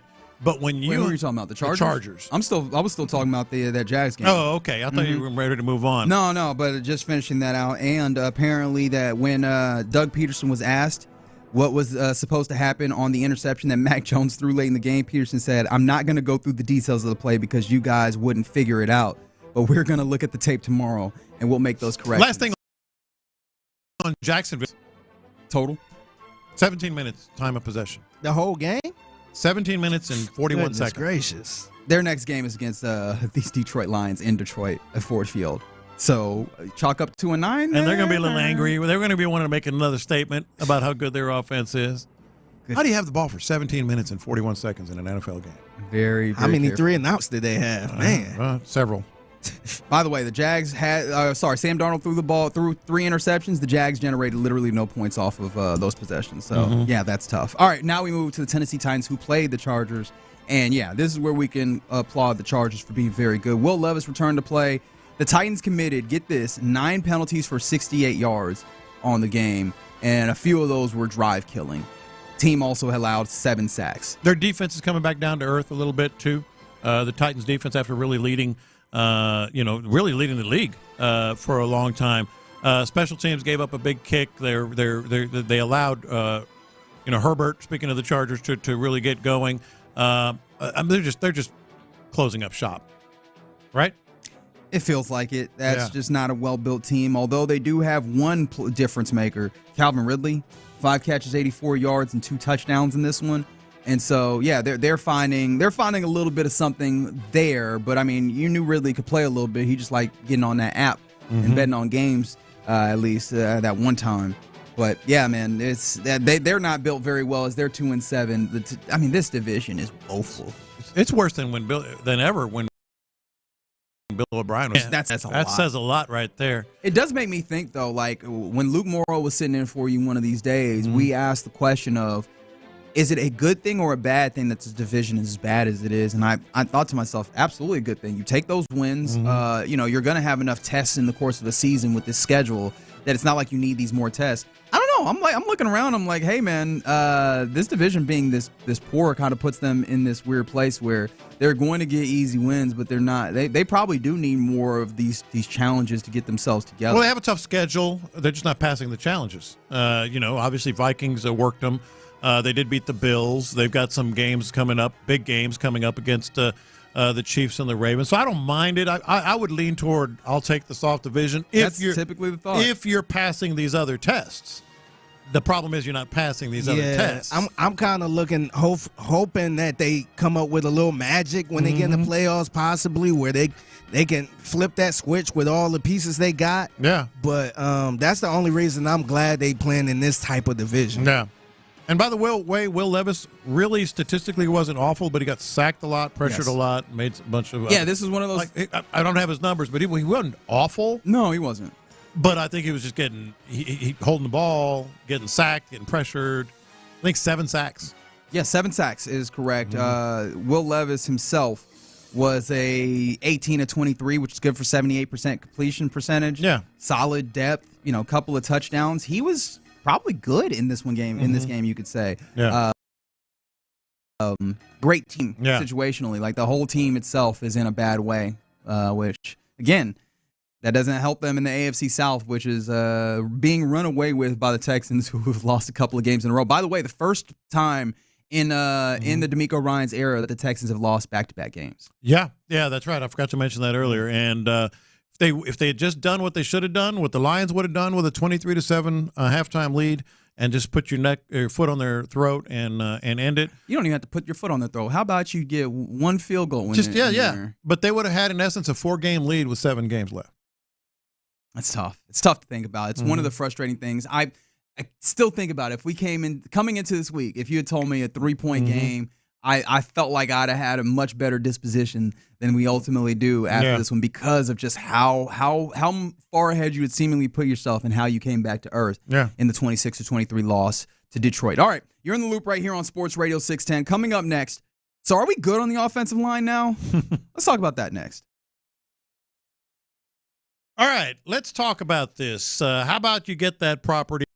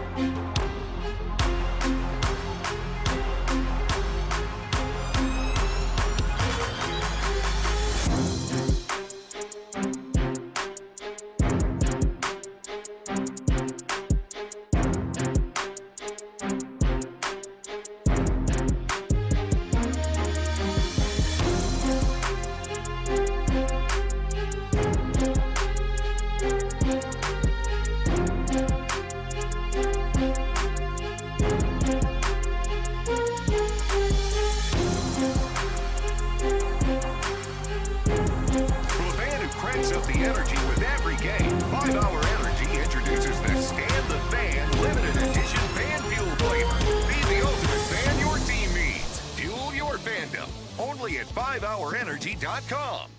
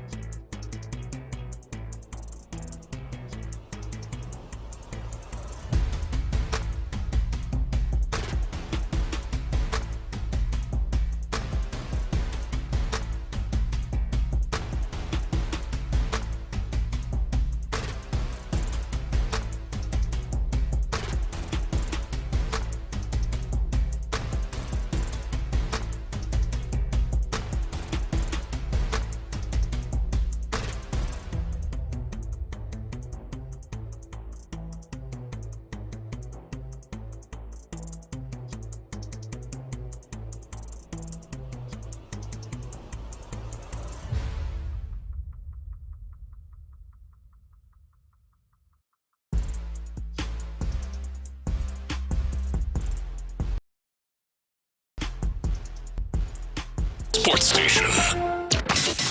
It's a Shopper's John Deere Reaction Monday on Sports Radio 610. Here's In the Loop with John Lopez and Reggie Atatula. Yeah, John Lopez, Figgy Fig, Reginald Atatula. It's In the Loop on this Reaction Monday after the Texans fall to the Lions 26-23 at NRG Stadium. Sunday Night Football was a doozy. Were you okay, Lopez? I know that the lights flickered at one point. Were you all right? Did you make it? You all right? Did you go to a closet? The lights did flicker, and I know everybody was thinking. It was a light show. I know everybody was thinking of me. I got a couple of people tweeting at me. No, I was not well. What the hell is this going on? I was angry. Let's just get to the game. But actually, at the stadium, it's great. Yeah. At the stadium. It's always been. It's always been great. No It looked good on TV, too? No, it didn't. Well, I don't know, but it never looks good on TV. Awful. Awful. All right, old man. But it was good in person. Yeah, we were in person. Yeah. And, unfortunately, it was Jake Bates field goal that Tom Balzone. Yeah, Tom Balzone that did Former the Texans. Former Texan. The Texans are 6-4, same record as they were 10 games in last year. Just a little bit different feeling. There's things that have been issues all season that have reared their head a little bit. But one I kind of want to talk about, the one that we've talked about a ton, and I always try and keep that same energy, right? If you talk real crazy one side, you want to talk the phrase of the question because I'm not certain. Are we good now on offensive line? Because I know it was on Friday that Aaron Wilson had a report that or was it Friday or was it Saturday actually? It might have been Saturday. The report that Aaron Wilson put out there for KPRC2 that they're going to do a little mini musical chairs where Jarrett Patterson, we anticipated to come in, maybe play that left guard like he did when he stepped in for Kenyon Green when he got hurt. Yeah. Not left guard. He will move to center, which he played last year, and Juice Scruggs will then move to guard where he started out when he came off of his injury. And so that one kind of had me in a little bit of a tizzy. I was like, okay, that's interesting. I understand Patterson's done center before, but I felt like Scruggs was doing a solid enough job at center. And I know one of the things that Seth definitely talks a lot about, he does not view him as having the size of guard. They stepped in, and very early in that first half, it felt like, okay, this team is good at offensive line, at least in meeting my low bar of don't be terrible. Just pick up the pass protection, pick up the blitzes, which they were doing. Those stunts were not getting them, and CJ was having time to throw. And I think that was a good reason, a good part of why this team was able to put up the points that they were. Even though they started doing the thing where they started trading 7s for 3s in the second quarter, they still were putting up points to the tune of 23 in the first half. So you asked the question, are we good on the offensive line now? Yes, sir. How do you feel? What a great question. I mean, it's not that great of a question. No, when you think about it. Okay. Let me explain. So I didn't think about it. My bad. No, I'm talking about myself. Okay. So when you think about it, I'm like, if it's a flat out yes or no question, I think my answer is going to be yes, because this is all you got. The answer is yes, but this is about as good as you can get with what you have, you know. But here's where there's like different levels and some subtleties that are there, because I really feel like with Patterson at center and Scruggs at guard, you're getting, and we saw it in the first half, you're getting about as much as you can expect to get out of those two dudes. You weren't getting no run push, right? Though. No. That's protection-wise. Pass protection. Yeah. Protection-wise. Stroud was, on time, confident. We all saw the first half. But where it gets interesting is Shaq Mason, you're not getting what you expected.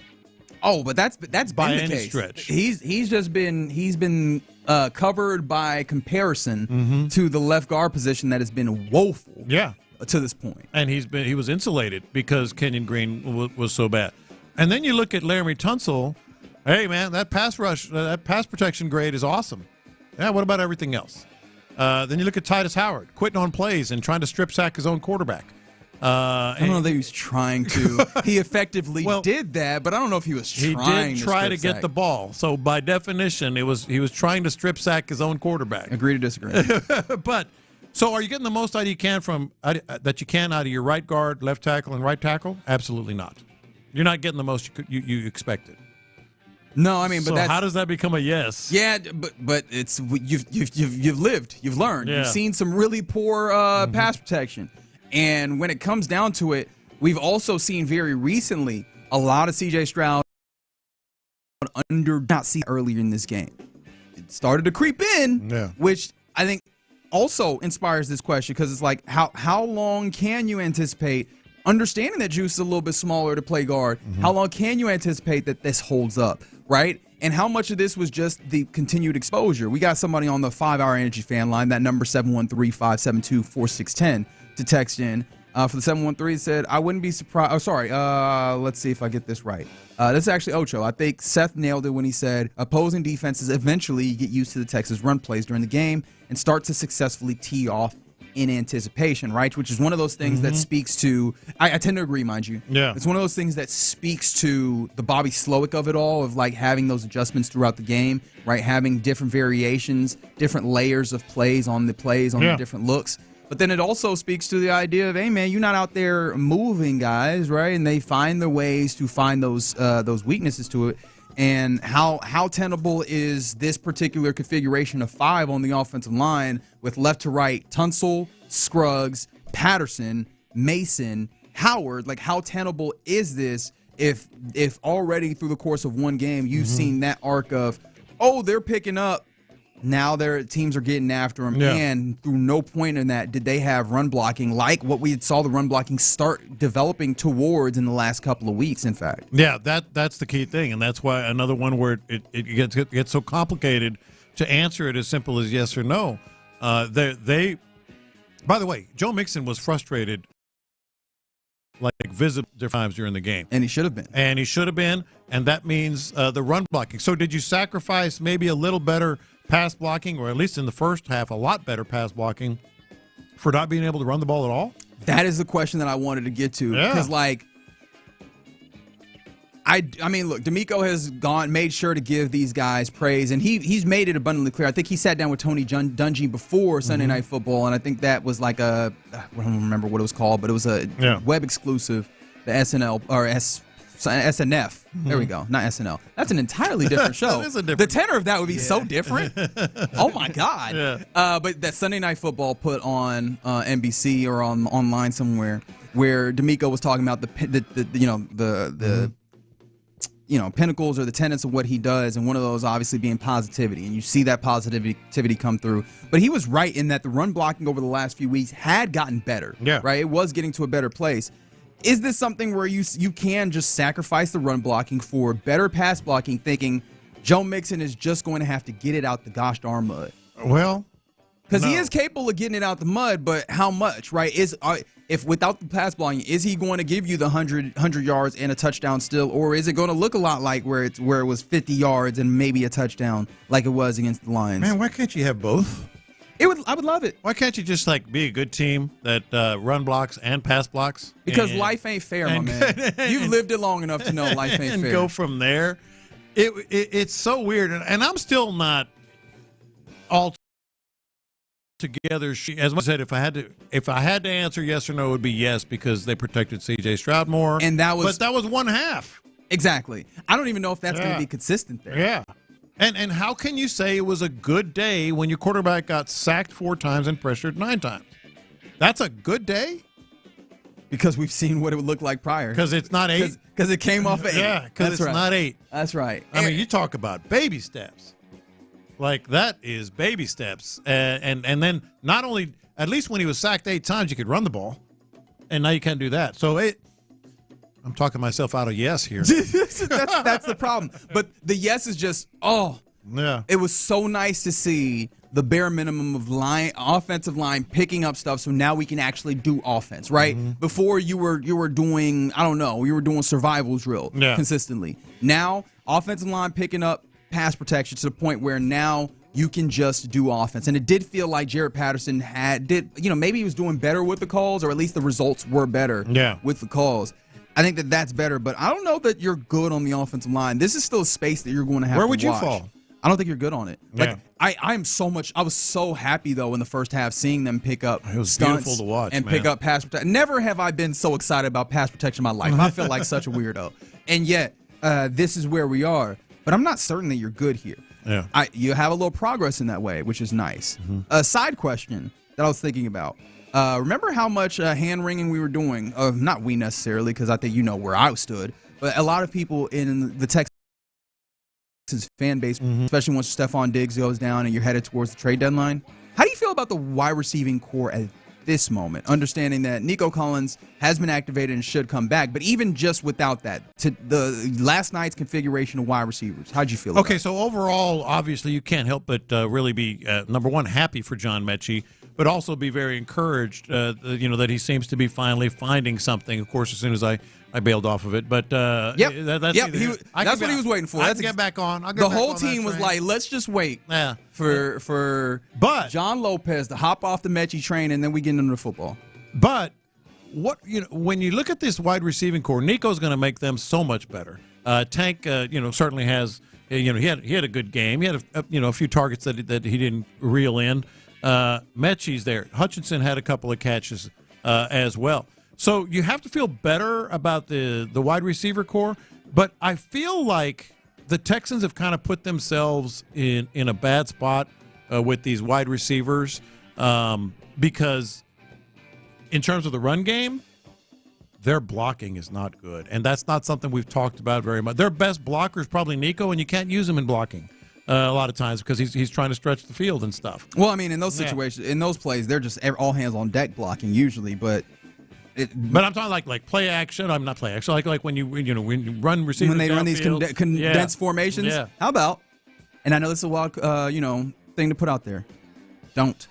How about don't? Yeah. Like, how about just widen this thing out, and when you do run some space, right? Run with some opportunities for Joe Mixon to find spaces and gaps to bounce into. And how about maybe, just maybe, don't run Joe Mixon 25 times. Boy, they were determined, man. They were really determined to get him going. On that last possession where you ultimately end up in a 4th and 4 and have to make that decision, you went run pass. Yeah. Who would have thought that we would miss, the Texans would miss Noah Brown and Andrew Beck as much as they have? Ooh, boy. I'm dead serious. I hadn't thought about the Andrew Beck nearly as much, but I have thought about the Noah Brown. That dude could block. And he gave you the option of having Nico or others, still being able to stretch the field or whatever it may be. And Andrew Beck, he was important. It's clear now. Yeah, it's clear now. Being able to have that true fullback that is able to block in the way that you need, and it's in part because you had tight ends that had not been doing these things, right? Yeah.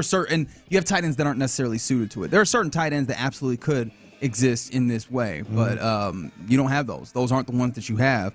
But wide receiver wise, the point being for me is just, hey, these guys that depth wise we were all worried about. Apparently, you were right all year long in the idea that, hey, you've got a lot of depth. It really just is about having the places that are going to be able to get them the football, like having the space in the offensive philosophy. And I think that then comes back to Bobby Slowick, right? All roads lead back, because it feels like there's only so many players that can get off in this offense at any given time, which is fair to some extent. But it feels like why was it so difficult to get Tank Dell early? Why was it so difficult once Mechie had to step in for him to get involved until it was this level? And the other thing is, you mentioned Bobby Slowick and the wide receivers and how he's using him. This is a kind of a low-key play that really kind of made me angry. You run a screen to Robert Woods, the one guy that can't make anybody miss. Like seriously. Like I said this earlier, he needs to watch tape of how Ben Johnson's runs personnel and executes screen plays and wide receiver screens. Because you know what play I'm talking about. It was late, and he threw it to Robert Woods in a screen. Who's he going to shake? I'm not trying to be hard, but I'm saying you got better options. You're not trying, but you're succeeding. You got better. You got better options. You do, and you have some good ones on the roster, right? Tank works in space. Hell, how about the running back, right? Like that's something I know that Texas Radio talked about this. You had John Harris, you had Mark Vandermeer talking about this morning. Even Andy Kalu weighed in the idea of, hey, how about getting the guy who has good hands, and instead of getting him 25 carries on the ground, how about you pair back 4 or 5 of those and have him help slow down a pass rush. That's supposed to be a weapon. Get him into space, right? Have the defense have to consider a little bit more of his possibilities outside of just running the football, and throw some screens or some things out of the backfield. Like Ben Johnson does. That's what I'm saying. Like that play, I was really like, no offense. We know Robert Woods is effective, but you're throwing a screen to Robert Woods? Yeah. Again, this is one of the things where you look at it and you're like, this is a 3-point loss to a very good team. But within it, you look a little closer, you're like, there's still so many things that, man, if you could just get these right, it feels like you have the foundation for a very good football team. So it's like you're close, but you're far away. I don't know. That's exactly what it is. That's exactly what it is. All right, you're in the loop right here on Sports Radio 610. Appreciate you hanging out with us. I feel like I made some people mad there, not like myself, but just by bringing up stuff. Let's ease it back down with Figgy's mixtape. Fig, what you got? Yeah, man, it's a Safe Space Monday, 713-572-4610. I'm creating a safe space for everyone if you want to get something off your chest with no judgment pertaining to this game. And also, a guy met his daughter for the first time. I think he thought it was a safe space on Al Gore's internet, and it did not go well. Oh, no. I will explain what went down. Oh, that's a great tease. You'll catch that next. It's safe to say CJ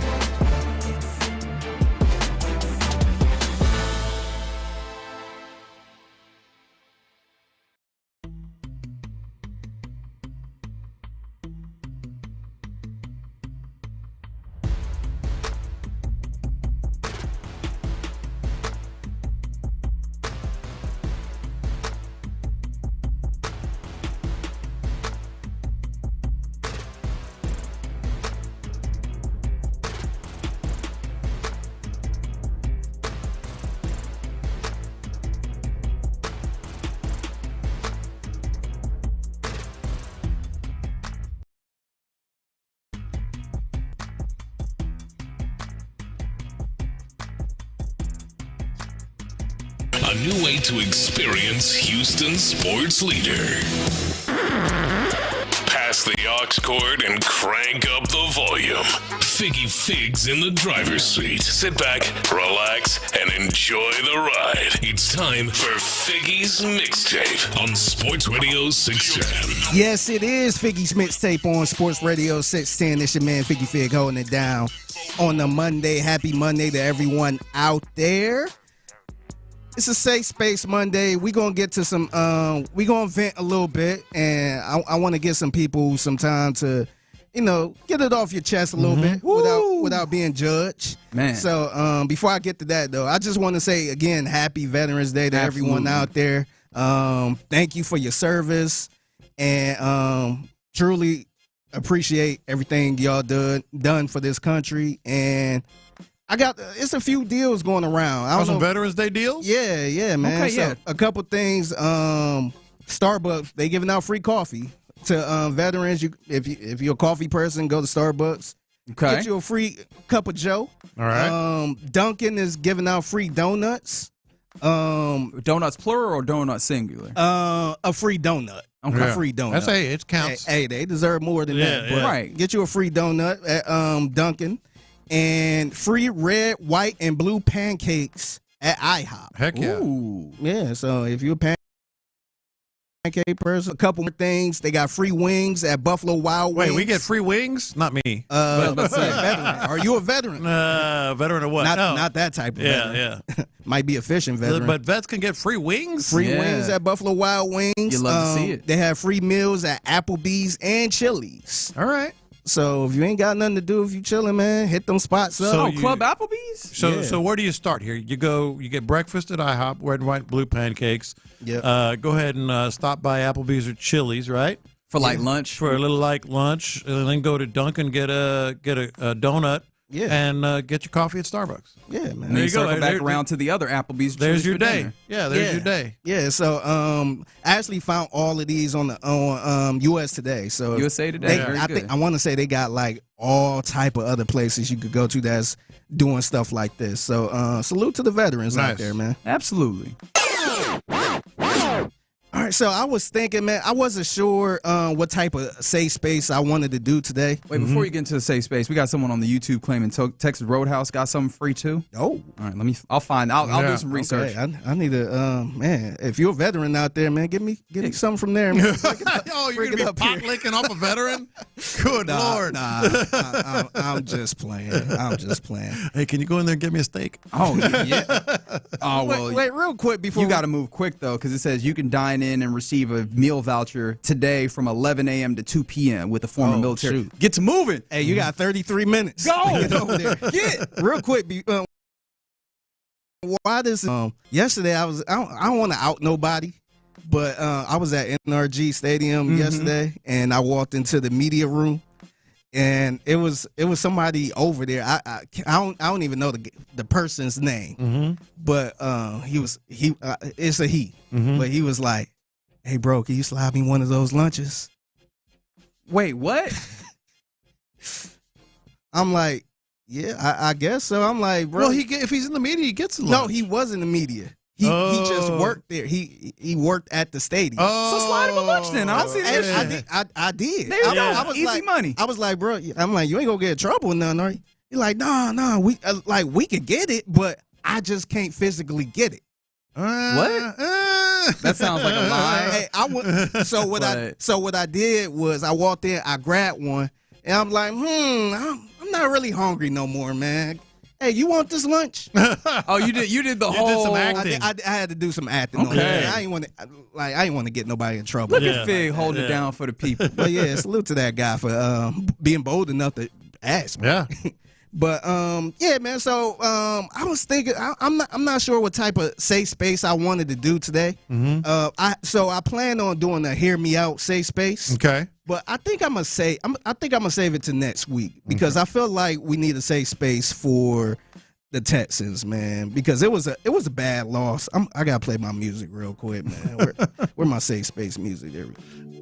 All right. I feel like we need to get it off we've been doing it all day today as far as like being honest about how we feel about the Texans, but I feel like we really need to be honest. Like, how do we really feel in our hearts? Because we do this often. We talk to the people over the air and all that stuff, and sometimes we be in the breaks and we be like, man, I think they gonna get their ass handed to them this weekend.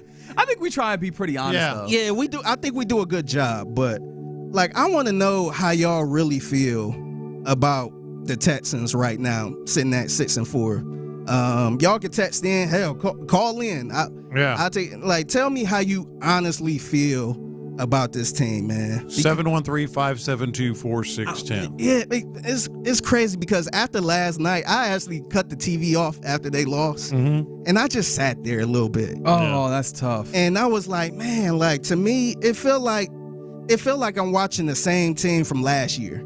So that's a safe space for you to say that. Yeah. I don't want to get judged or attacked. I feel like I'm watching the same team from last year. And last year was a little bit different because they ain't have all the weapons. And C.J. Stroud was a rookie. But I feel like I'm watching the same exact team. The Texans that beat the teams they supposed to beat, maybe lose to one of the teams they're supposed to beat, and then just get beat up by like a legit good team, man. It feel like I'm watching the same exact team from last year, and they have the same exact record from last year too right now. Yeah. From the 281 on the 5-Hour Energy fan line, they said players coach, nice attitude. Ooh, okay. All right. From the 713 AFC South champs, and that's it.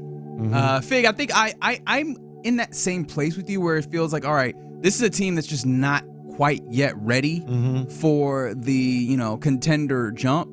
But the problem with that thought is you put in to try and get yourself to that place.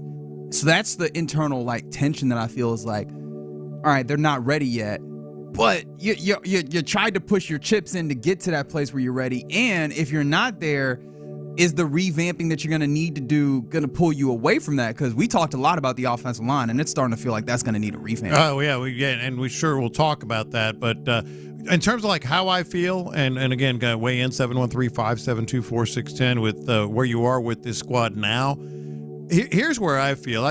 I feel like it's going to – they after last night, it's reached a point where it's going to take a lot for fans to get back to that level they were at. Coming into the year, maybe early in the year when they started out winning and beat Buffalo and all that stuff. I think it's going to take we're scarred. Fans are scarred from years of this, and I think we've reached the point after last night when you had a chance and should have won that game where fans are just – it's going to be a long time this year, maybe not even until after the bye week. Yes, 713-572-4610. Let's go to the phone line real quick. Hey, what's? Yeah, I just the second half is killing me. Like every game, the second half, the offense can't do anything, and I was sitting there with my wife and my kids watching the game last night. And after the second half, I said, yeah, but they're not going to be able to score in the second half. And sure enough, we couldn't score a single point in the second half. And there's something wrong with the offense in the second half. Sorry about that, brother, man. It's cool. This is a safe space for you, man. Safe space. We will not judge you, man. No, we will not. Also, remember that the defense kind of wore down, too. That was one of the things that was frustrating, too, because they were on their P's and Q's in the first half, tackling, not biting on play action. Defense was looking really good, and then the Lions just got to the point where they were like, oh, we can big boy you. We can weight room you, and that was frustrating. There were some injuries that were weighing in, but to his point, 4 straight games without an offensive touchdown in the second half. Wow. Yeah. Wow. Yeah. Another thing that's kind of bothered me a little bit too, man, and don't get me wrong, I love DeMeco Ryans. I think this was a great hire. But in the back of my mind, I started thinking a little bit about the whole defensive coordinator being the head coach. I started thinking about that part of it where I'm like, man, maybe I wonder how it would have been if they had an offensive coordinator as a head coach. Yeah, offensive head coach.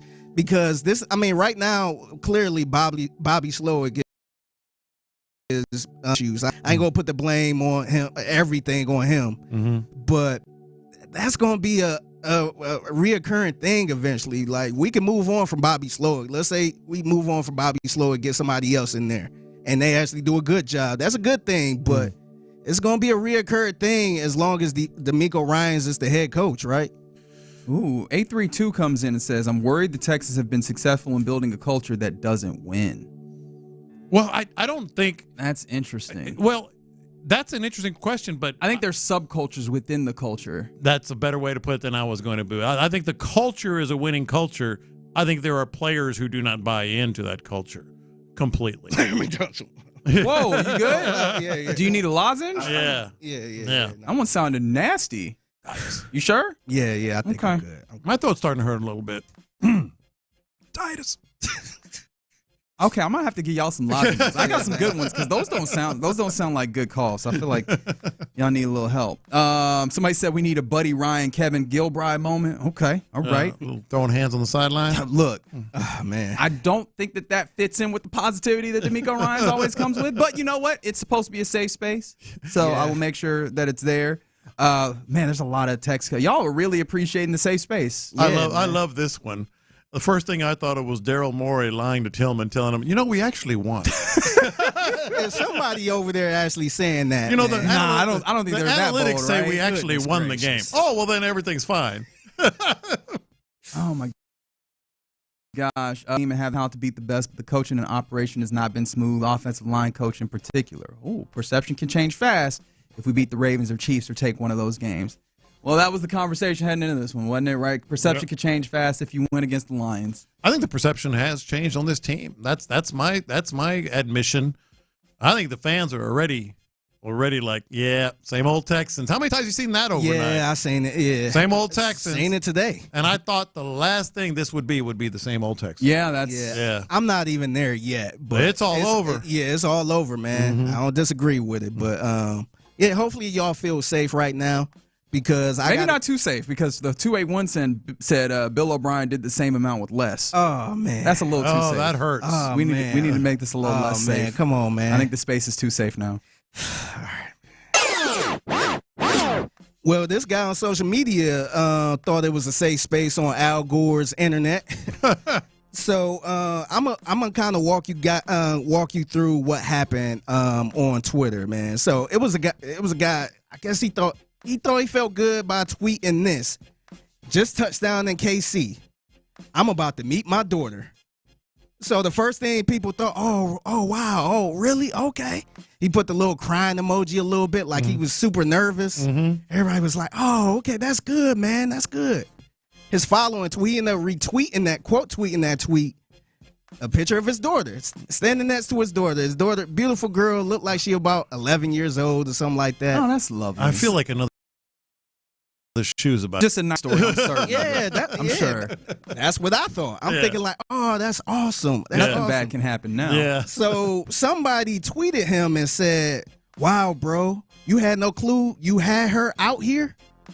Oh, no. He responded, I knew, bro.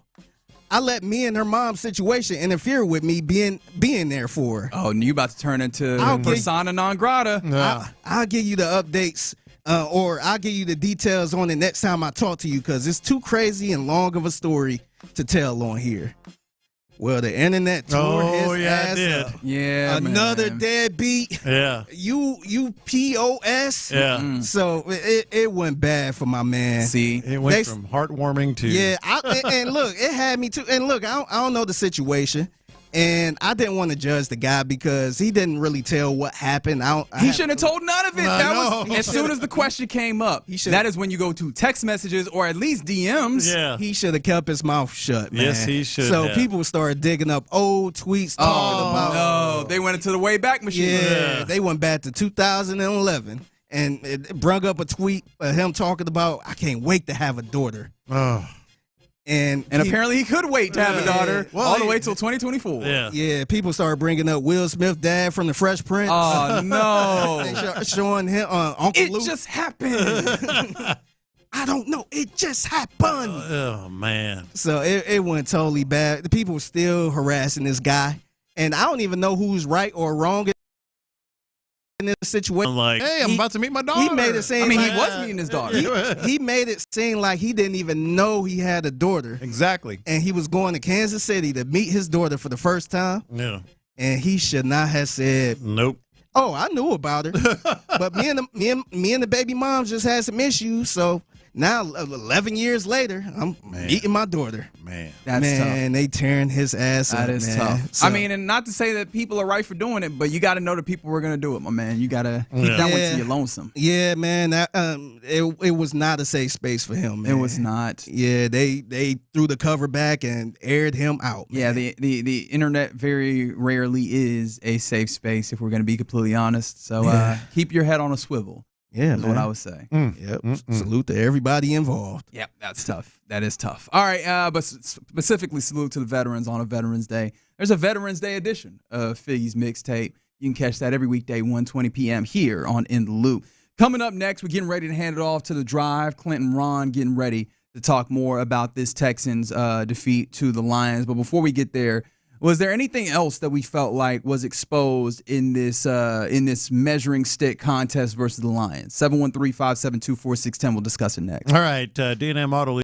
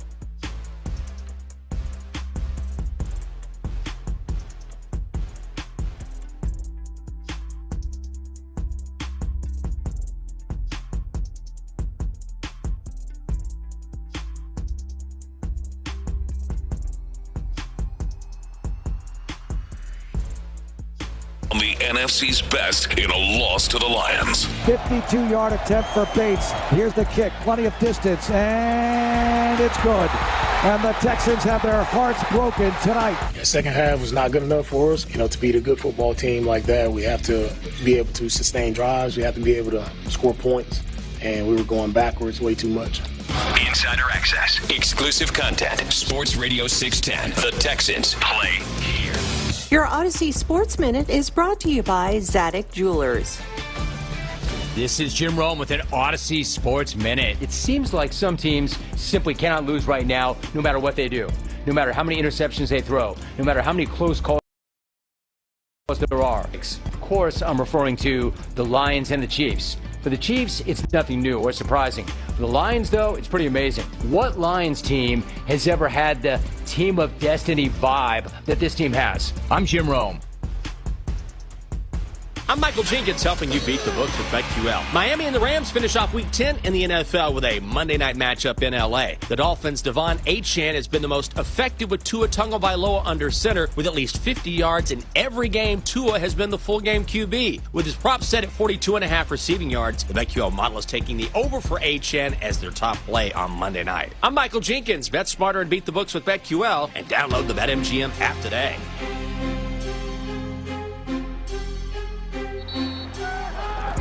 Whether you're ordering wings for the game, whipping up a 7-layer dip, or ordering pizza, there's something about football that makes you want to eat.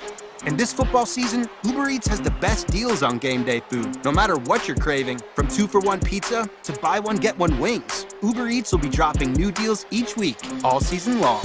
Uber Eats, official on-demand delivery partner of the NFL. Order now. Terms and conditions apply. See app for details. All right, where are my fishermen? That's right. Or anyone who loves the outdoors, panoramic views, world-class fishing, a community pool and cabana, boat slips, boat ramp, boat and RV storage, and a lot more. I'm John Lopez, and I'm talking about Driftwood Shores at Wolf Point. Incredible place, and now is the time to get in on this. One day only. Mark the date. Saturday, November 16th. Driftwood Shores at Wolf Point is going to offer an incredible time for you.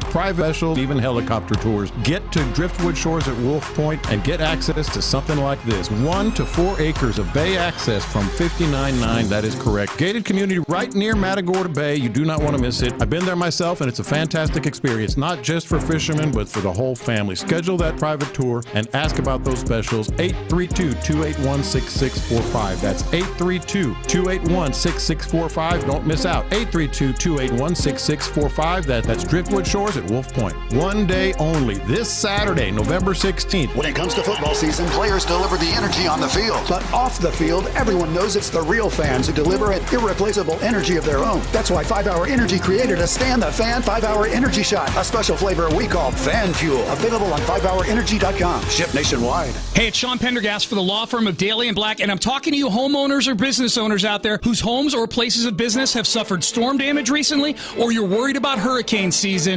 Daly & Black is who you need to go to if you're getting your insurance claims denied. They're an experienced team of trial lawyers that are going to be on your side. They don't get paid until they recover for you. That's right. No money out of your pocket till they recover for you. Their office is located right here in Houston, Texas. Visit them online. Talk to one of their attorneys right now at dalyblack.com. That's DALY, dalyblack.com. Tune in this week to kick off with Boomer and Valenti to hear the Sims Spotlight featuring Super Bowl winning quarterback Phil Simms. Brought to you by Balance of Nature. Balance of Nature supplements, changing the world one life at a time. Order for Jennifer C. Is this my double shot, double cream, double froth, double sleep? Yeah. Can you handle that much caffeine? Hey, did you know Discover automatically doubles all the cash back you've earned at the end of your first year? Well, I do now. Seriously, did you know Discover automatically doubles all the cash back you've earned at the end of your first year? Yeah, you just said that. Did you say I just said that? Yeah, I'm cutting you off. Did you say you're cutting me off? You earn, we match. Unlimited cashback match. See terms at discover.com/creditcard. Lowe's knows you want to get even more value for the holiday. That's why as a My Lowe's Rewards member, you get new member deals on holiday decor, tools, and more. And you earn points when you shop. More points equal more rewards to help you save on holiday and more. Not a member? Join for free today at Lowe's.com/MyLowe'sRewards because Lowe's knows deals. Program subject to terms and conditions. Points are awarded on eligible purchases. See Lowe's.com/terms for full details. Subject to change. Yo, yo, yo, Dad is in the house. What do you call the NordVPN Black Friday deal, huh? The Block Friday deal. Block online threats. Black Friday, Block Friday. Get it? It's hilarious. Get the NordVPN Black Friday deal and block online threats now. NordVPN is rated as outstanding on PC Mag. Just visit NordVPN.com and discover the benefits of this all-around cybersecurity tool. It will encrypt your online traffic. NordVPN's Threat Protection Pro tool will defend you against web trackers, malicious websites, and malware-ridden downloads. So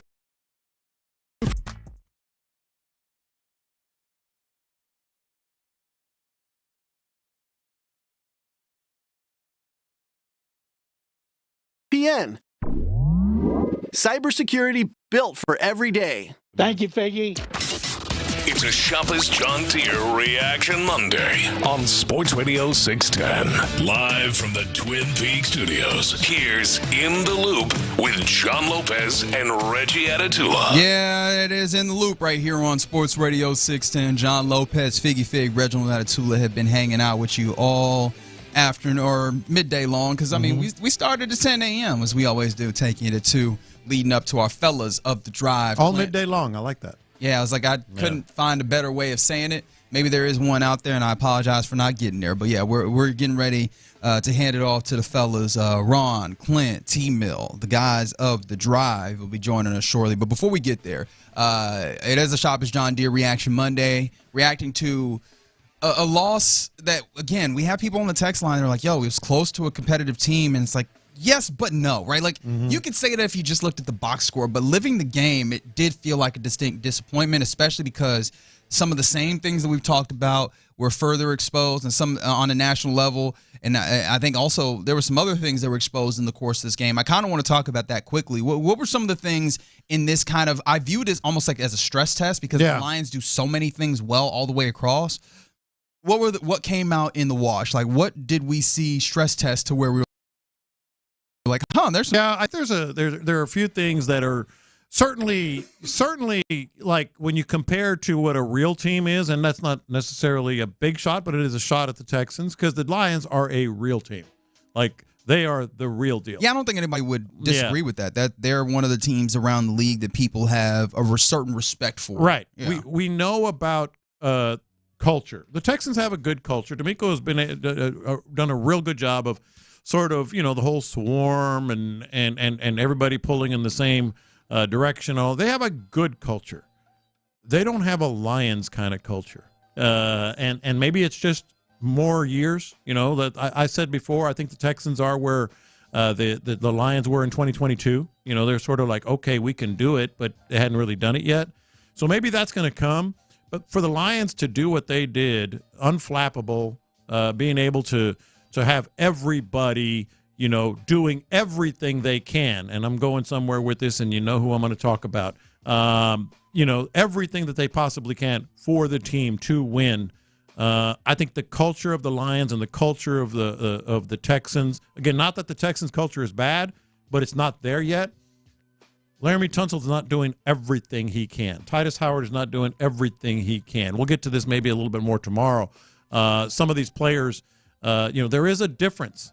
There is a difference between the Lions, how they operate, and how the Texans operate. I thought that was live and in color last night. I don't want to fully go to the idea that, the culture is not there.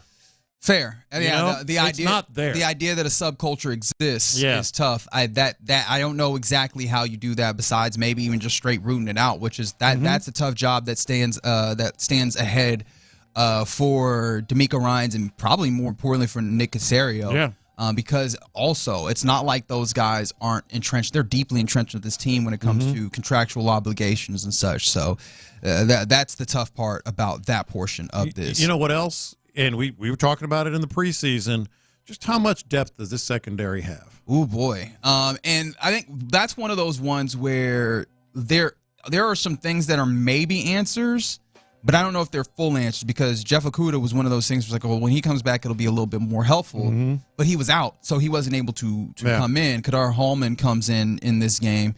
And, I don't think he did anything that was particularly bad, but you saw how a advanced play caller, a very good one with a lot of tools at his disposal, can find ways to hurt you, as evidenced, maybe not entirely, but at least in one play by that 3rd and 6 on that final drive by the Lions where they're able to get Amon-Ra St. Brown on a little return round against Azeez Al-Shaair, and he leaves him in his dust, right? That shows up.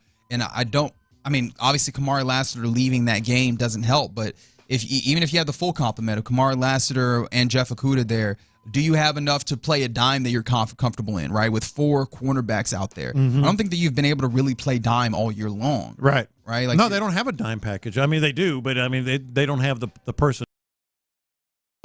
It's kind of like bullpen in baseball. it's always a question, and it's always being worked on. People are always trying to have good bullpen depth in baseball. You're always trying to have really good depth in the secondary in football, and it's sometimes very hard to do. But teams that contend do it. Teams that get to the very top do have that. And that also speaks to the other thing that I think that stood out to me last night. I don't like that we're grading the offensive line on a scale, on a curve, big curve, because it's like you asked earlier, is it better? And I went, yes. Question mark, upper inflection there. Because it really wasn't good. I'll say this one more time: you can't tell me that giving up 4 sacks and 9 pressures, the vast majority in the second half, is championship quality, because it's not. No, it's absolutely not. Yeah. And I think that was sussed out in this game, where you competed with a team, but you also won the turnover battle by 3. You had 5 interceptions, and you walk out with a 3-point loss. A 5-interception game should be one where you waltz to a win in most situations, and I think that is more of an indication of those issues. 281 on the 5-Hour Energy fan line. The exposure was the offense and just how comfortable they are with being conservative. Yes, this is one of those things. It's kind of interesting because at points, DeMeco Ryans has been kind of talked about as maybe a little bit aggressive at times, and this team has been very, very conservative this year. Early on, I do wonder if you almost, and it feels like a bridge too far to say, you almost were harmed by heroics, knocking down all these 50-plus yard field goals, because it almost, I don't want to say that this is what entirely did it, right? You have to have the mindset. They got real comfortable just kind of leaning in, saying, hey, we're going to kick these field goals. In addition to, I think, whatever decision or like real want and desire that Bobby Slowick has to want to jumpstart the offense to the point where he is just doing it. Yeah.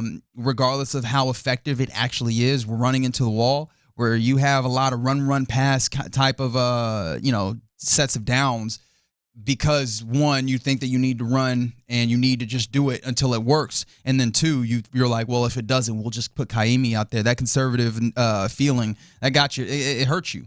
Conservative, but at the same time, Bobby Slowick tends to get too cute. Find someone who loves you the way Bobby Slowick loves reverses. Because that to me was almost, it wasn't a turning point, but it was sort of like a little sign that this thing ain't over yet. Where they did that silly reverse, a deep reverse too, with a little pitch. And I think it was an 8 or 9 yard loss. Hell, it might have been more than that. I'm like, what are we doing here, man? Like why are you doing a reverse in that situation? And then, the way that they do screens and wide receiver screens, it is mind-blowing. And I'll go back to it from just a couple of segments ago. You're throwing a screen to Robert Woods. Yeah. What are we doing? And not getting the ball to Joe Mixon, who we've seen be fantastic out of the backfield. Right? Tank. Yeah. Mixon. I mean, Robert Woods has had a great, very sterling career, very good career. He doesn't shake people on screens. So he gets too cute with his play calling sometimes. I got an idea. What if we ran a screen to Robert Woods? I got an idea. We're in total control of this game. What if we throw a double reverse? It wasn't even just an end around. It was a double reverse. And what are we doing? Yeah. Yes. And I think also one of the things that was exposed is, one, Lion fans turn out, but then two, just how different this Houston fan base is compared to like a fan base that's so desperate to cheer on their team like the Lions, that they'll just be at a restaurant on a Saturday night starting chants. What if we had someone in the room that might have something to say about that? Looks like our guy Ron is in the building. Ron Hughley of the Drive, as Clint also joins us in this handoff. How amazed were you that the Lions not just traveled to that degree, but also just the way that they comport themselves? Oh, not amazed at all anymore with the Texans. We've seen this with the Chiefs, the Pittsburgh Steelers game, the Denver Broncos game last night. It's the first game my wife and kids gone to NRG to see, and she has only been to Arrowhead before, and she just couldn't fathom or understand of what is going on. The Browns a couple years ago, the Eagles, like it was. So I'm not surprised. The Bears this year, the Bills, It's just if I felt bad, and I felt bad for just the real passionate fans here that get stuck with the label of not a passionate sports city. But those are the reasons why it happens. I also want to say today, and we'll get into it. I am not going to be here for this ball game for the Bobby Slowick slander. I am not here for that one today. That was. I am. Oh, I heard you. I heard you. I'm not. I'm not in. I'm not saying Bobby's perfect. No. Yesterday wasn't Bobby Slowick. Not to me. Yesterday wasn't Bobby Slowick. We all know who it was, and we all know. I'm not saying it all falls on one person or one individual. I think there are multiple things that run in the way of Bob before you get to Bobby Slowick. Like I'm looking at the text line. Someone just said, "I want Bobby to go 5 wide more." With what offensive line? Exactly. Yeah. You want him to go 5 wide with what? You just get mad at play calling because it don't work. It don't work. Don't mean it like it don't make sense. It don't work. Like, I am going to present. Some of the things he did not make sense. The reverse stuff, it's annoying. Guys try stuff. Ben Johnson over there tried some weird stuff. I think there was a slowness to get into more quick game type elements that once you got there, they utilized it. And I mean, look, you got to more play action in this game than you had. Is like more of an indictment of how long it took to get to this place. Yeah, like this week, they're mad that Joe Mixon got 25 carries. The worst thing that this team does as a whole is pass protect. Yeah. You got a 23-7 lead in the second half. Like I think there's ways to run the football too, but I guess they didn't really block up any of that. I'll present to you because people talk about, oh, he's so predictable. No, he wasn't. If you go look at the numbers, the sequence. No, they weren't. Second half, no drive had the same sequence. Okay. Well, you look it up. Looking forward to that on The Drive with Clint and Ron. We are done in the loop. I got you, Bobby. The Bobby defenders in the house, baby. Hey, now Monday through Saturday, Bobby could be doing a little bit better. But yesterday, I got you, Bobby. All right. Slowick losing it? Hey, let's hear it. Get out of here, McAfee. All right, you're listening to KLT HD2 on Odyssey Sports Station, and right now, The Drive is live. That's right. The Drive is live on a Reaction Monday. There is Clint Stoerner, who was out late last night doing the post-game show. He is in today. I listened to that because it took me an hour plus to get home. And that's even after sitting through DeMeco and C.J. Stroud. Doesn't matter. Still took me about an hour, so I listened to a lot of you and Sean. Took me on home. There is Tyler Milner, who I'm concerned about. Tyler Milner, who fell off a ladder, who's playing hurt. We've got a high ankle sprain. He's out 6 to 8 weeks, at least in any athletic stuff. He is with us, though, today. And he had to sit there, foot up on ice, and I'm sure multiple times in that game, if I know Tyler, he forgot about the injury and may have gotten up and that definitely happened. That happened at least once that I remember. Yeah. So a lot to get to, and we will hear from you because I do want to hear from you because this one feels like one where it's like, yo, where are we at now? Like you're 6-4 here. Luckily, everyone in the division lost yesterday, so nothing happens to you in this 2-game losing streak. But a crazy thought here. You just said it, man. This.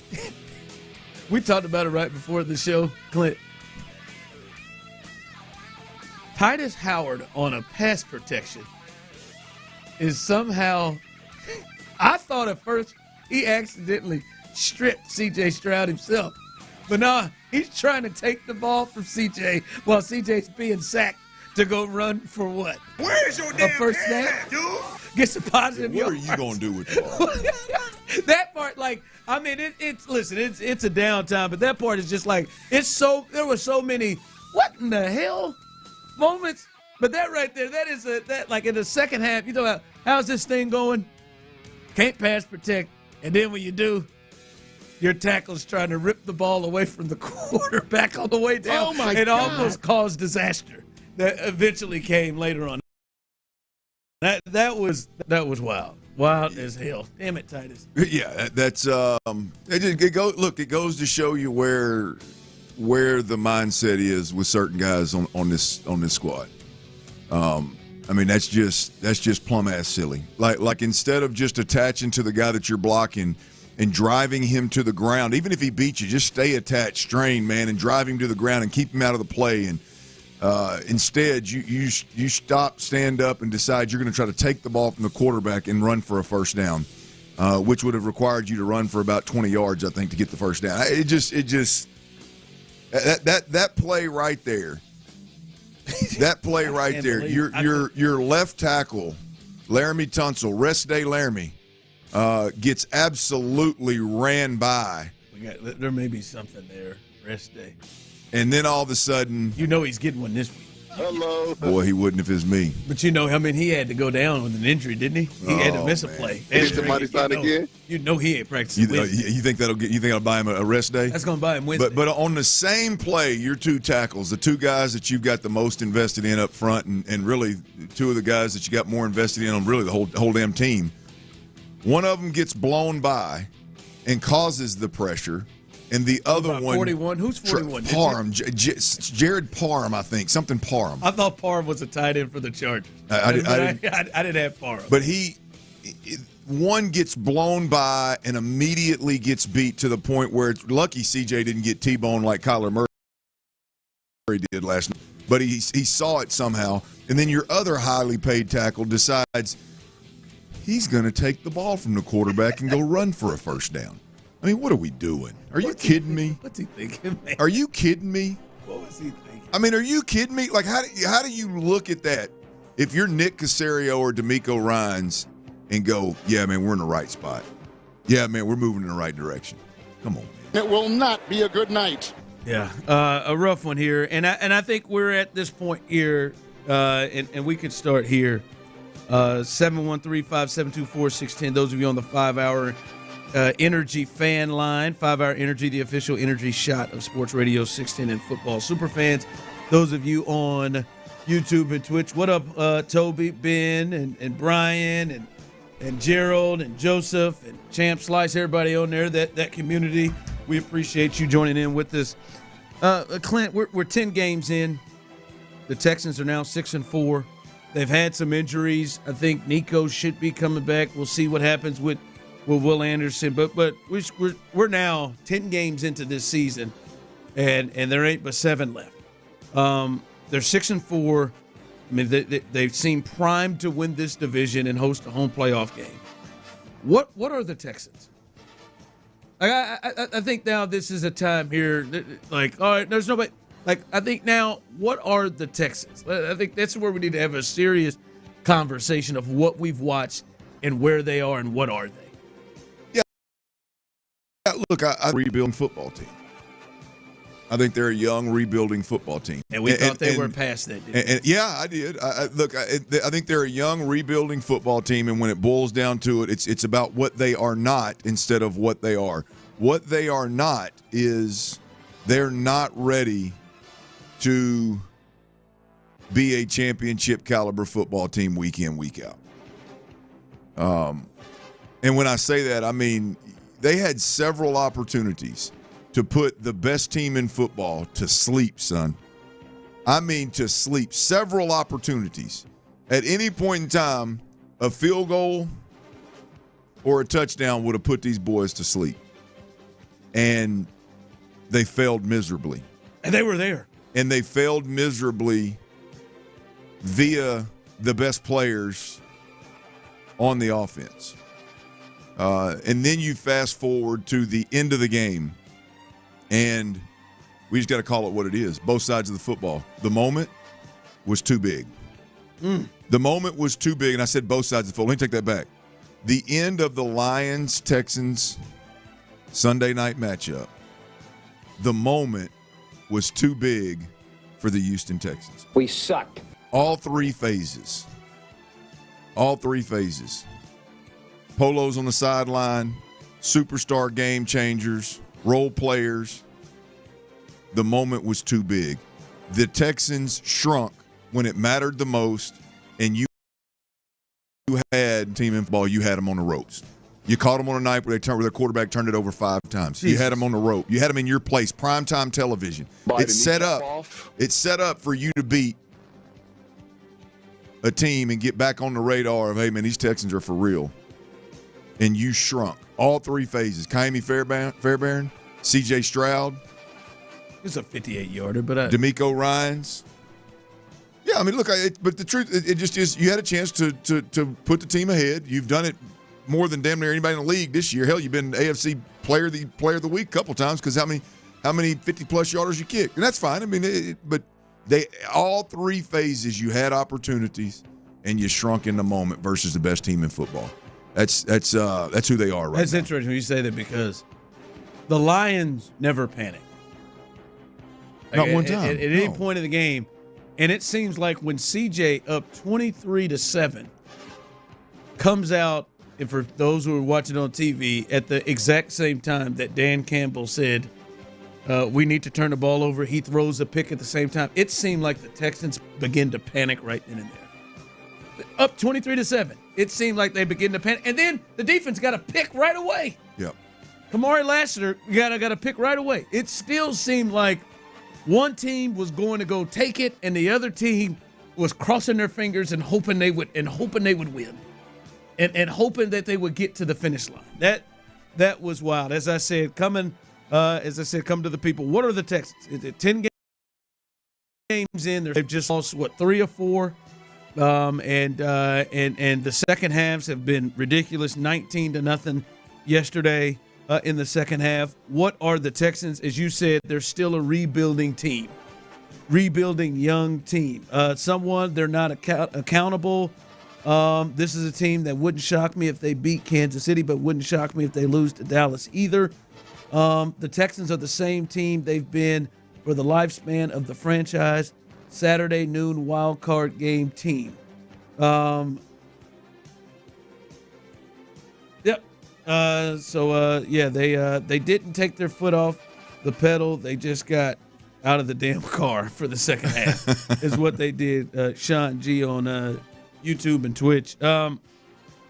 That's the part about the last 2 weeks that gets me. We can talk about the second halves, and we will, because it's like what Ron Jeremy said. I mean, not Ron Jeremy, not the porn star with the big Johnson. I meant Ron Burgundy. Sorry. I was like, what? Sorry. Hey, it's a little nasty time at 2:10. I meant Ron Burgundy, who says, I'm not even mad, man. It's like it's impressive what they've done in the second halves. But they had 2 teams that all but did everything they could to try to give you the game, Clint. Green Bay and Detroit? The Jets. The Jets the last 2 weeks. The Jets had a player just run to the goal line and drop the ball before getting there to not score.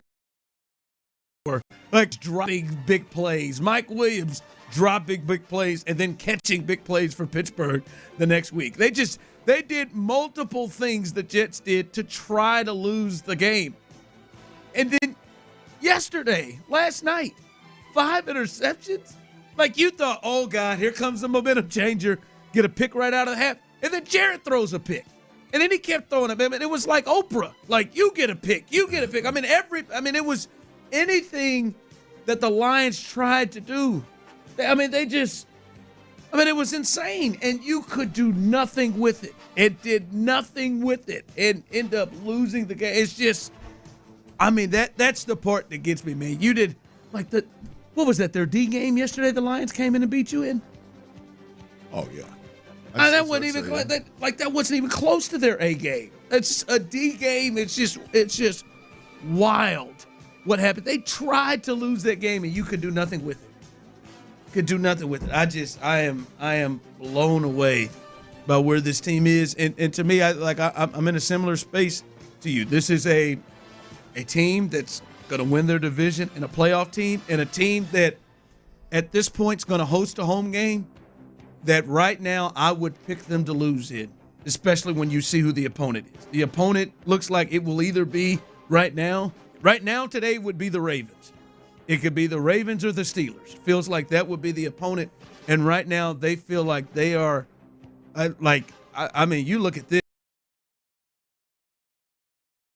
this, and we'll see what teams say that they're not ready to beat those teams, home, road, or not. Hopefully they prove me wrong or whatever, and we continue to watch this team grow and they have a turnaround off of this. But right now, that's just how you have to view it. Oh, there's no other way to view them. And when I say team, when I say the Texans are not ready to be in the conversation with the best teams in the NFL, the Texans, I'm talking about DeMeco Ryans down. I'm talking about all the superstars, the guys that are expected to make game-changing plays. It's all very, very, very suspect. The way the Green Bay game ended, we talked about that game when it ended, right? The last drive on both sides of the football. What in the hell are we doing? Biggest moment of the football game. What in the hell are you doing? Right? The Jets game, there's multiple times throughout that game. What in the hell are we doing? This game, both sides of the football, the last drive and the missed field goal. What in the hell are we doing? They're just not. When you talk about championship caliber DNA, when you talk about championship caliber ways of moving and ways of playing and ways of holding accountable and ways of preparing and the way you handle the big moments, the really good football teams have guys that in those moments they play their best football. And the Texans right now have guys that in those moments, and again, including both coordinators, in those moments have shrunk more than they've shined. That's a problem. Yeah, it is. And listen, they got what? They got a bye week. They got 8 more regular season weeks to go. 7 games and a bye week left. Yeah. To maybe grow this thing out. But it's tough. You just I kept saying this in the press box, fellas, like to everybody up there. Like, they're not really going to allow Jared Goff to throw 5 interceptions and lose this game. Yeah.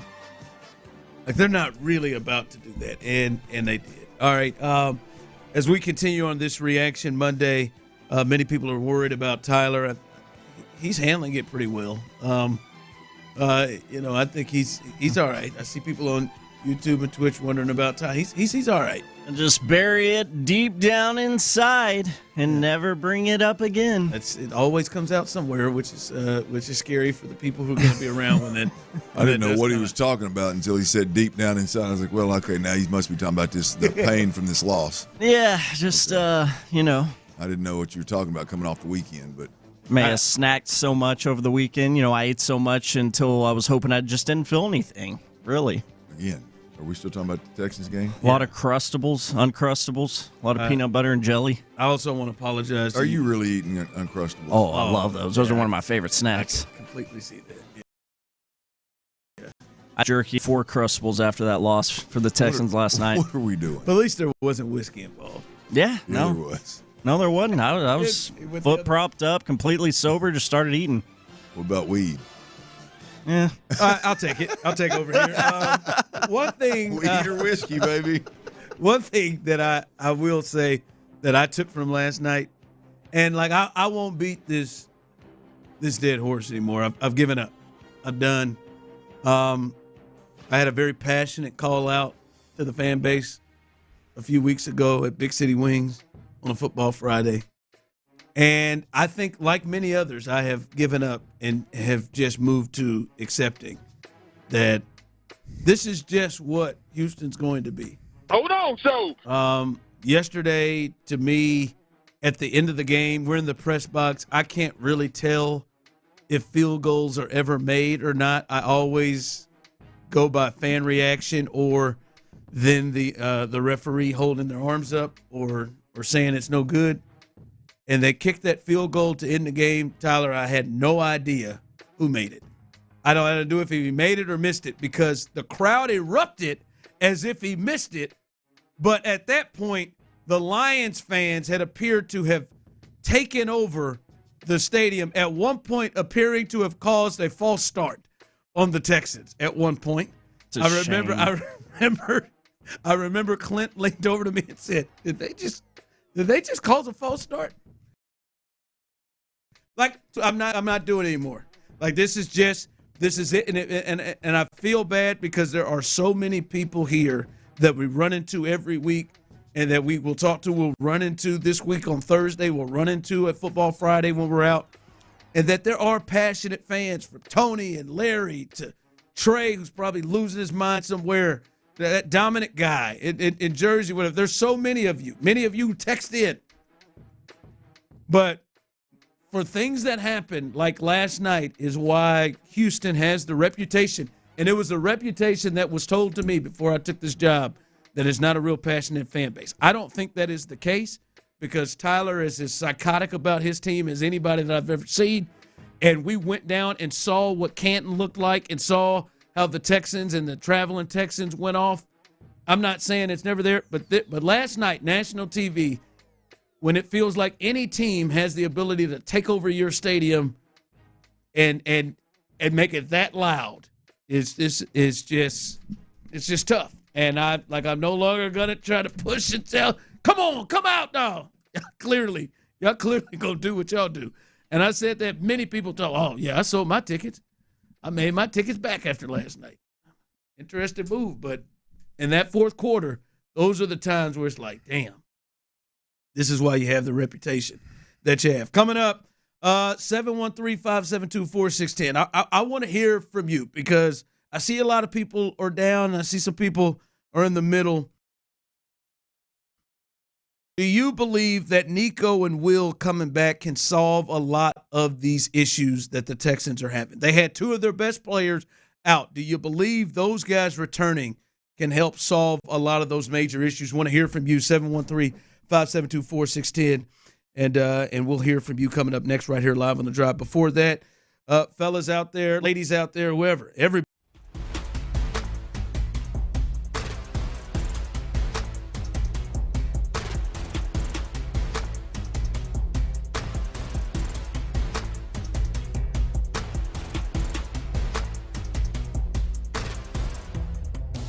Cranks up the energy with every game. 5 Hour Energy introduces the Stand the Fan limited edition fan fuel flavor.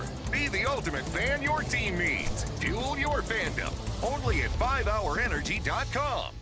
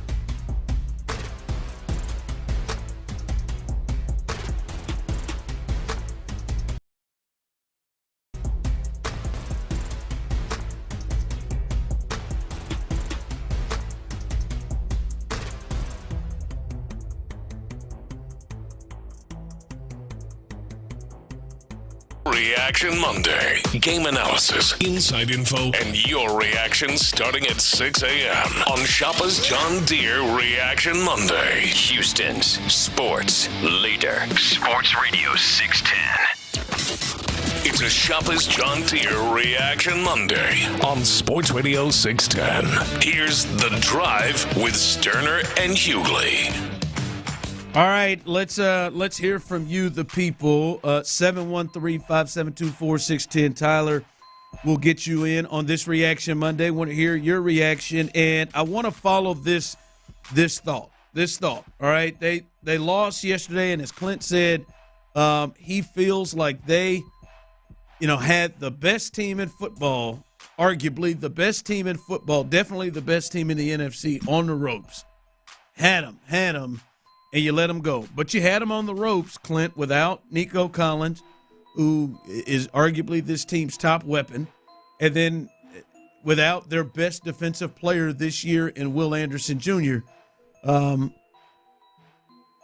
By the way, I'm still shocked that the Texans did not record any sacks with all the pressure they had last night. I mean, which I think led to several of the picks. But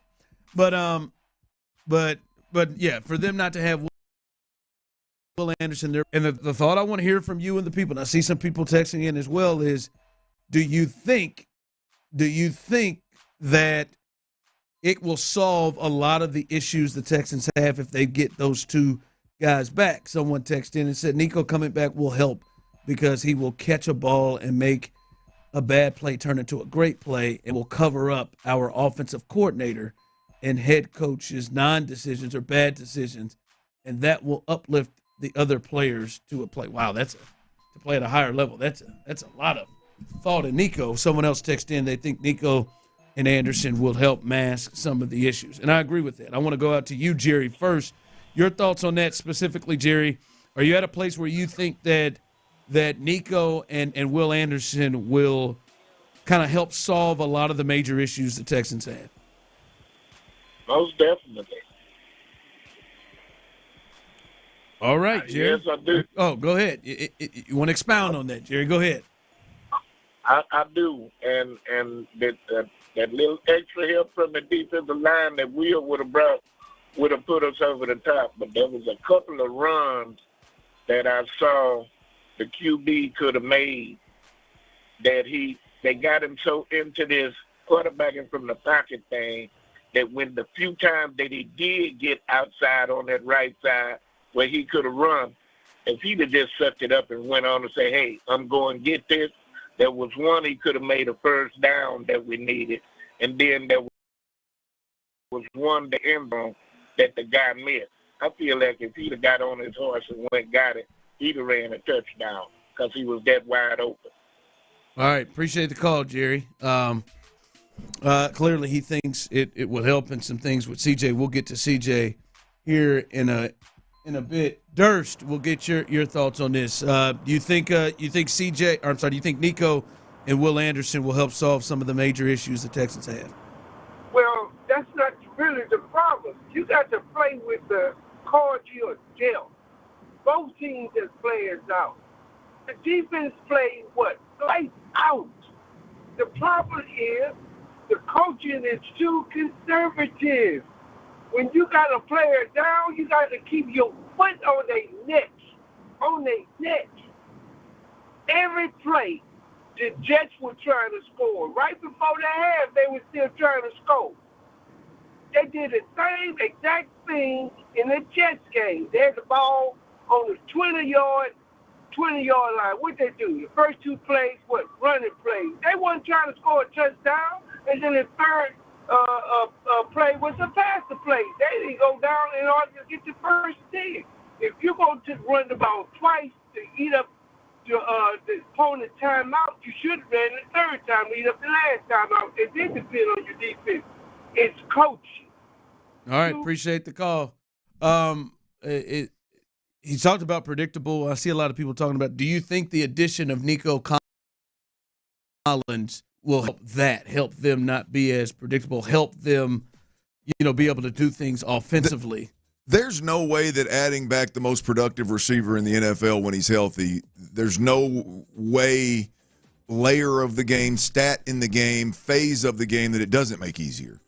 Yes, Nico Collins coming back will make things better. And then less conservative, as some people say. Well, I mean, I don't know about that. I mean, I don't. But at the end of the day, like yesterday's a perfect example of Nico. Like I'm willing. This is one of the very few games where I'm willing to say I believe Diggs and Nico Collins would have made a huge difference when the Detroit Lions shifted and their adjustment at halftime was to press man and try to take away all the quick stuff that CJ and Bobby were eating with in the first half. And that was their adjustment. And at that point in time, there's a couple of critical moments in the game. The caller just mentioned one on the very last drive. There's a third and 6 or 3rd and 8 where you get a safety matched up on Xavier Hutchinson, and Hutchinson runs a lazy banana-like slant type thing in there that I believe he just gave the route away, and hell, a safety was able to cover it and get a PBU. You know, Diggs or Nico or even Tank in that particular role, at that point in time, they don't just catch the ball. There's a good chance that it's a huge play because they're in man defense with no deep help and a safety matched up on a guy. So it was a game that the way it unfolded, the way the defense adjusted, I would say that Nico and Diggs would have changed that game big time for what the Texans needed to do and what the Texans struggled with in the second half. Yeah, I think when you talk about the conservative nature, I think that definitely helps. Kendrick, I'll let you get the last word in this. Kendrick, your thoughts. You think it would be a big help if they had those two guys back? I think it would be a big help, but I don't think that's the true problem. I think Bobby Slowick can't make adjustments. I think every team makes adjustments against us, but when it comes to the second half, Bobby doesn't make adjustments. And because of the way the offensive line been playing, I believe CJ has went into panic mode. I'm curious this real quick, Kendrick, and I know we got to go to break. Tyler's staring me down. What adjustments?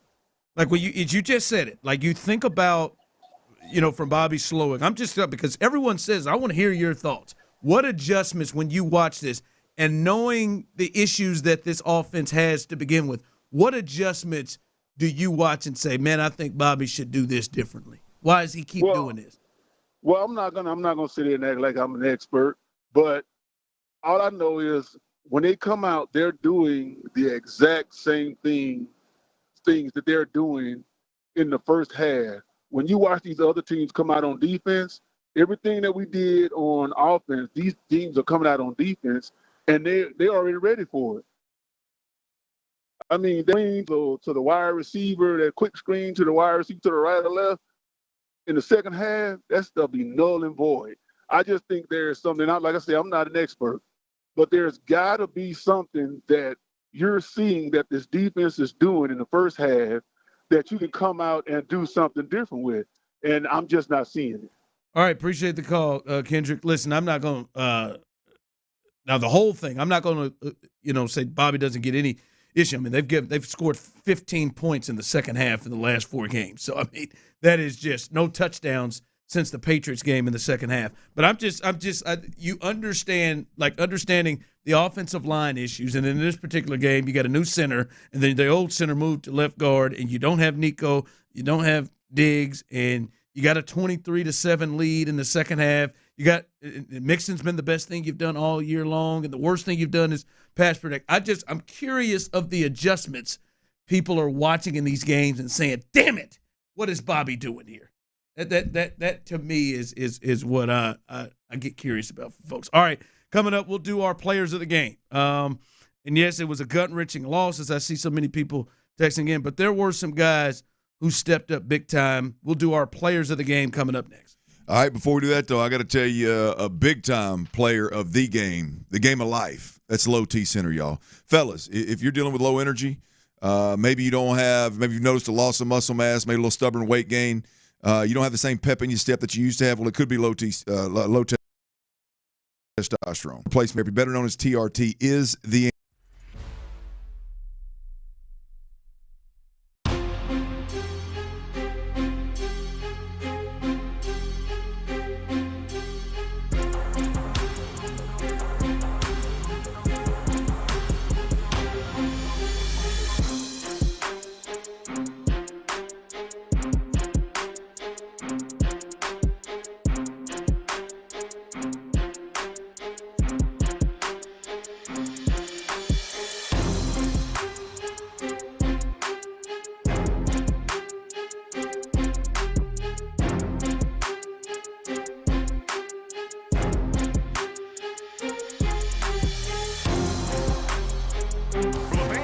fix up the energy with every game. 5-Hour Energy introduces the Stand the Fan limited edition fan fuel flavor. Be the ultimate fan your team needs. Fuel your fandom. Only at 5hourenergy.com.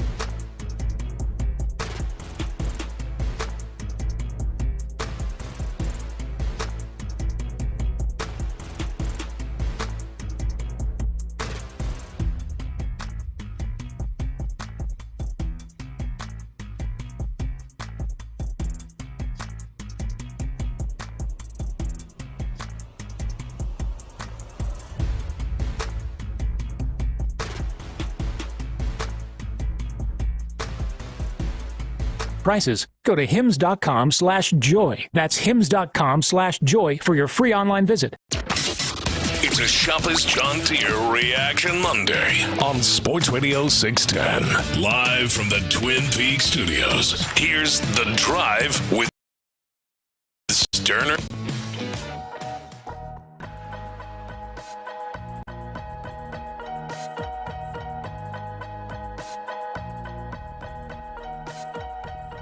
All right, welcome back in as we are live here on a Reaction Monday. As so many of you are getting in on some thoughts, I want to, before we get to our players of the game, our Man Eye Institute players of the game, I do want to apologize for those on YouTube and Twitch when I clearly meant to say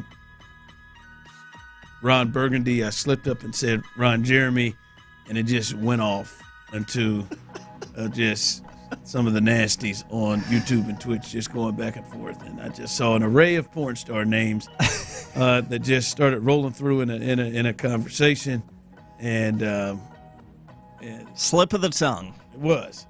Why are all of his slips of the tongue always have to do with porn or the female anatomy? That's not true. Some of them slip the food. Very rarely.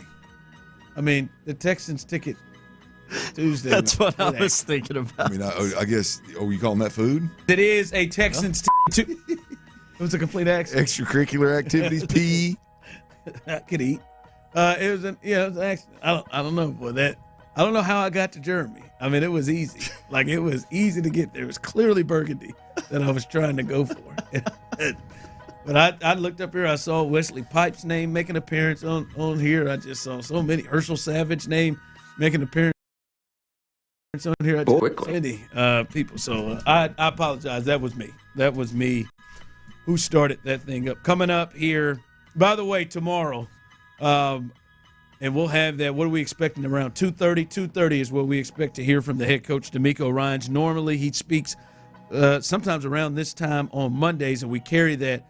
But since the Sunday night game, I think they're pushing things a little bit back. But he'll speak, and we'll carry that tomorrow at 2:30. And I know Clint Stoerner will be sitting there hoping that he hears the same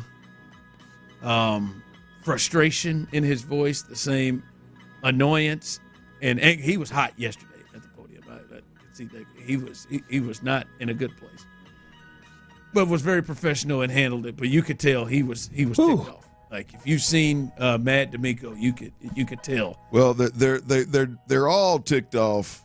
But you're hoping after the game. You're hoping that there is you still feel a tinge of frustration tomorrow when he comes on. Absolutely. At 2:30. 100%. It is. I mean, it is clear you've lost 3 of the last 4, and it's not like you just ran into some buzzsaws and it just happens. I mean, you had Green Bay on the ropes, let them off. You had Detroit on the ropes, let them off. You let a 2-6 football team beat you by what should have been, if we're being completely honest, 3 scores. But it's just time. It's time to stop with all the we're just having fun. We just want to enjoy the game, and it's just a game. And you sweep the last game under the rug, and we're back to rest days, and we're back to being happy. Yeah, to me, it's got to change, man. I know. Look, I know that there is, as a leader, as a head coach, there is a through adversity, kind of how you weather that storm is ultimately going to define you.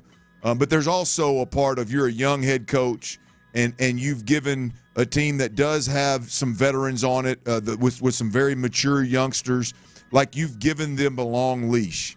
You've allowed them to be them. You've allowed them to take their rest days. You've allowed them to take the team over and have this joy approach, and we're going to have fun approach, and hey, it's a long season and one game at a time, and like it's time to adjust. It's time to show, like, it's not about showing, Ron. To me, it's more about, like, not having the ability to hide it. You know what I mean? Like there is a level. There should be a level of frustration, a level of embarrassment, a level of concern, a sense of urgency to get things right that you should not be able. By Thursday, there should be no level of hiding it. There should be no level of things are going to be all right. It's a long season. We're in a good spot. We're 6-4. I love where our team's at. Like, we got to get beyond that. So, yeah, I know there's nothing that's happened this year that puts me in a spot where I believe that we're even remotely close to it. I think we'll hear more of the positive. It's been laughable what the messaging is coming from all of them. And it's all of them. I've heard Nick do it too. I mean, to me, it's laughable. Like, Nick literally. Now, maybe it was a slip of the tongue. But after the Green Bay game, when you're like Ron Jeremy, my man, yeah, like, which, even the greats like you mess up with names sometimes. But I mean, Nick literally said the game went about how we expected it to go. C.J. Stroud threw for 86 yards. Your quarterback, how many times did he get sacked against Green Bay? Was that the 8-sack game? No, or the was 8 that last sack was week? last week. That was the Jets. I just don't understand.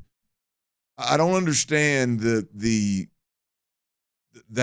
mindset, that approach. That I understand where coaches and GMs and organizations, you're not going to air your laundry. I get it. You're not going to personally attack anybody, but there's a difference between that and just being so. I don't know because I don't think anybody's faking. But like so like blatantly disregard the obvious. That to me is dangerous, man. Like at some point, man. I mean, it's just the snowball's rolling downhill, and what are you going to do to stop it? Are you just going to keep the same messaging? Yeah, we'll see. We'll see. It'll be a similar. I think it's going to be very because here's the deal. The reality of it is that this team could continue down the path that they're going down right now. And as long as you beat Tennessee, who is terrible, you don't even got to beat them both times, I don't think. You beat Jacksonville once, you're going to win the division, you're going to be in the playoffs. You have a home playoff game. So you can stay the course. Like if that's the goal, if that's the goal and that's what you're cool with, and which they'll never say that, but their actions will tell you one way or another. Like you can stay the course and rest assured you get to 9 dubs, you're gonna be in the playoff. You get a home playoff game, but you're not gonna be anywhere remotely close to where you were when the season started and through the first 6 games this year, where people thought you were like a legitimate top 5 team in the NFL. Yeah. The bottom will fall out if they lose next week to that Cowboys. Oh my God, we got plenty. We got plenty left this week to talk about that. Lord. But that's Tyler, calm down. Don't even think of that. Cooper Rush. Don't even think about it. All right, let's hit it. Our Man Eye players of the game. Man Eye Institute players of the game. I'll start with mine, Clint. I'm going to go with Jalen Petrie. I thought Jalen Petrie this week, and I think a lot of this goes towards DeMeco Ryans and Matt Burke, but he was special. He got his hands on the ball that led to the first interception that got this thing started the way they needed it, Clint. He was around the ball all game long, and it seemed like the Texans in the way that they wanted to play him instead of the Lions being able to dictate how they were going to go against Jalen Petrie. You didn't see him locked up a lot against St. Brown, especially in the first 3.5 quarters. Didn't see him. He was around the line of scrimmage causing havoc. He was killing them in the run game. He was like a 4th linebacker up there. You saw why Jalen Petrie being up there. Now, the hope is that dude Brian Branch on the other side, the hope is that he could be able to cover and do similar things to Brian Branch down the line, who was special. That guy should be an all-pro this year. But I like Jalen Petrie's game a lot yesterday. Yeah, I like Jalen Petrie as well, Ron. I think this game set up really well for DeMeco from a personnel standpoint, and Jalen Petrie is kind of where that stands out. You know, the way that they're a heavy 12 personnel, 1 back, 2 tight ends, 2 wide receivers. You almost by personnel that eliminate Jalen Petrie having to get matched up in critical situations with a wide receiver, which would be Jamison Williams or Amon-Ra St. Brown. A lot of 2 tight sets, which plays into the hand of more linebackers and Jalen Petrie style. So, but he went out there and found a way to make it work, man, and had a good game. Yeah, I like Jalen Petrie, man. That's a good one. All right, who's yours? I'm gonna go with John Mechie, man. I think there's there's a couple of things that I think fans could take from this game in a positive light, but there's really only one thing that I think that they'll accept, and that is the fact that the John Mechie story in a beautiful way. Good interview you guys had with him yesterday. Yeah, you're not happy for that. For that kid, you're heartless. Yeah, man. That to see him go out there and play as well as he did, it was he really. It wasn't just a couple of times he got into an open zone or something. He went out there and made some big time, big boy plays, catches in traffic, beating man to man, winning in a quick game. Making himself available to the quarterback and big target, big chest, big target. I mean, he had a beautiful outing and. Just his story coming together, Ron, is so beautiful. And let's be honest. I mean, it's coming together in a way that the team needs him right now more than they ever have. And so the timing's great. The story's great. Good to see him get out there and prove that he's ready to take that next step. All right, Tyler, real quick, you got one? You got you a Yeah, I mean, I guess. Because last time it was the water boy. Yeah, I'm not a big fan of giving players of the game whenever you play football like ass, but if I had to pick one, I guess I'd go with tight end Dalton Schultz. I believe that was a season high for yards for Dalton, if not close to it. 3 receptions, 66 yards, 22 yards a catch. Yeah, I'll go with Dalton here. Yeah, for you. Dalton had a nice game when he got involved. Maybe he can find the end zone sometime. That'd be cool. Yeah, well, yeah, that would be cool. All right, coming up as we continue, it's that time we do it every week. C.J. Stroud's grade. 713-572-4610. Those of you on the 5-hour energy fan tube and Twitch, we'll get our thoughts and Clint's thoughts. What was C.J. Stroud's grade? He was 19 for 33, 232 yards, 1 touchdown, and 2 interceptions, 1 carry for 5 yards in the game. What was C.J. Stroud's grade from yesterday? We'll discuss that as we return back to the drive on this Reaction Monday. But before we do that, guys,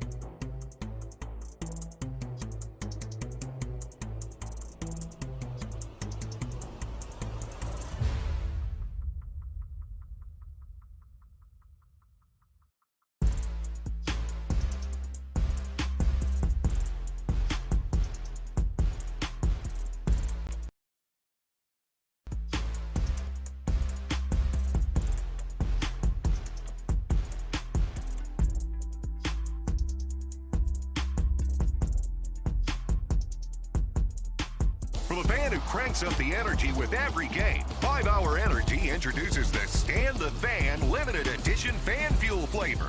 Be the ultimate fan your team needs. Fuel your fandom. Only at 5hourenergy.com.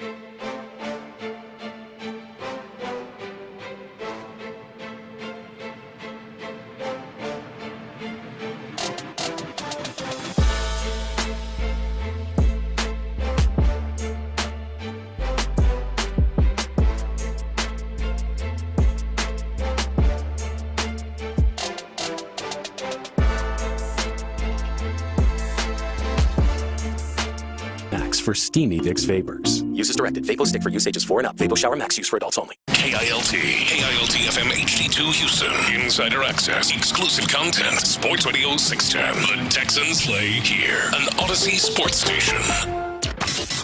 It's a Shopper's John Deere Reaction Monday on Sports Radio 610. Here's The Drive with Stoerner and Hughley. CJ to throw. Quick throw left side, intercepted. Diving pick, and they got it at the 32-yard line. Davis with the INT, jumped the route, and Detroit, just like that, is in Houston territory to start the third quarter. One play in. Yeah, it's exactly why that you should go to some double move stuff. All right, that was Mark Vandermeer, and Andre Ware, Heisman Trophy winner Andre Ware, who was did some good points there, Clint. And this is the time that we do this every week, and people on the 5-Hour Energy Fan text line, as well as those on YouTube and Twitch, can chime in on this. And I see many of you have already. C.J. Stroud's grade. What was C.J. Stroud's grade? You can text in your thoughts on what his grade is. I'm seeing D-, D-. Somebody said F-, C-. Someone said, Champ Slice said he gets an A for the first half and an F for the second half, so it equals out to a C. C.J. Stroud, 19 for 33, 232 yards, 1 touchdown, 2 interceptions. In the second half, in particular, with a 23-7 lead, he was 4 of 12, 68 yards and 2 interceptions, no touchdowns in the second half. How would you grade C.J. Stroud's performance yesterday? I'll go with a D.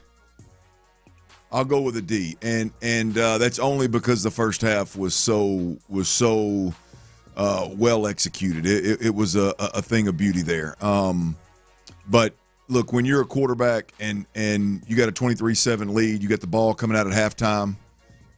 Really, every time you touch the ball in the second half, any points is actually more difficult for the opponent to come back, and you get shut out. That's a big time problem. You look at the interception coming out on the first play of the second half. It's a hard corner. We're throwing a speed cut out route. That's just on the quarterback 10 out of 10 times. Yeah, he wasn't hiding. He was sitting right there. Yeah, and you got to know, you've got to be aware. At this point, you've eaten them up with quick game in the second half. Now, there's a strong message from Gerard Johnson or Bobby Slowick, one of the two, that, hey, man, look, when we come out in the second half, their adjustment's probably going to be they're going to give us less cushion. They're going to squeeze down. They're going to tighten up this coverage pre-snap. They're going to force you to throw the ball over the top. So, it's still quick throws, but we're going to work some of that high-low, the corners outside that are now going to be a little bit tighter. So be aware that these corners and end backers and safeties and everything, they're probably going to jump some of the routes. So you'd be be aware shocked coming that out. Conversation was not had at the half. Boy, if it wasn't had, it's criminal. I got to believe that was had, yes. So the coming out interception is bad. That's double negative. That's not just an interception at midfield. That's double negative. That's trying to give away a lead. That's how you give away a lead. That's how you have a huge momentum swing, is in that part of the field you turn it over, right? And then you fast forward to the Tank Dell wide open in the end zone. You've got points. You've got 3 points. And you throw an interception when the receiver butt naked, wide open for 3+ seconds for a touchdown. That's on nobody but C.J. Stroud. And, so those two major mistakes, along with the expectations of, we're not grading C.J. Stroud on a Davis Mills scale here. You're judging, I'm judging grading C.J. Stroud on a top 5 quarterback in the NFL scale, and I think it was a rough day. So I'll go with a D, Ron. Go with a D. Some others coming in. Stroud was solid, B- to B+ in the first half. He was ass in the second half. Clint, I'm in the D range, and not just D for the grade, but that was very, very disappointing from him yesterday. Yeah. That performance was very disappointing. Now, listen, I'm not going to say that it was Will Levis-like, that he sucked all the way through. The first half, I thought he played pretty well, right? I think the big touchdown at the end of the half that he gets and he fits into Mechie, I thought obviously was a great throw. There were a couple of early ones on third downs and longs where it's like, all right, hey, picked it up, made a big play, and made a good decision, didn't try to be a hero and let people run to get third downs.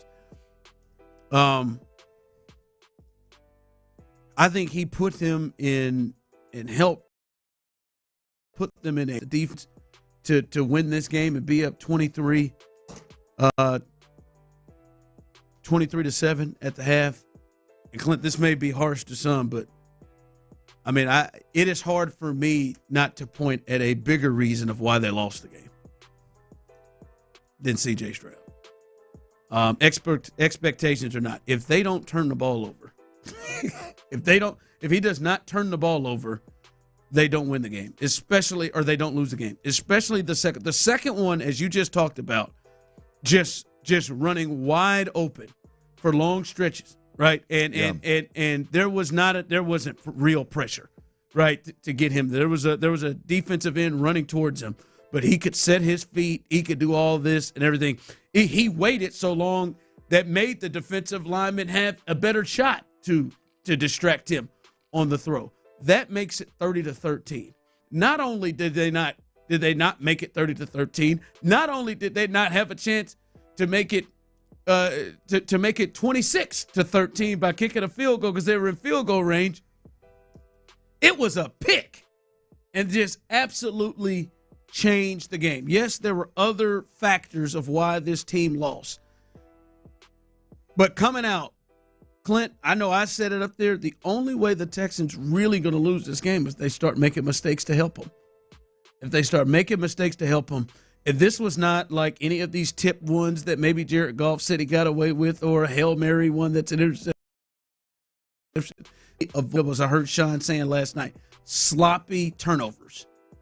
And I think the part when I say is disappointing as well, and Clint, I think there were opportunities. Clint, the whole time, Clint Tyler, I'm sitting there thinking, all right, here we go. It's 23-20. It's 20, like they're down through. All right, it's 23-23. Like you need your big guy, your dude to make a play. You need your dude to pick everybody up. You need your dude to fix this. You need your dude to come up with a big play. Got the ball, man. We're right here. We've crossed midfield. Make a play. And he just could not do it, Clint. Not at any moment. And we have talked about the company that we think that he may be in this year. Jared Goff, no, not even in the same company. You've talked about he's better than Josh Allen. You talked about he's better than Lamar. You talked about he may be up there with Mahomes. We've heard that conversation. Talked about all the players. He could not make a play, Clint, and he had the ball multiple times where you say, all we need is can you tack on a field goal? And then they're driving, and he could not make a play. Not all of it was on him. There were some protection issues, yes. But there were also some opportunities too. Like, I mean, that part was disappointing and really surprising. That there's probably about 3 the Lions are coming. And just turn it. Hell, on one of them, Bobby said, man, I don't know if I feel comfortable. I gotta put it in Joe's hands for 5 straight carries because you just thrown 2 picks. That part was, and again, not saying that he's done or that he stinks or anything like that. Still believe in C.J. Stroud. But that part was really tough to watch, to see that he just could not make the play. Or plays to get him there that we've seen him be able to do. Well, we've seen the greats do it time and time and time again with their starters, without their starters, with great play callers, without great play callers, with whatever.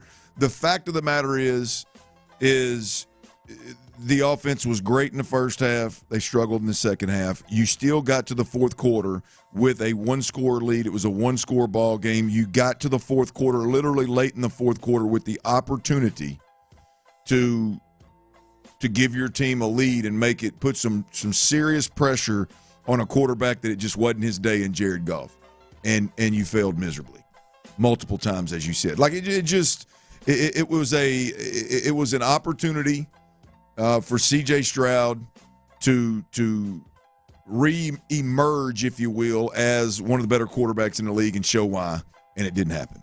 Yeah. And there's no, look, I mean, that's just the truth of the matter. We don't need to, well, he didn't have this guy, he didn't have that guy, that's fine, whatever. opportunities there. It didn't get taken advantage of, and here we sit at 6-4, having lost 3 of the last 4 games, and at a point where you got to stop. You got to stop the skid here. You got to stop the bleeding, man. Someone texted in, and I'm sure we got a little bit of time in a week to look at, and tomorrow, tape drop Tuesday, I'm sure we'll get some more. But from your wait to watch this one, boy. People are texting in, wondering from you, Clint, from your view, what did you see was the difference in CJ from half one to half two? What did you see? I just looked up there. They just put up the stats, Tyler. He had a QBR of 1 in the second half. 38%. Well, I mean, I think the biggest difference is he made some terrible decisions that were turnovers. I mean, that's. I mean, you can talk about Bobby Slowick all you want, but I mean, the one thing that you couldn't do in the third quarter to let the Lions back in this thing in the fourth quarter to make it a game was to turn the football over yourself, especially given the fact that he comes out and turns it over. And so the 2 piss-poor decisions were unacceptable for any quarterback, but damn sure C.J. Stroud. In the second half, there's no doubt about it, the Detroit Lions – they tightened down their coverage, and we're trying to force them to throw the football over the top, knowing that in order to do that, it's going to take a little bit longer, so they have to try to protect, and they can't protect, which they showed that as well. I don't know how many like, let's say, mid-range game or progression passes that were called that weren't quicks or screens, but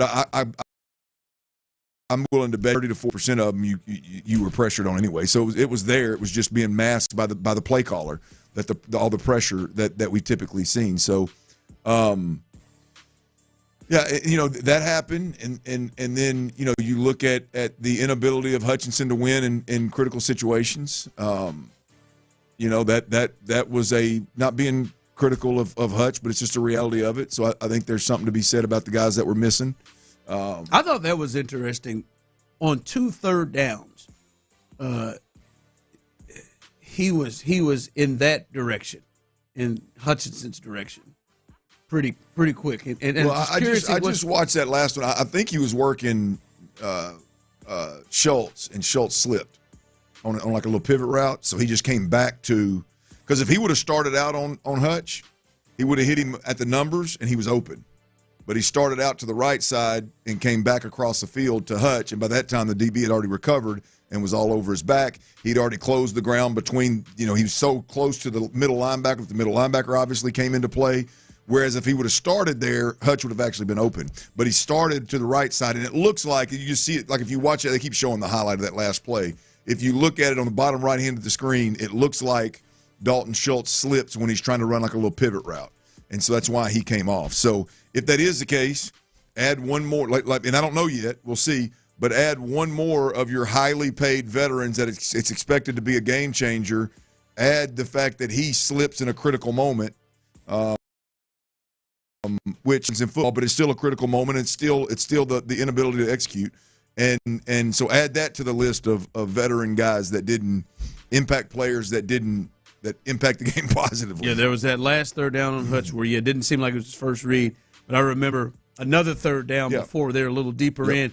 I think we were like, it's man across. And he went Hutch over Branch. I just wondered why. It was interesting that Tank may not have been the first place his mind thought to go on some of those. Yeah, no, I agree. I agree wholeheartedly on that. I mean, to me, I've always said this, Ron. Like it's, even if you're working with young quarterbacks, right? And when you come to the line of scrimmage, CJ, when you come to the line of scrimmage, so again at halftime, right, Ron, we talked about it a while ago. Like if there wasn't a conversation, a very stern, matter of fact, CJ, look me in the eyes right now. I'm telling you what they're going to do. We just lit their ass up with the quick game. They're going to do everything they can to take that away from us. So be aware of that being a problem. And when we do get man-to-man, when we get cover one with a free safety or cover zero and we know they're bringing pressure, they're going to try to man us up, here's what we got to do.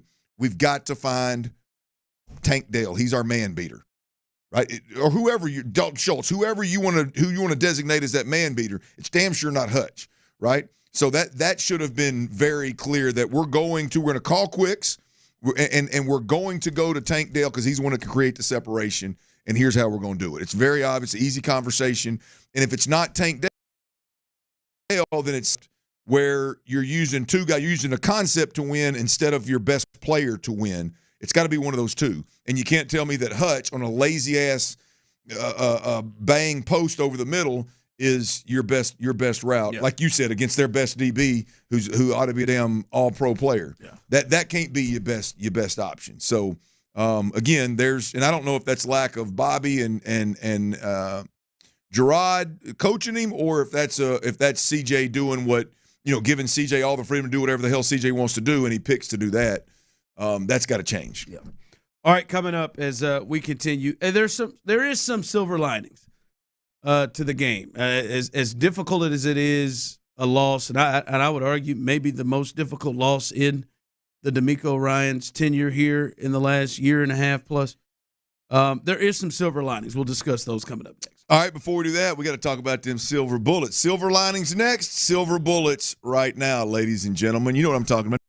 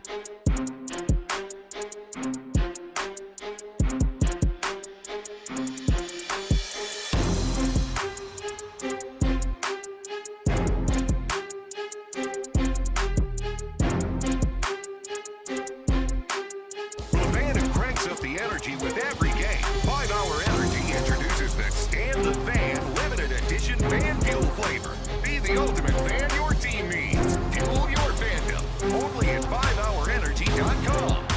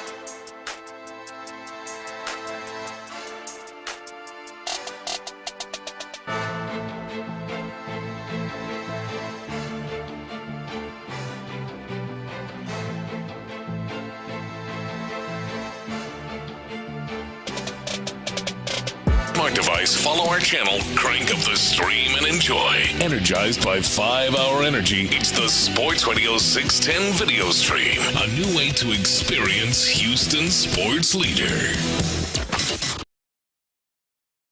It's Reaction Monday on Sports Radio 610. Here's The Drive with Stoerner and Hughley.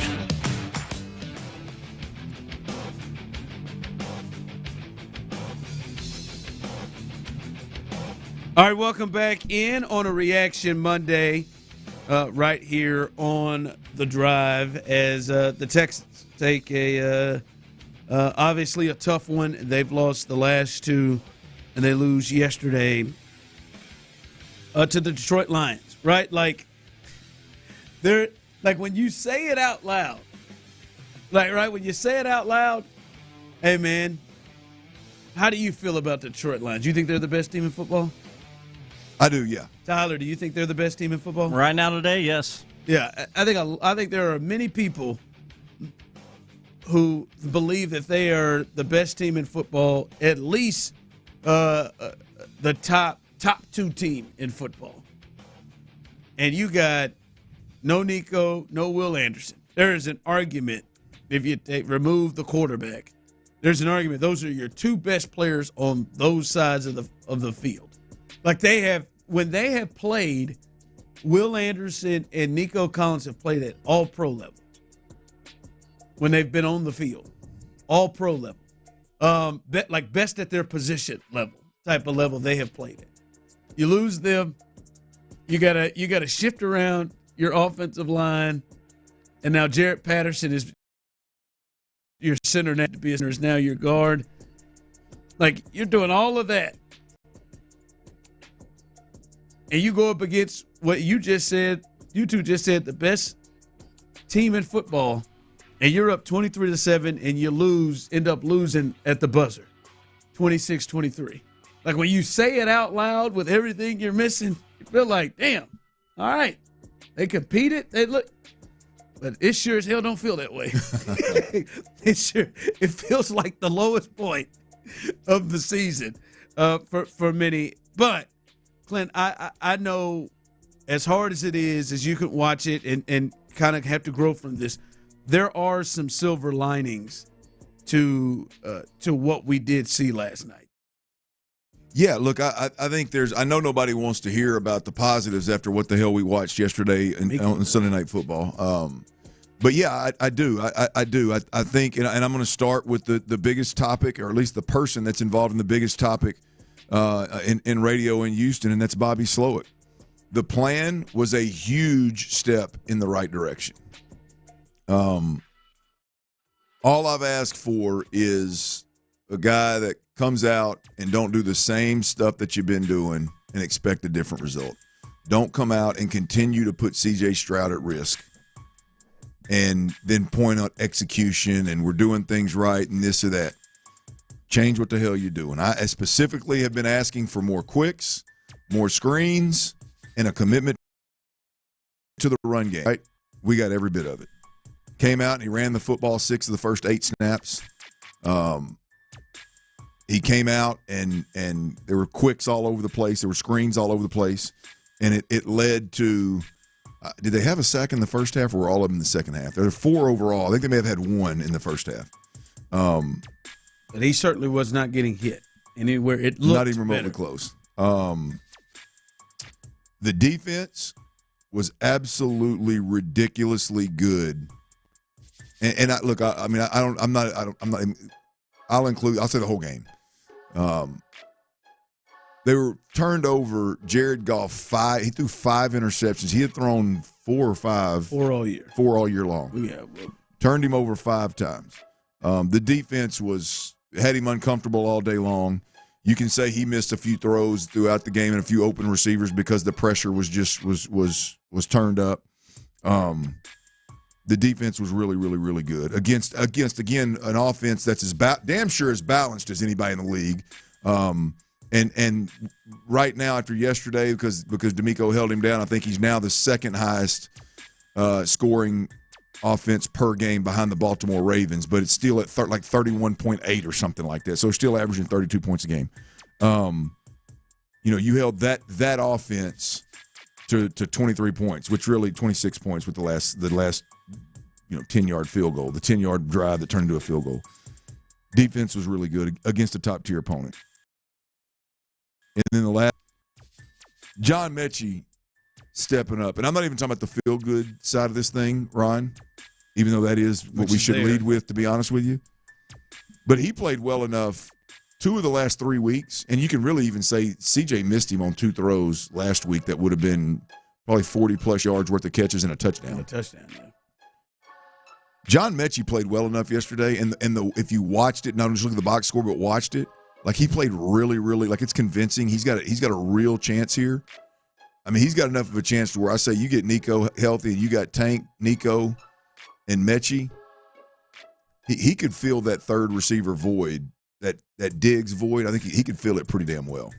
If what we've seen recently is really him. The Tank role of what. Sure, whatever that would be. Yeah, the third best receiver. Yeah, that's the John Mechie thing is a real silver lining in this game. That dude coming into his own, because he runs the slant route on like 3rd and 6 and keeps the drive alive. That was huge. It may have been the last drive. That'll be one to watch on the tape on the All-22 to see kind of what he did. Yeah, because he seemed like, especially when they were running, it looked like they were running zones and he was finding really good openings and spots. He caught 2 or 3 balls in traffic. He obviously catches the touchdown in traffic. I mean, there's just that's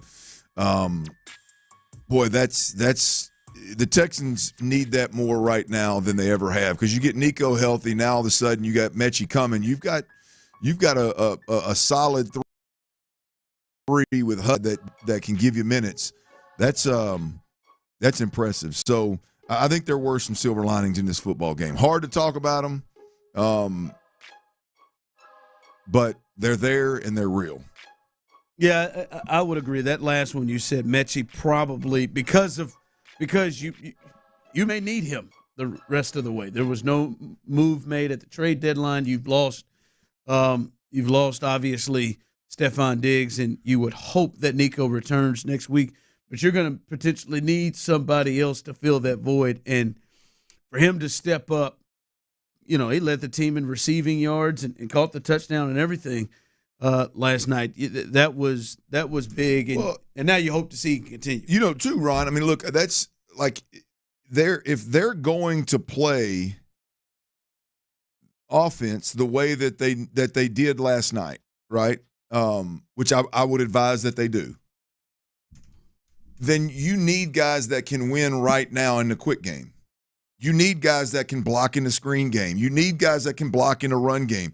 You don't need a guy that's going to take the top off the defense, right? I mean, you get Nico back, that's that guy. You get Tank rolling, that's that guy. You just need a guy that in a critical moment can go out there and run a slant versus an NFL DB and give you an opportunity, give you a chance. Don't signal the route like I mean Hutch literally turned his blinker on that damn post right over the middle. Yeah. Hey, I'm finna ease over to my left right here, man. Jump this route and bat it down. I mean, hey Tyler, he did this. Yeah, yeah. I mean, it was bad, man. And you need a guy like Mitch that could do that beyond Nico and Tank in those critical situations. That's big, man. Yeah. All right. Coming up, I do want to dive in a little bit more on that defense of performance because we kind of glossed over a little bit. I want to dive a little deeper on that performance because I think it's caused me to kind of rethink some things with the Texans. We'll discuss that coming up next. All right, before we do that, though, I got to tell you about QC Kinetics, y'all. QC Kinetics is if you're out there and you're dealing with chronic joint pain.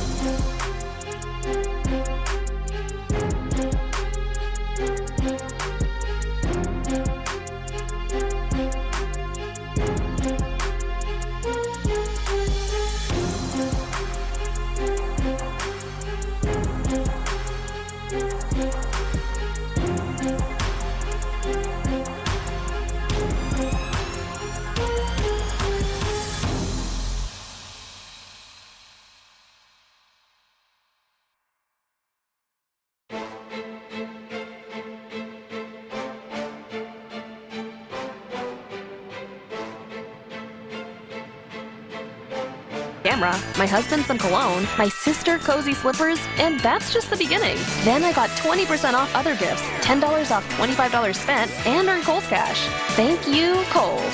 Select styles, $10 off $25 offer ends November 11th. 20% offer ends November 23rd. Coupons do not apply to Tech and Sephora at Kohl's. See store or Kohl's.com for details.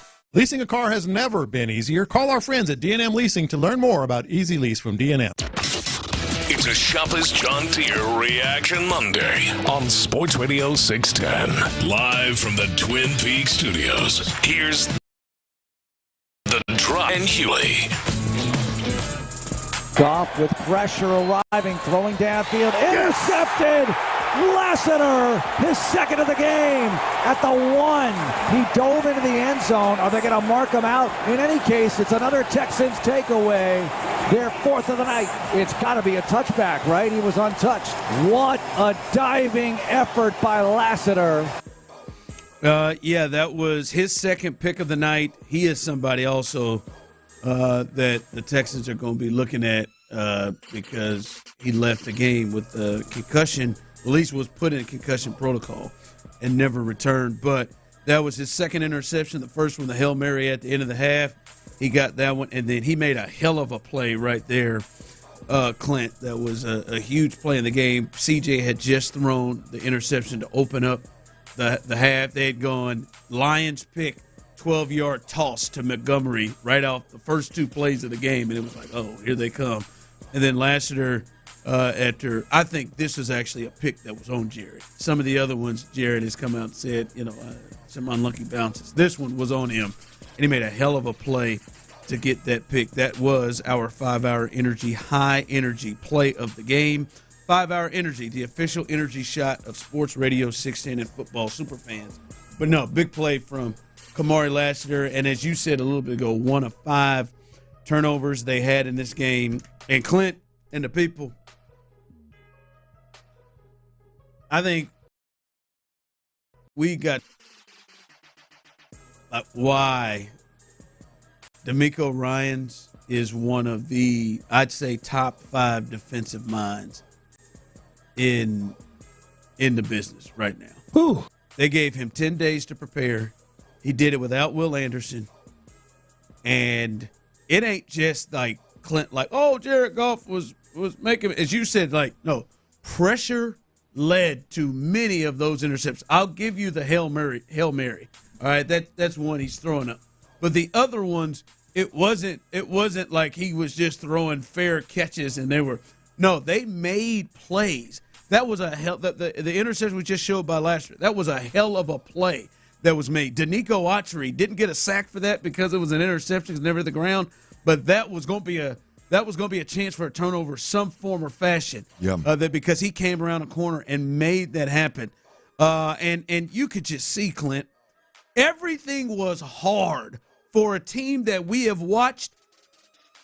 That everything appears easy. They usually are able to do whatever the hell they want to do, and they couldn't. They couldn't run it. I mean, for I would say 85% of the game until they just kind of broke, and then like Jahmyr Gibbs got busy late in the run game, and then all of a sudden St. Brown was nowhere, and then late in the game they found matchups and he got going. But for 3+ quarters, you never saw the Lions offense look the way it did. I mean, there were no balls to tackles. There were no faults of running up. They just were trying. They couldn't get first downs. Yeah. So, I mean, I got to give DeMeco huge credit for his defensive performance. And they made those plays. Like the Jalen Petrie said it earlier, Clint, they played him on their terms. And Jalen Petrie was made a factor and was not left covering people. Yeah, look, I thought it was tremendous, man. I thought they were able to the risk that they were willing to take by like playing 3 big linebackers, Toa. What an adjustment that was. Devin White and Azeez Al-Shaair all on the field at the same time versus their 12 personnel with 2 tight ends in the game. You know, the ability to do that, I mean, you're taking a huge risk. And it did bite them one time for a touchdown over the top where Toa ended up getting beat. But the ability to do that and get home with the pressures and force him to get the ball out and stop the run, like it was not just a great scheme, but it was great execution. These guys, we've said this from the jump. Last year, I think it was the whole team, but now it's definitely obvious in the defense this year where they're just so well coached that they have the ability to play with all-out instincts and just play fast. And I think that was on display, man. And just I think there's a couple of things like with DeMeco's defense. Like I would have liked to have seen the way that fourth quarter went had he had all his dudes. Because they're shorthanded, and forget about the game-changing ability of a Will Anderson, and just let's just say a frontline starting caliber defensive player, right? In the rotation, Mario Edwards in the rotation, a healthy Foley Fatukasi, who I know he played, but he ended up getting banged up a little bit. Kamari Lassiter had to leave. With a concussion. You know, just if you think with what Detroit wants to do is really exactly what they did, other than get behind as far as they want to lean on you, and ultimately a lot of times the first half that run game's not going to produce a whole hell of a lot, but late in that third quarter and that fourth quarter, that big offensive line and that run game approach, they know at some point the dam's going to break.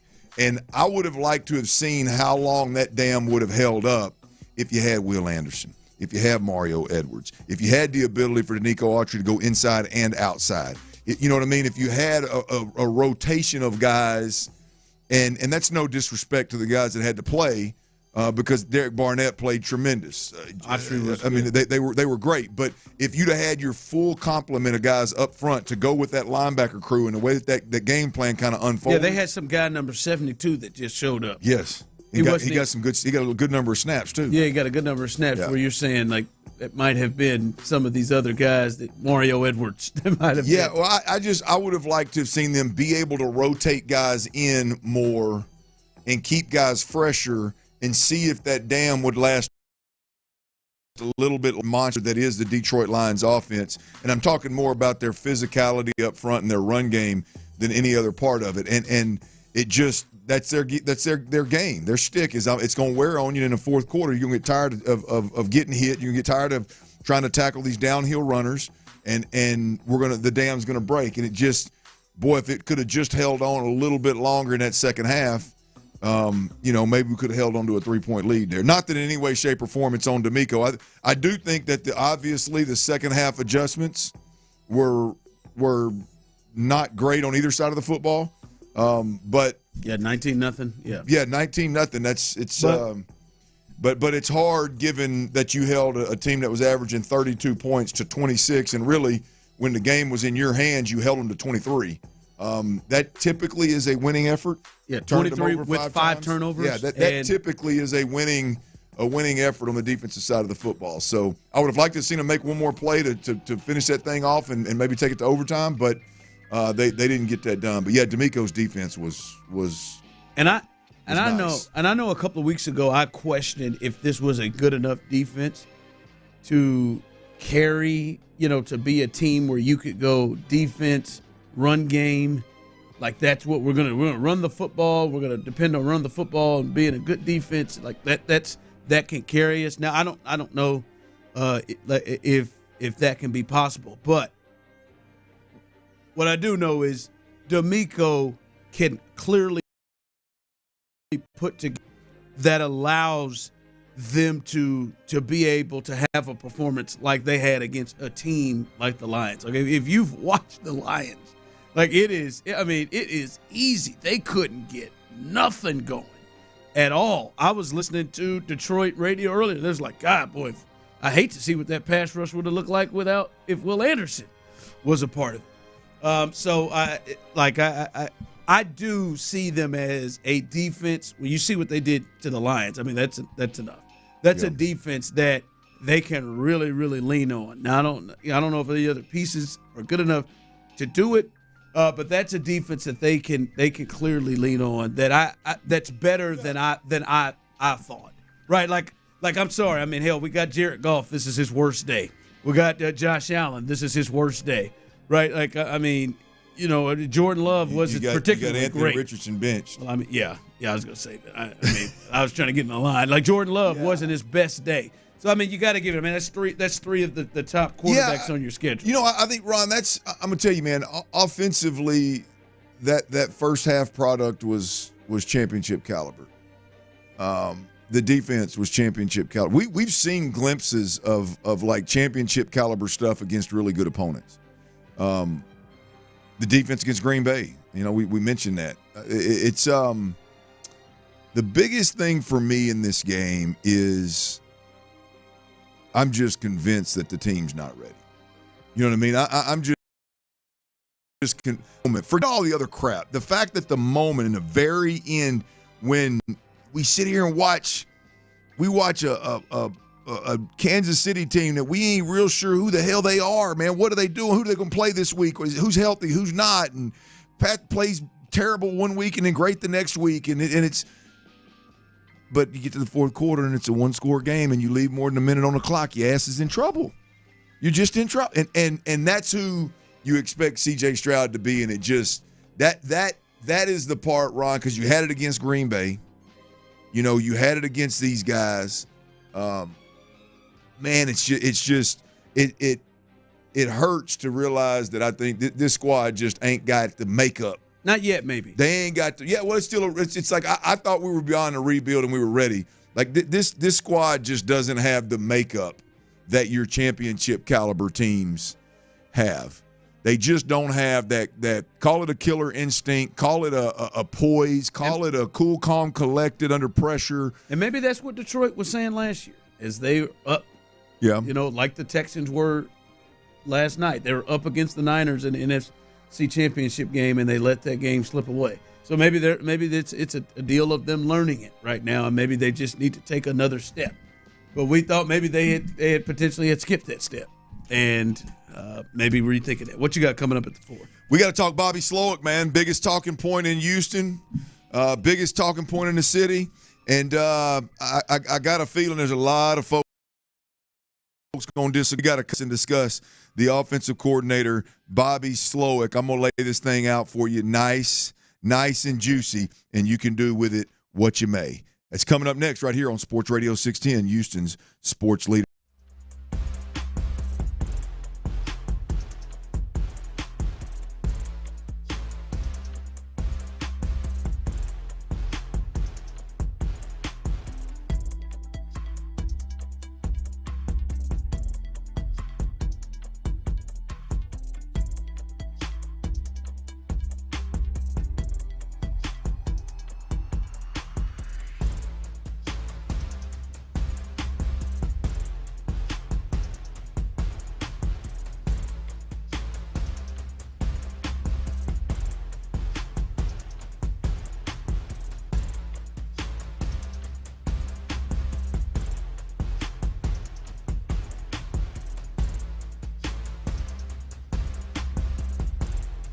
the fan who cranks up the energy with every game. 5 Hour Energy introduces the Stand the Fan limited edition fan fuel flavor. Be the ultimate fan your team needs. Fuel your fandom. Only at 5hourenergy.com.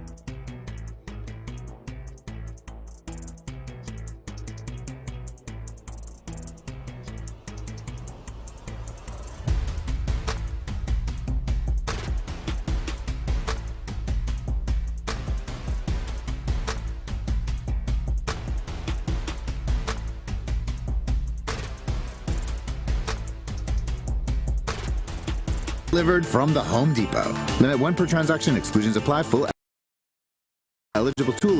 KILT FM HD2 Houston. Insider access. Exclusive content. Sports Radio 610. The Texans play here. An Odyssey sports station.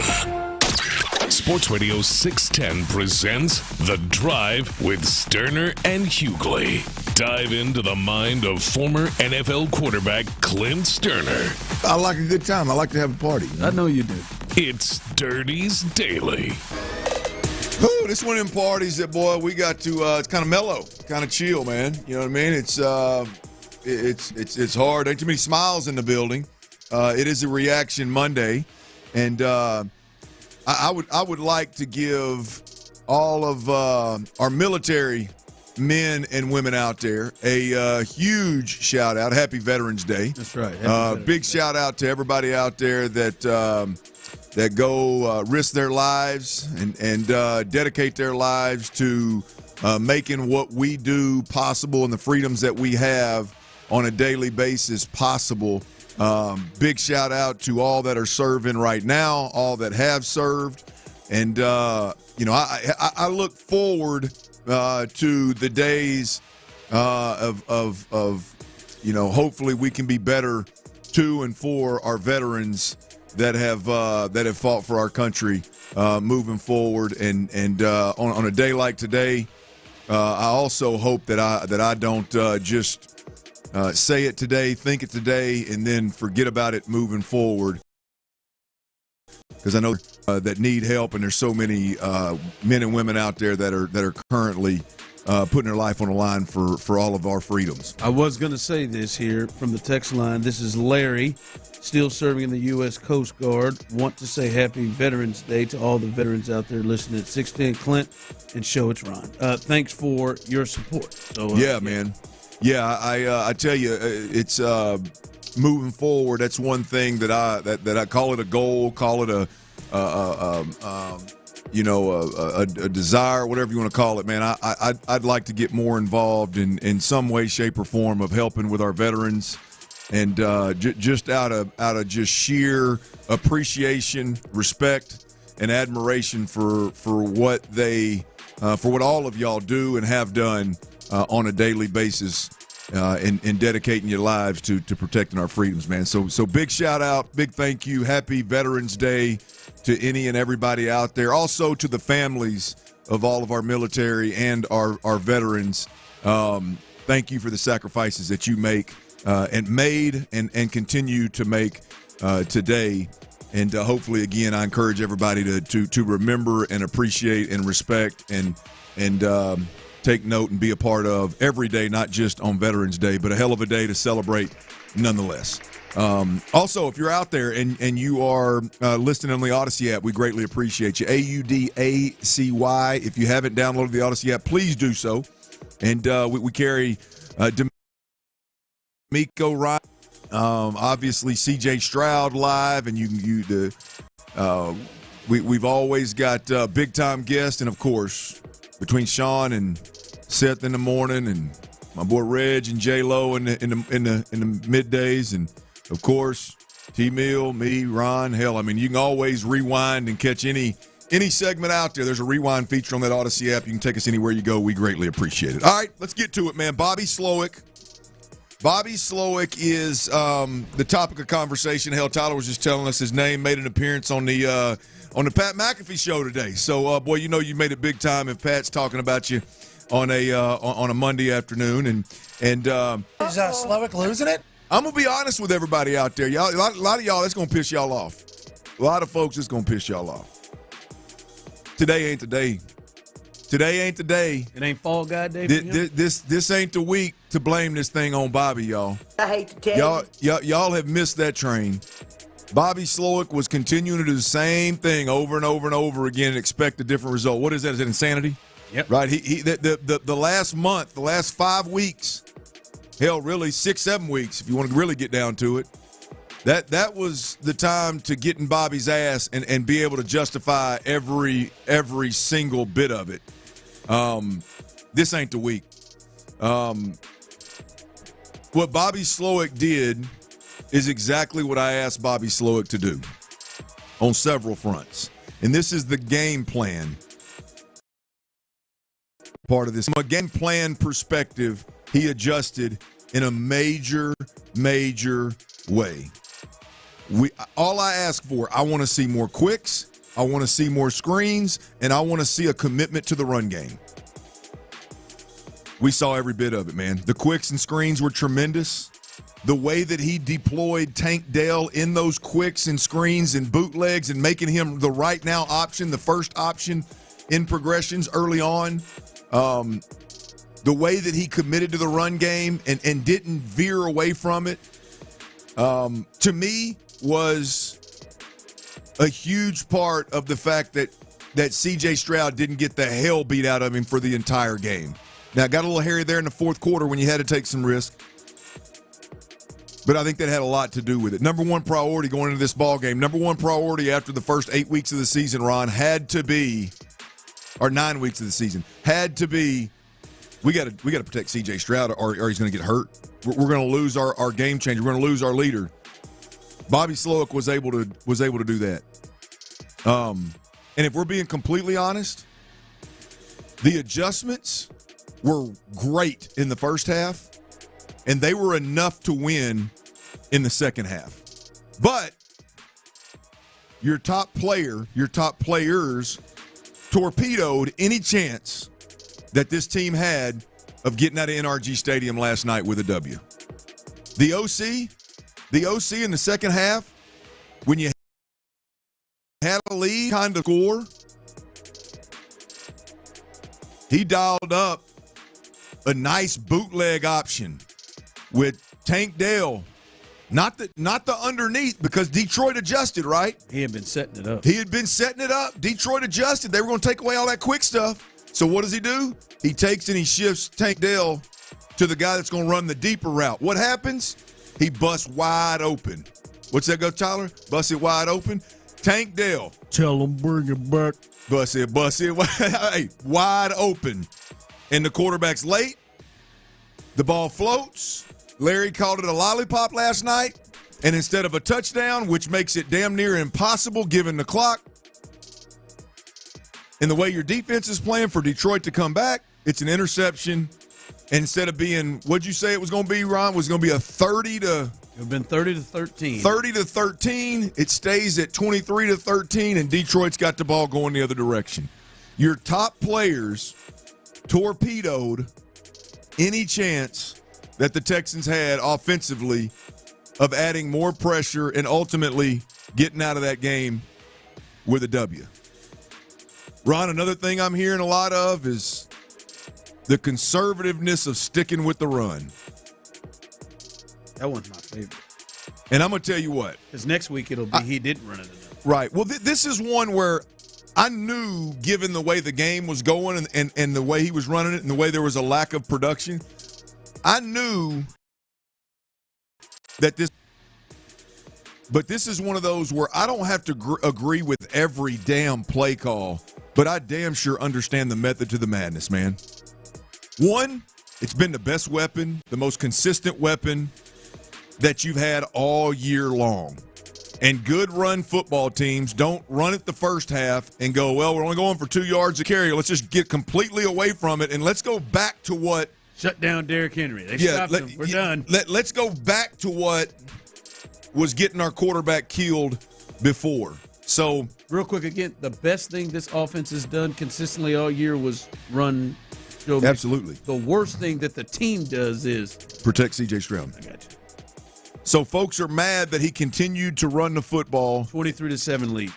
Yes. Yeah, there you go. The game situation as well. And didn't go to a progression pass game and C.J. throwing the ball down the field more, wide, which would have exposed him behind an offensive line that has more than enough proven to all of Texans Nation that they can't protect. Last night we thought they were better. They still gave up 4 sacks. Yes. And guess what? You can't blame Kenyon Green. Right? I remember listening to the post game last night when you realized they get given up 4 sacks. They gave up 4 last night. Damn. I forgot that them last couple got. I forgot the Titus Howard. The Titus Howard tried to take a handoff. I forgot that one was a sack. Clint said, "Hey, they got sacked 4 times." Gosh, dang it, man. So look, there's the commitment to the run game. I'm going to lean to the best thing we've had all year as much, and I just simply can't afford to drop back over and over again. I don't care if it's first, second, or third down. I can't afford to drop back over and over again because these guys can't protect my quarterback. And the times that they did do it, I don't know. I'm going to watch the All-22 tonight. I'd be willing to bet you that even in this game, 25, 30, maybe even more % of the like true progressions where it wasn't a screen or a quick or a bootleg, true mid-range progression pass, I bet there's 30, 40% of it that they was pressured on this time. Now that there's 4 sacks instead of 2, like I thought, hell, there's damn sure was some serious pressure. So, I mean, the thought that Bobby Slowick in the second half. Now, if you want to talk about the last drive, cool. But if you in the second half should have gotten away from the run and exposed C.J. Stroud behind this offensive line in a game where you had the lead. The thought, and I'm not opposed to having a conversation about it. But the thought that this is the time that everybody wants to fire Bobby Slowick.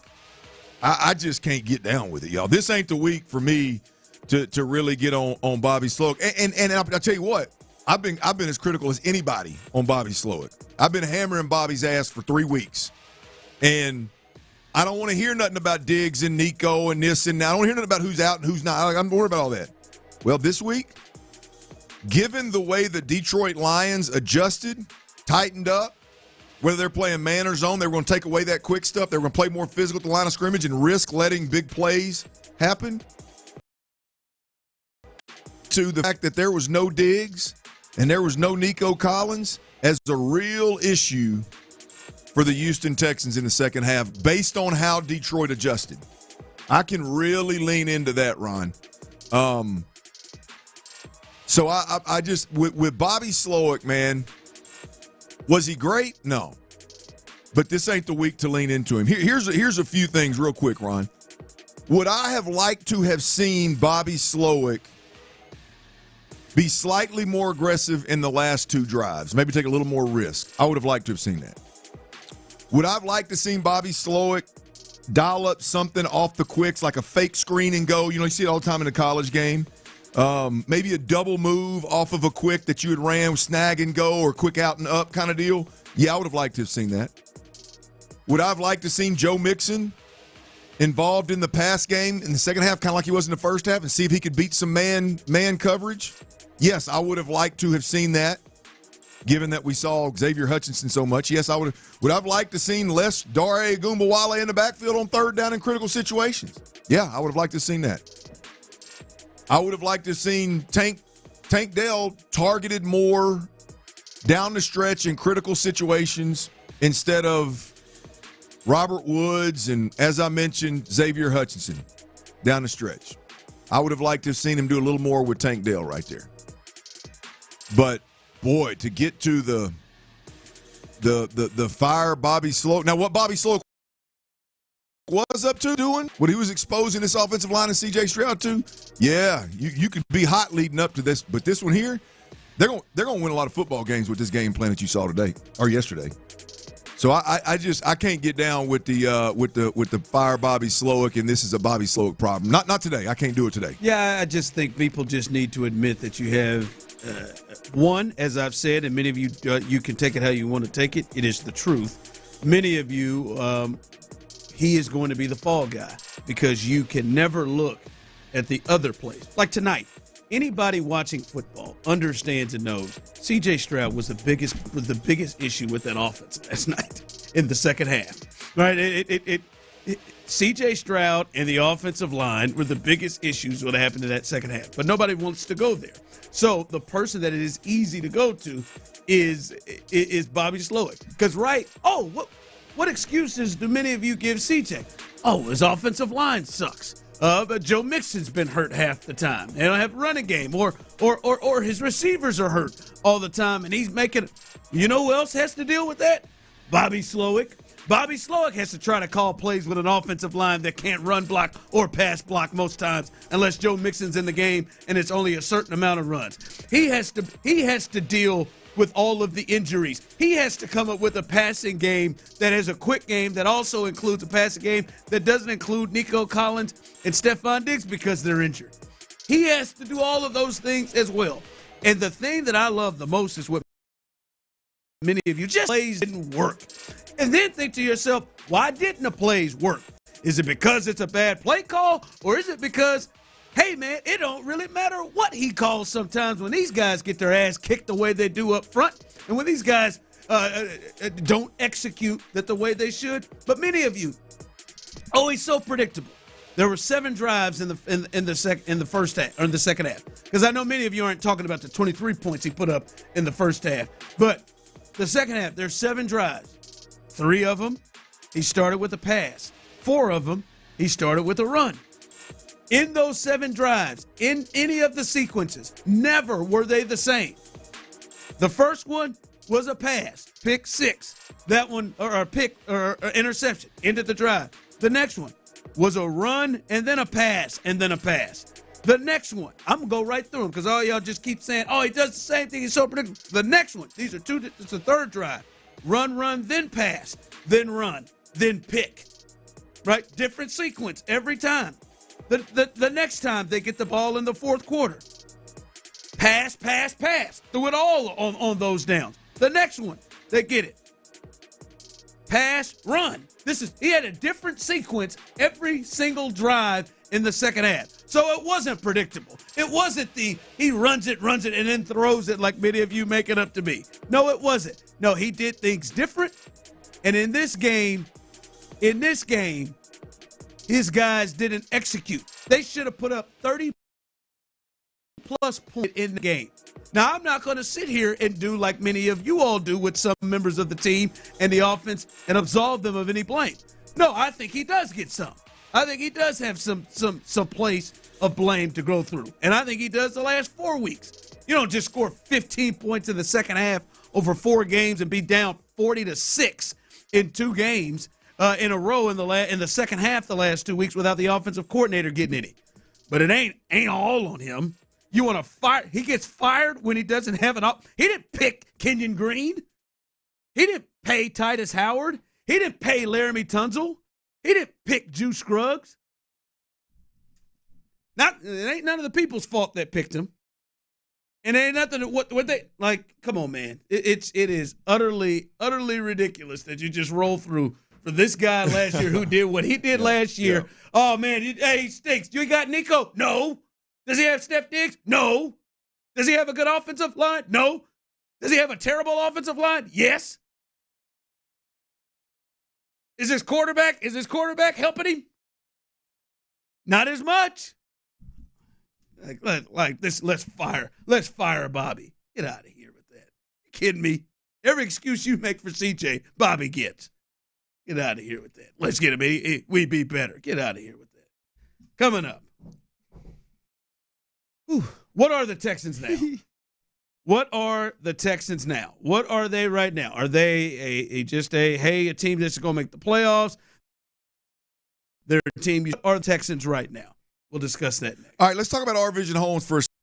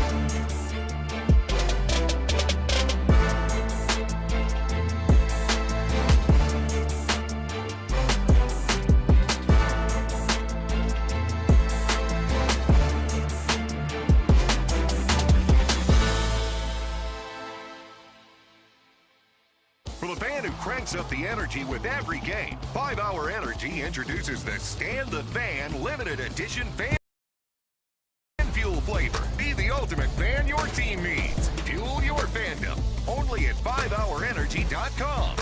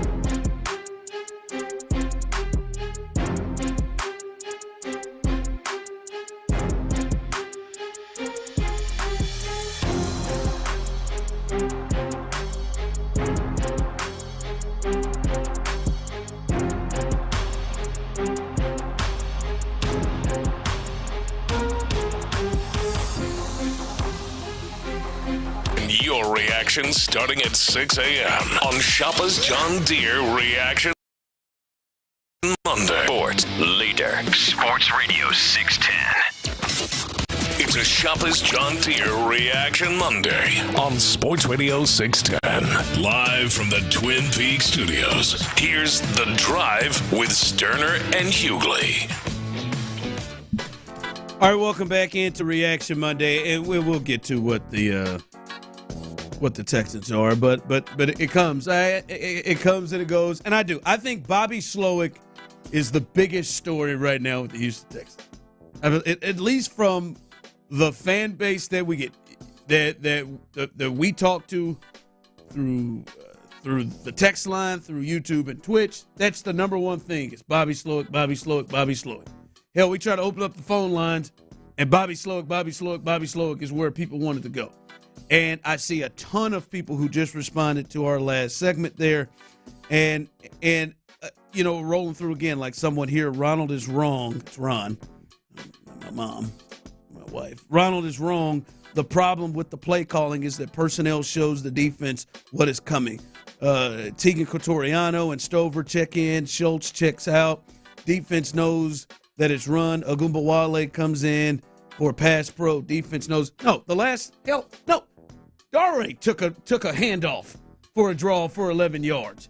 All right, Dalton Schultz was in there getting his ass kicked. But but they can't block. Who cares what they're trying to show? Look, I mean, Bobby for 6 games tried to do stuff with Dalton, and he can't. There's a reason why they picked Tegan Cotoriano up off the Chicago Bears practice squad and brought him in. There's a reason why they've got a rookie in there that's got a physical mean streak to him, so they're willing to accept the fact that he's got some flaws. They don't choose to do that. That is a product of 86 Dalton Schultz failing to meet expectations in that aspect of the game. I mean, that's not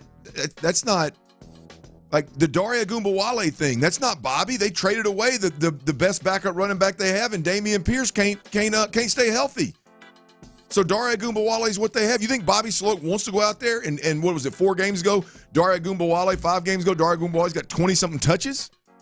Think he wants to do that? No. I mean, that's not like, I don't know. Ron, look, look, we're talking about the second half, and I want to do this. You want to streak earlier, and I know we got to get to this, but. Oh, no, take your time. Well, Bobby Slowick's the biggest thing. But this, Ron, this is just, you mentioned, because you brought this up, the 7 drives in the second half. And I just, and again, I don't care how you fan. I don't care what you think. I just want to try to give you some ammunition or something to justify how you feel, or help you realize, like, wait a minute, maybe there's 7 drives in the second half.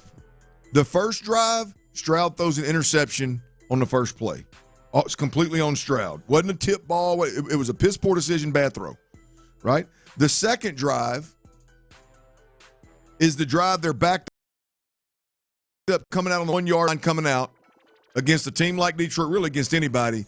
The goal is the number one goal. Every team in the NFL, so this isn't a conservative Texan thing. This is every team in the NFL. Hey, get enough yards so that we can punt and not punt with 11 yards to spare here. So that's kind of one of those drives where you go, it's kind of a throwaway drive because the intentions are, and the focus and the priority is just give us room to punt this thing, right? That's the second drive. The third drive, move the ball a little bit. Tank Dell wide open for a touchdown. Stroud interception, right? It's not on Bobby. Ain't nothing Bobby can do, right? Schemed up 2 big plays down the field on that drive. That's right. The fourth drive, 1st and 10, on what I believe was a 6 or 8 yard run. Juice Scruggs gets a holding penalty, which, by the way, I think is a phantom penalty. It's a BS call.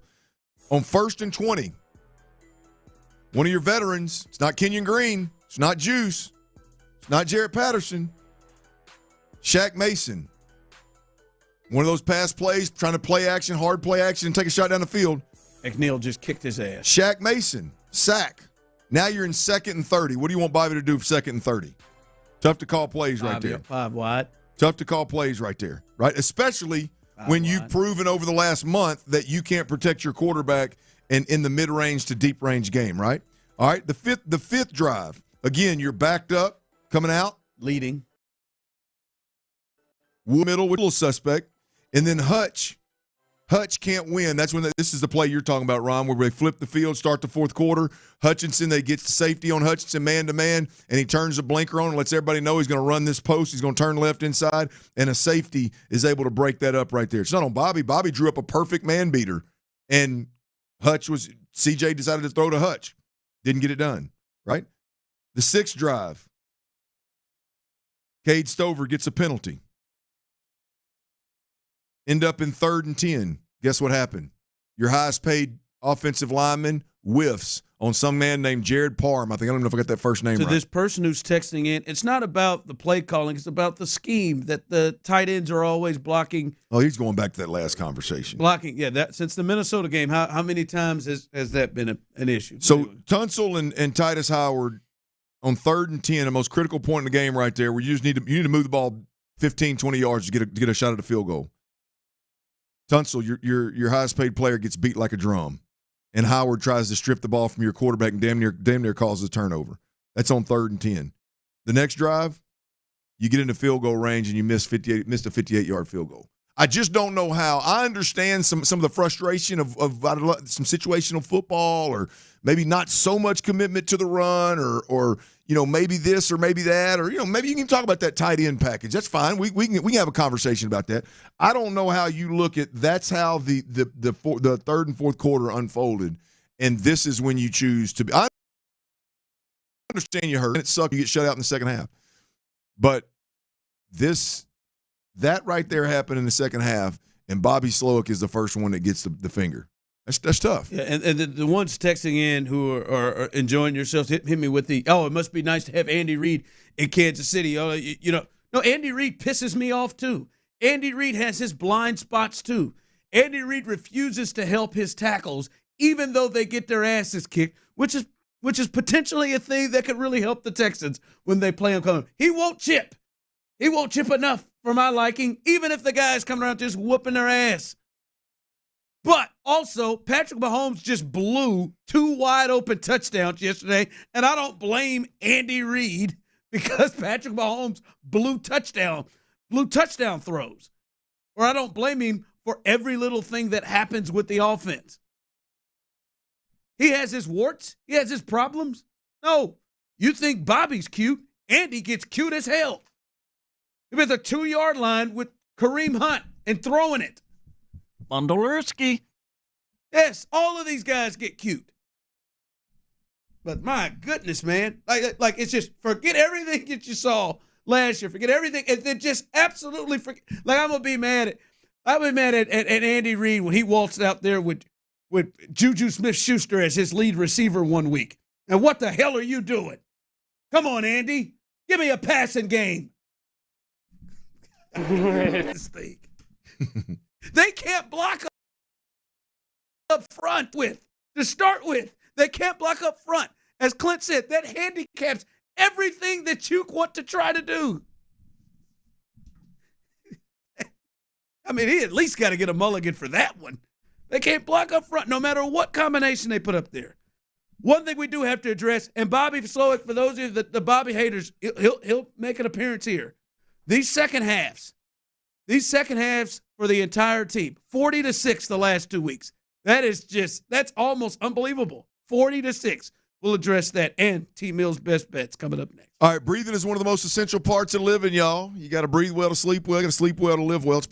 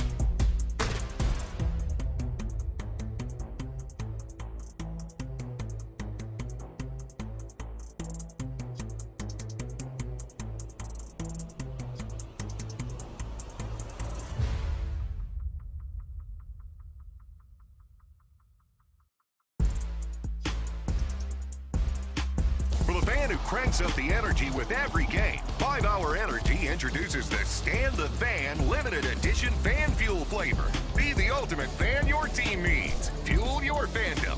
Only at 5hourenergy.com.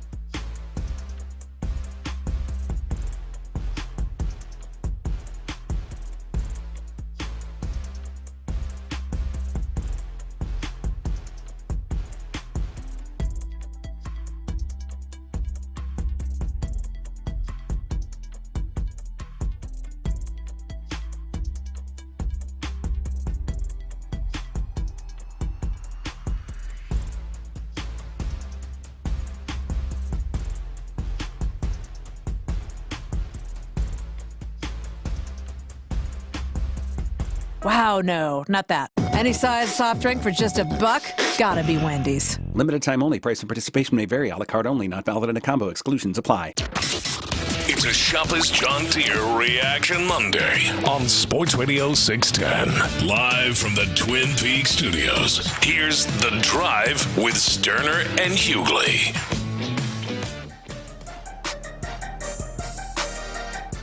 Tomorrow, 2:30, right here on The Drive.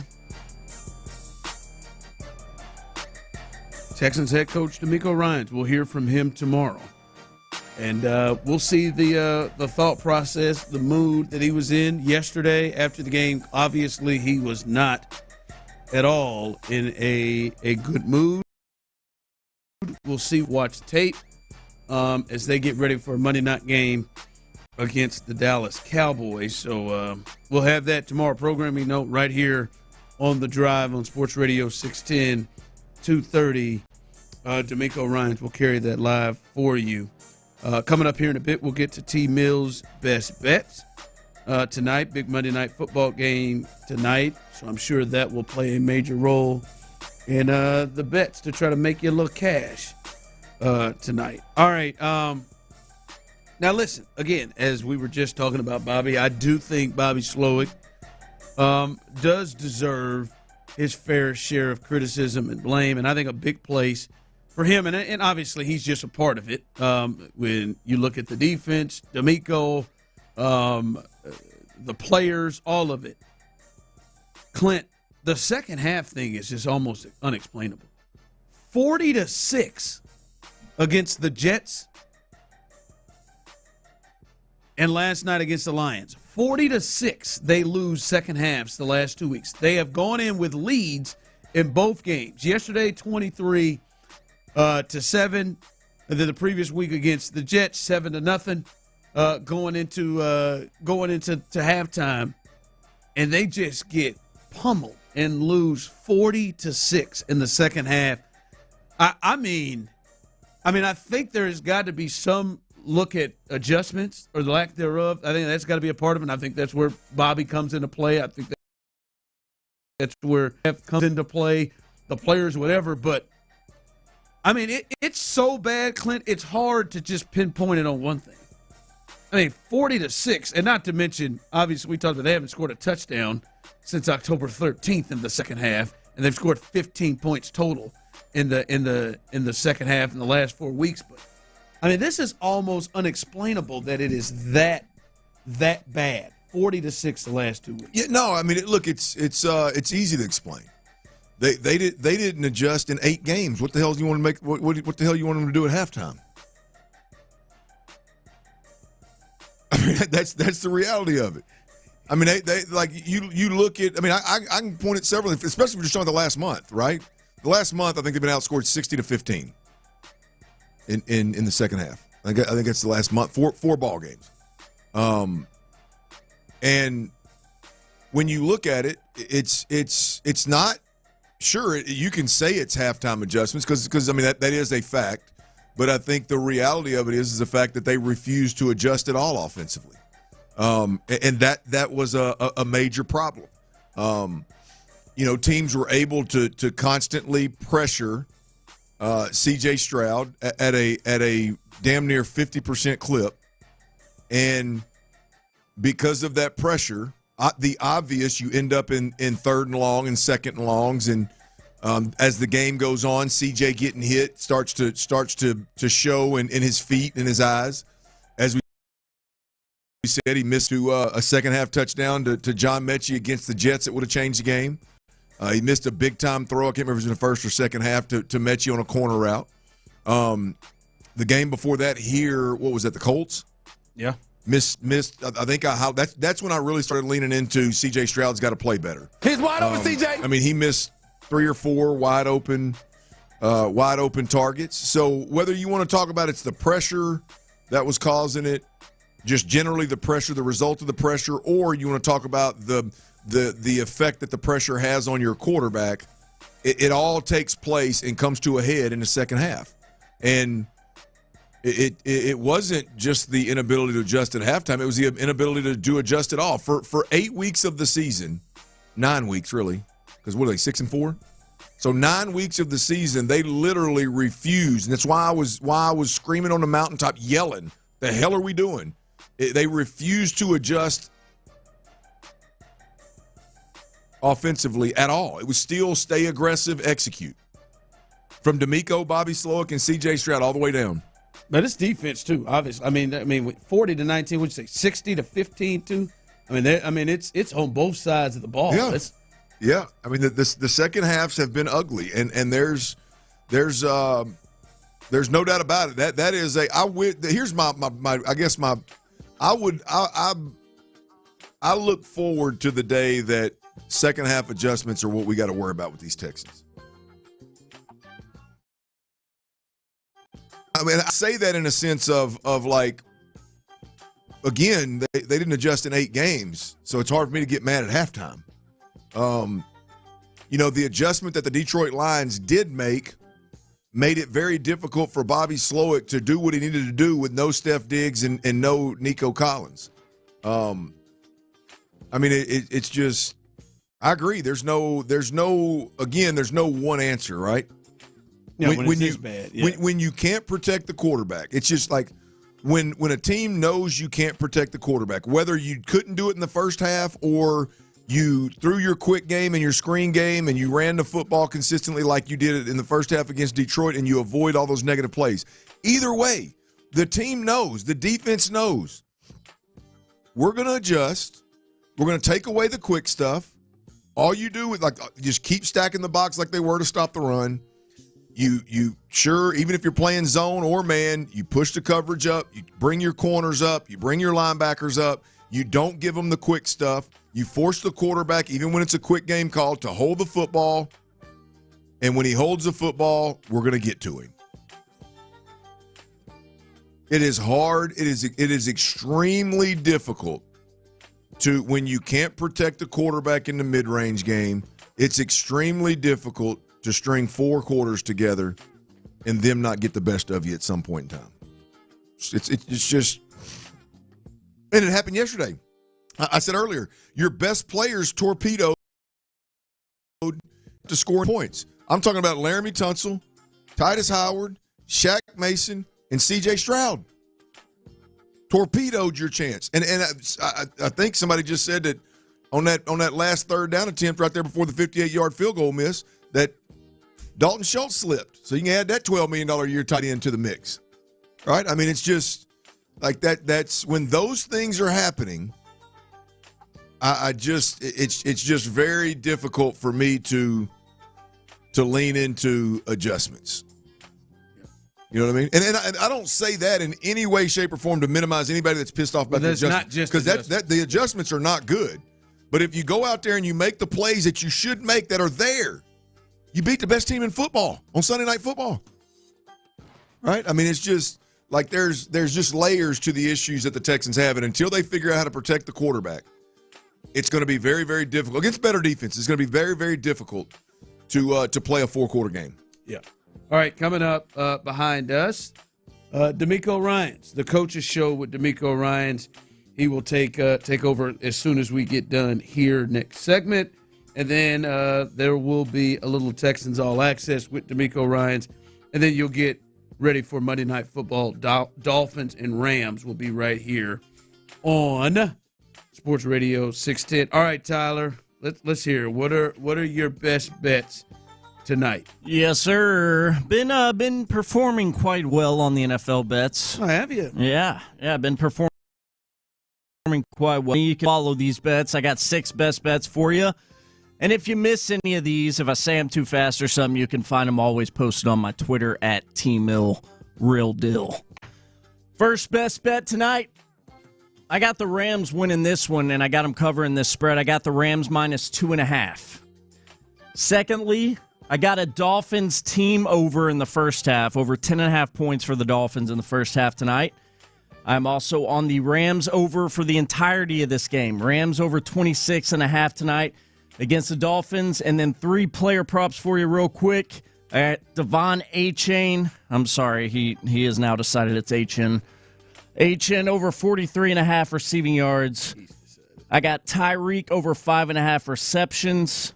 And I got Matthew Stafford, Rams quarterback, over 1.5 touchdowns tonight in L.A. Out of those 6, boys, which one you feeling, if any at all? I'm really turned on by the Tyreek 5.5 Bingo. receptions. You took the words right out of my mouth. With Tua back, now if they were playing some of those guys, some of those quarterbacks, well, I'm sure Mike McDaniel, who's catching the blame for not winning with some of the quarterbacks they have, I would feel differently. But if Tyreek Hill don't have 6 catches, they ought to fire Mike McDaniel on the plane home. It feels like Mike McDaniel will get this done by the half. Yep. Let me get 100 on that, T.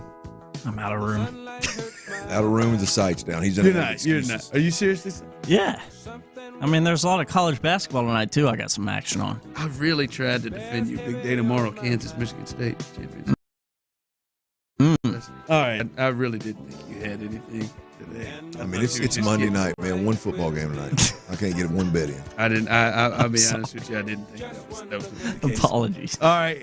Coming up, DeMeco Ryans behind us with the Coaches Show. Clint, great job. Tyler, great job.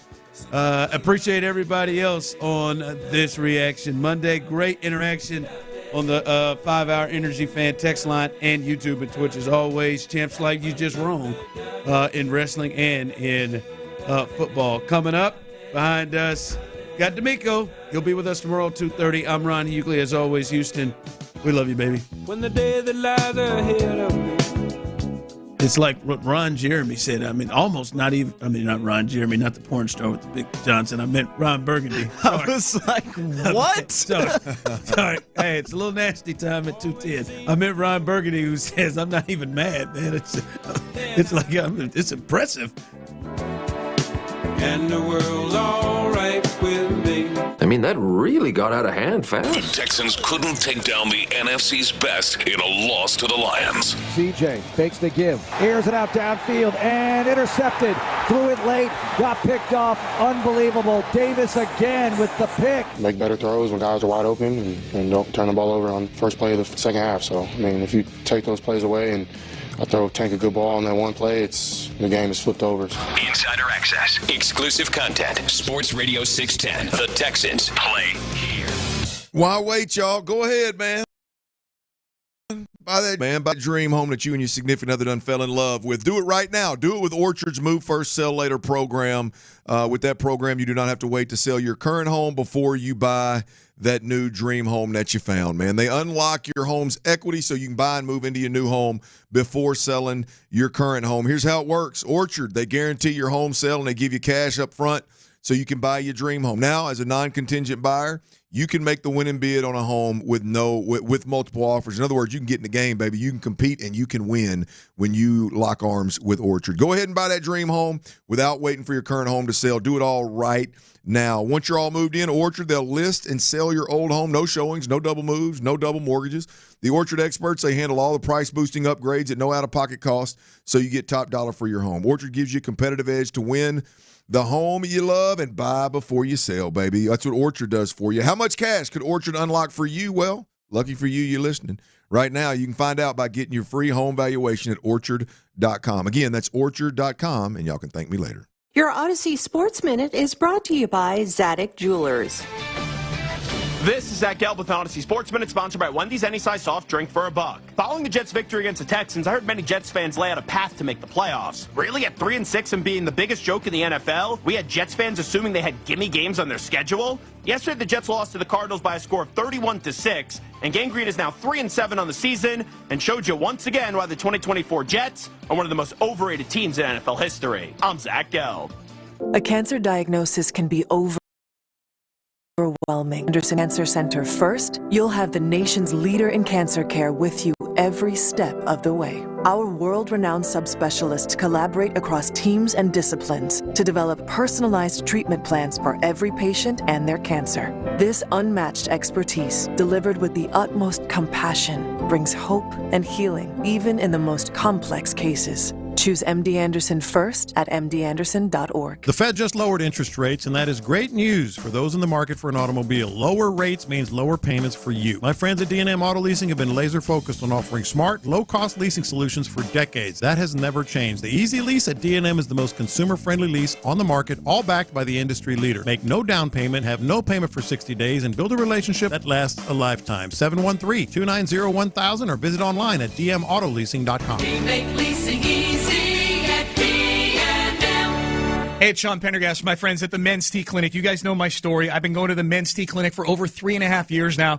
for my testosterone replacement therapy, and it's been one of the best decisions that I've ever made. But they want you to know that they've got a whole menu of treatments for male wellness. It doesn't matter if it's issues in the bedroom, issues with losing weight, with gaining muscle mass. They've got something for everybody at the Men's T Clinic. Make the appointment today. Make that consultation visit. Get your quality of life back. 5 locations around town. Find the one near you at menstclinic.com. Time to work on your gift list with Black Friday deals at the Home Depot. Right now, get a select tool from top brands like Ryobi and Milwaukee for free when you buy a select battery kit. Choose from reciprocating saws, whether you're stocking up on power for your personal workshop or grabbing the perfect gift for someone else's. Get Black Friday tool deals delivered from the Home Depot. Limit 1 per transaction. Exclusions apply. Full eligible tool list in-store and online. As a mom, comforting my family is what I do best. Vicks Vapor Stick provides soothing, non-medicated Vicks vapors in an easy-to-apply stick. And it dries fast, so there's no mess. I use it to comfort myself and my family.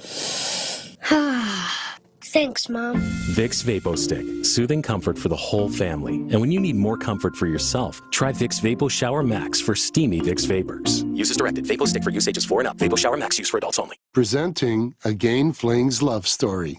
Dear love of my life, we were on the 12B bus this morning when I caught a whiff. A scent so fresh, so life-changing, I had to find its source. Alas, I didn't know if you were the woman in the pink freshly washed cardigan or the retired mailman next to me, but I knew one of you was my soulmate. Ah, the scent of Gain Flings. Try Gain Flings with OxyBoost and Febreze. Pizza just goes better with Pepsi Zero Sugar. Pizza. Thank you. But don't take our word for it. In fact, don't take any words for it.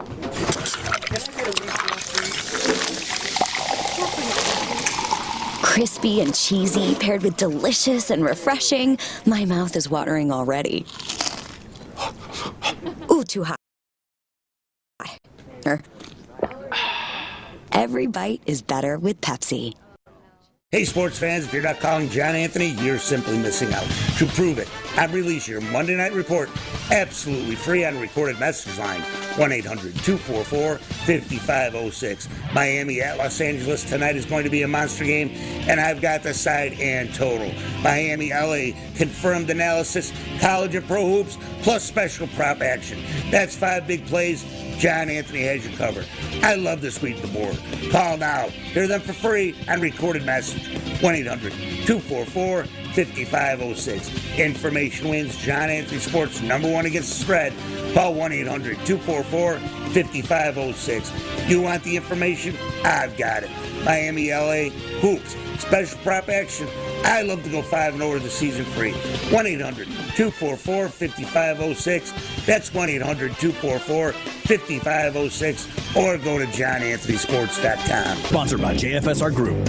KILT FM HD2 Houston. Insider access, exclusive content. Sports Radio 610. The Texans play here. An Odyssey sports station. It's Texans Radio. Yes, sir. The DeMeco Ryans Show. Communicate. Over-communicate. Brought to you by Amity Bank.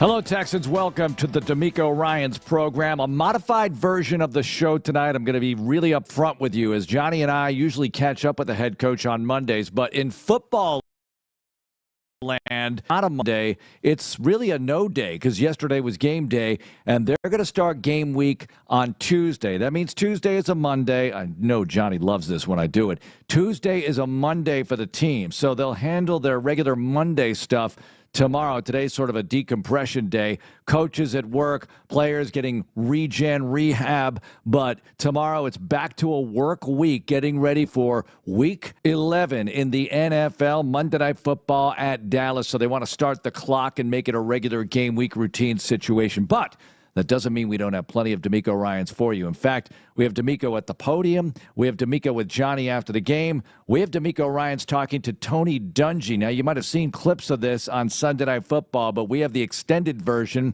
and we've cut out some of the what about the Lions game parts, and just stuck to the former head coach, Tony Dungy, talking to the current head coach of the Texans, DeMeco Ryans. Of course, they faced each other as coach versus player when DeMeco was a linebacker for the Texans back in the O's. Now, we have other things along the way. John Mechie, he was a guest on the postgame show with Sean Pendergast and Clint Stoerner. You'll hear him a little bit later on. Also, N.D. Kalu, former DeMeco teammate, plenty of thoughts. 12-year NFL veteran. Plenty of thoughts on what the Texans are going through right now. We'll get to all that. But let's start off the show the way we usually do with your quarterback, C.J. Stroud, who threw 2 uncharacteristic interceptions last night in the third quarter. You know all about them. Opening play of the third for the Texans, a pick. Texans overcame that because they picked Jared Goff off, one of the many last night.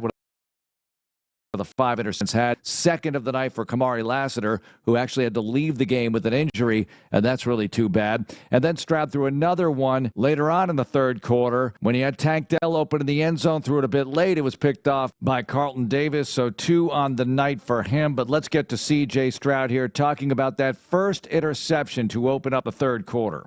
Yeah, I just didn't see the coverage. He did a good job. I had the cover 2 and just left it inside. Can't do that. Made a good play on the ball, so yeah, it's my fault. Here's CJ talking about what could possibly be wrong with the offense in the second half. It's been 4 consecutive games without scoring a touchdown in the second half of play. Obviously, no points against the Detroit Lions on Sunday night. It seems like it's different every week. You know, I feel like this game was on me. You know, definitely got to make plays, got to make throws. Can't turn the ball over and when we're in scoring position. So, yeah, I blame this on me. You know, I got to be better in those moments. So, yeah, it's really just you got to go down and score in the red zone. And defense is getting the turnovers like they were. So, you got to be able to, you know, reward them with points. And that's something we didn't do. So, you know, I feel like I'm the one to blame when it comes to that. Turn the ball over in the red zone. So, yeah.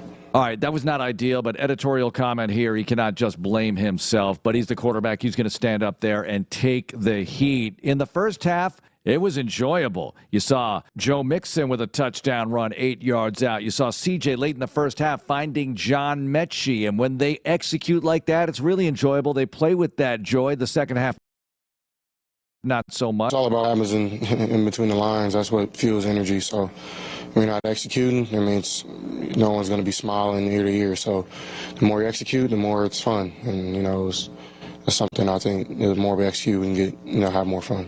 We mentioned the touchdown to Mechie. What about John Mechie III's performance last night, his best game as a Texan? Yeah, he did really well. You know, it was big time for us. Ran a lot of crisp routes. You know, caught the ball, got a lot of yak, got the touchdown. So, yeah, I'm super proud of him and super happy that, you know, he's getting his opportunities and showing his worth. Stroud was asked how long this would linger with him, losing to the Detroit Lions. I'm not sure. I don't know. It's hard, to lose like that, especially when our defense plays so good and, we're just not scoring points at the end of the day. So, it's not easy. But, can't sit here and, keep our heads down. Got to keep our heads up and go back to work and get better. So, that'll be the plan. And how do they prevent something like this from snowballing? Learn to dominate. Kind of what I said last week. We have the team to do it. We have the players. We have the scheme.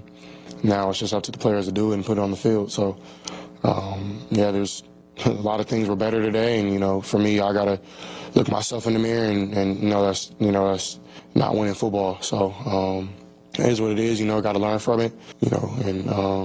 I believe that, we still are a great team and can do a lot of special things, but we got to learn how to pull those type of games out. And, I think the second time now we've lost that way. So if you hang your head down, you can look up and you didn't fix it. So, the only thing, we got to keep our heads up and get the problems fixed. Well, the second time they've lost that way, Green Bay was similar, right? The Texans got the lead late, but the Packers had the ball with time left to drive down the field and get the game-winning field goal. A little bit of a different situation. Last night, Fairbairn didn't make that go-ahead field goal. Had he done it, well, the Lions would get the ball with plenty of time to drive downfield again. You never know if you would have stopped them or not. Clearly didn't matter. Can't rely on Fairbairn having to kick a 58-yard field goal anyway, but he's been so good at it from beyond 50. He has 11 50-plus yard field goals this year. That is an NFL record-tying performance with a huge chunk of the season left to break the record. So you've definitely grown confident in his ability to do that. Didn't happen last night. All right, let's get to after the game. John Harris with a conversation with the head coach, DeMeco Ryans. Coach, I know you've been around this game a long time. I have as well. You're going to win some, you're going to lose some, and some that sting a lot. This one's going to rake up there as far as, testing this team, testing you as a coach. How do you get past something like this? Because you had them on the ropes, they get up, they make some plays. You don't. As a head coach, kind of what's your responsibility in a sense to make sure this one doesn't bleed over to Monday against Dallas? Yeah, for sure. My responsibility is to keep the team going, keep them lifted up and encouraged in everything that we're doing. We did some positive things. We just have to remove, right, the negative things, and it's kind of like the same story over and over again where the Texans, credit to that team, good football team, but man, we came out in second half and we really helped those guys. Yeah. Right, by not executing, by not sustaining drives, turning the ball over. You can't do that versus a good team like that. I mean, it was a playoff atmosphere, playoff type game, and to be where we want to go, you have to find a way to win these games, right? And we had our opportunities, and guys just will show them where we missed out on making those opportunities, and you just got to keep coaching our guys hard to find a way to flip it. Defensively, you do get 5 interceptions. Guys were all over the place. Really, Jerkoff had thrown 4 all year. You get 5 tonight. You guys were really sticky in coverage for the most part. What was really working, rushing coverage, working together? What was really kind of working to force those interceptions, Coach? Yeah, I think it was just, we switched up some looks, gave him some different looks there, and, we had him off of his game and forced him to make some bad decisions with the football. Thought the D-line rushed well. It didn't show in the sack category, but I thought they rushed really well, just getting pressure on him, making him feel antsy, and just a lot of times when he was dirting the football, he had completed, high completion percentage, made a lot of plays, but I thought we had him, flustered there. But at the end of the day, in the second half, didn't think we did a great job at stopping the run. And we could have did a much better job stopping the run and just making plays on third down. First half, right at the end of the half, you get that really complimentary football moment. You get a stop. The punt is good. You get the stop. You get the ball back. And then John Mechie. John had a really nice night. No Nico tonight. No Steph, obviously. But John stepping up and making some plays, including that touchdown. Yeah, so proud of Metch. I mean, that's what I've been talking about, guys. Somebody has to step up, right? And Metch was that guy. He's continued to improve and get better. With the more reps that he's gotten, you can see the confidence start to show in Metchie, and it showed in, just CJ trusting him to put the ball up and Metchie going up with aggressive hands, making plays for us. So I'm excited to see him continue to build off of what he did tonight. I think he's in a really good spot for us. He can be a playmaker for us, and we need him to continue making those plays. So Monday it's at Dallas. I know we want to fix this one and move forward, but this organization taking on Dallas, it's always a special one. It's up in Arlington. I know I don't want to look too far ahead, Coach, but that game Monday, you get an extra day of rest to get ready to go play that one on Monday. How important is it that that kind of opponent is sitting there after this one to kind of cleanse ourselves of this one and move forward against them? Yeah, our guys, we got to get our minds right to go and play a full 4 quarters. Like it's time out for the playing good and a half and spotty here or there. Like we got to go and put a complete game together. It doesn't matter who the next opponent is. It's about the Texans playing Texans brand of football and playing a complete 4 quarters. Coach, I appreciate it. Thank you. All right, thanks, John. There's the after-the-game conversation between John Harris and DeMeco Ryans. We have much more coming up with the head coach here on the program. In fact, next, among other things, we'll get to Tony Dungy's conversation with DeMeco Ryans. On a day where Johnny and I don't catch up with him the way we usually do, we'll actually have our weekly conversation with the head coach on the flagship Sports Radio 610 and on the Texans All Access podcast format. A reminder here, the Texans have the game against Dallas on Monday night. Then they're home for back-to-back AFC South matchups with the Tennessee Titans and then the Jacksonville Jaguars. The thing about the Texans situation is this. Obviously, leading the division still, everybody in the AFC South lost over the weekend. So Houston maintains its 2-game lead over the Indianapolis Colts and the tiebreaker as well. Really good situation to be in as far as the division goes. Now, as far as all the seedings and standings, leading the division along with the Chiefs in the West, the Bills in the East, and Pittsburgh in the AFC North. The Ravens right behind the Steelers, and they'll do business with the Steelers down the stretch here. As far as the Texans, they'll do business with the Ravens and the Chiefs, and a lot of different things can happen down the stretch, but the Chiefs still have a bagel in the loss column. They're going to be tough to catch for anybody for that top seed. The 2 seeds still very much up for grabs, but a lot of work to do before we can start talking about that again. The Texans just need to find a way to play better and win. The Dallas Cowboys reeling right now as they fell hard to Philadelphia at home again, where they have not won this year. In fact, Dallas in the NFC is 1-5, overall 3-6. And the quarterback situation in disarray with no Dak Prescott and Trey Lance and Cooper Rush seeing action on Sunday against the Philadelphia Eagles. So it'll be an interesting week to see how they put their team together, but more importantly, how the Texans put their situation together getting ready for Monday. We don't know about the health of Will. Is Nick Collins going to come back? Who survived the game last night and is able to play on Monday night in Arlington? A lot of unanswered questions that we'll be addressing all week long. Coming up, DeMeco Ryans with Tony Dungy. Also, John Mechie, his best game as a Texan. He was a guest on the post-game show with Sean Pendergast and Clint Stoerner. That is all on the way here on Texans Radio. This is Texans Radio. Rooting for the family team has become quite the tradition at Amity Bank. It's something we grew up doing, and it's something that defines who we are. We're also big fans of rooting for family businesses. Because in all of our years of banking, we found that when we treat every business like family, they tend to prosper. So, if you're a family business and you need a bank, come see us today. Amity Bank. Here you grow. A division of Zions Bank Corporation, N.A., member FDIC.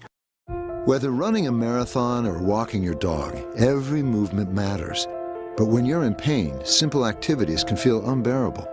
At Houston Methodist Orthopedics and Sports Medicine, our specialists can help you heal faster using the latest technology, minimally invasive procedures, and advanced physical therapy. As the top-ranked hospital in Texas, we have the expertise to keep you moving and help you get back to doing the things you love. Houston Methodist, leading medicine. When you're a fan of the Houston Texans, you stand for big plays, winning drives, and exciting comebacks. When you're the head coach of the Houston Texans, you stand for leadership. Folks, this is DeMeco Ryans, there's one brand I stand for, Ford F-Series, America's best-selling trucks. My Ford F-150 offers capabilities that help me be at my best every day. So Texans fans, stand tall, work hard, and be your best. Ford is the best in Texas. The excitement is building for the 2024 Houston Texans season, and as a Lux member, you can access the Texans like no one else. Entertain your top clients and employees in a Texans Lux Game Day suite while cheering on C.J. Stroud, Will Anderson Jr., and the rest of your Texans. Limited memberships are still available, but going quickly. Visit HoustonTexansLux.com now to schedule a private tour with our Lux team and secure your ticket to the best game day experience available. More Texans Radio coming up in a moment. The Texans and SLB are proud to present the Houston Texans Stats Challenge for our 9th consecutive year. This program is designed to help 6th grade students learn and sharpen their math skills using the game of football. With interactive worksheets and fun videos from Houston Texans representatives, the Stats Challenge presented by SLB makes math fun for everyone. Last year, over 340 teachers and 4,500 students across Texas completed the challenge. Help your local middle school be the next to join them. Visit HoustonTexans.com. Go Texans! Hi, I'm Whataburger's Breakfast on a Bun, or Bob. And I'm Bob Ranchero. We're brothers. We've both got signature sausage, fresh egg, and melty cheese. And I've got picante salsa and pickled jalapenos. I'm the spicy one. And I'm the... Being reliable is my thing. Right, and I'm spicy. Right. Reliably spicy. Oh my gosh. Whataburger's Breakfast on a Bun, Bob Ranchero. Served 11 p.m. to 11 a.m. It's always football season in Texas, and Reliant is bringing the energy, powering game day for the Houston Texans and Texans fans across the Lone Star State.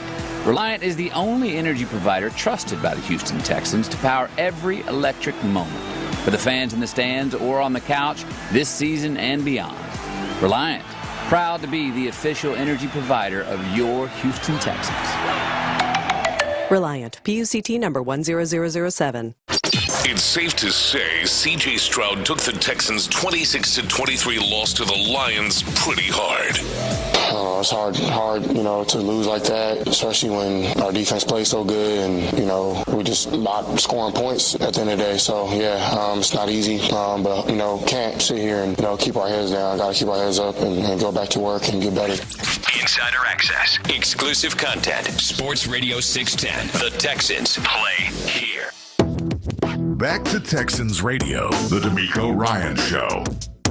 Back to it here on the DeMeco Ryans Show, a modified version of the program following the Sunday night game against the Detroit Lions. Now, Johnny and I did not get our regular visit with the head coach today. That'll be tomorrow. We'll run it at 6 as part of Texans All Access Players Edition. Just stay with me here. It's a weird week with the Monday Nighter coming up and just playing on Sunday night and all of that. I thought this would be interesting.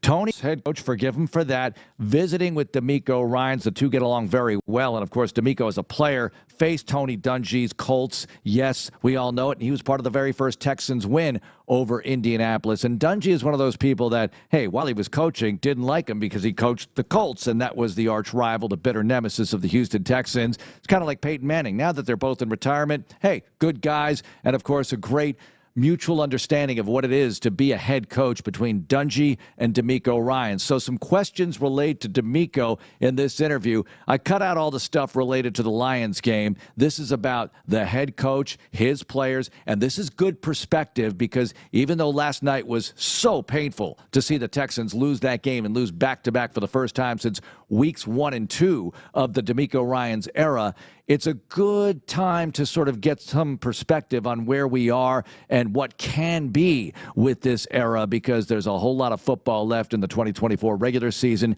Texans have the division lead by a couple of games. They're in good shape here, and they have all the tools in the tool chest to put things together and be playing at their best. Whatever version of them that is their best, they can get to it, but they've got to put in the work. Here's Dungy and the head coach, DeMeco Ryans. I want to go back to 2006.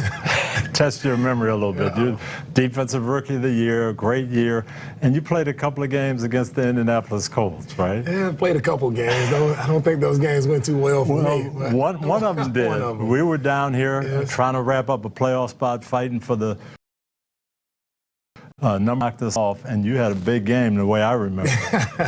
Oh, man, it was always fun playing against you guys, always tough competitors. We always tried to get up on you guys. You guys got a lead, and you cut the pass rushers loose, and it was a rough day for us. But I think when we were able to compete against you guys, we were able to run the football, right? Yes. Like run day and have a big day running the football, and that's we were able to be successful. And you had a little big day on defense. Did I make a player too, maybe? Now, were you mad at us because we didn't draft you in the first round? Or? Of course not.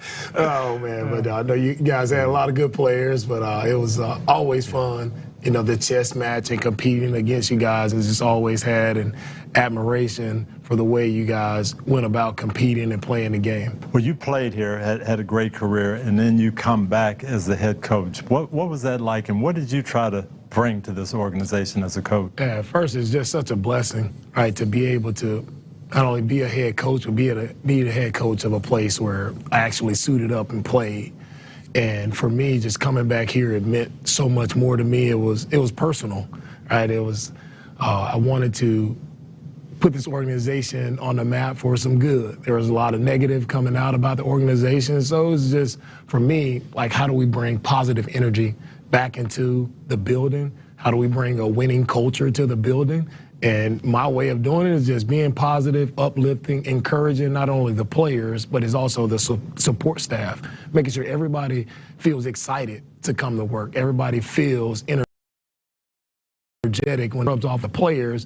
And when you have positive energy, to me, it always translated into playing well.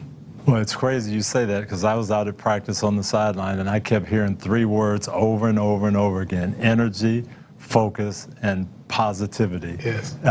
Was that that sounds like that was your game plan? Yeah, that's my game plan, and that's who I am. And I think everyone loves to hear encouraging words, and a lot of us, we get told a lot of what we can't do and how good we are not. So it's just a matter of me, like, just finding all the good, what players can do, putting those guys in position, and always trying to highlight the good. And when we highlight enough good, you start to see more good. And when you have a team of guys who are just working on getting better every day, and you're encouraging them to get better and showing them the things where they did it one way, but now they've taken that step and they've grown as players, I think that has such a positive impact on guys. And for me, it's always about, seeing how you did it as a coach, just not only being great players, but it's about guys being great men off the field. And you have that with these guys. You've got some tremendous character guys. Did you look for that? Was that intentional? Yeah, that's the number one thing. And it's all about the character of the guy. You got a lot of athletes, a lot of great players. I played with a lot of guys who were much better than me growing up, but you don't make it this far. You don't make it to this level by being a high character guy. Being around, you're internally driven to be your best, and you lift up others. I call that I want guys who have that competitive enthusiasm. That's a guy like Will Anderson, C.J. Stroud, Kamari Lassiter. These young guys, they love football. They have that competitive spirit, and it rubs off on our entire team. Here's more from Tony Dungy's interview with DeMeco Ryans. Well, you talked about bringing that here, and your first pick in your regime was C.J. Stroud. It seems like he exemplifies that. Yeah, What's your relationship been like with him? It's been a great relationship. I remember our first meeting here with our 30 visit. You get those visits with the guys, and to just sit down with him one-on-one in my office and just to get his background story. It wasn't about the football, right? We look at the tape. We know the ball. He's a good player, great quarterback.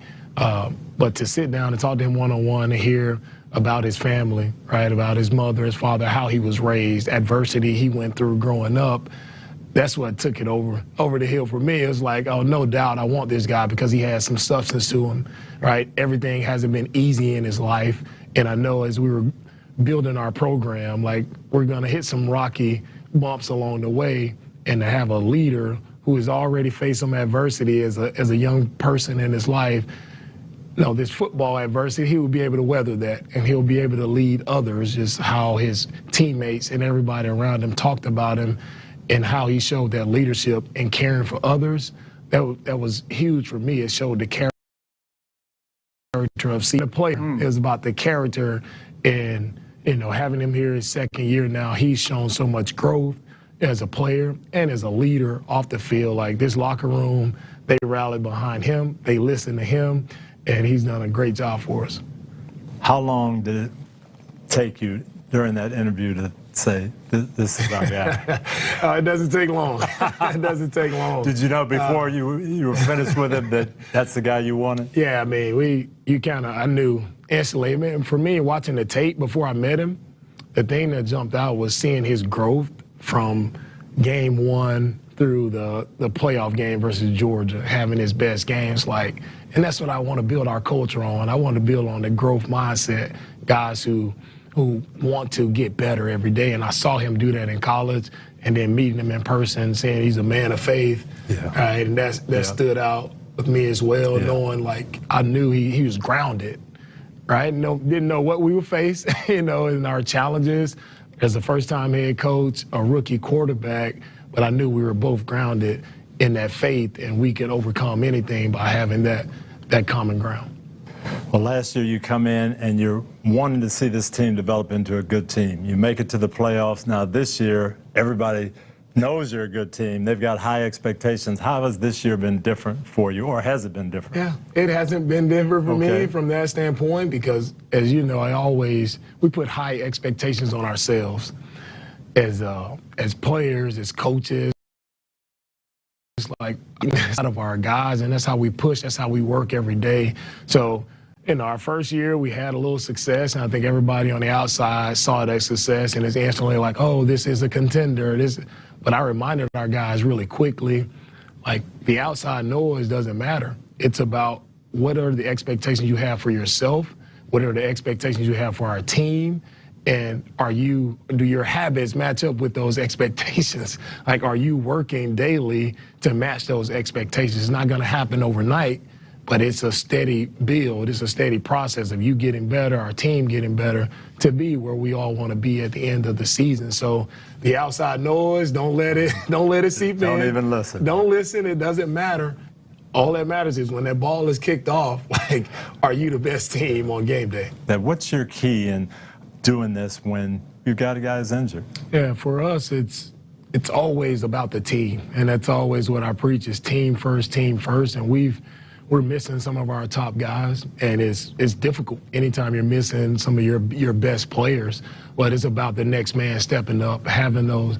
I look at it, I always tell our guys, whoever is going to get this opportunity, how do you maximize it? What are you doing with your opportunity to step up and just help the team win? You don't have to do something that's outside of your realm of playing, just do your best. And if everybody does their best and we play as a team, we play team ball the proper way, then we can be in position to win games. Continuing with DeMeco Ryans, speaking with former Colts Sunday Night Football crew. How do you get those guys to have that confidence level, the new guys that have to step in? Yeah, for that, how we get that confidence, I try not to overdo it. I try not to make much of who's out, who's in.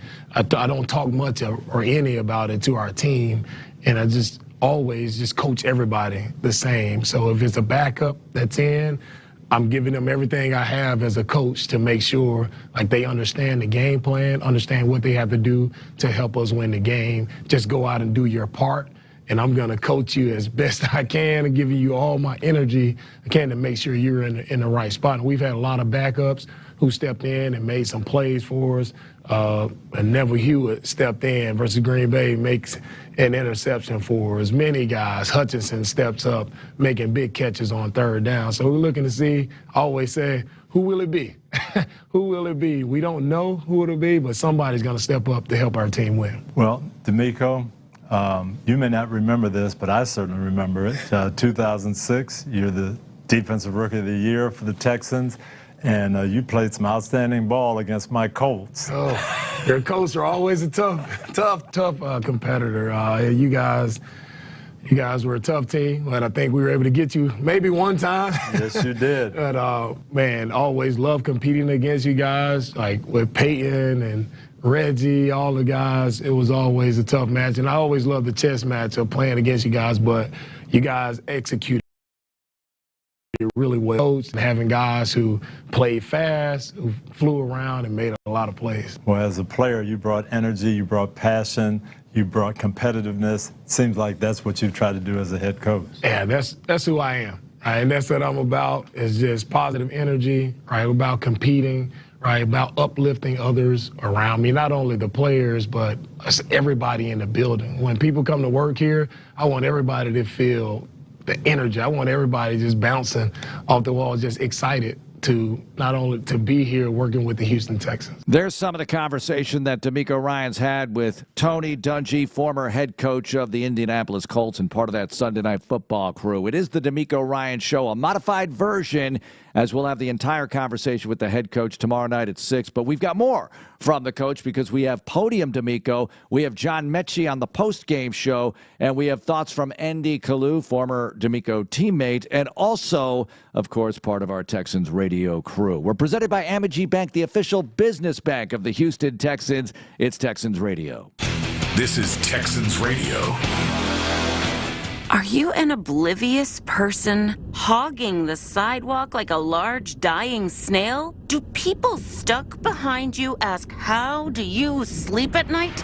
Then you should go to Mattress Firm. They have tons of quality beds at every price.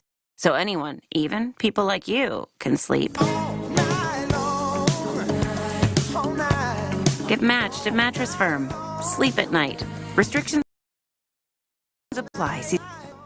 Gearing up for game day? Look no further than King Ranch Ag and Turf, your local John Deere experts. Whether you're a farmer, landscaper, contractor, or homeowner, King Ranch Ag and Turf has you covered with 14 dealership locations to serve you. Right now, score big savings during our exclusive season kickoff sale. Get unbeatable deals on mowers, tractors, construction equipment, and so much more. Let us help you prepare to tackle your next project like the pros. Visit online at KingRanchAgAndTurf.com or stop by one of our stores where Texans gear up for success. We believe in champions at Texas Children's Orthopedics. The runners, the receivers, the strikers, the dreamers. As the only children's hospital partnered with the U.S. Olympic and Paralympic Medical Network, our nationally ranked team brings a caliber of care normally reserved for professional athletes to every patient. Because we champion one thing above all: you. Texas Children's. The difference is life-changing. What happened? The Texans took a 23-7 lead into halftime, but couldn't hold on in a heartbreaking last-second loss to the Lions. That makes 3 losses in the last 4 ball games. How will DeMeco's bunch respond in Dallas next Monday night? Insider access, exclusive content. Sports Radio 610. The Texans play here. More Texans Radio coming up in a moment. Each home game, nonprofit groups are given the opportunity to staff concession stands at NRG stadiums. In partnership with Aramark, the Houston Texans donate a portion of each game's profit back to the organizations who dedicated their time to a successful game day. Since the 2002 season, over $7.4 million has been donated and reinvested in the Houston community. Be sure to stop by the concessions this season at NRG Stadium to help support Houston. In H-Town, we got that hustle, that swag. And now you can too with Houston Texans scratch tickets from the Texas Lottery.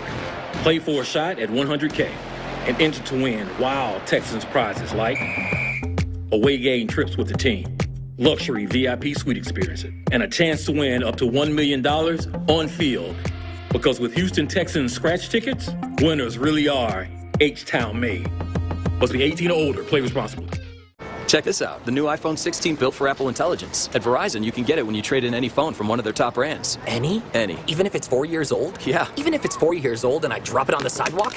Yep. Even if it's 4 years old and I drop it on the sidewalk, then a scooter runs it over, so now it's not just old and cracked, but shattered? With Verizon, the answer is always yes. Trade in any phone from one of our top brands for the new iPhone 16 with Unlimited Ultimate. Plus, get a new iPad. Trade-in terms apply. See Verizon.com for details. Apple Intelligence coming fall 2024. Take your fandom to the next level and experience the most chances to win like a Texan. Sounds pretty good, right? Join the Stampede, a Houston Texans e-newsletter for the best fans in the NFL. Stampede members will receive the latest in Texans news, upcoming event. We're talking lots of contests for prizes like autographed items, game tickets, game day experiences, gift cards, and more. What are you waiting for? Subscribe for free now at HoustonTexans.com/fans. Now, more Texans Radio, the DeMeco Ryans Show. Final segment of the DeMeco Ryans Show tonight. Modified version, as I've said, is our regular visit with DeMeco will actually take place tomorrow. We'll have it for you at 6 o'clock during Texans All Access Players Edition. We're shifting things around because of the strange week with the Monday night game. The team will have their regular football Monday on Tuesday. Don't get me started with the calendar. It becomes who's on first. DeMeco was on the podium last night after the game and was asked what didn't go right for the offense in the second half. No points after having that 23-7 halftime lead. Yeah, second half was not good enough for us. We didn't play winning football. We stalled on a lot of drives. Again, didn't score any points in the second half. So, to beat a good football team like that, we have to be able to sustain drives. We have to be able to score points. And we were going backwards way too much. Texans have lost 3 out of 4, so more on why the Texans haven't been as good as they need to be at all in the second half. Yeah, we have to look at it. Second half, of course, we understand we haven't moved the ball. We haven't scored points in the second half. Defensively, done some things that are uncharacteristic in the second half.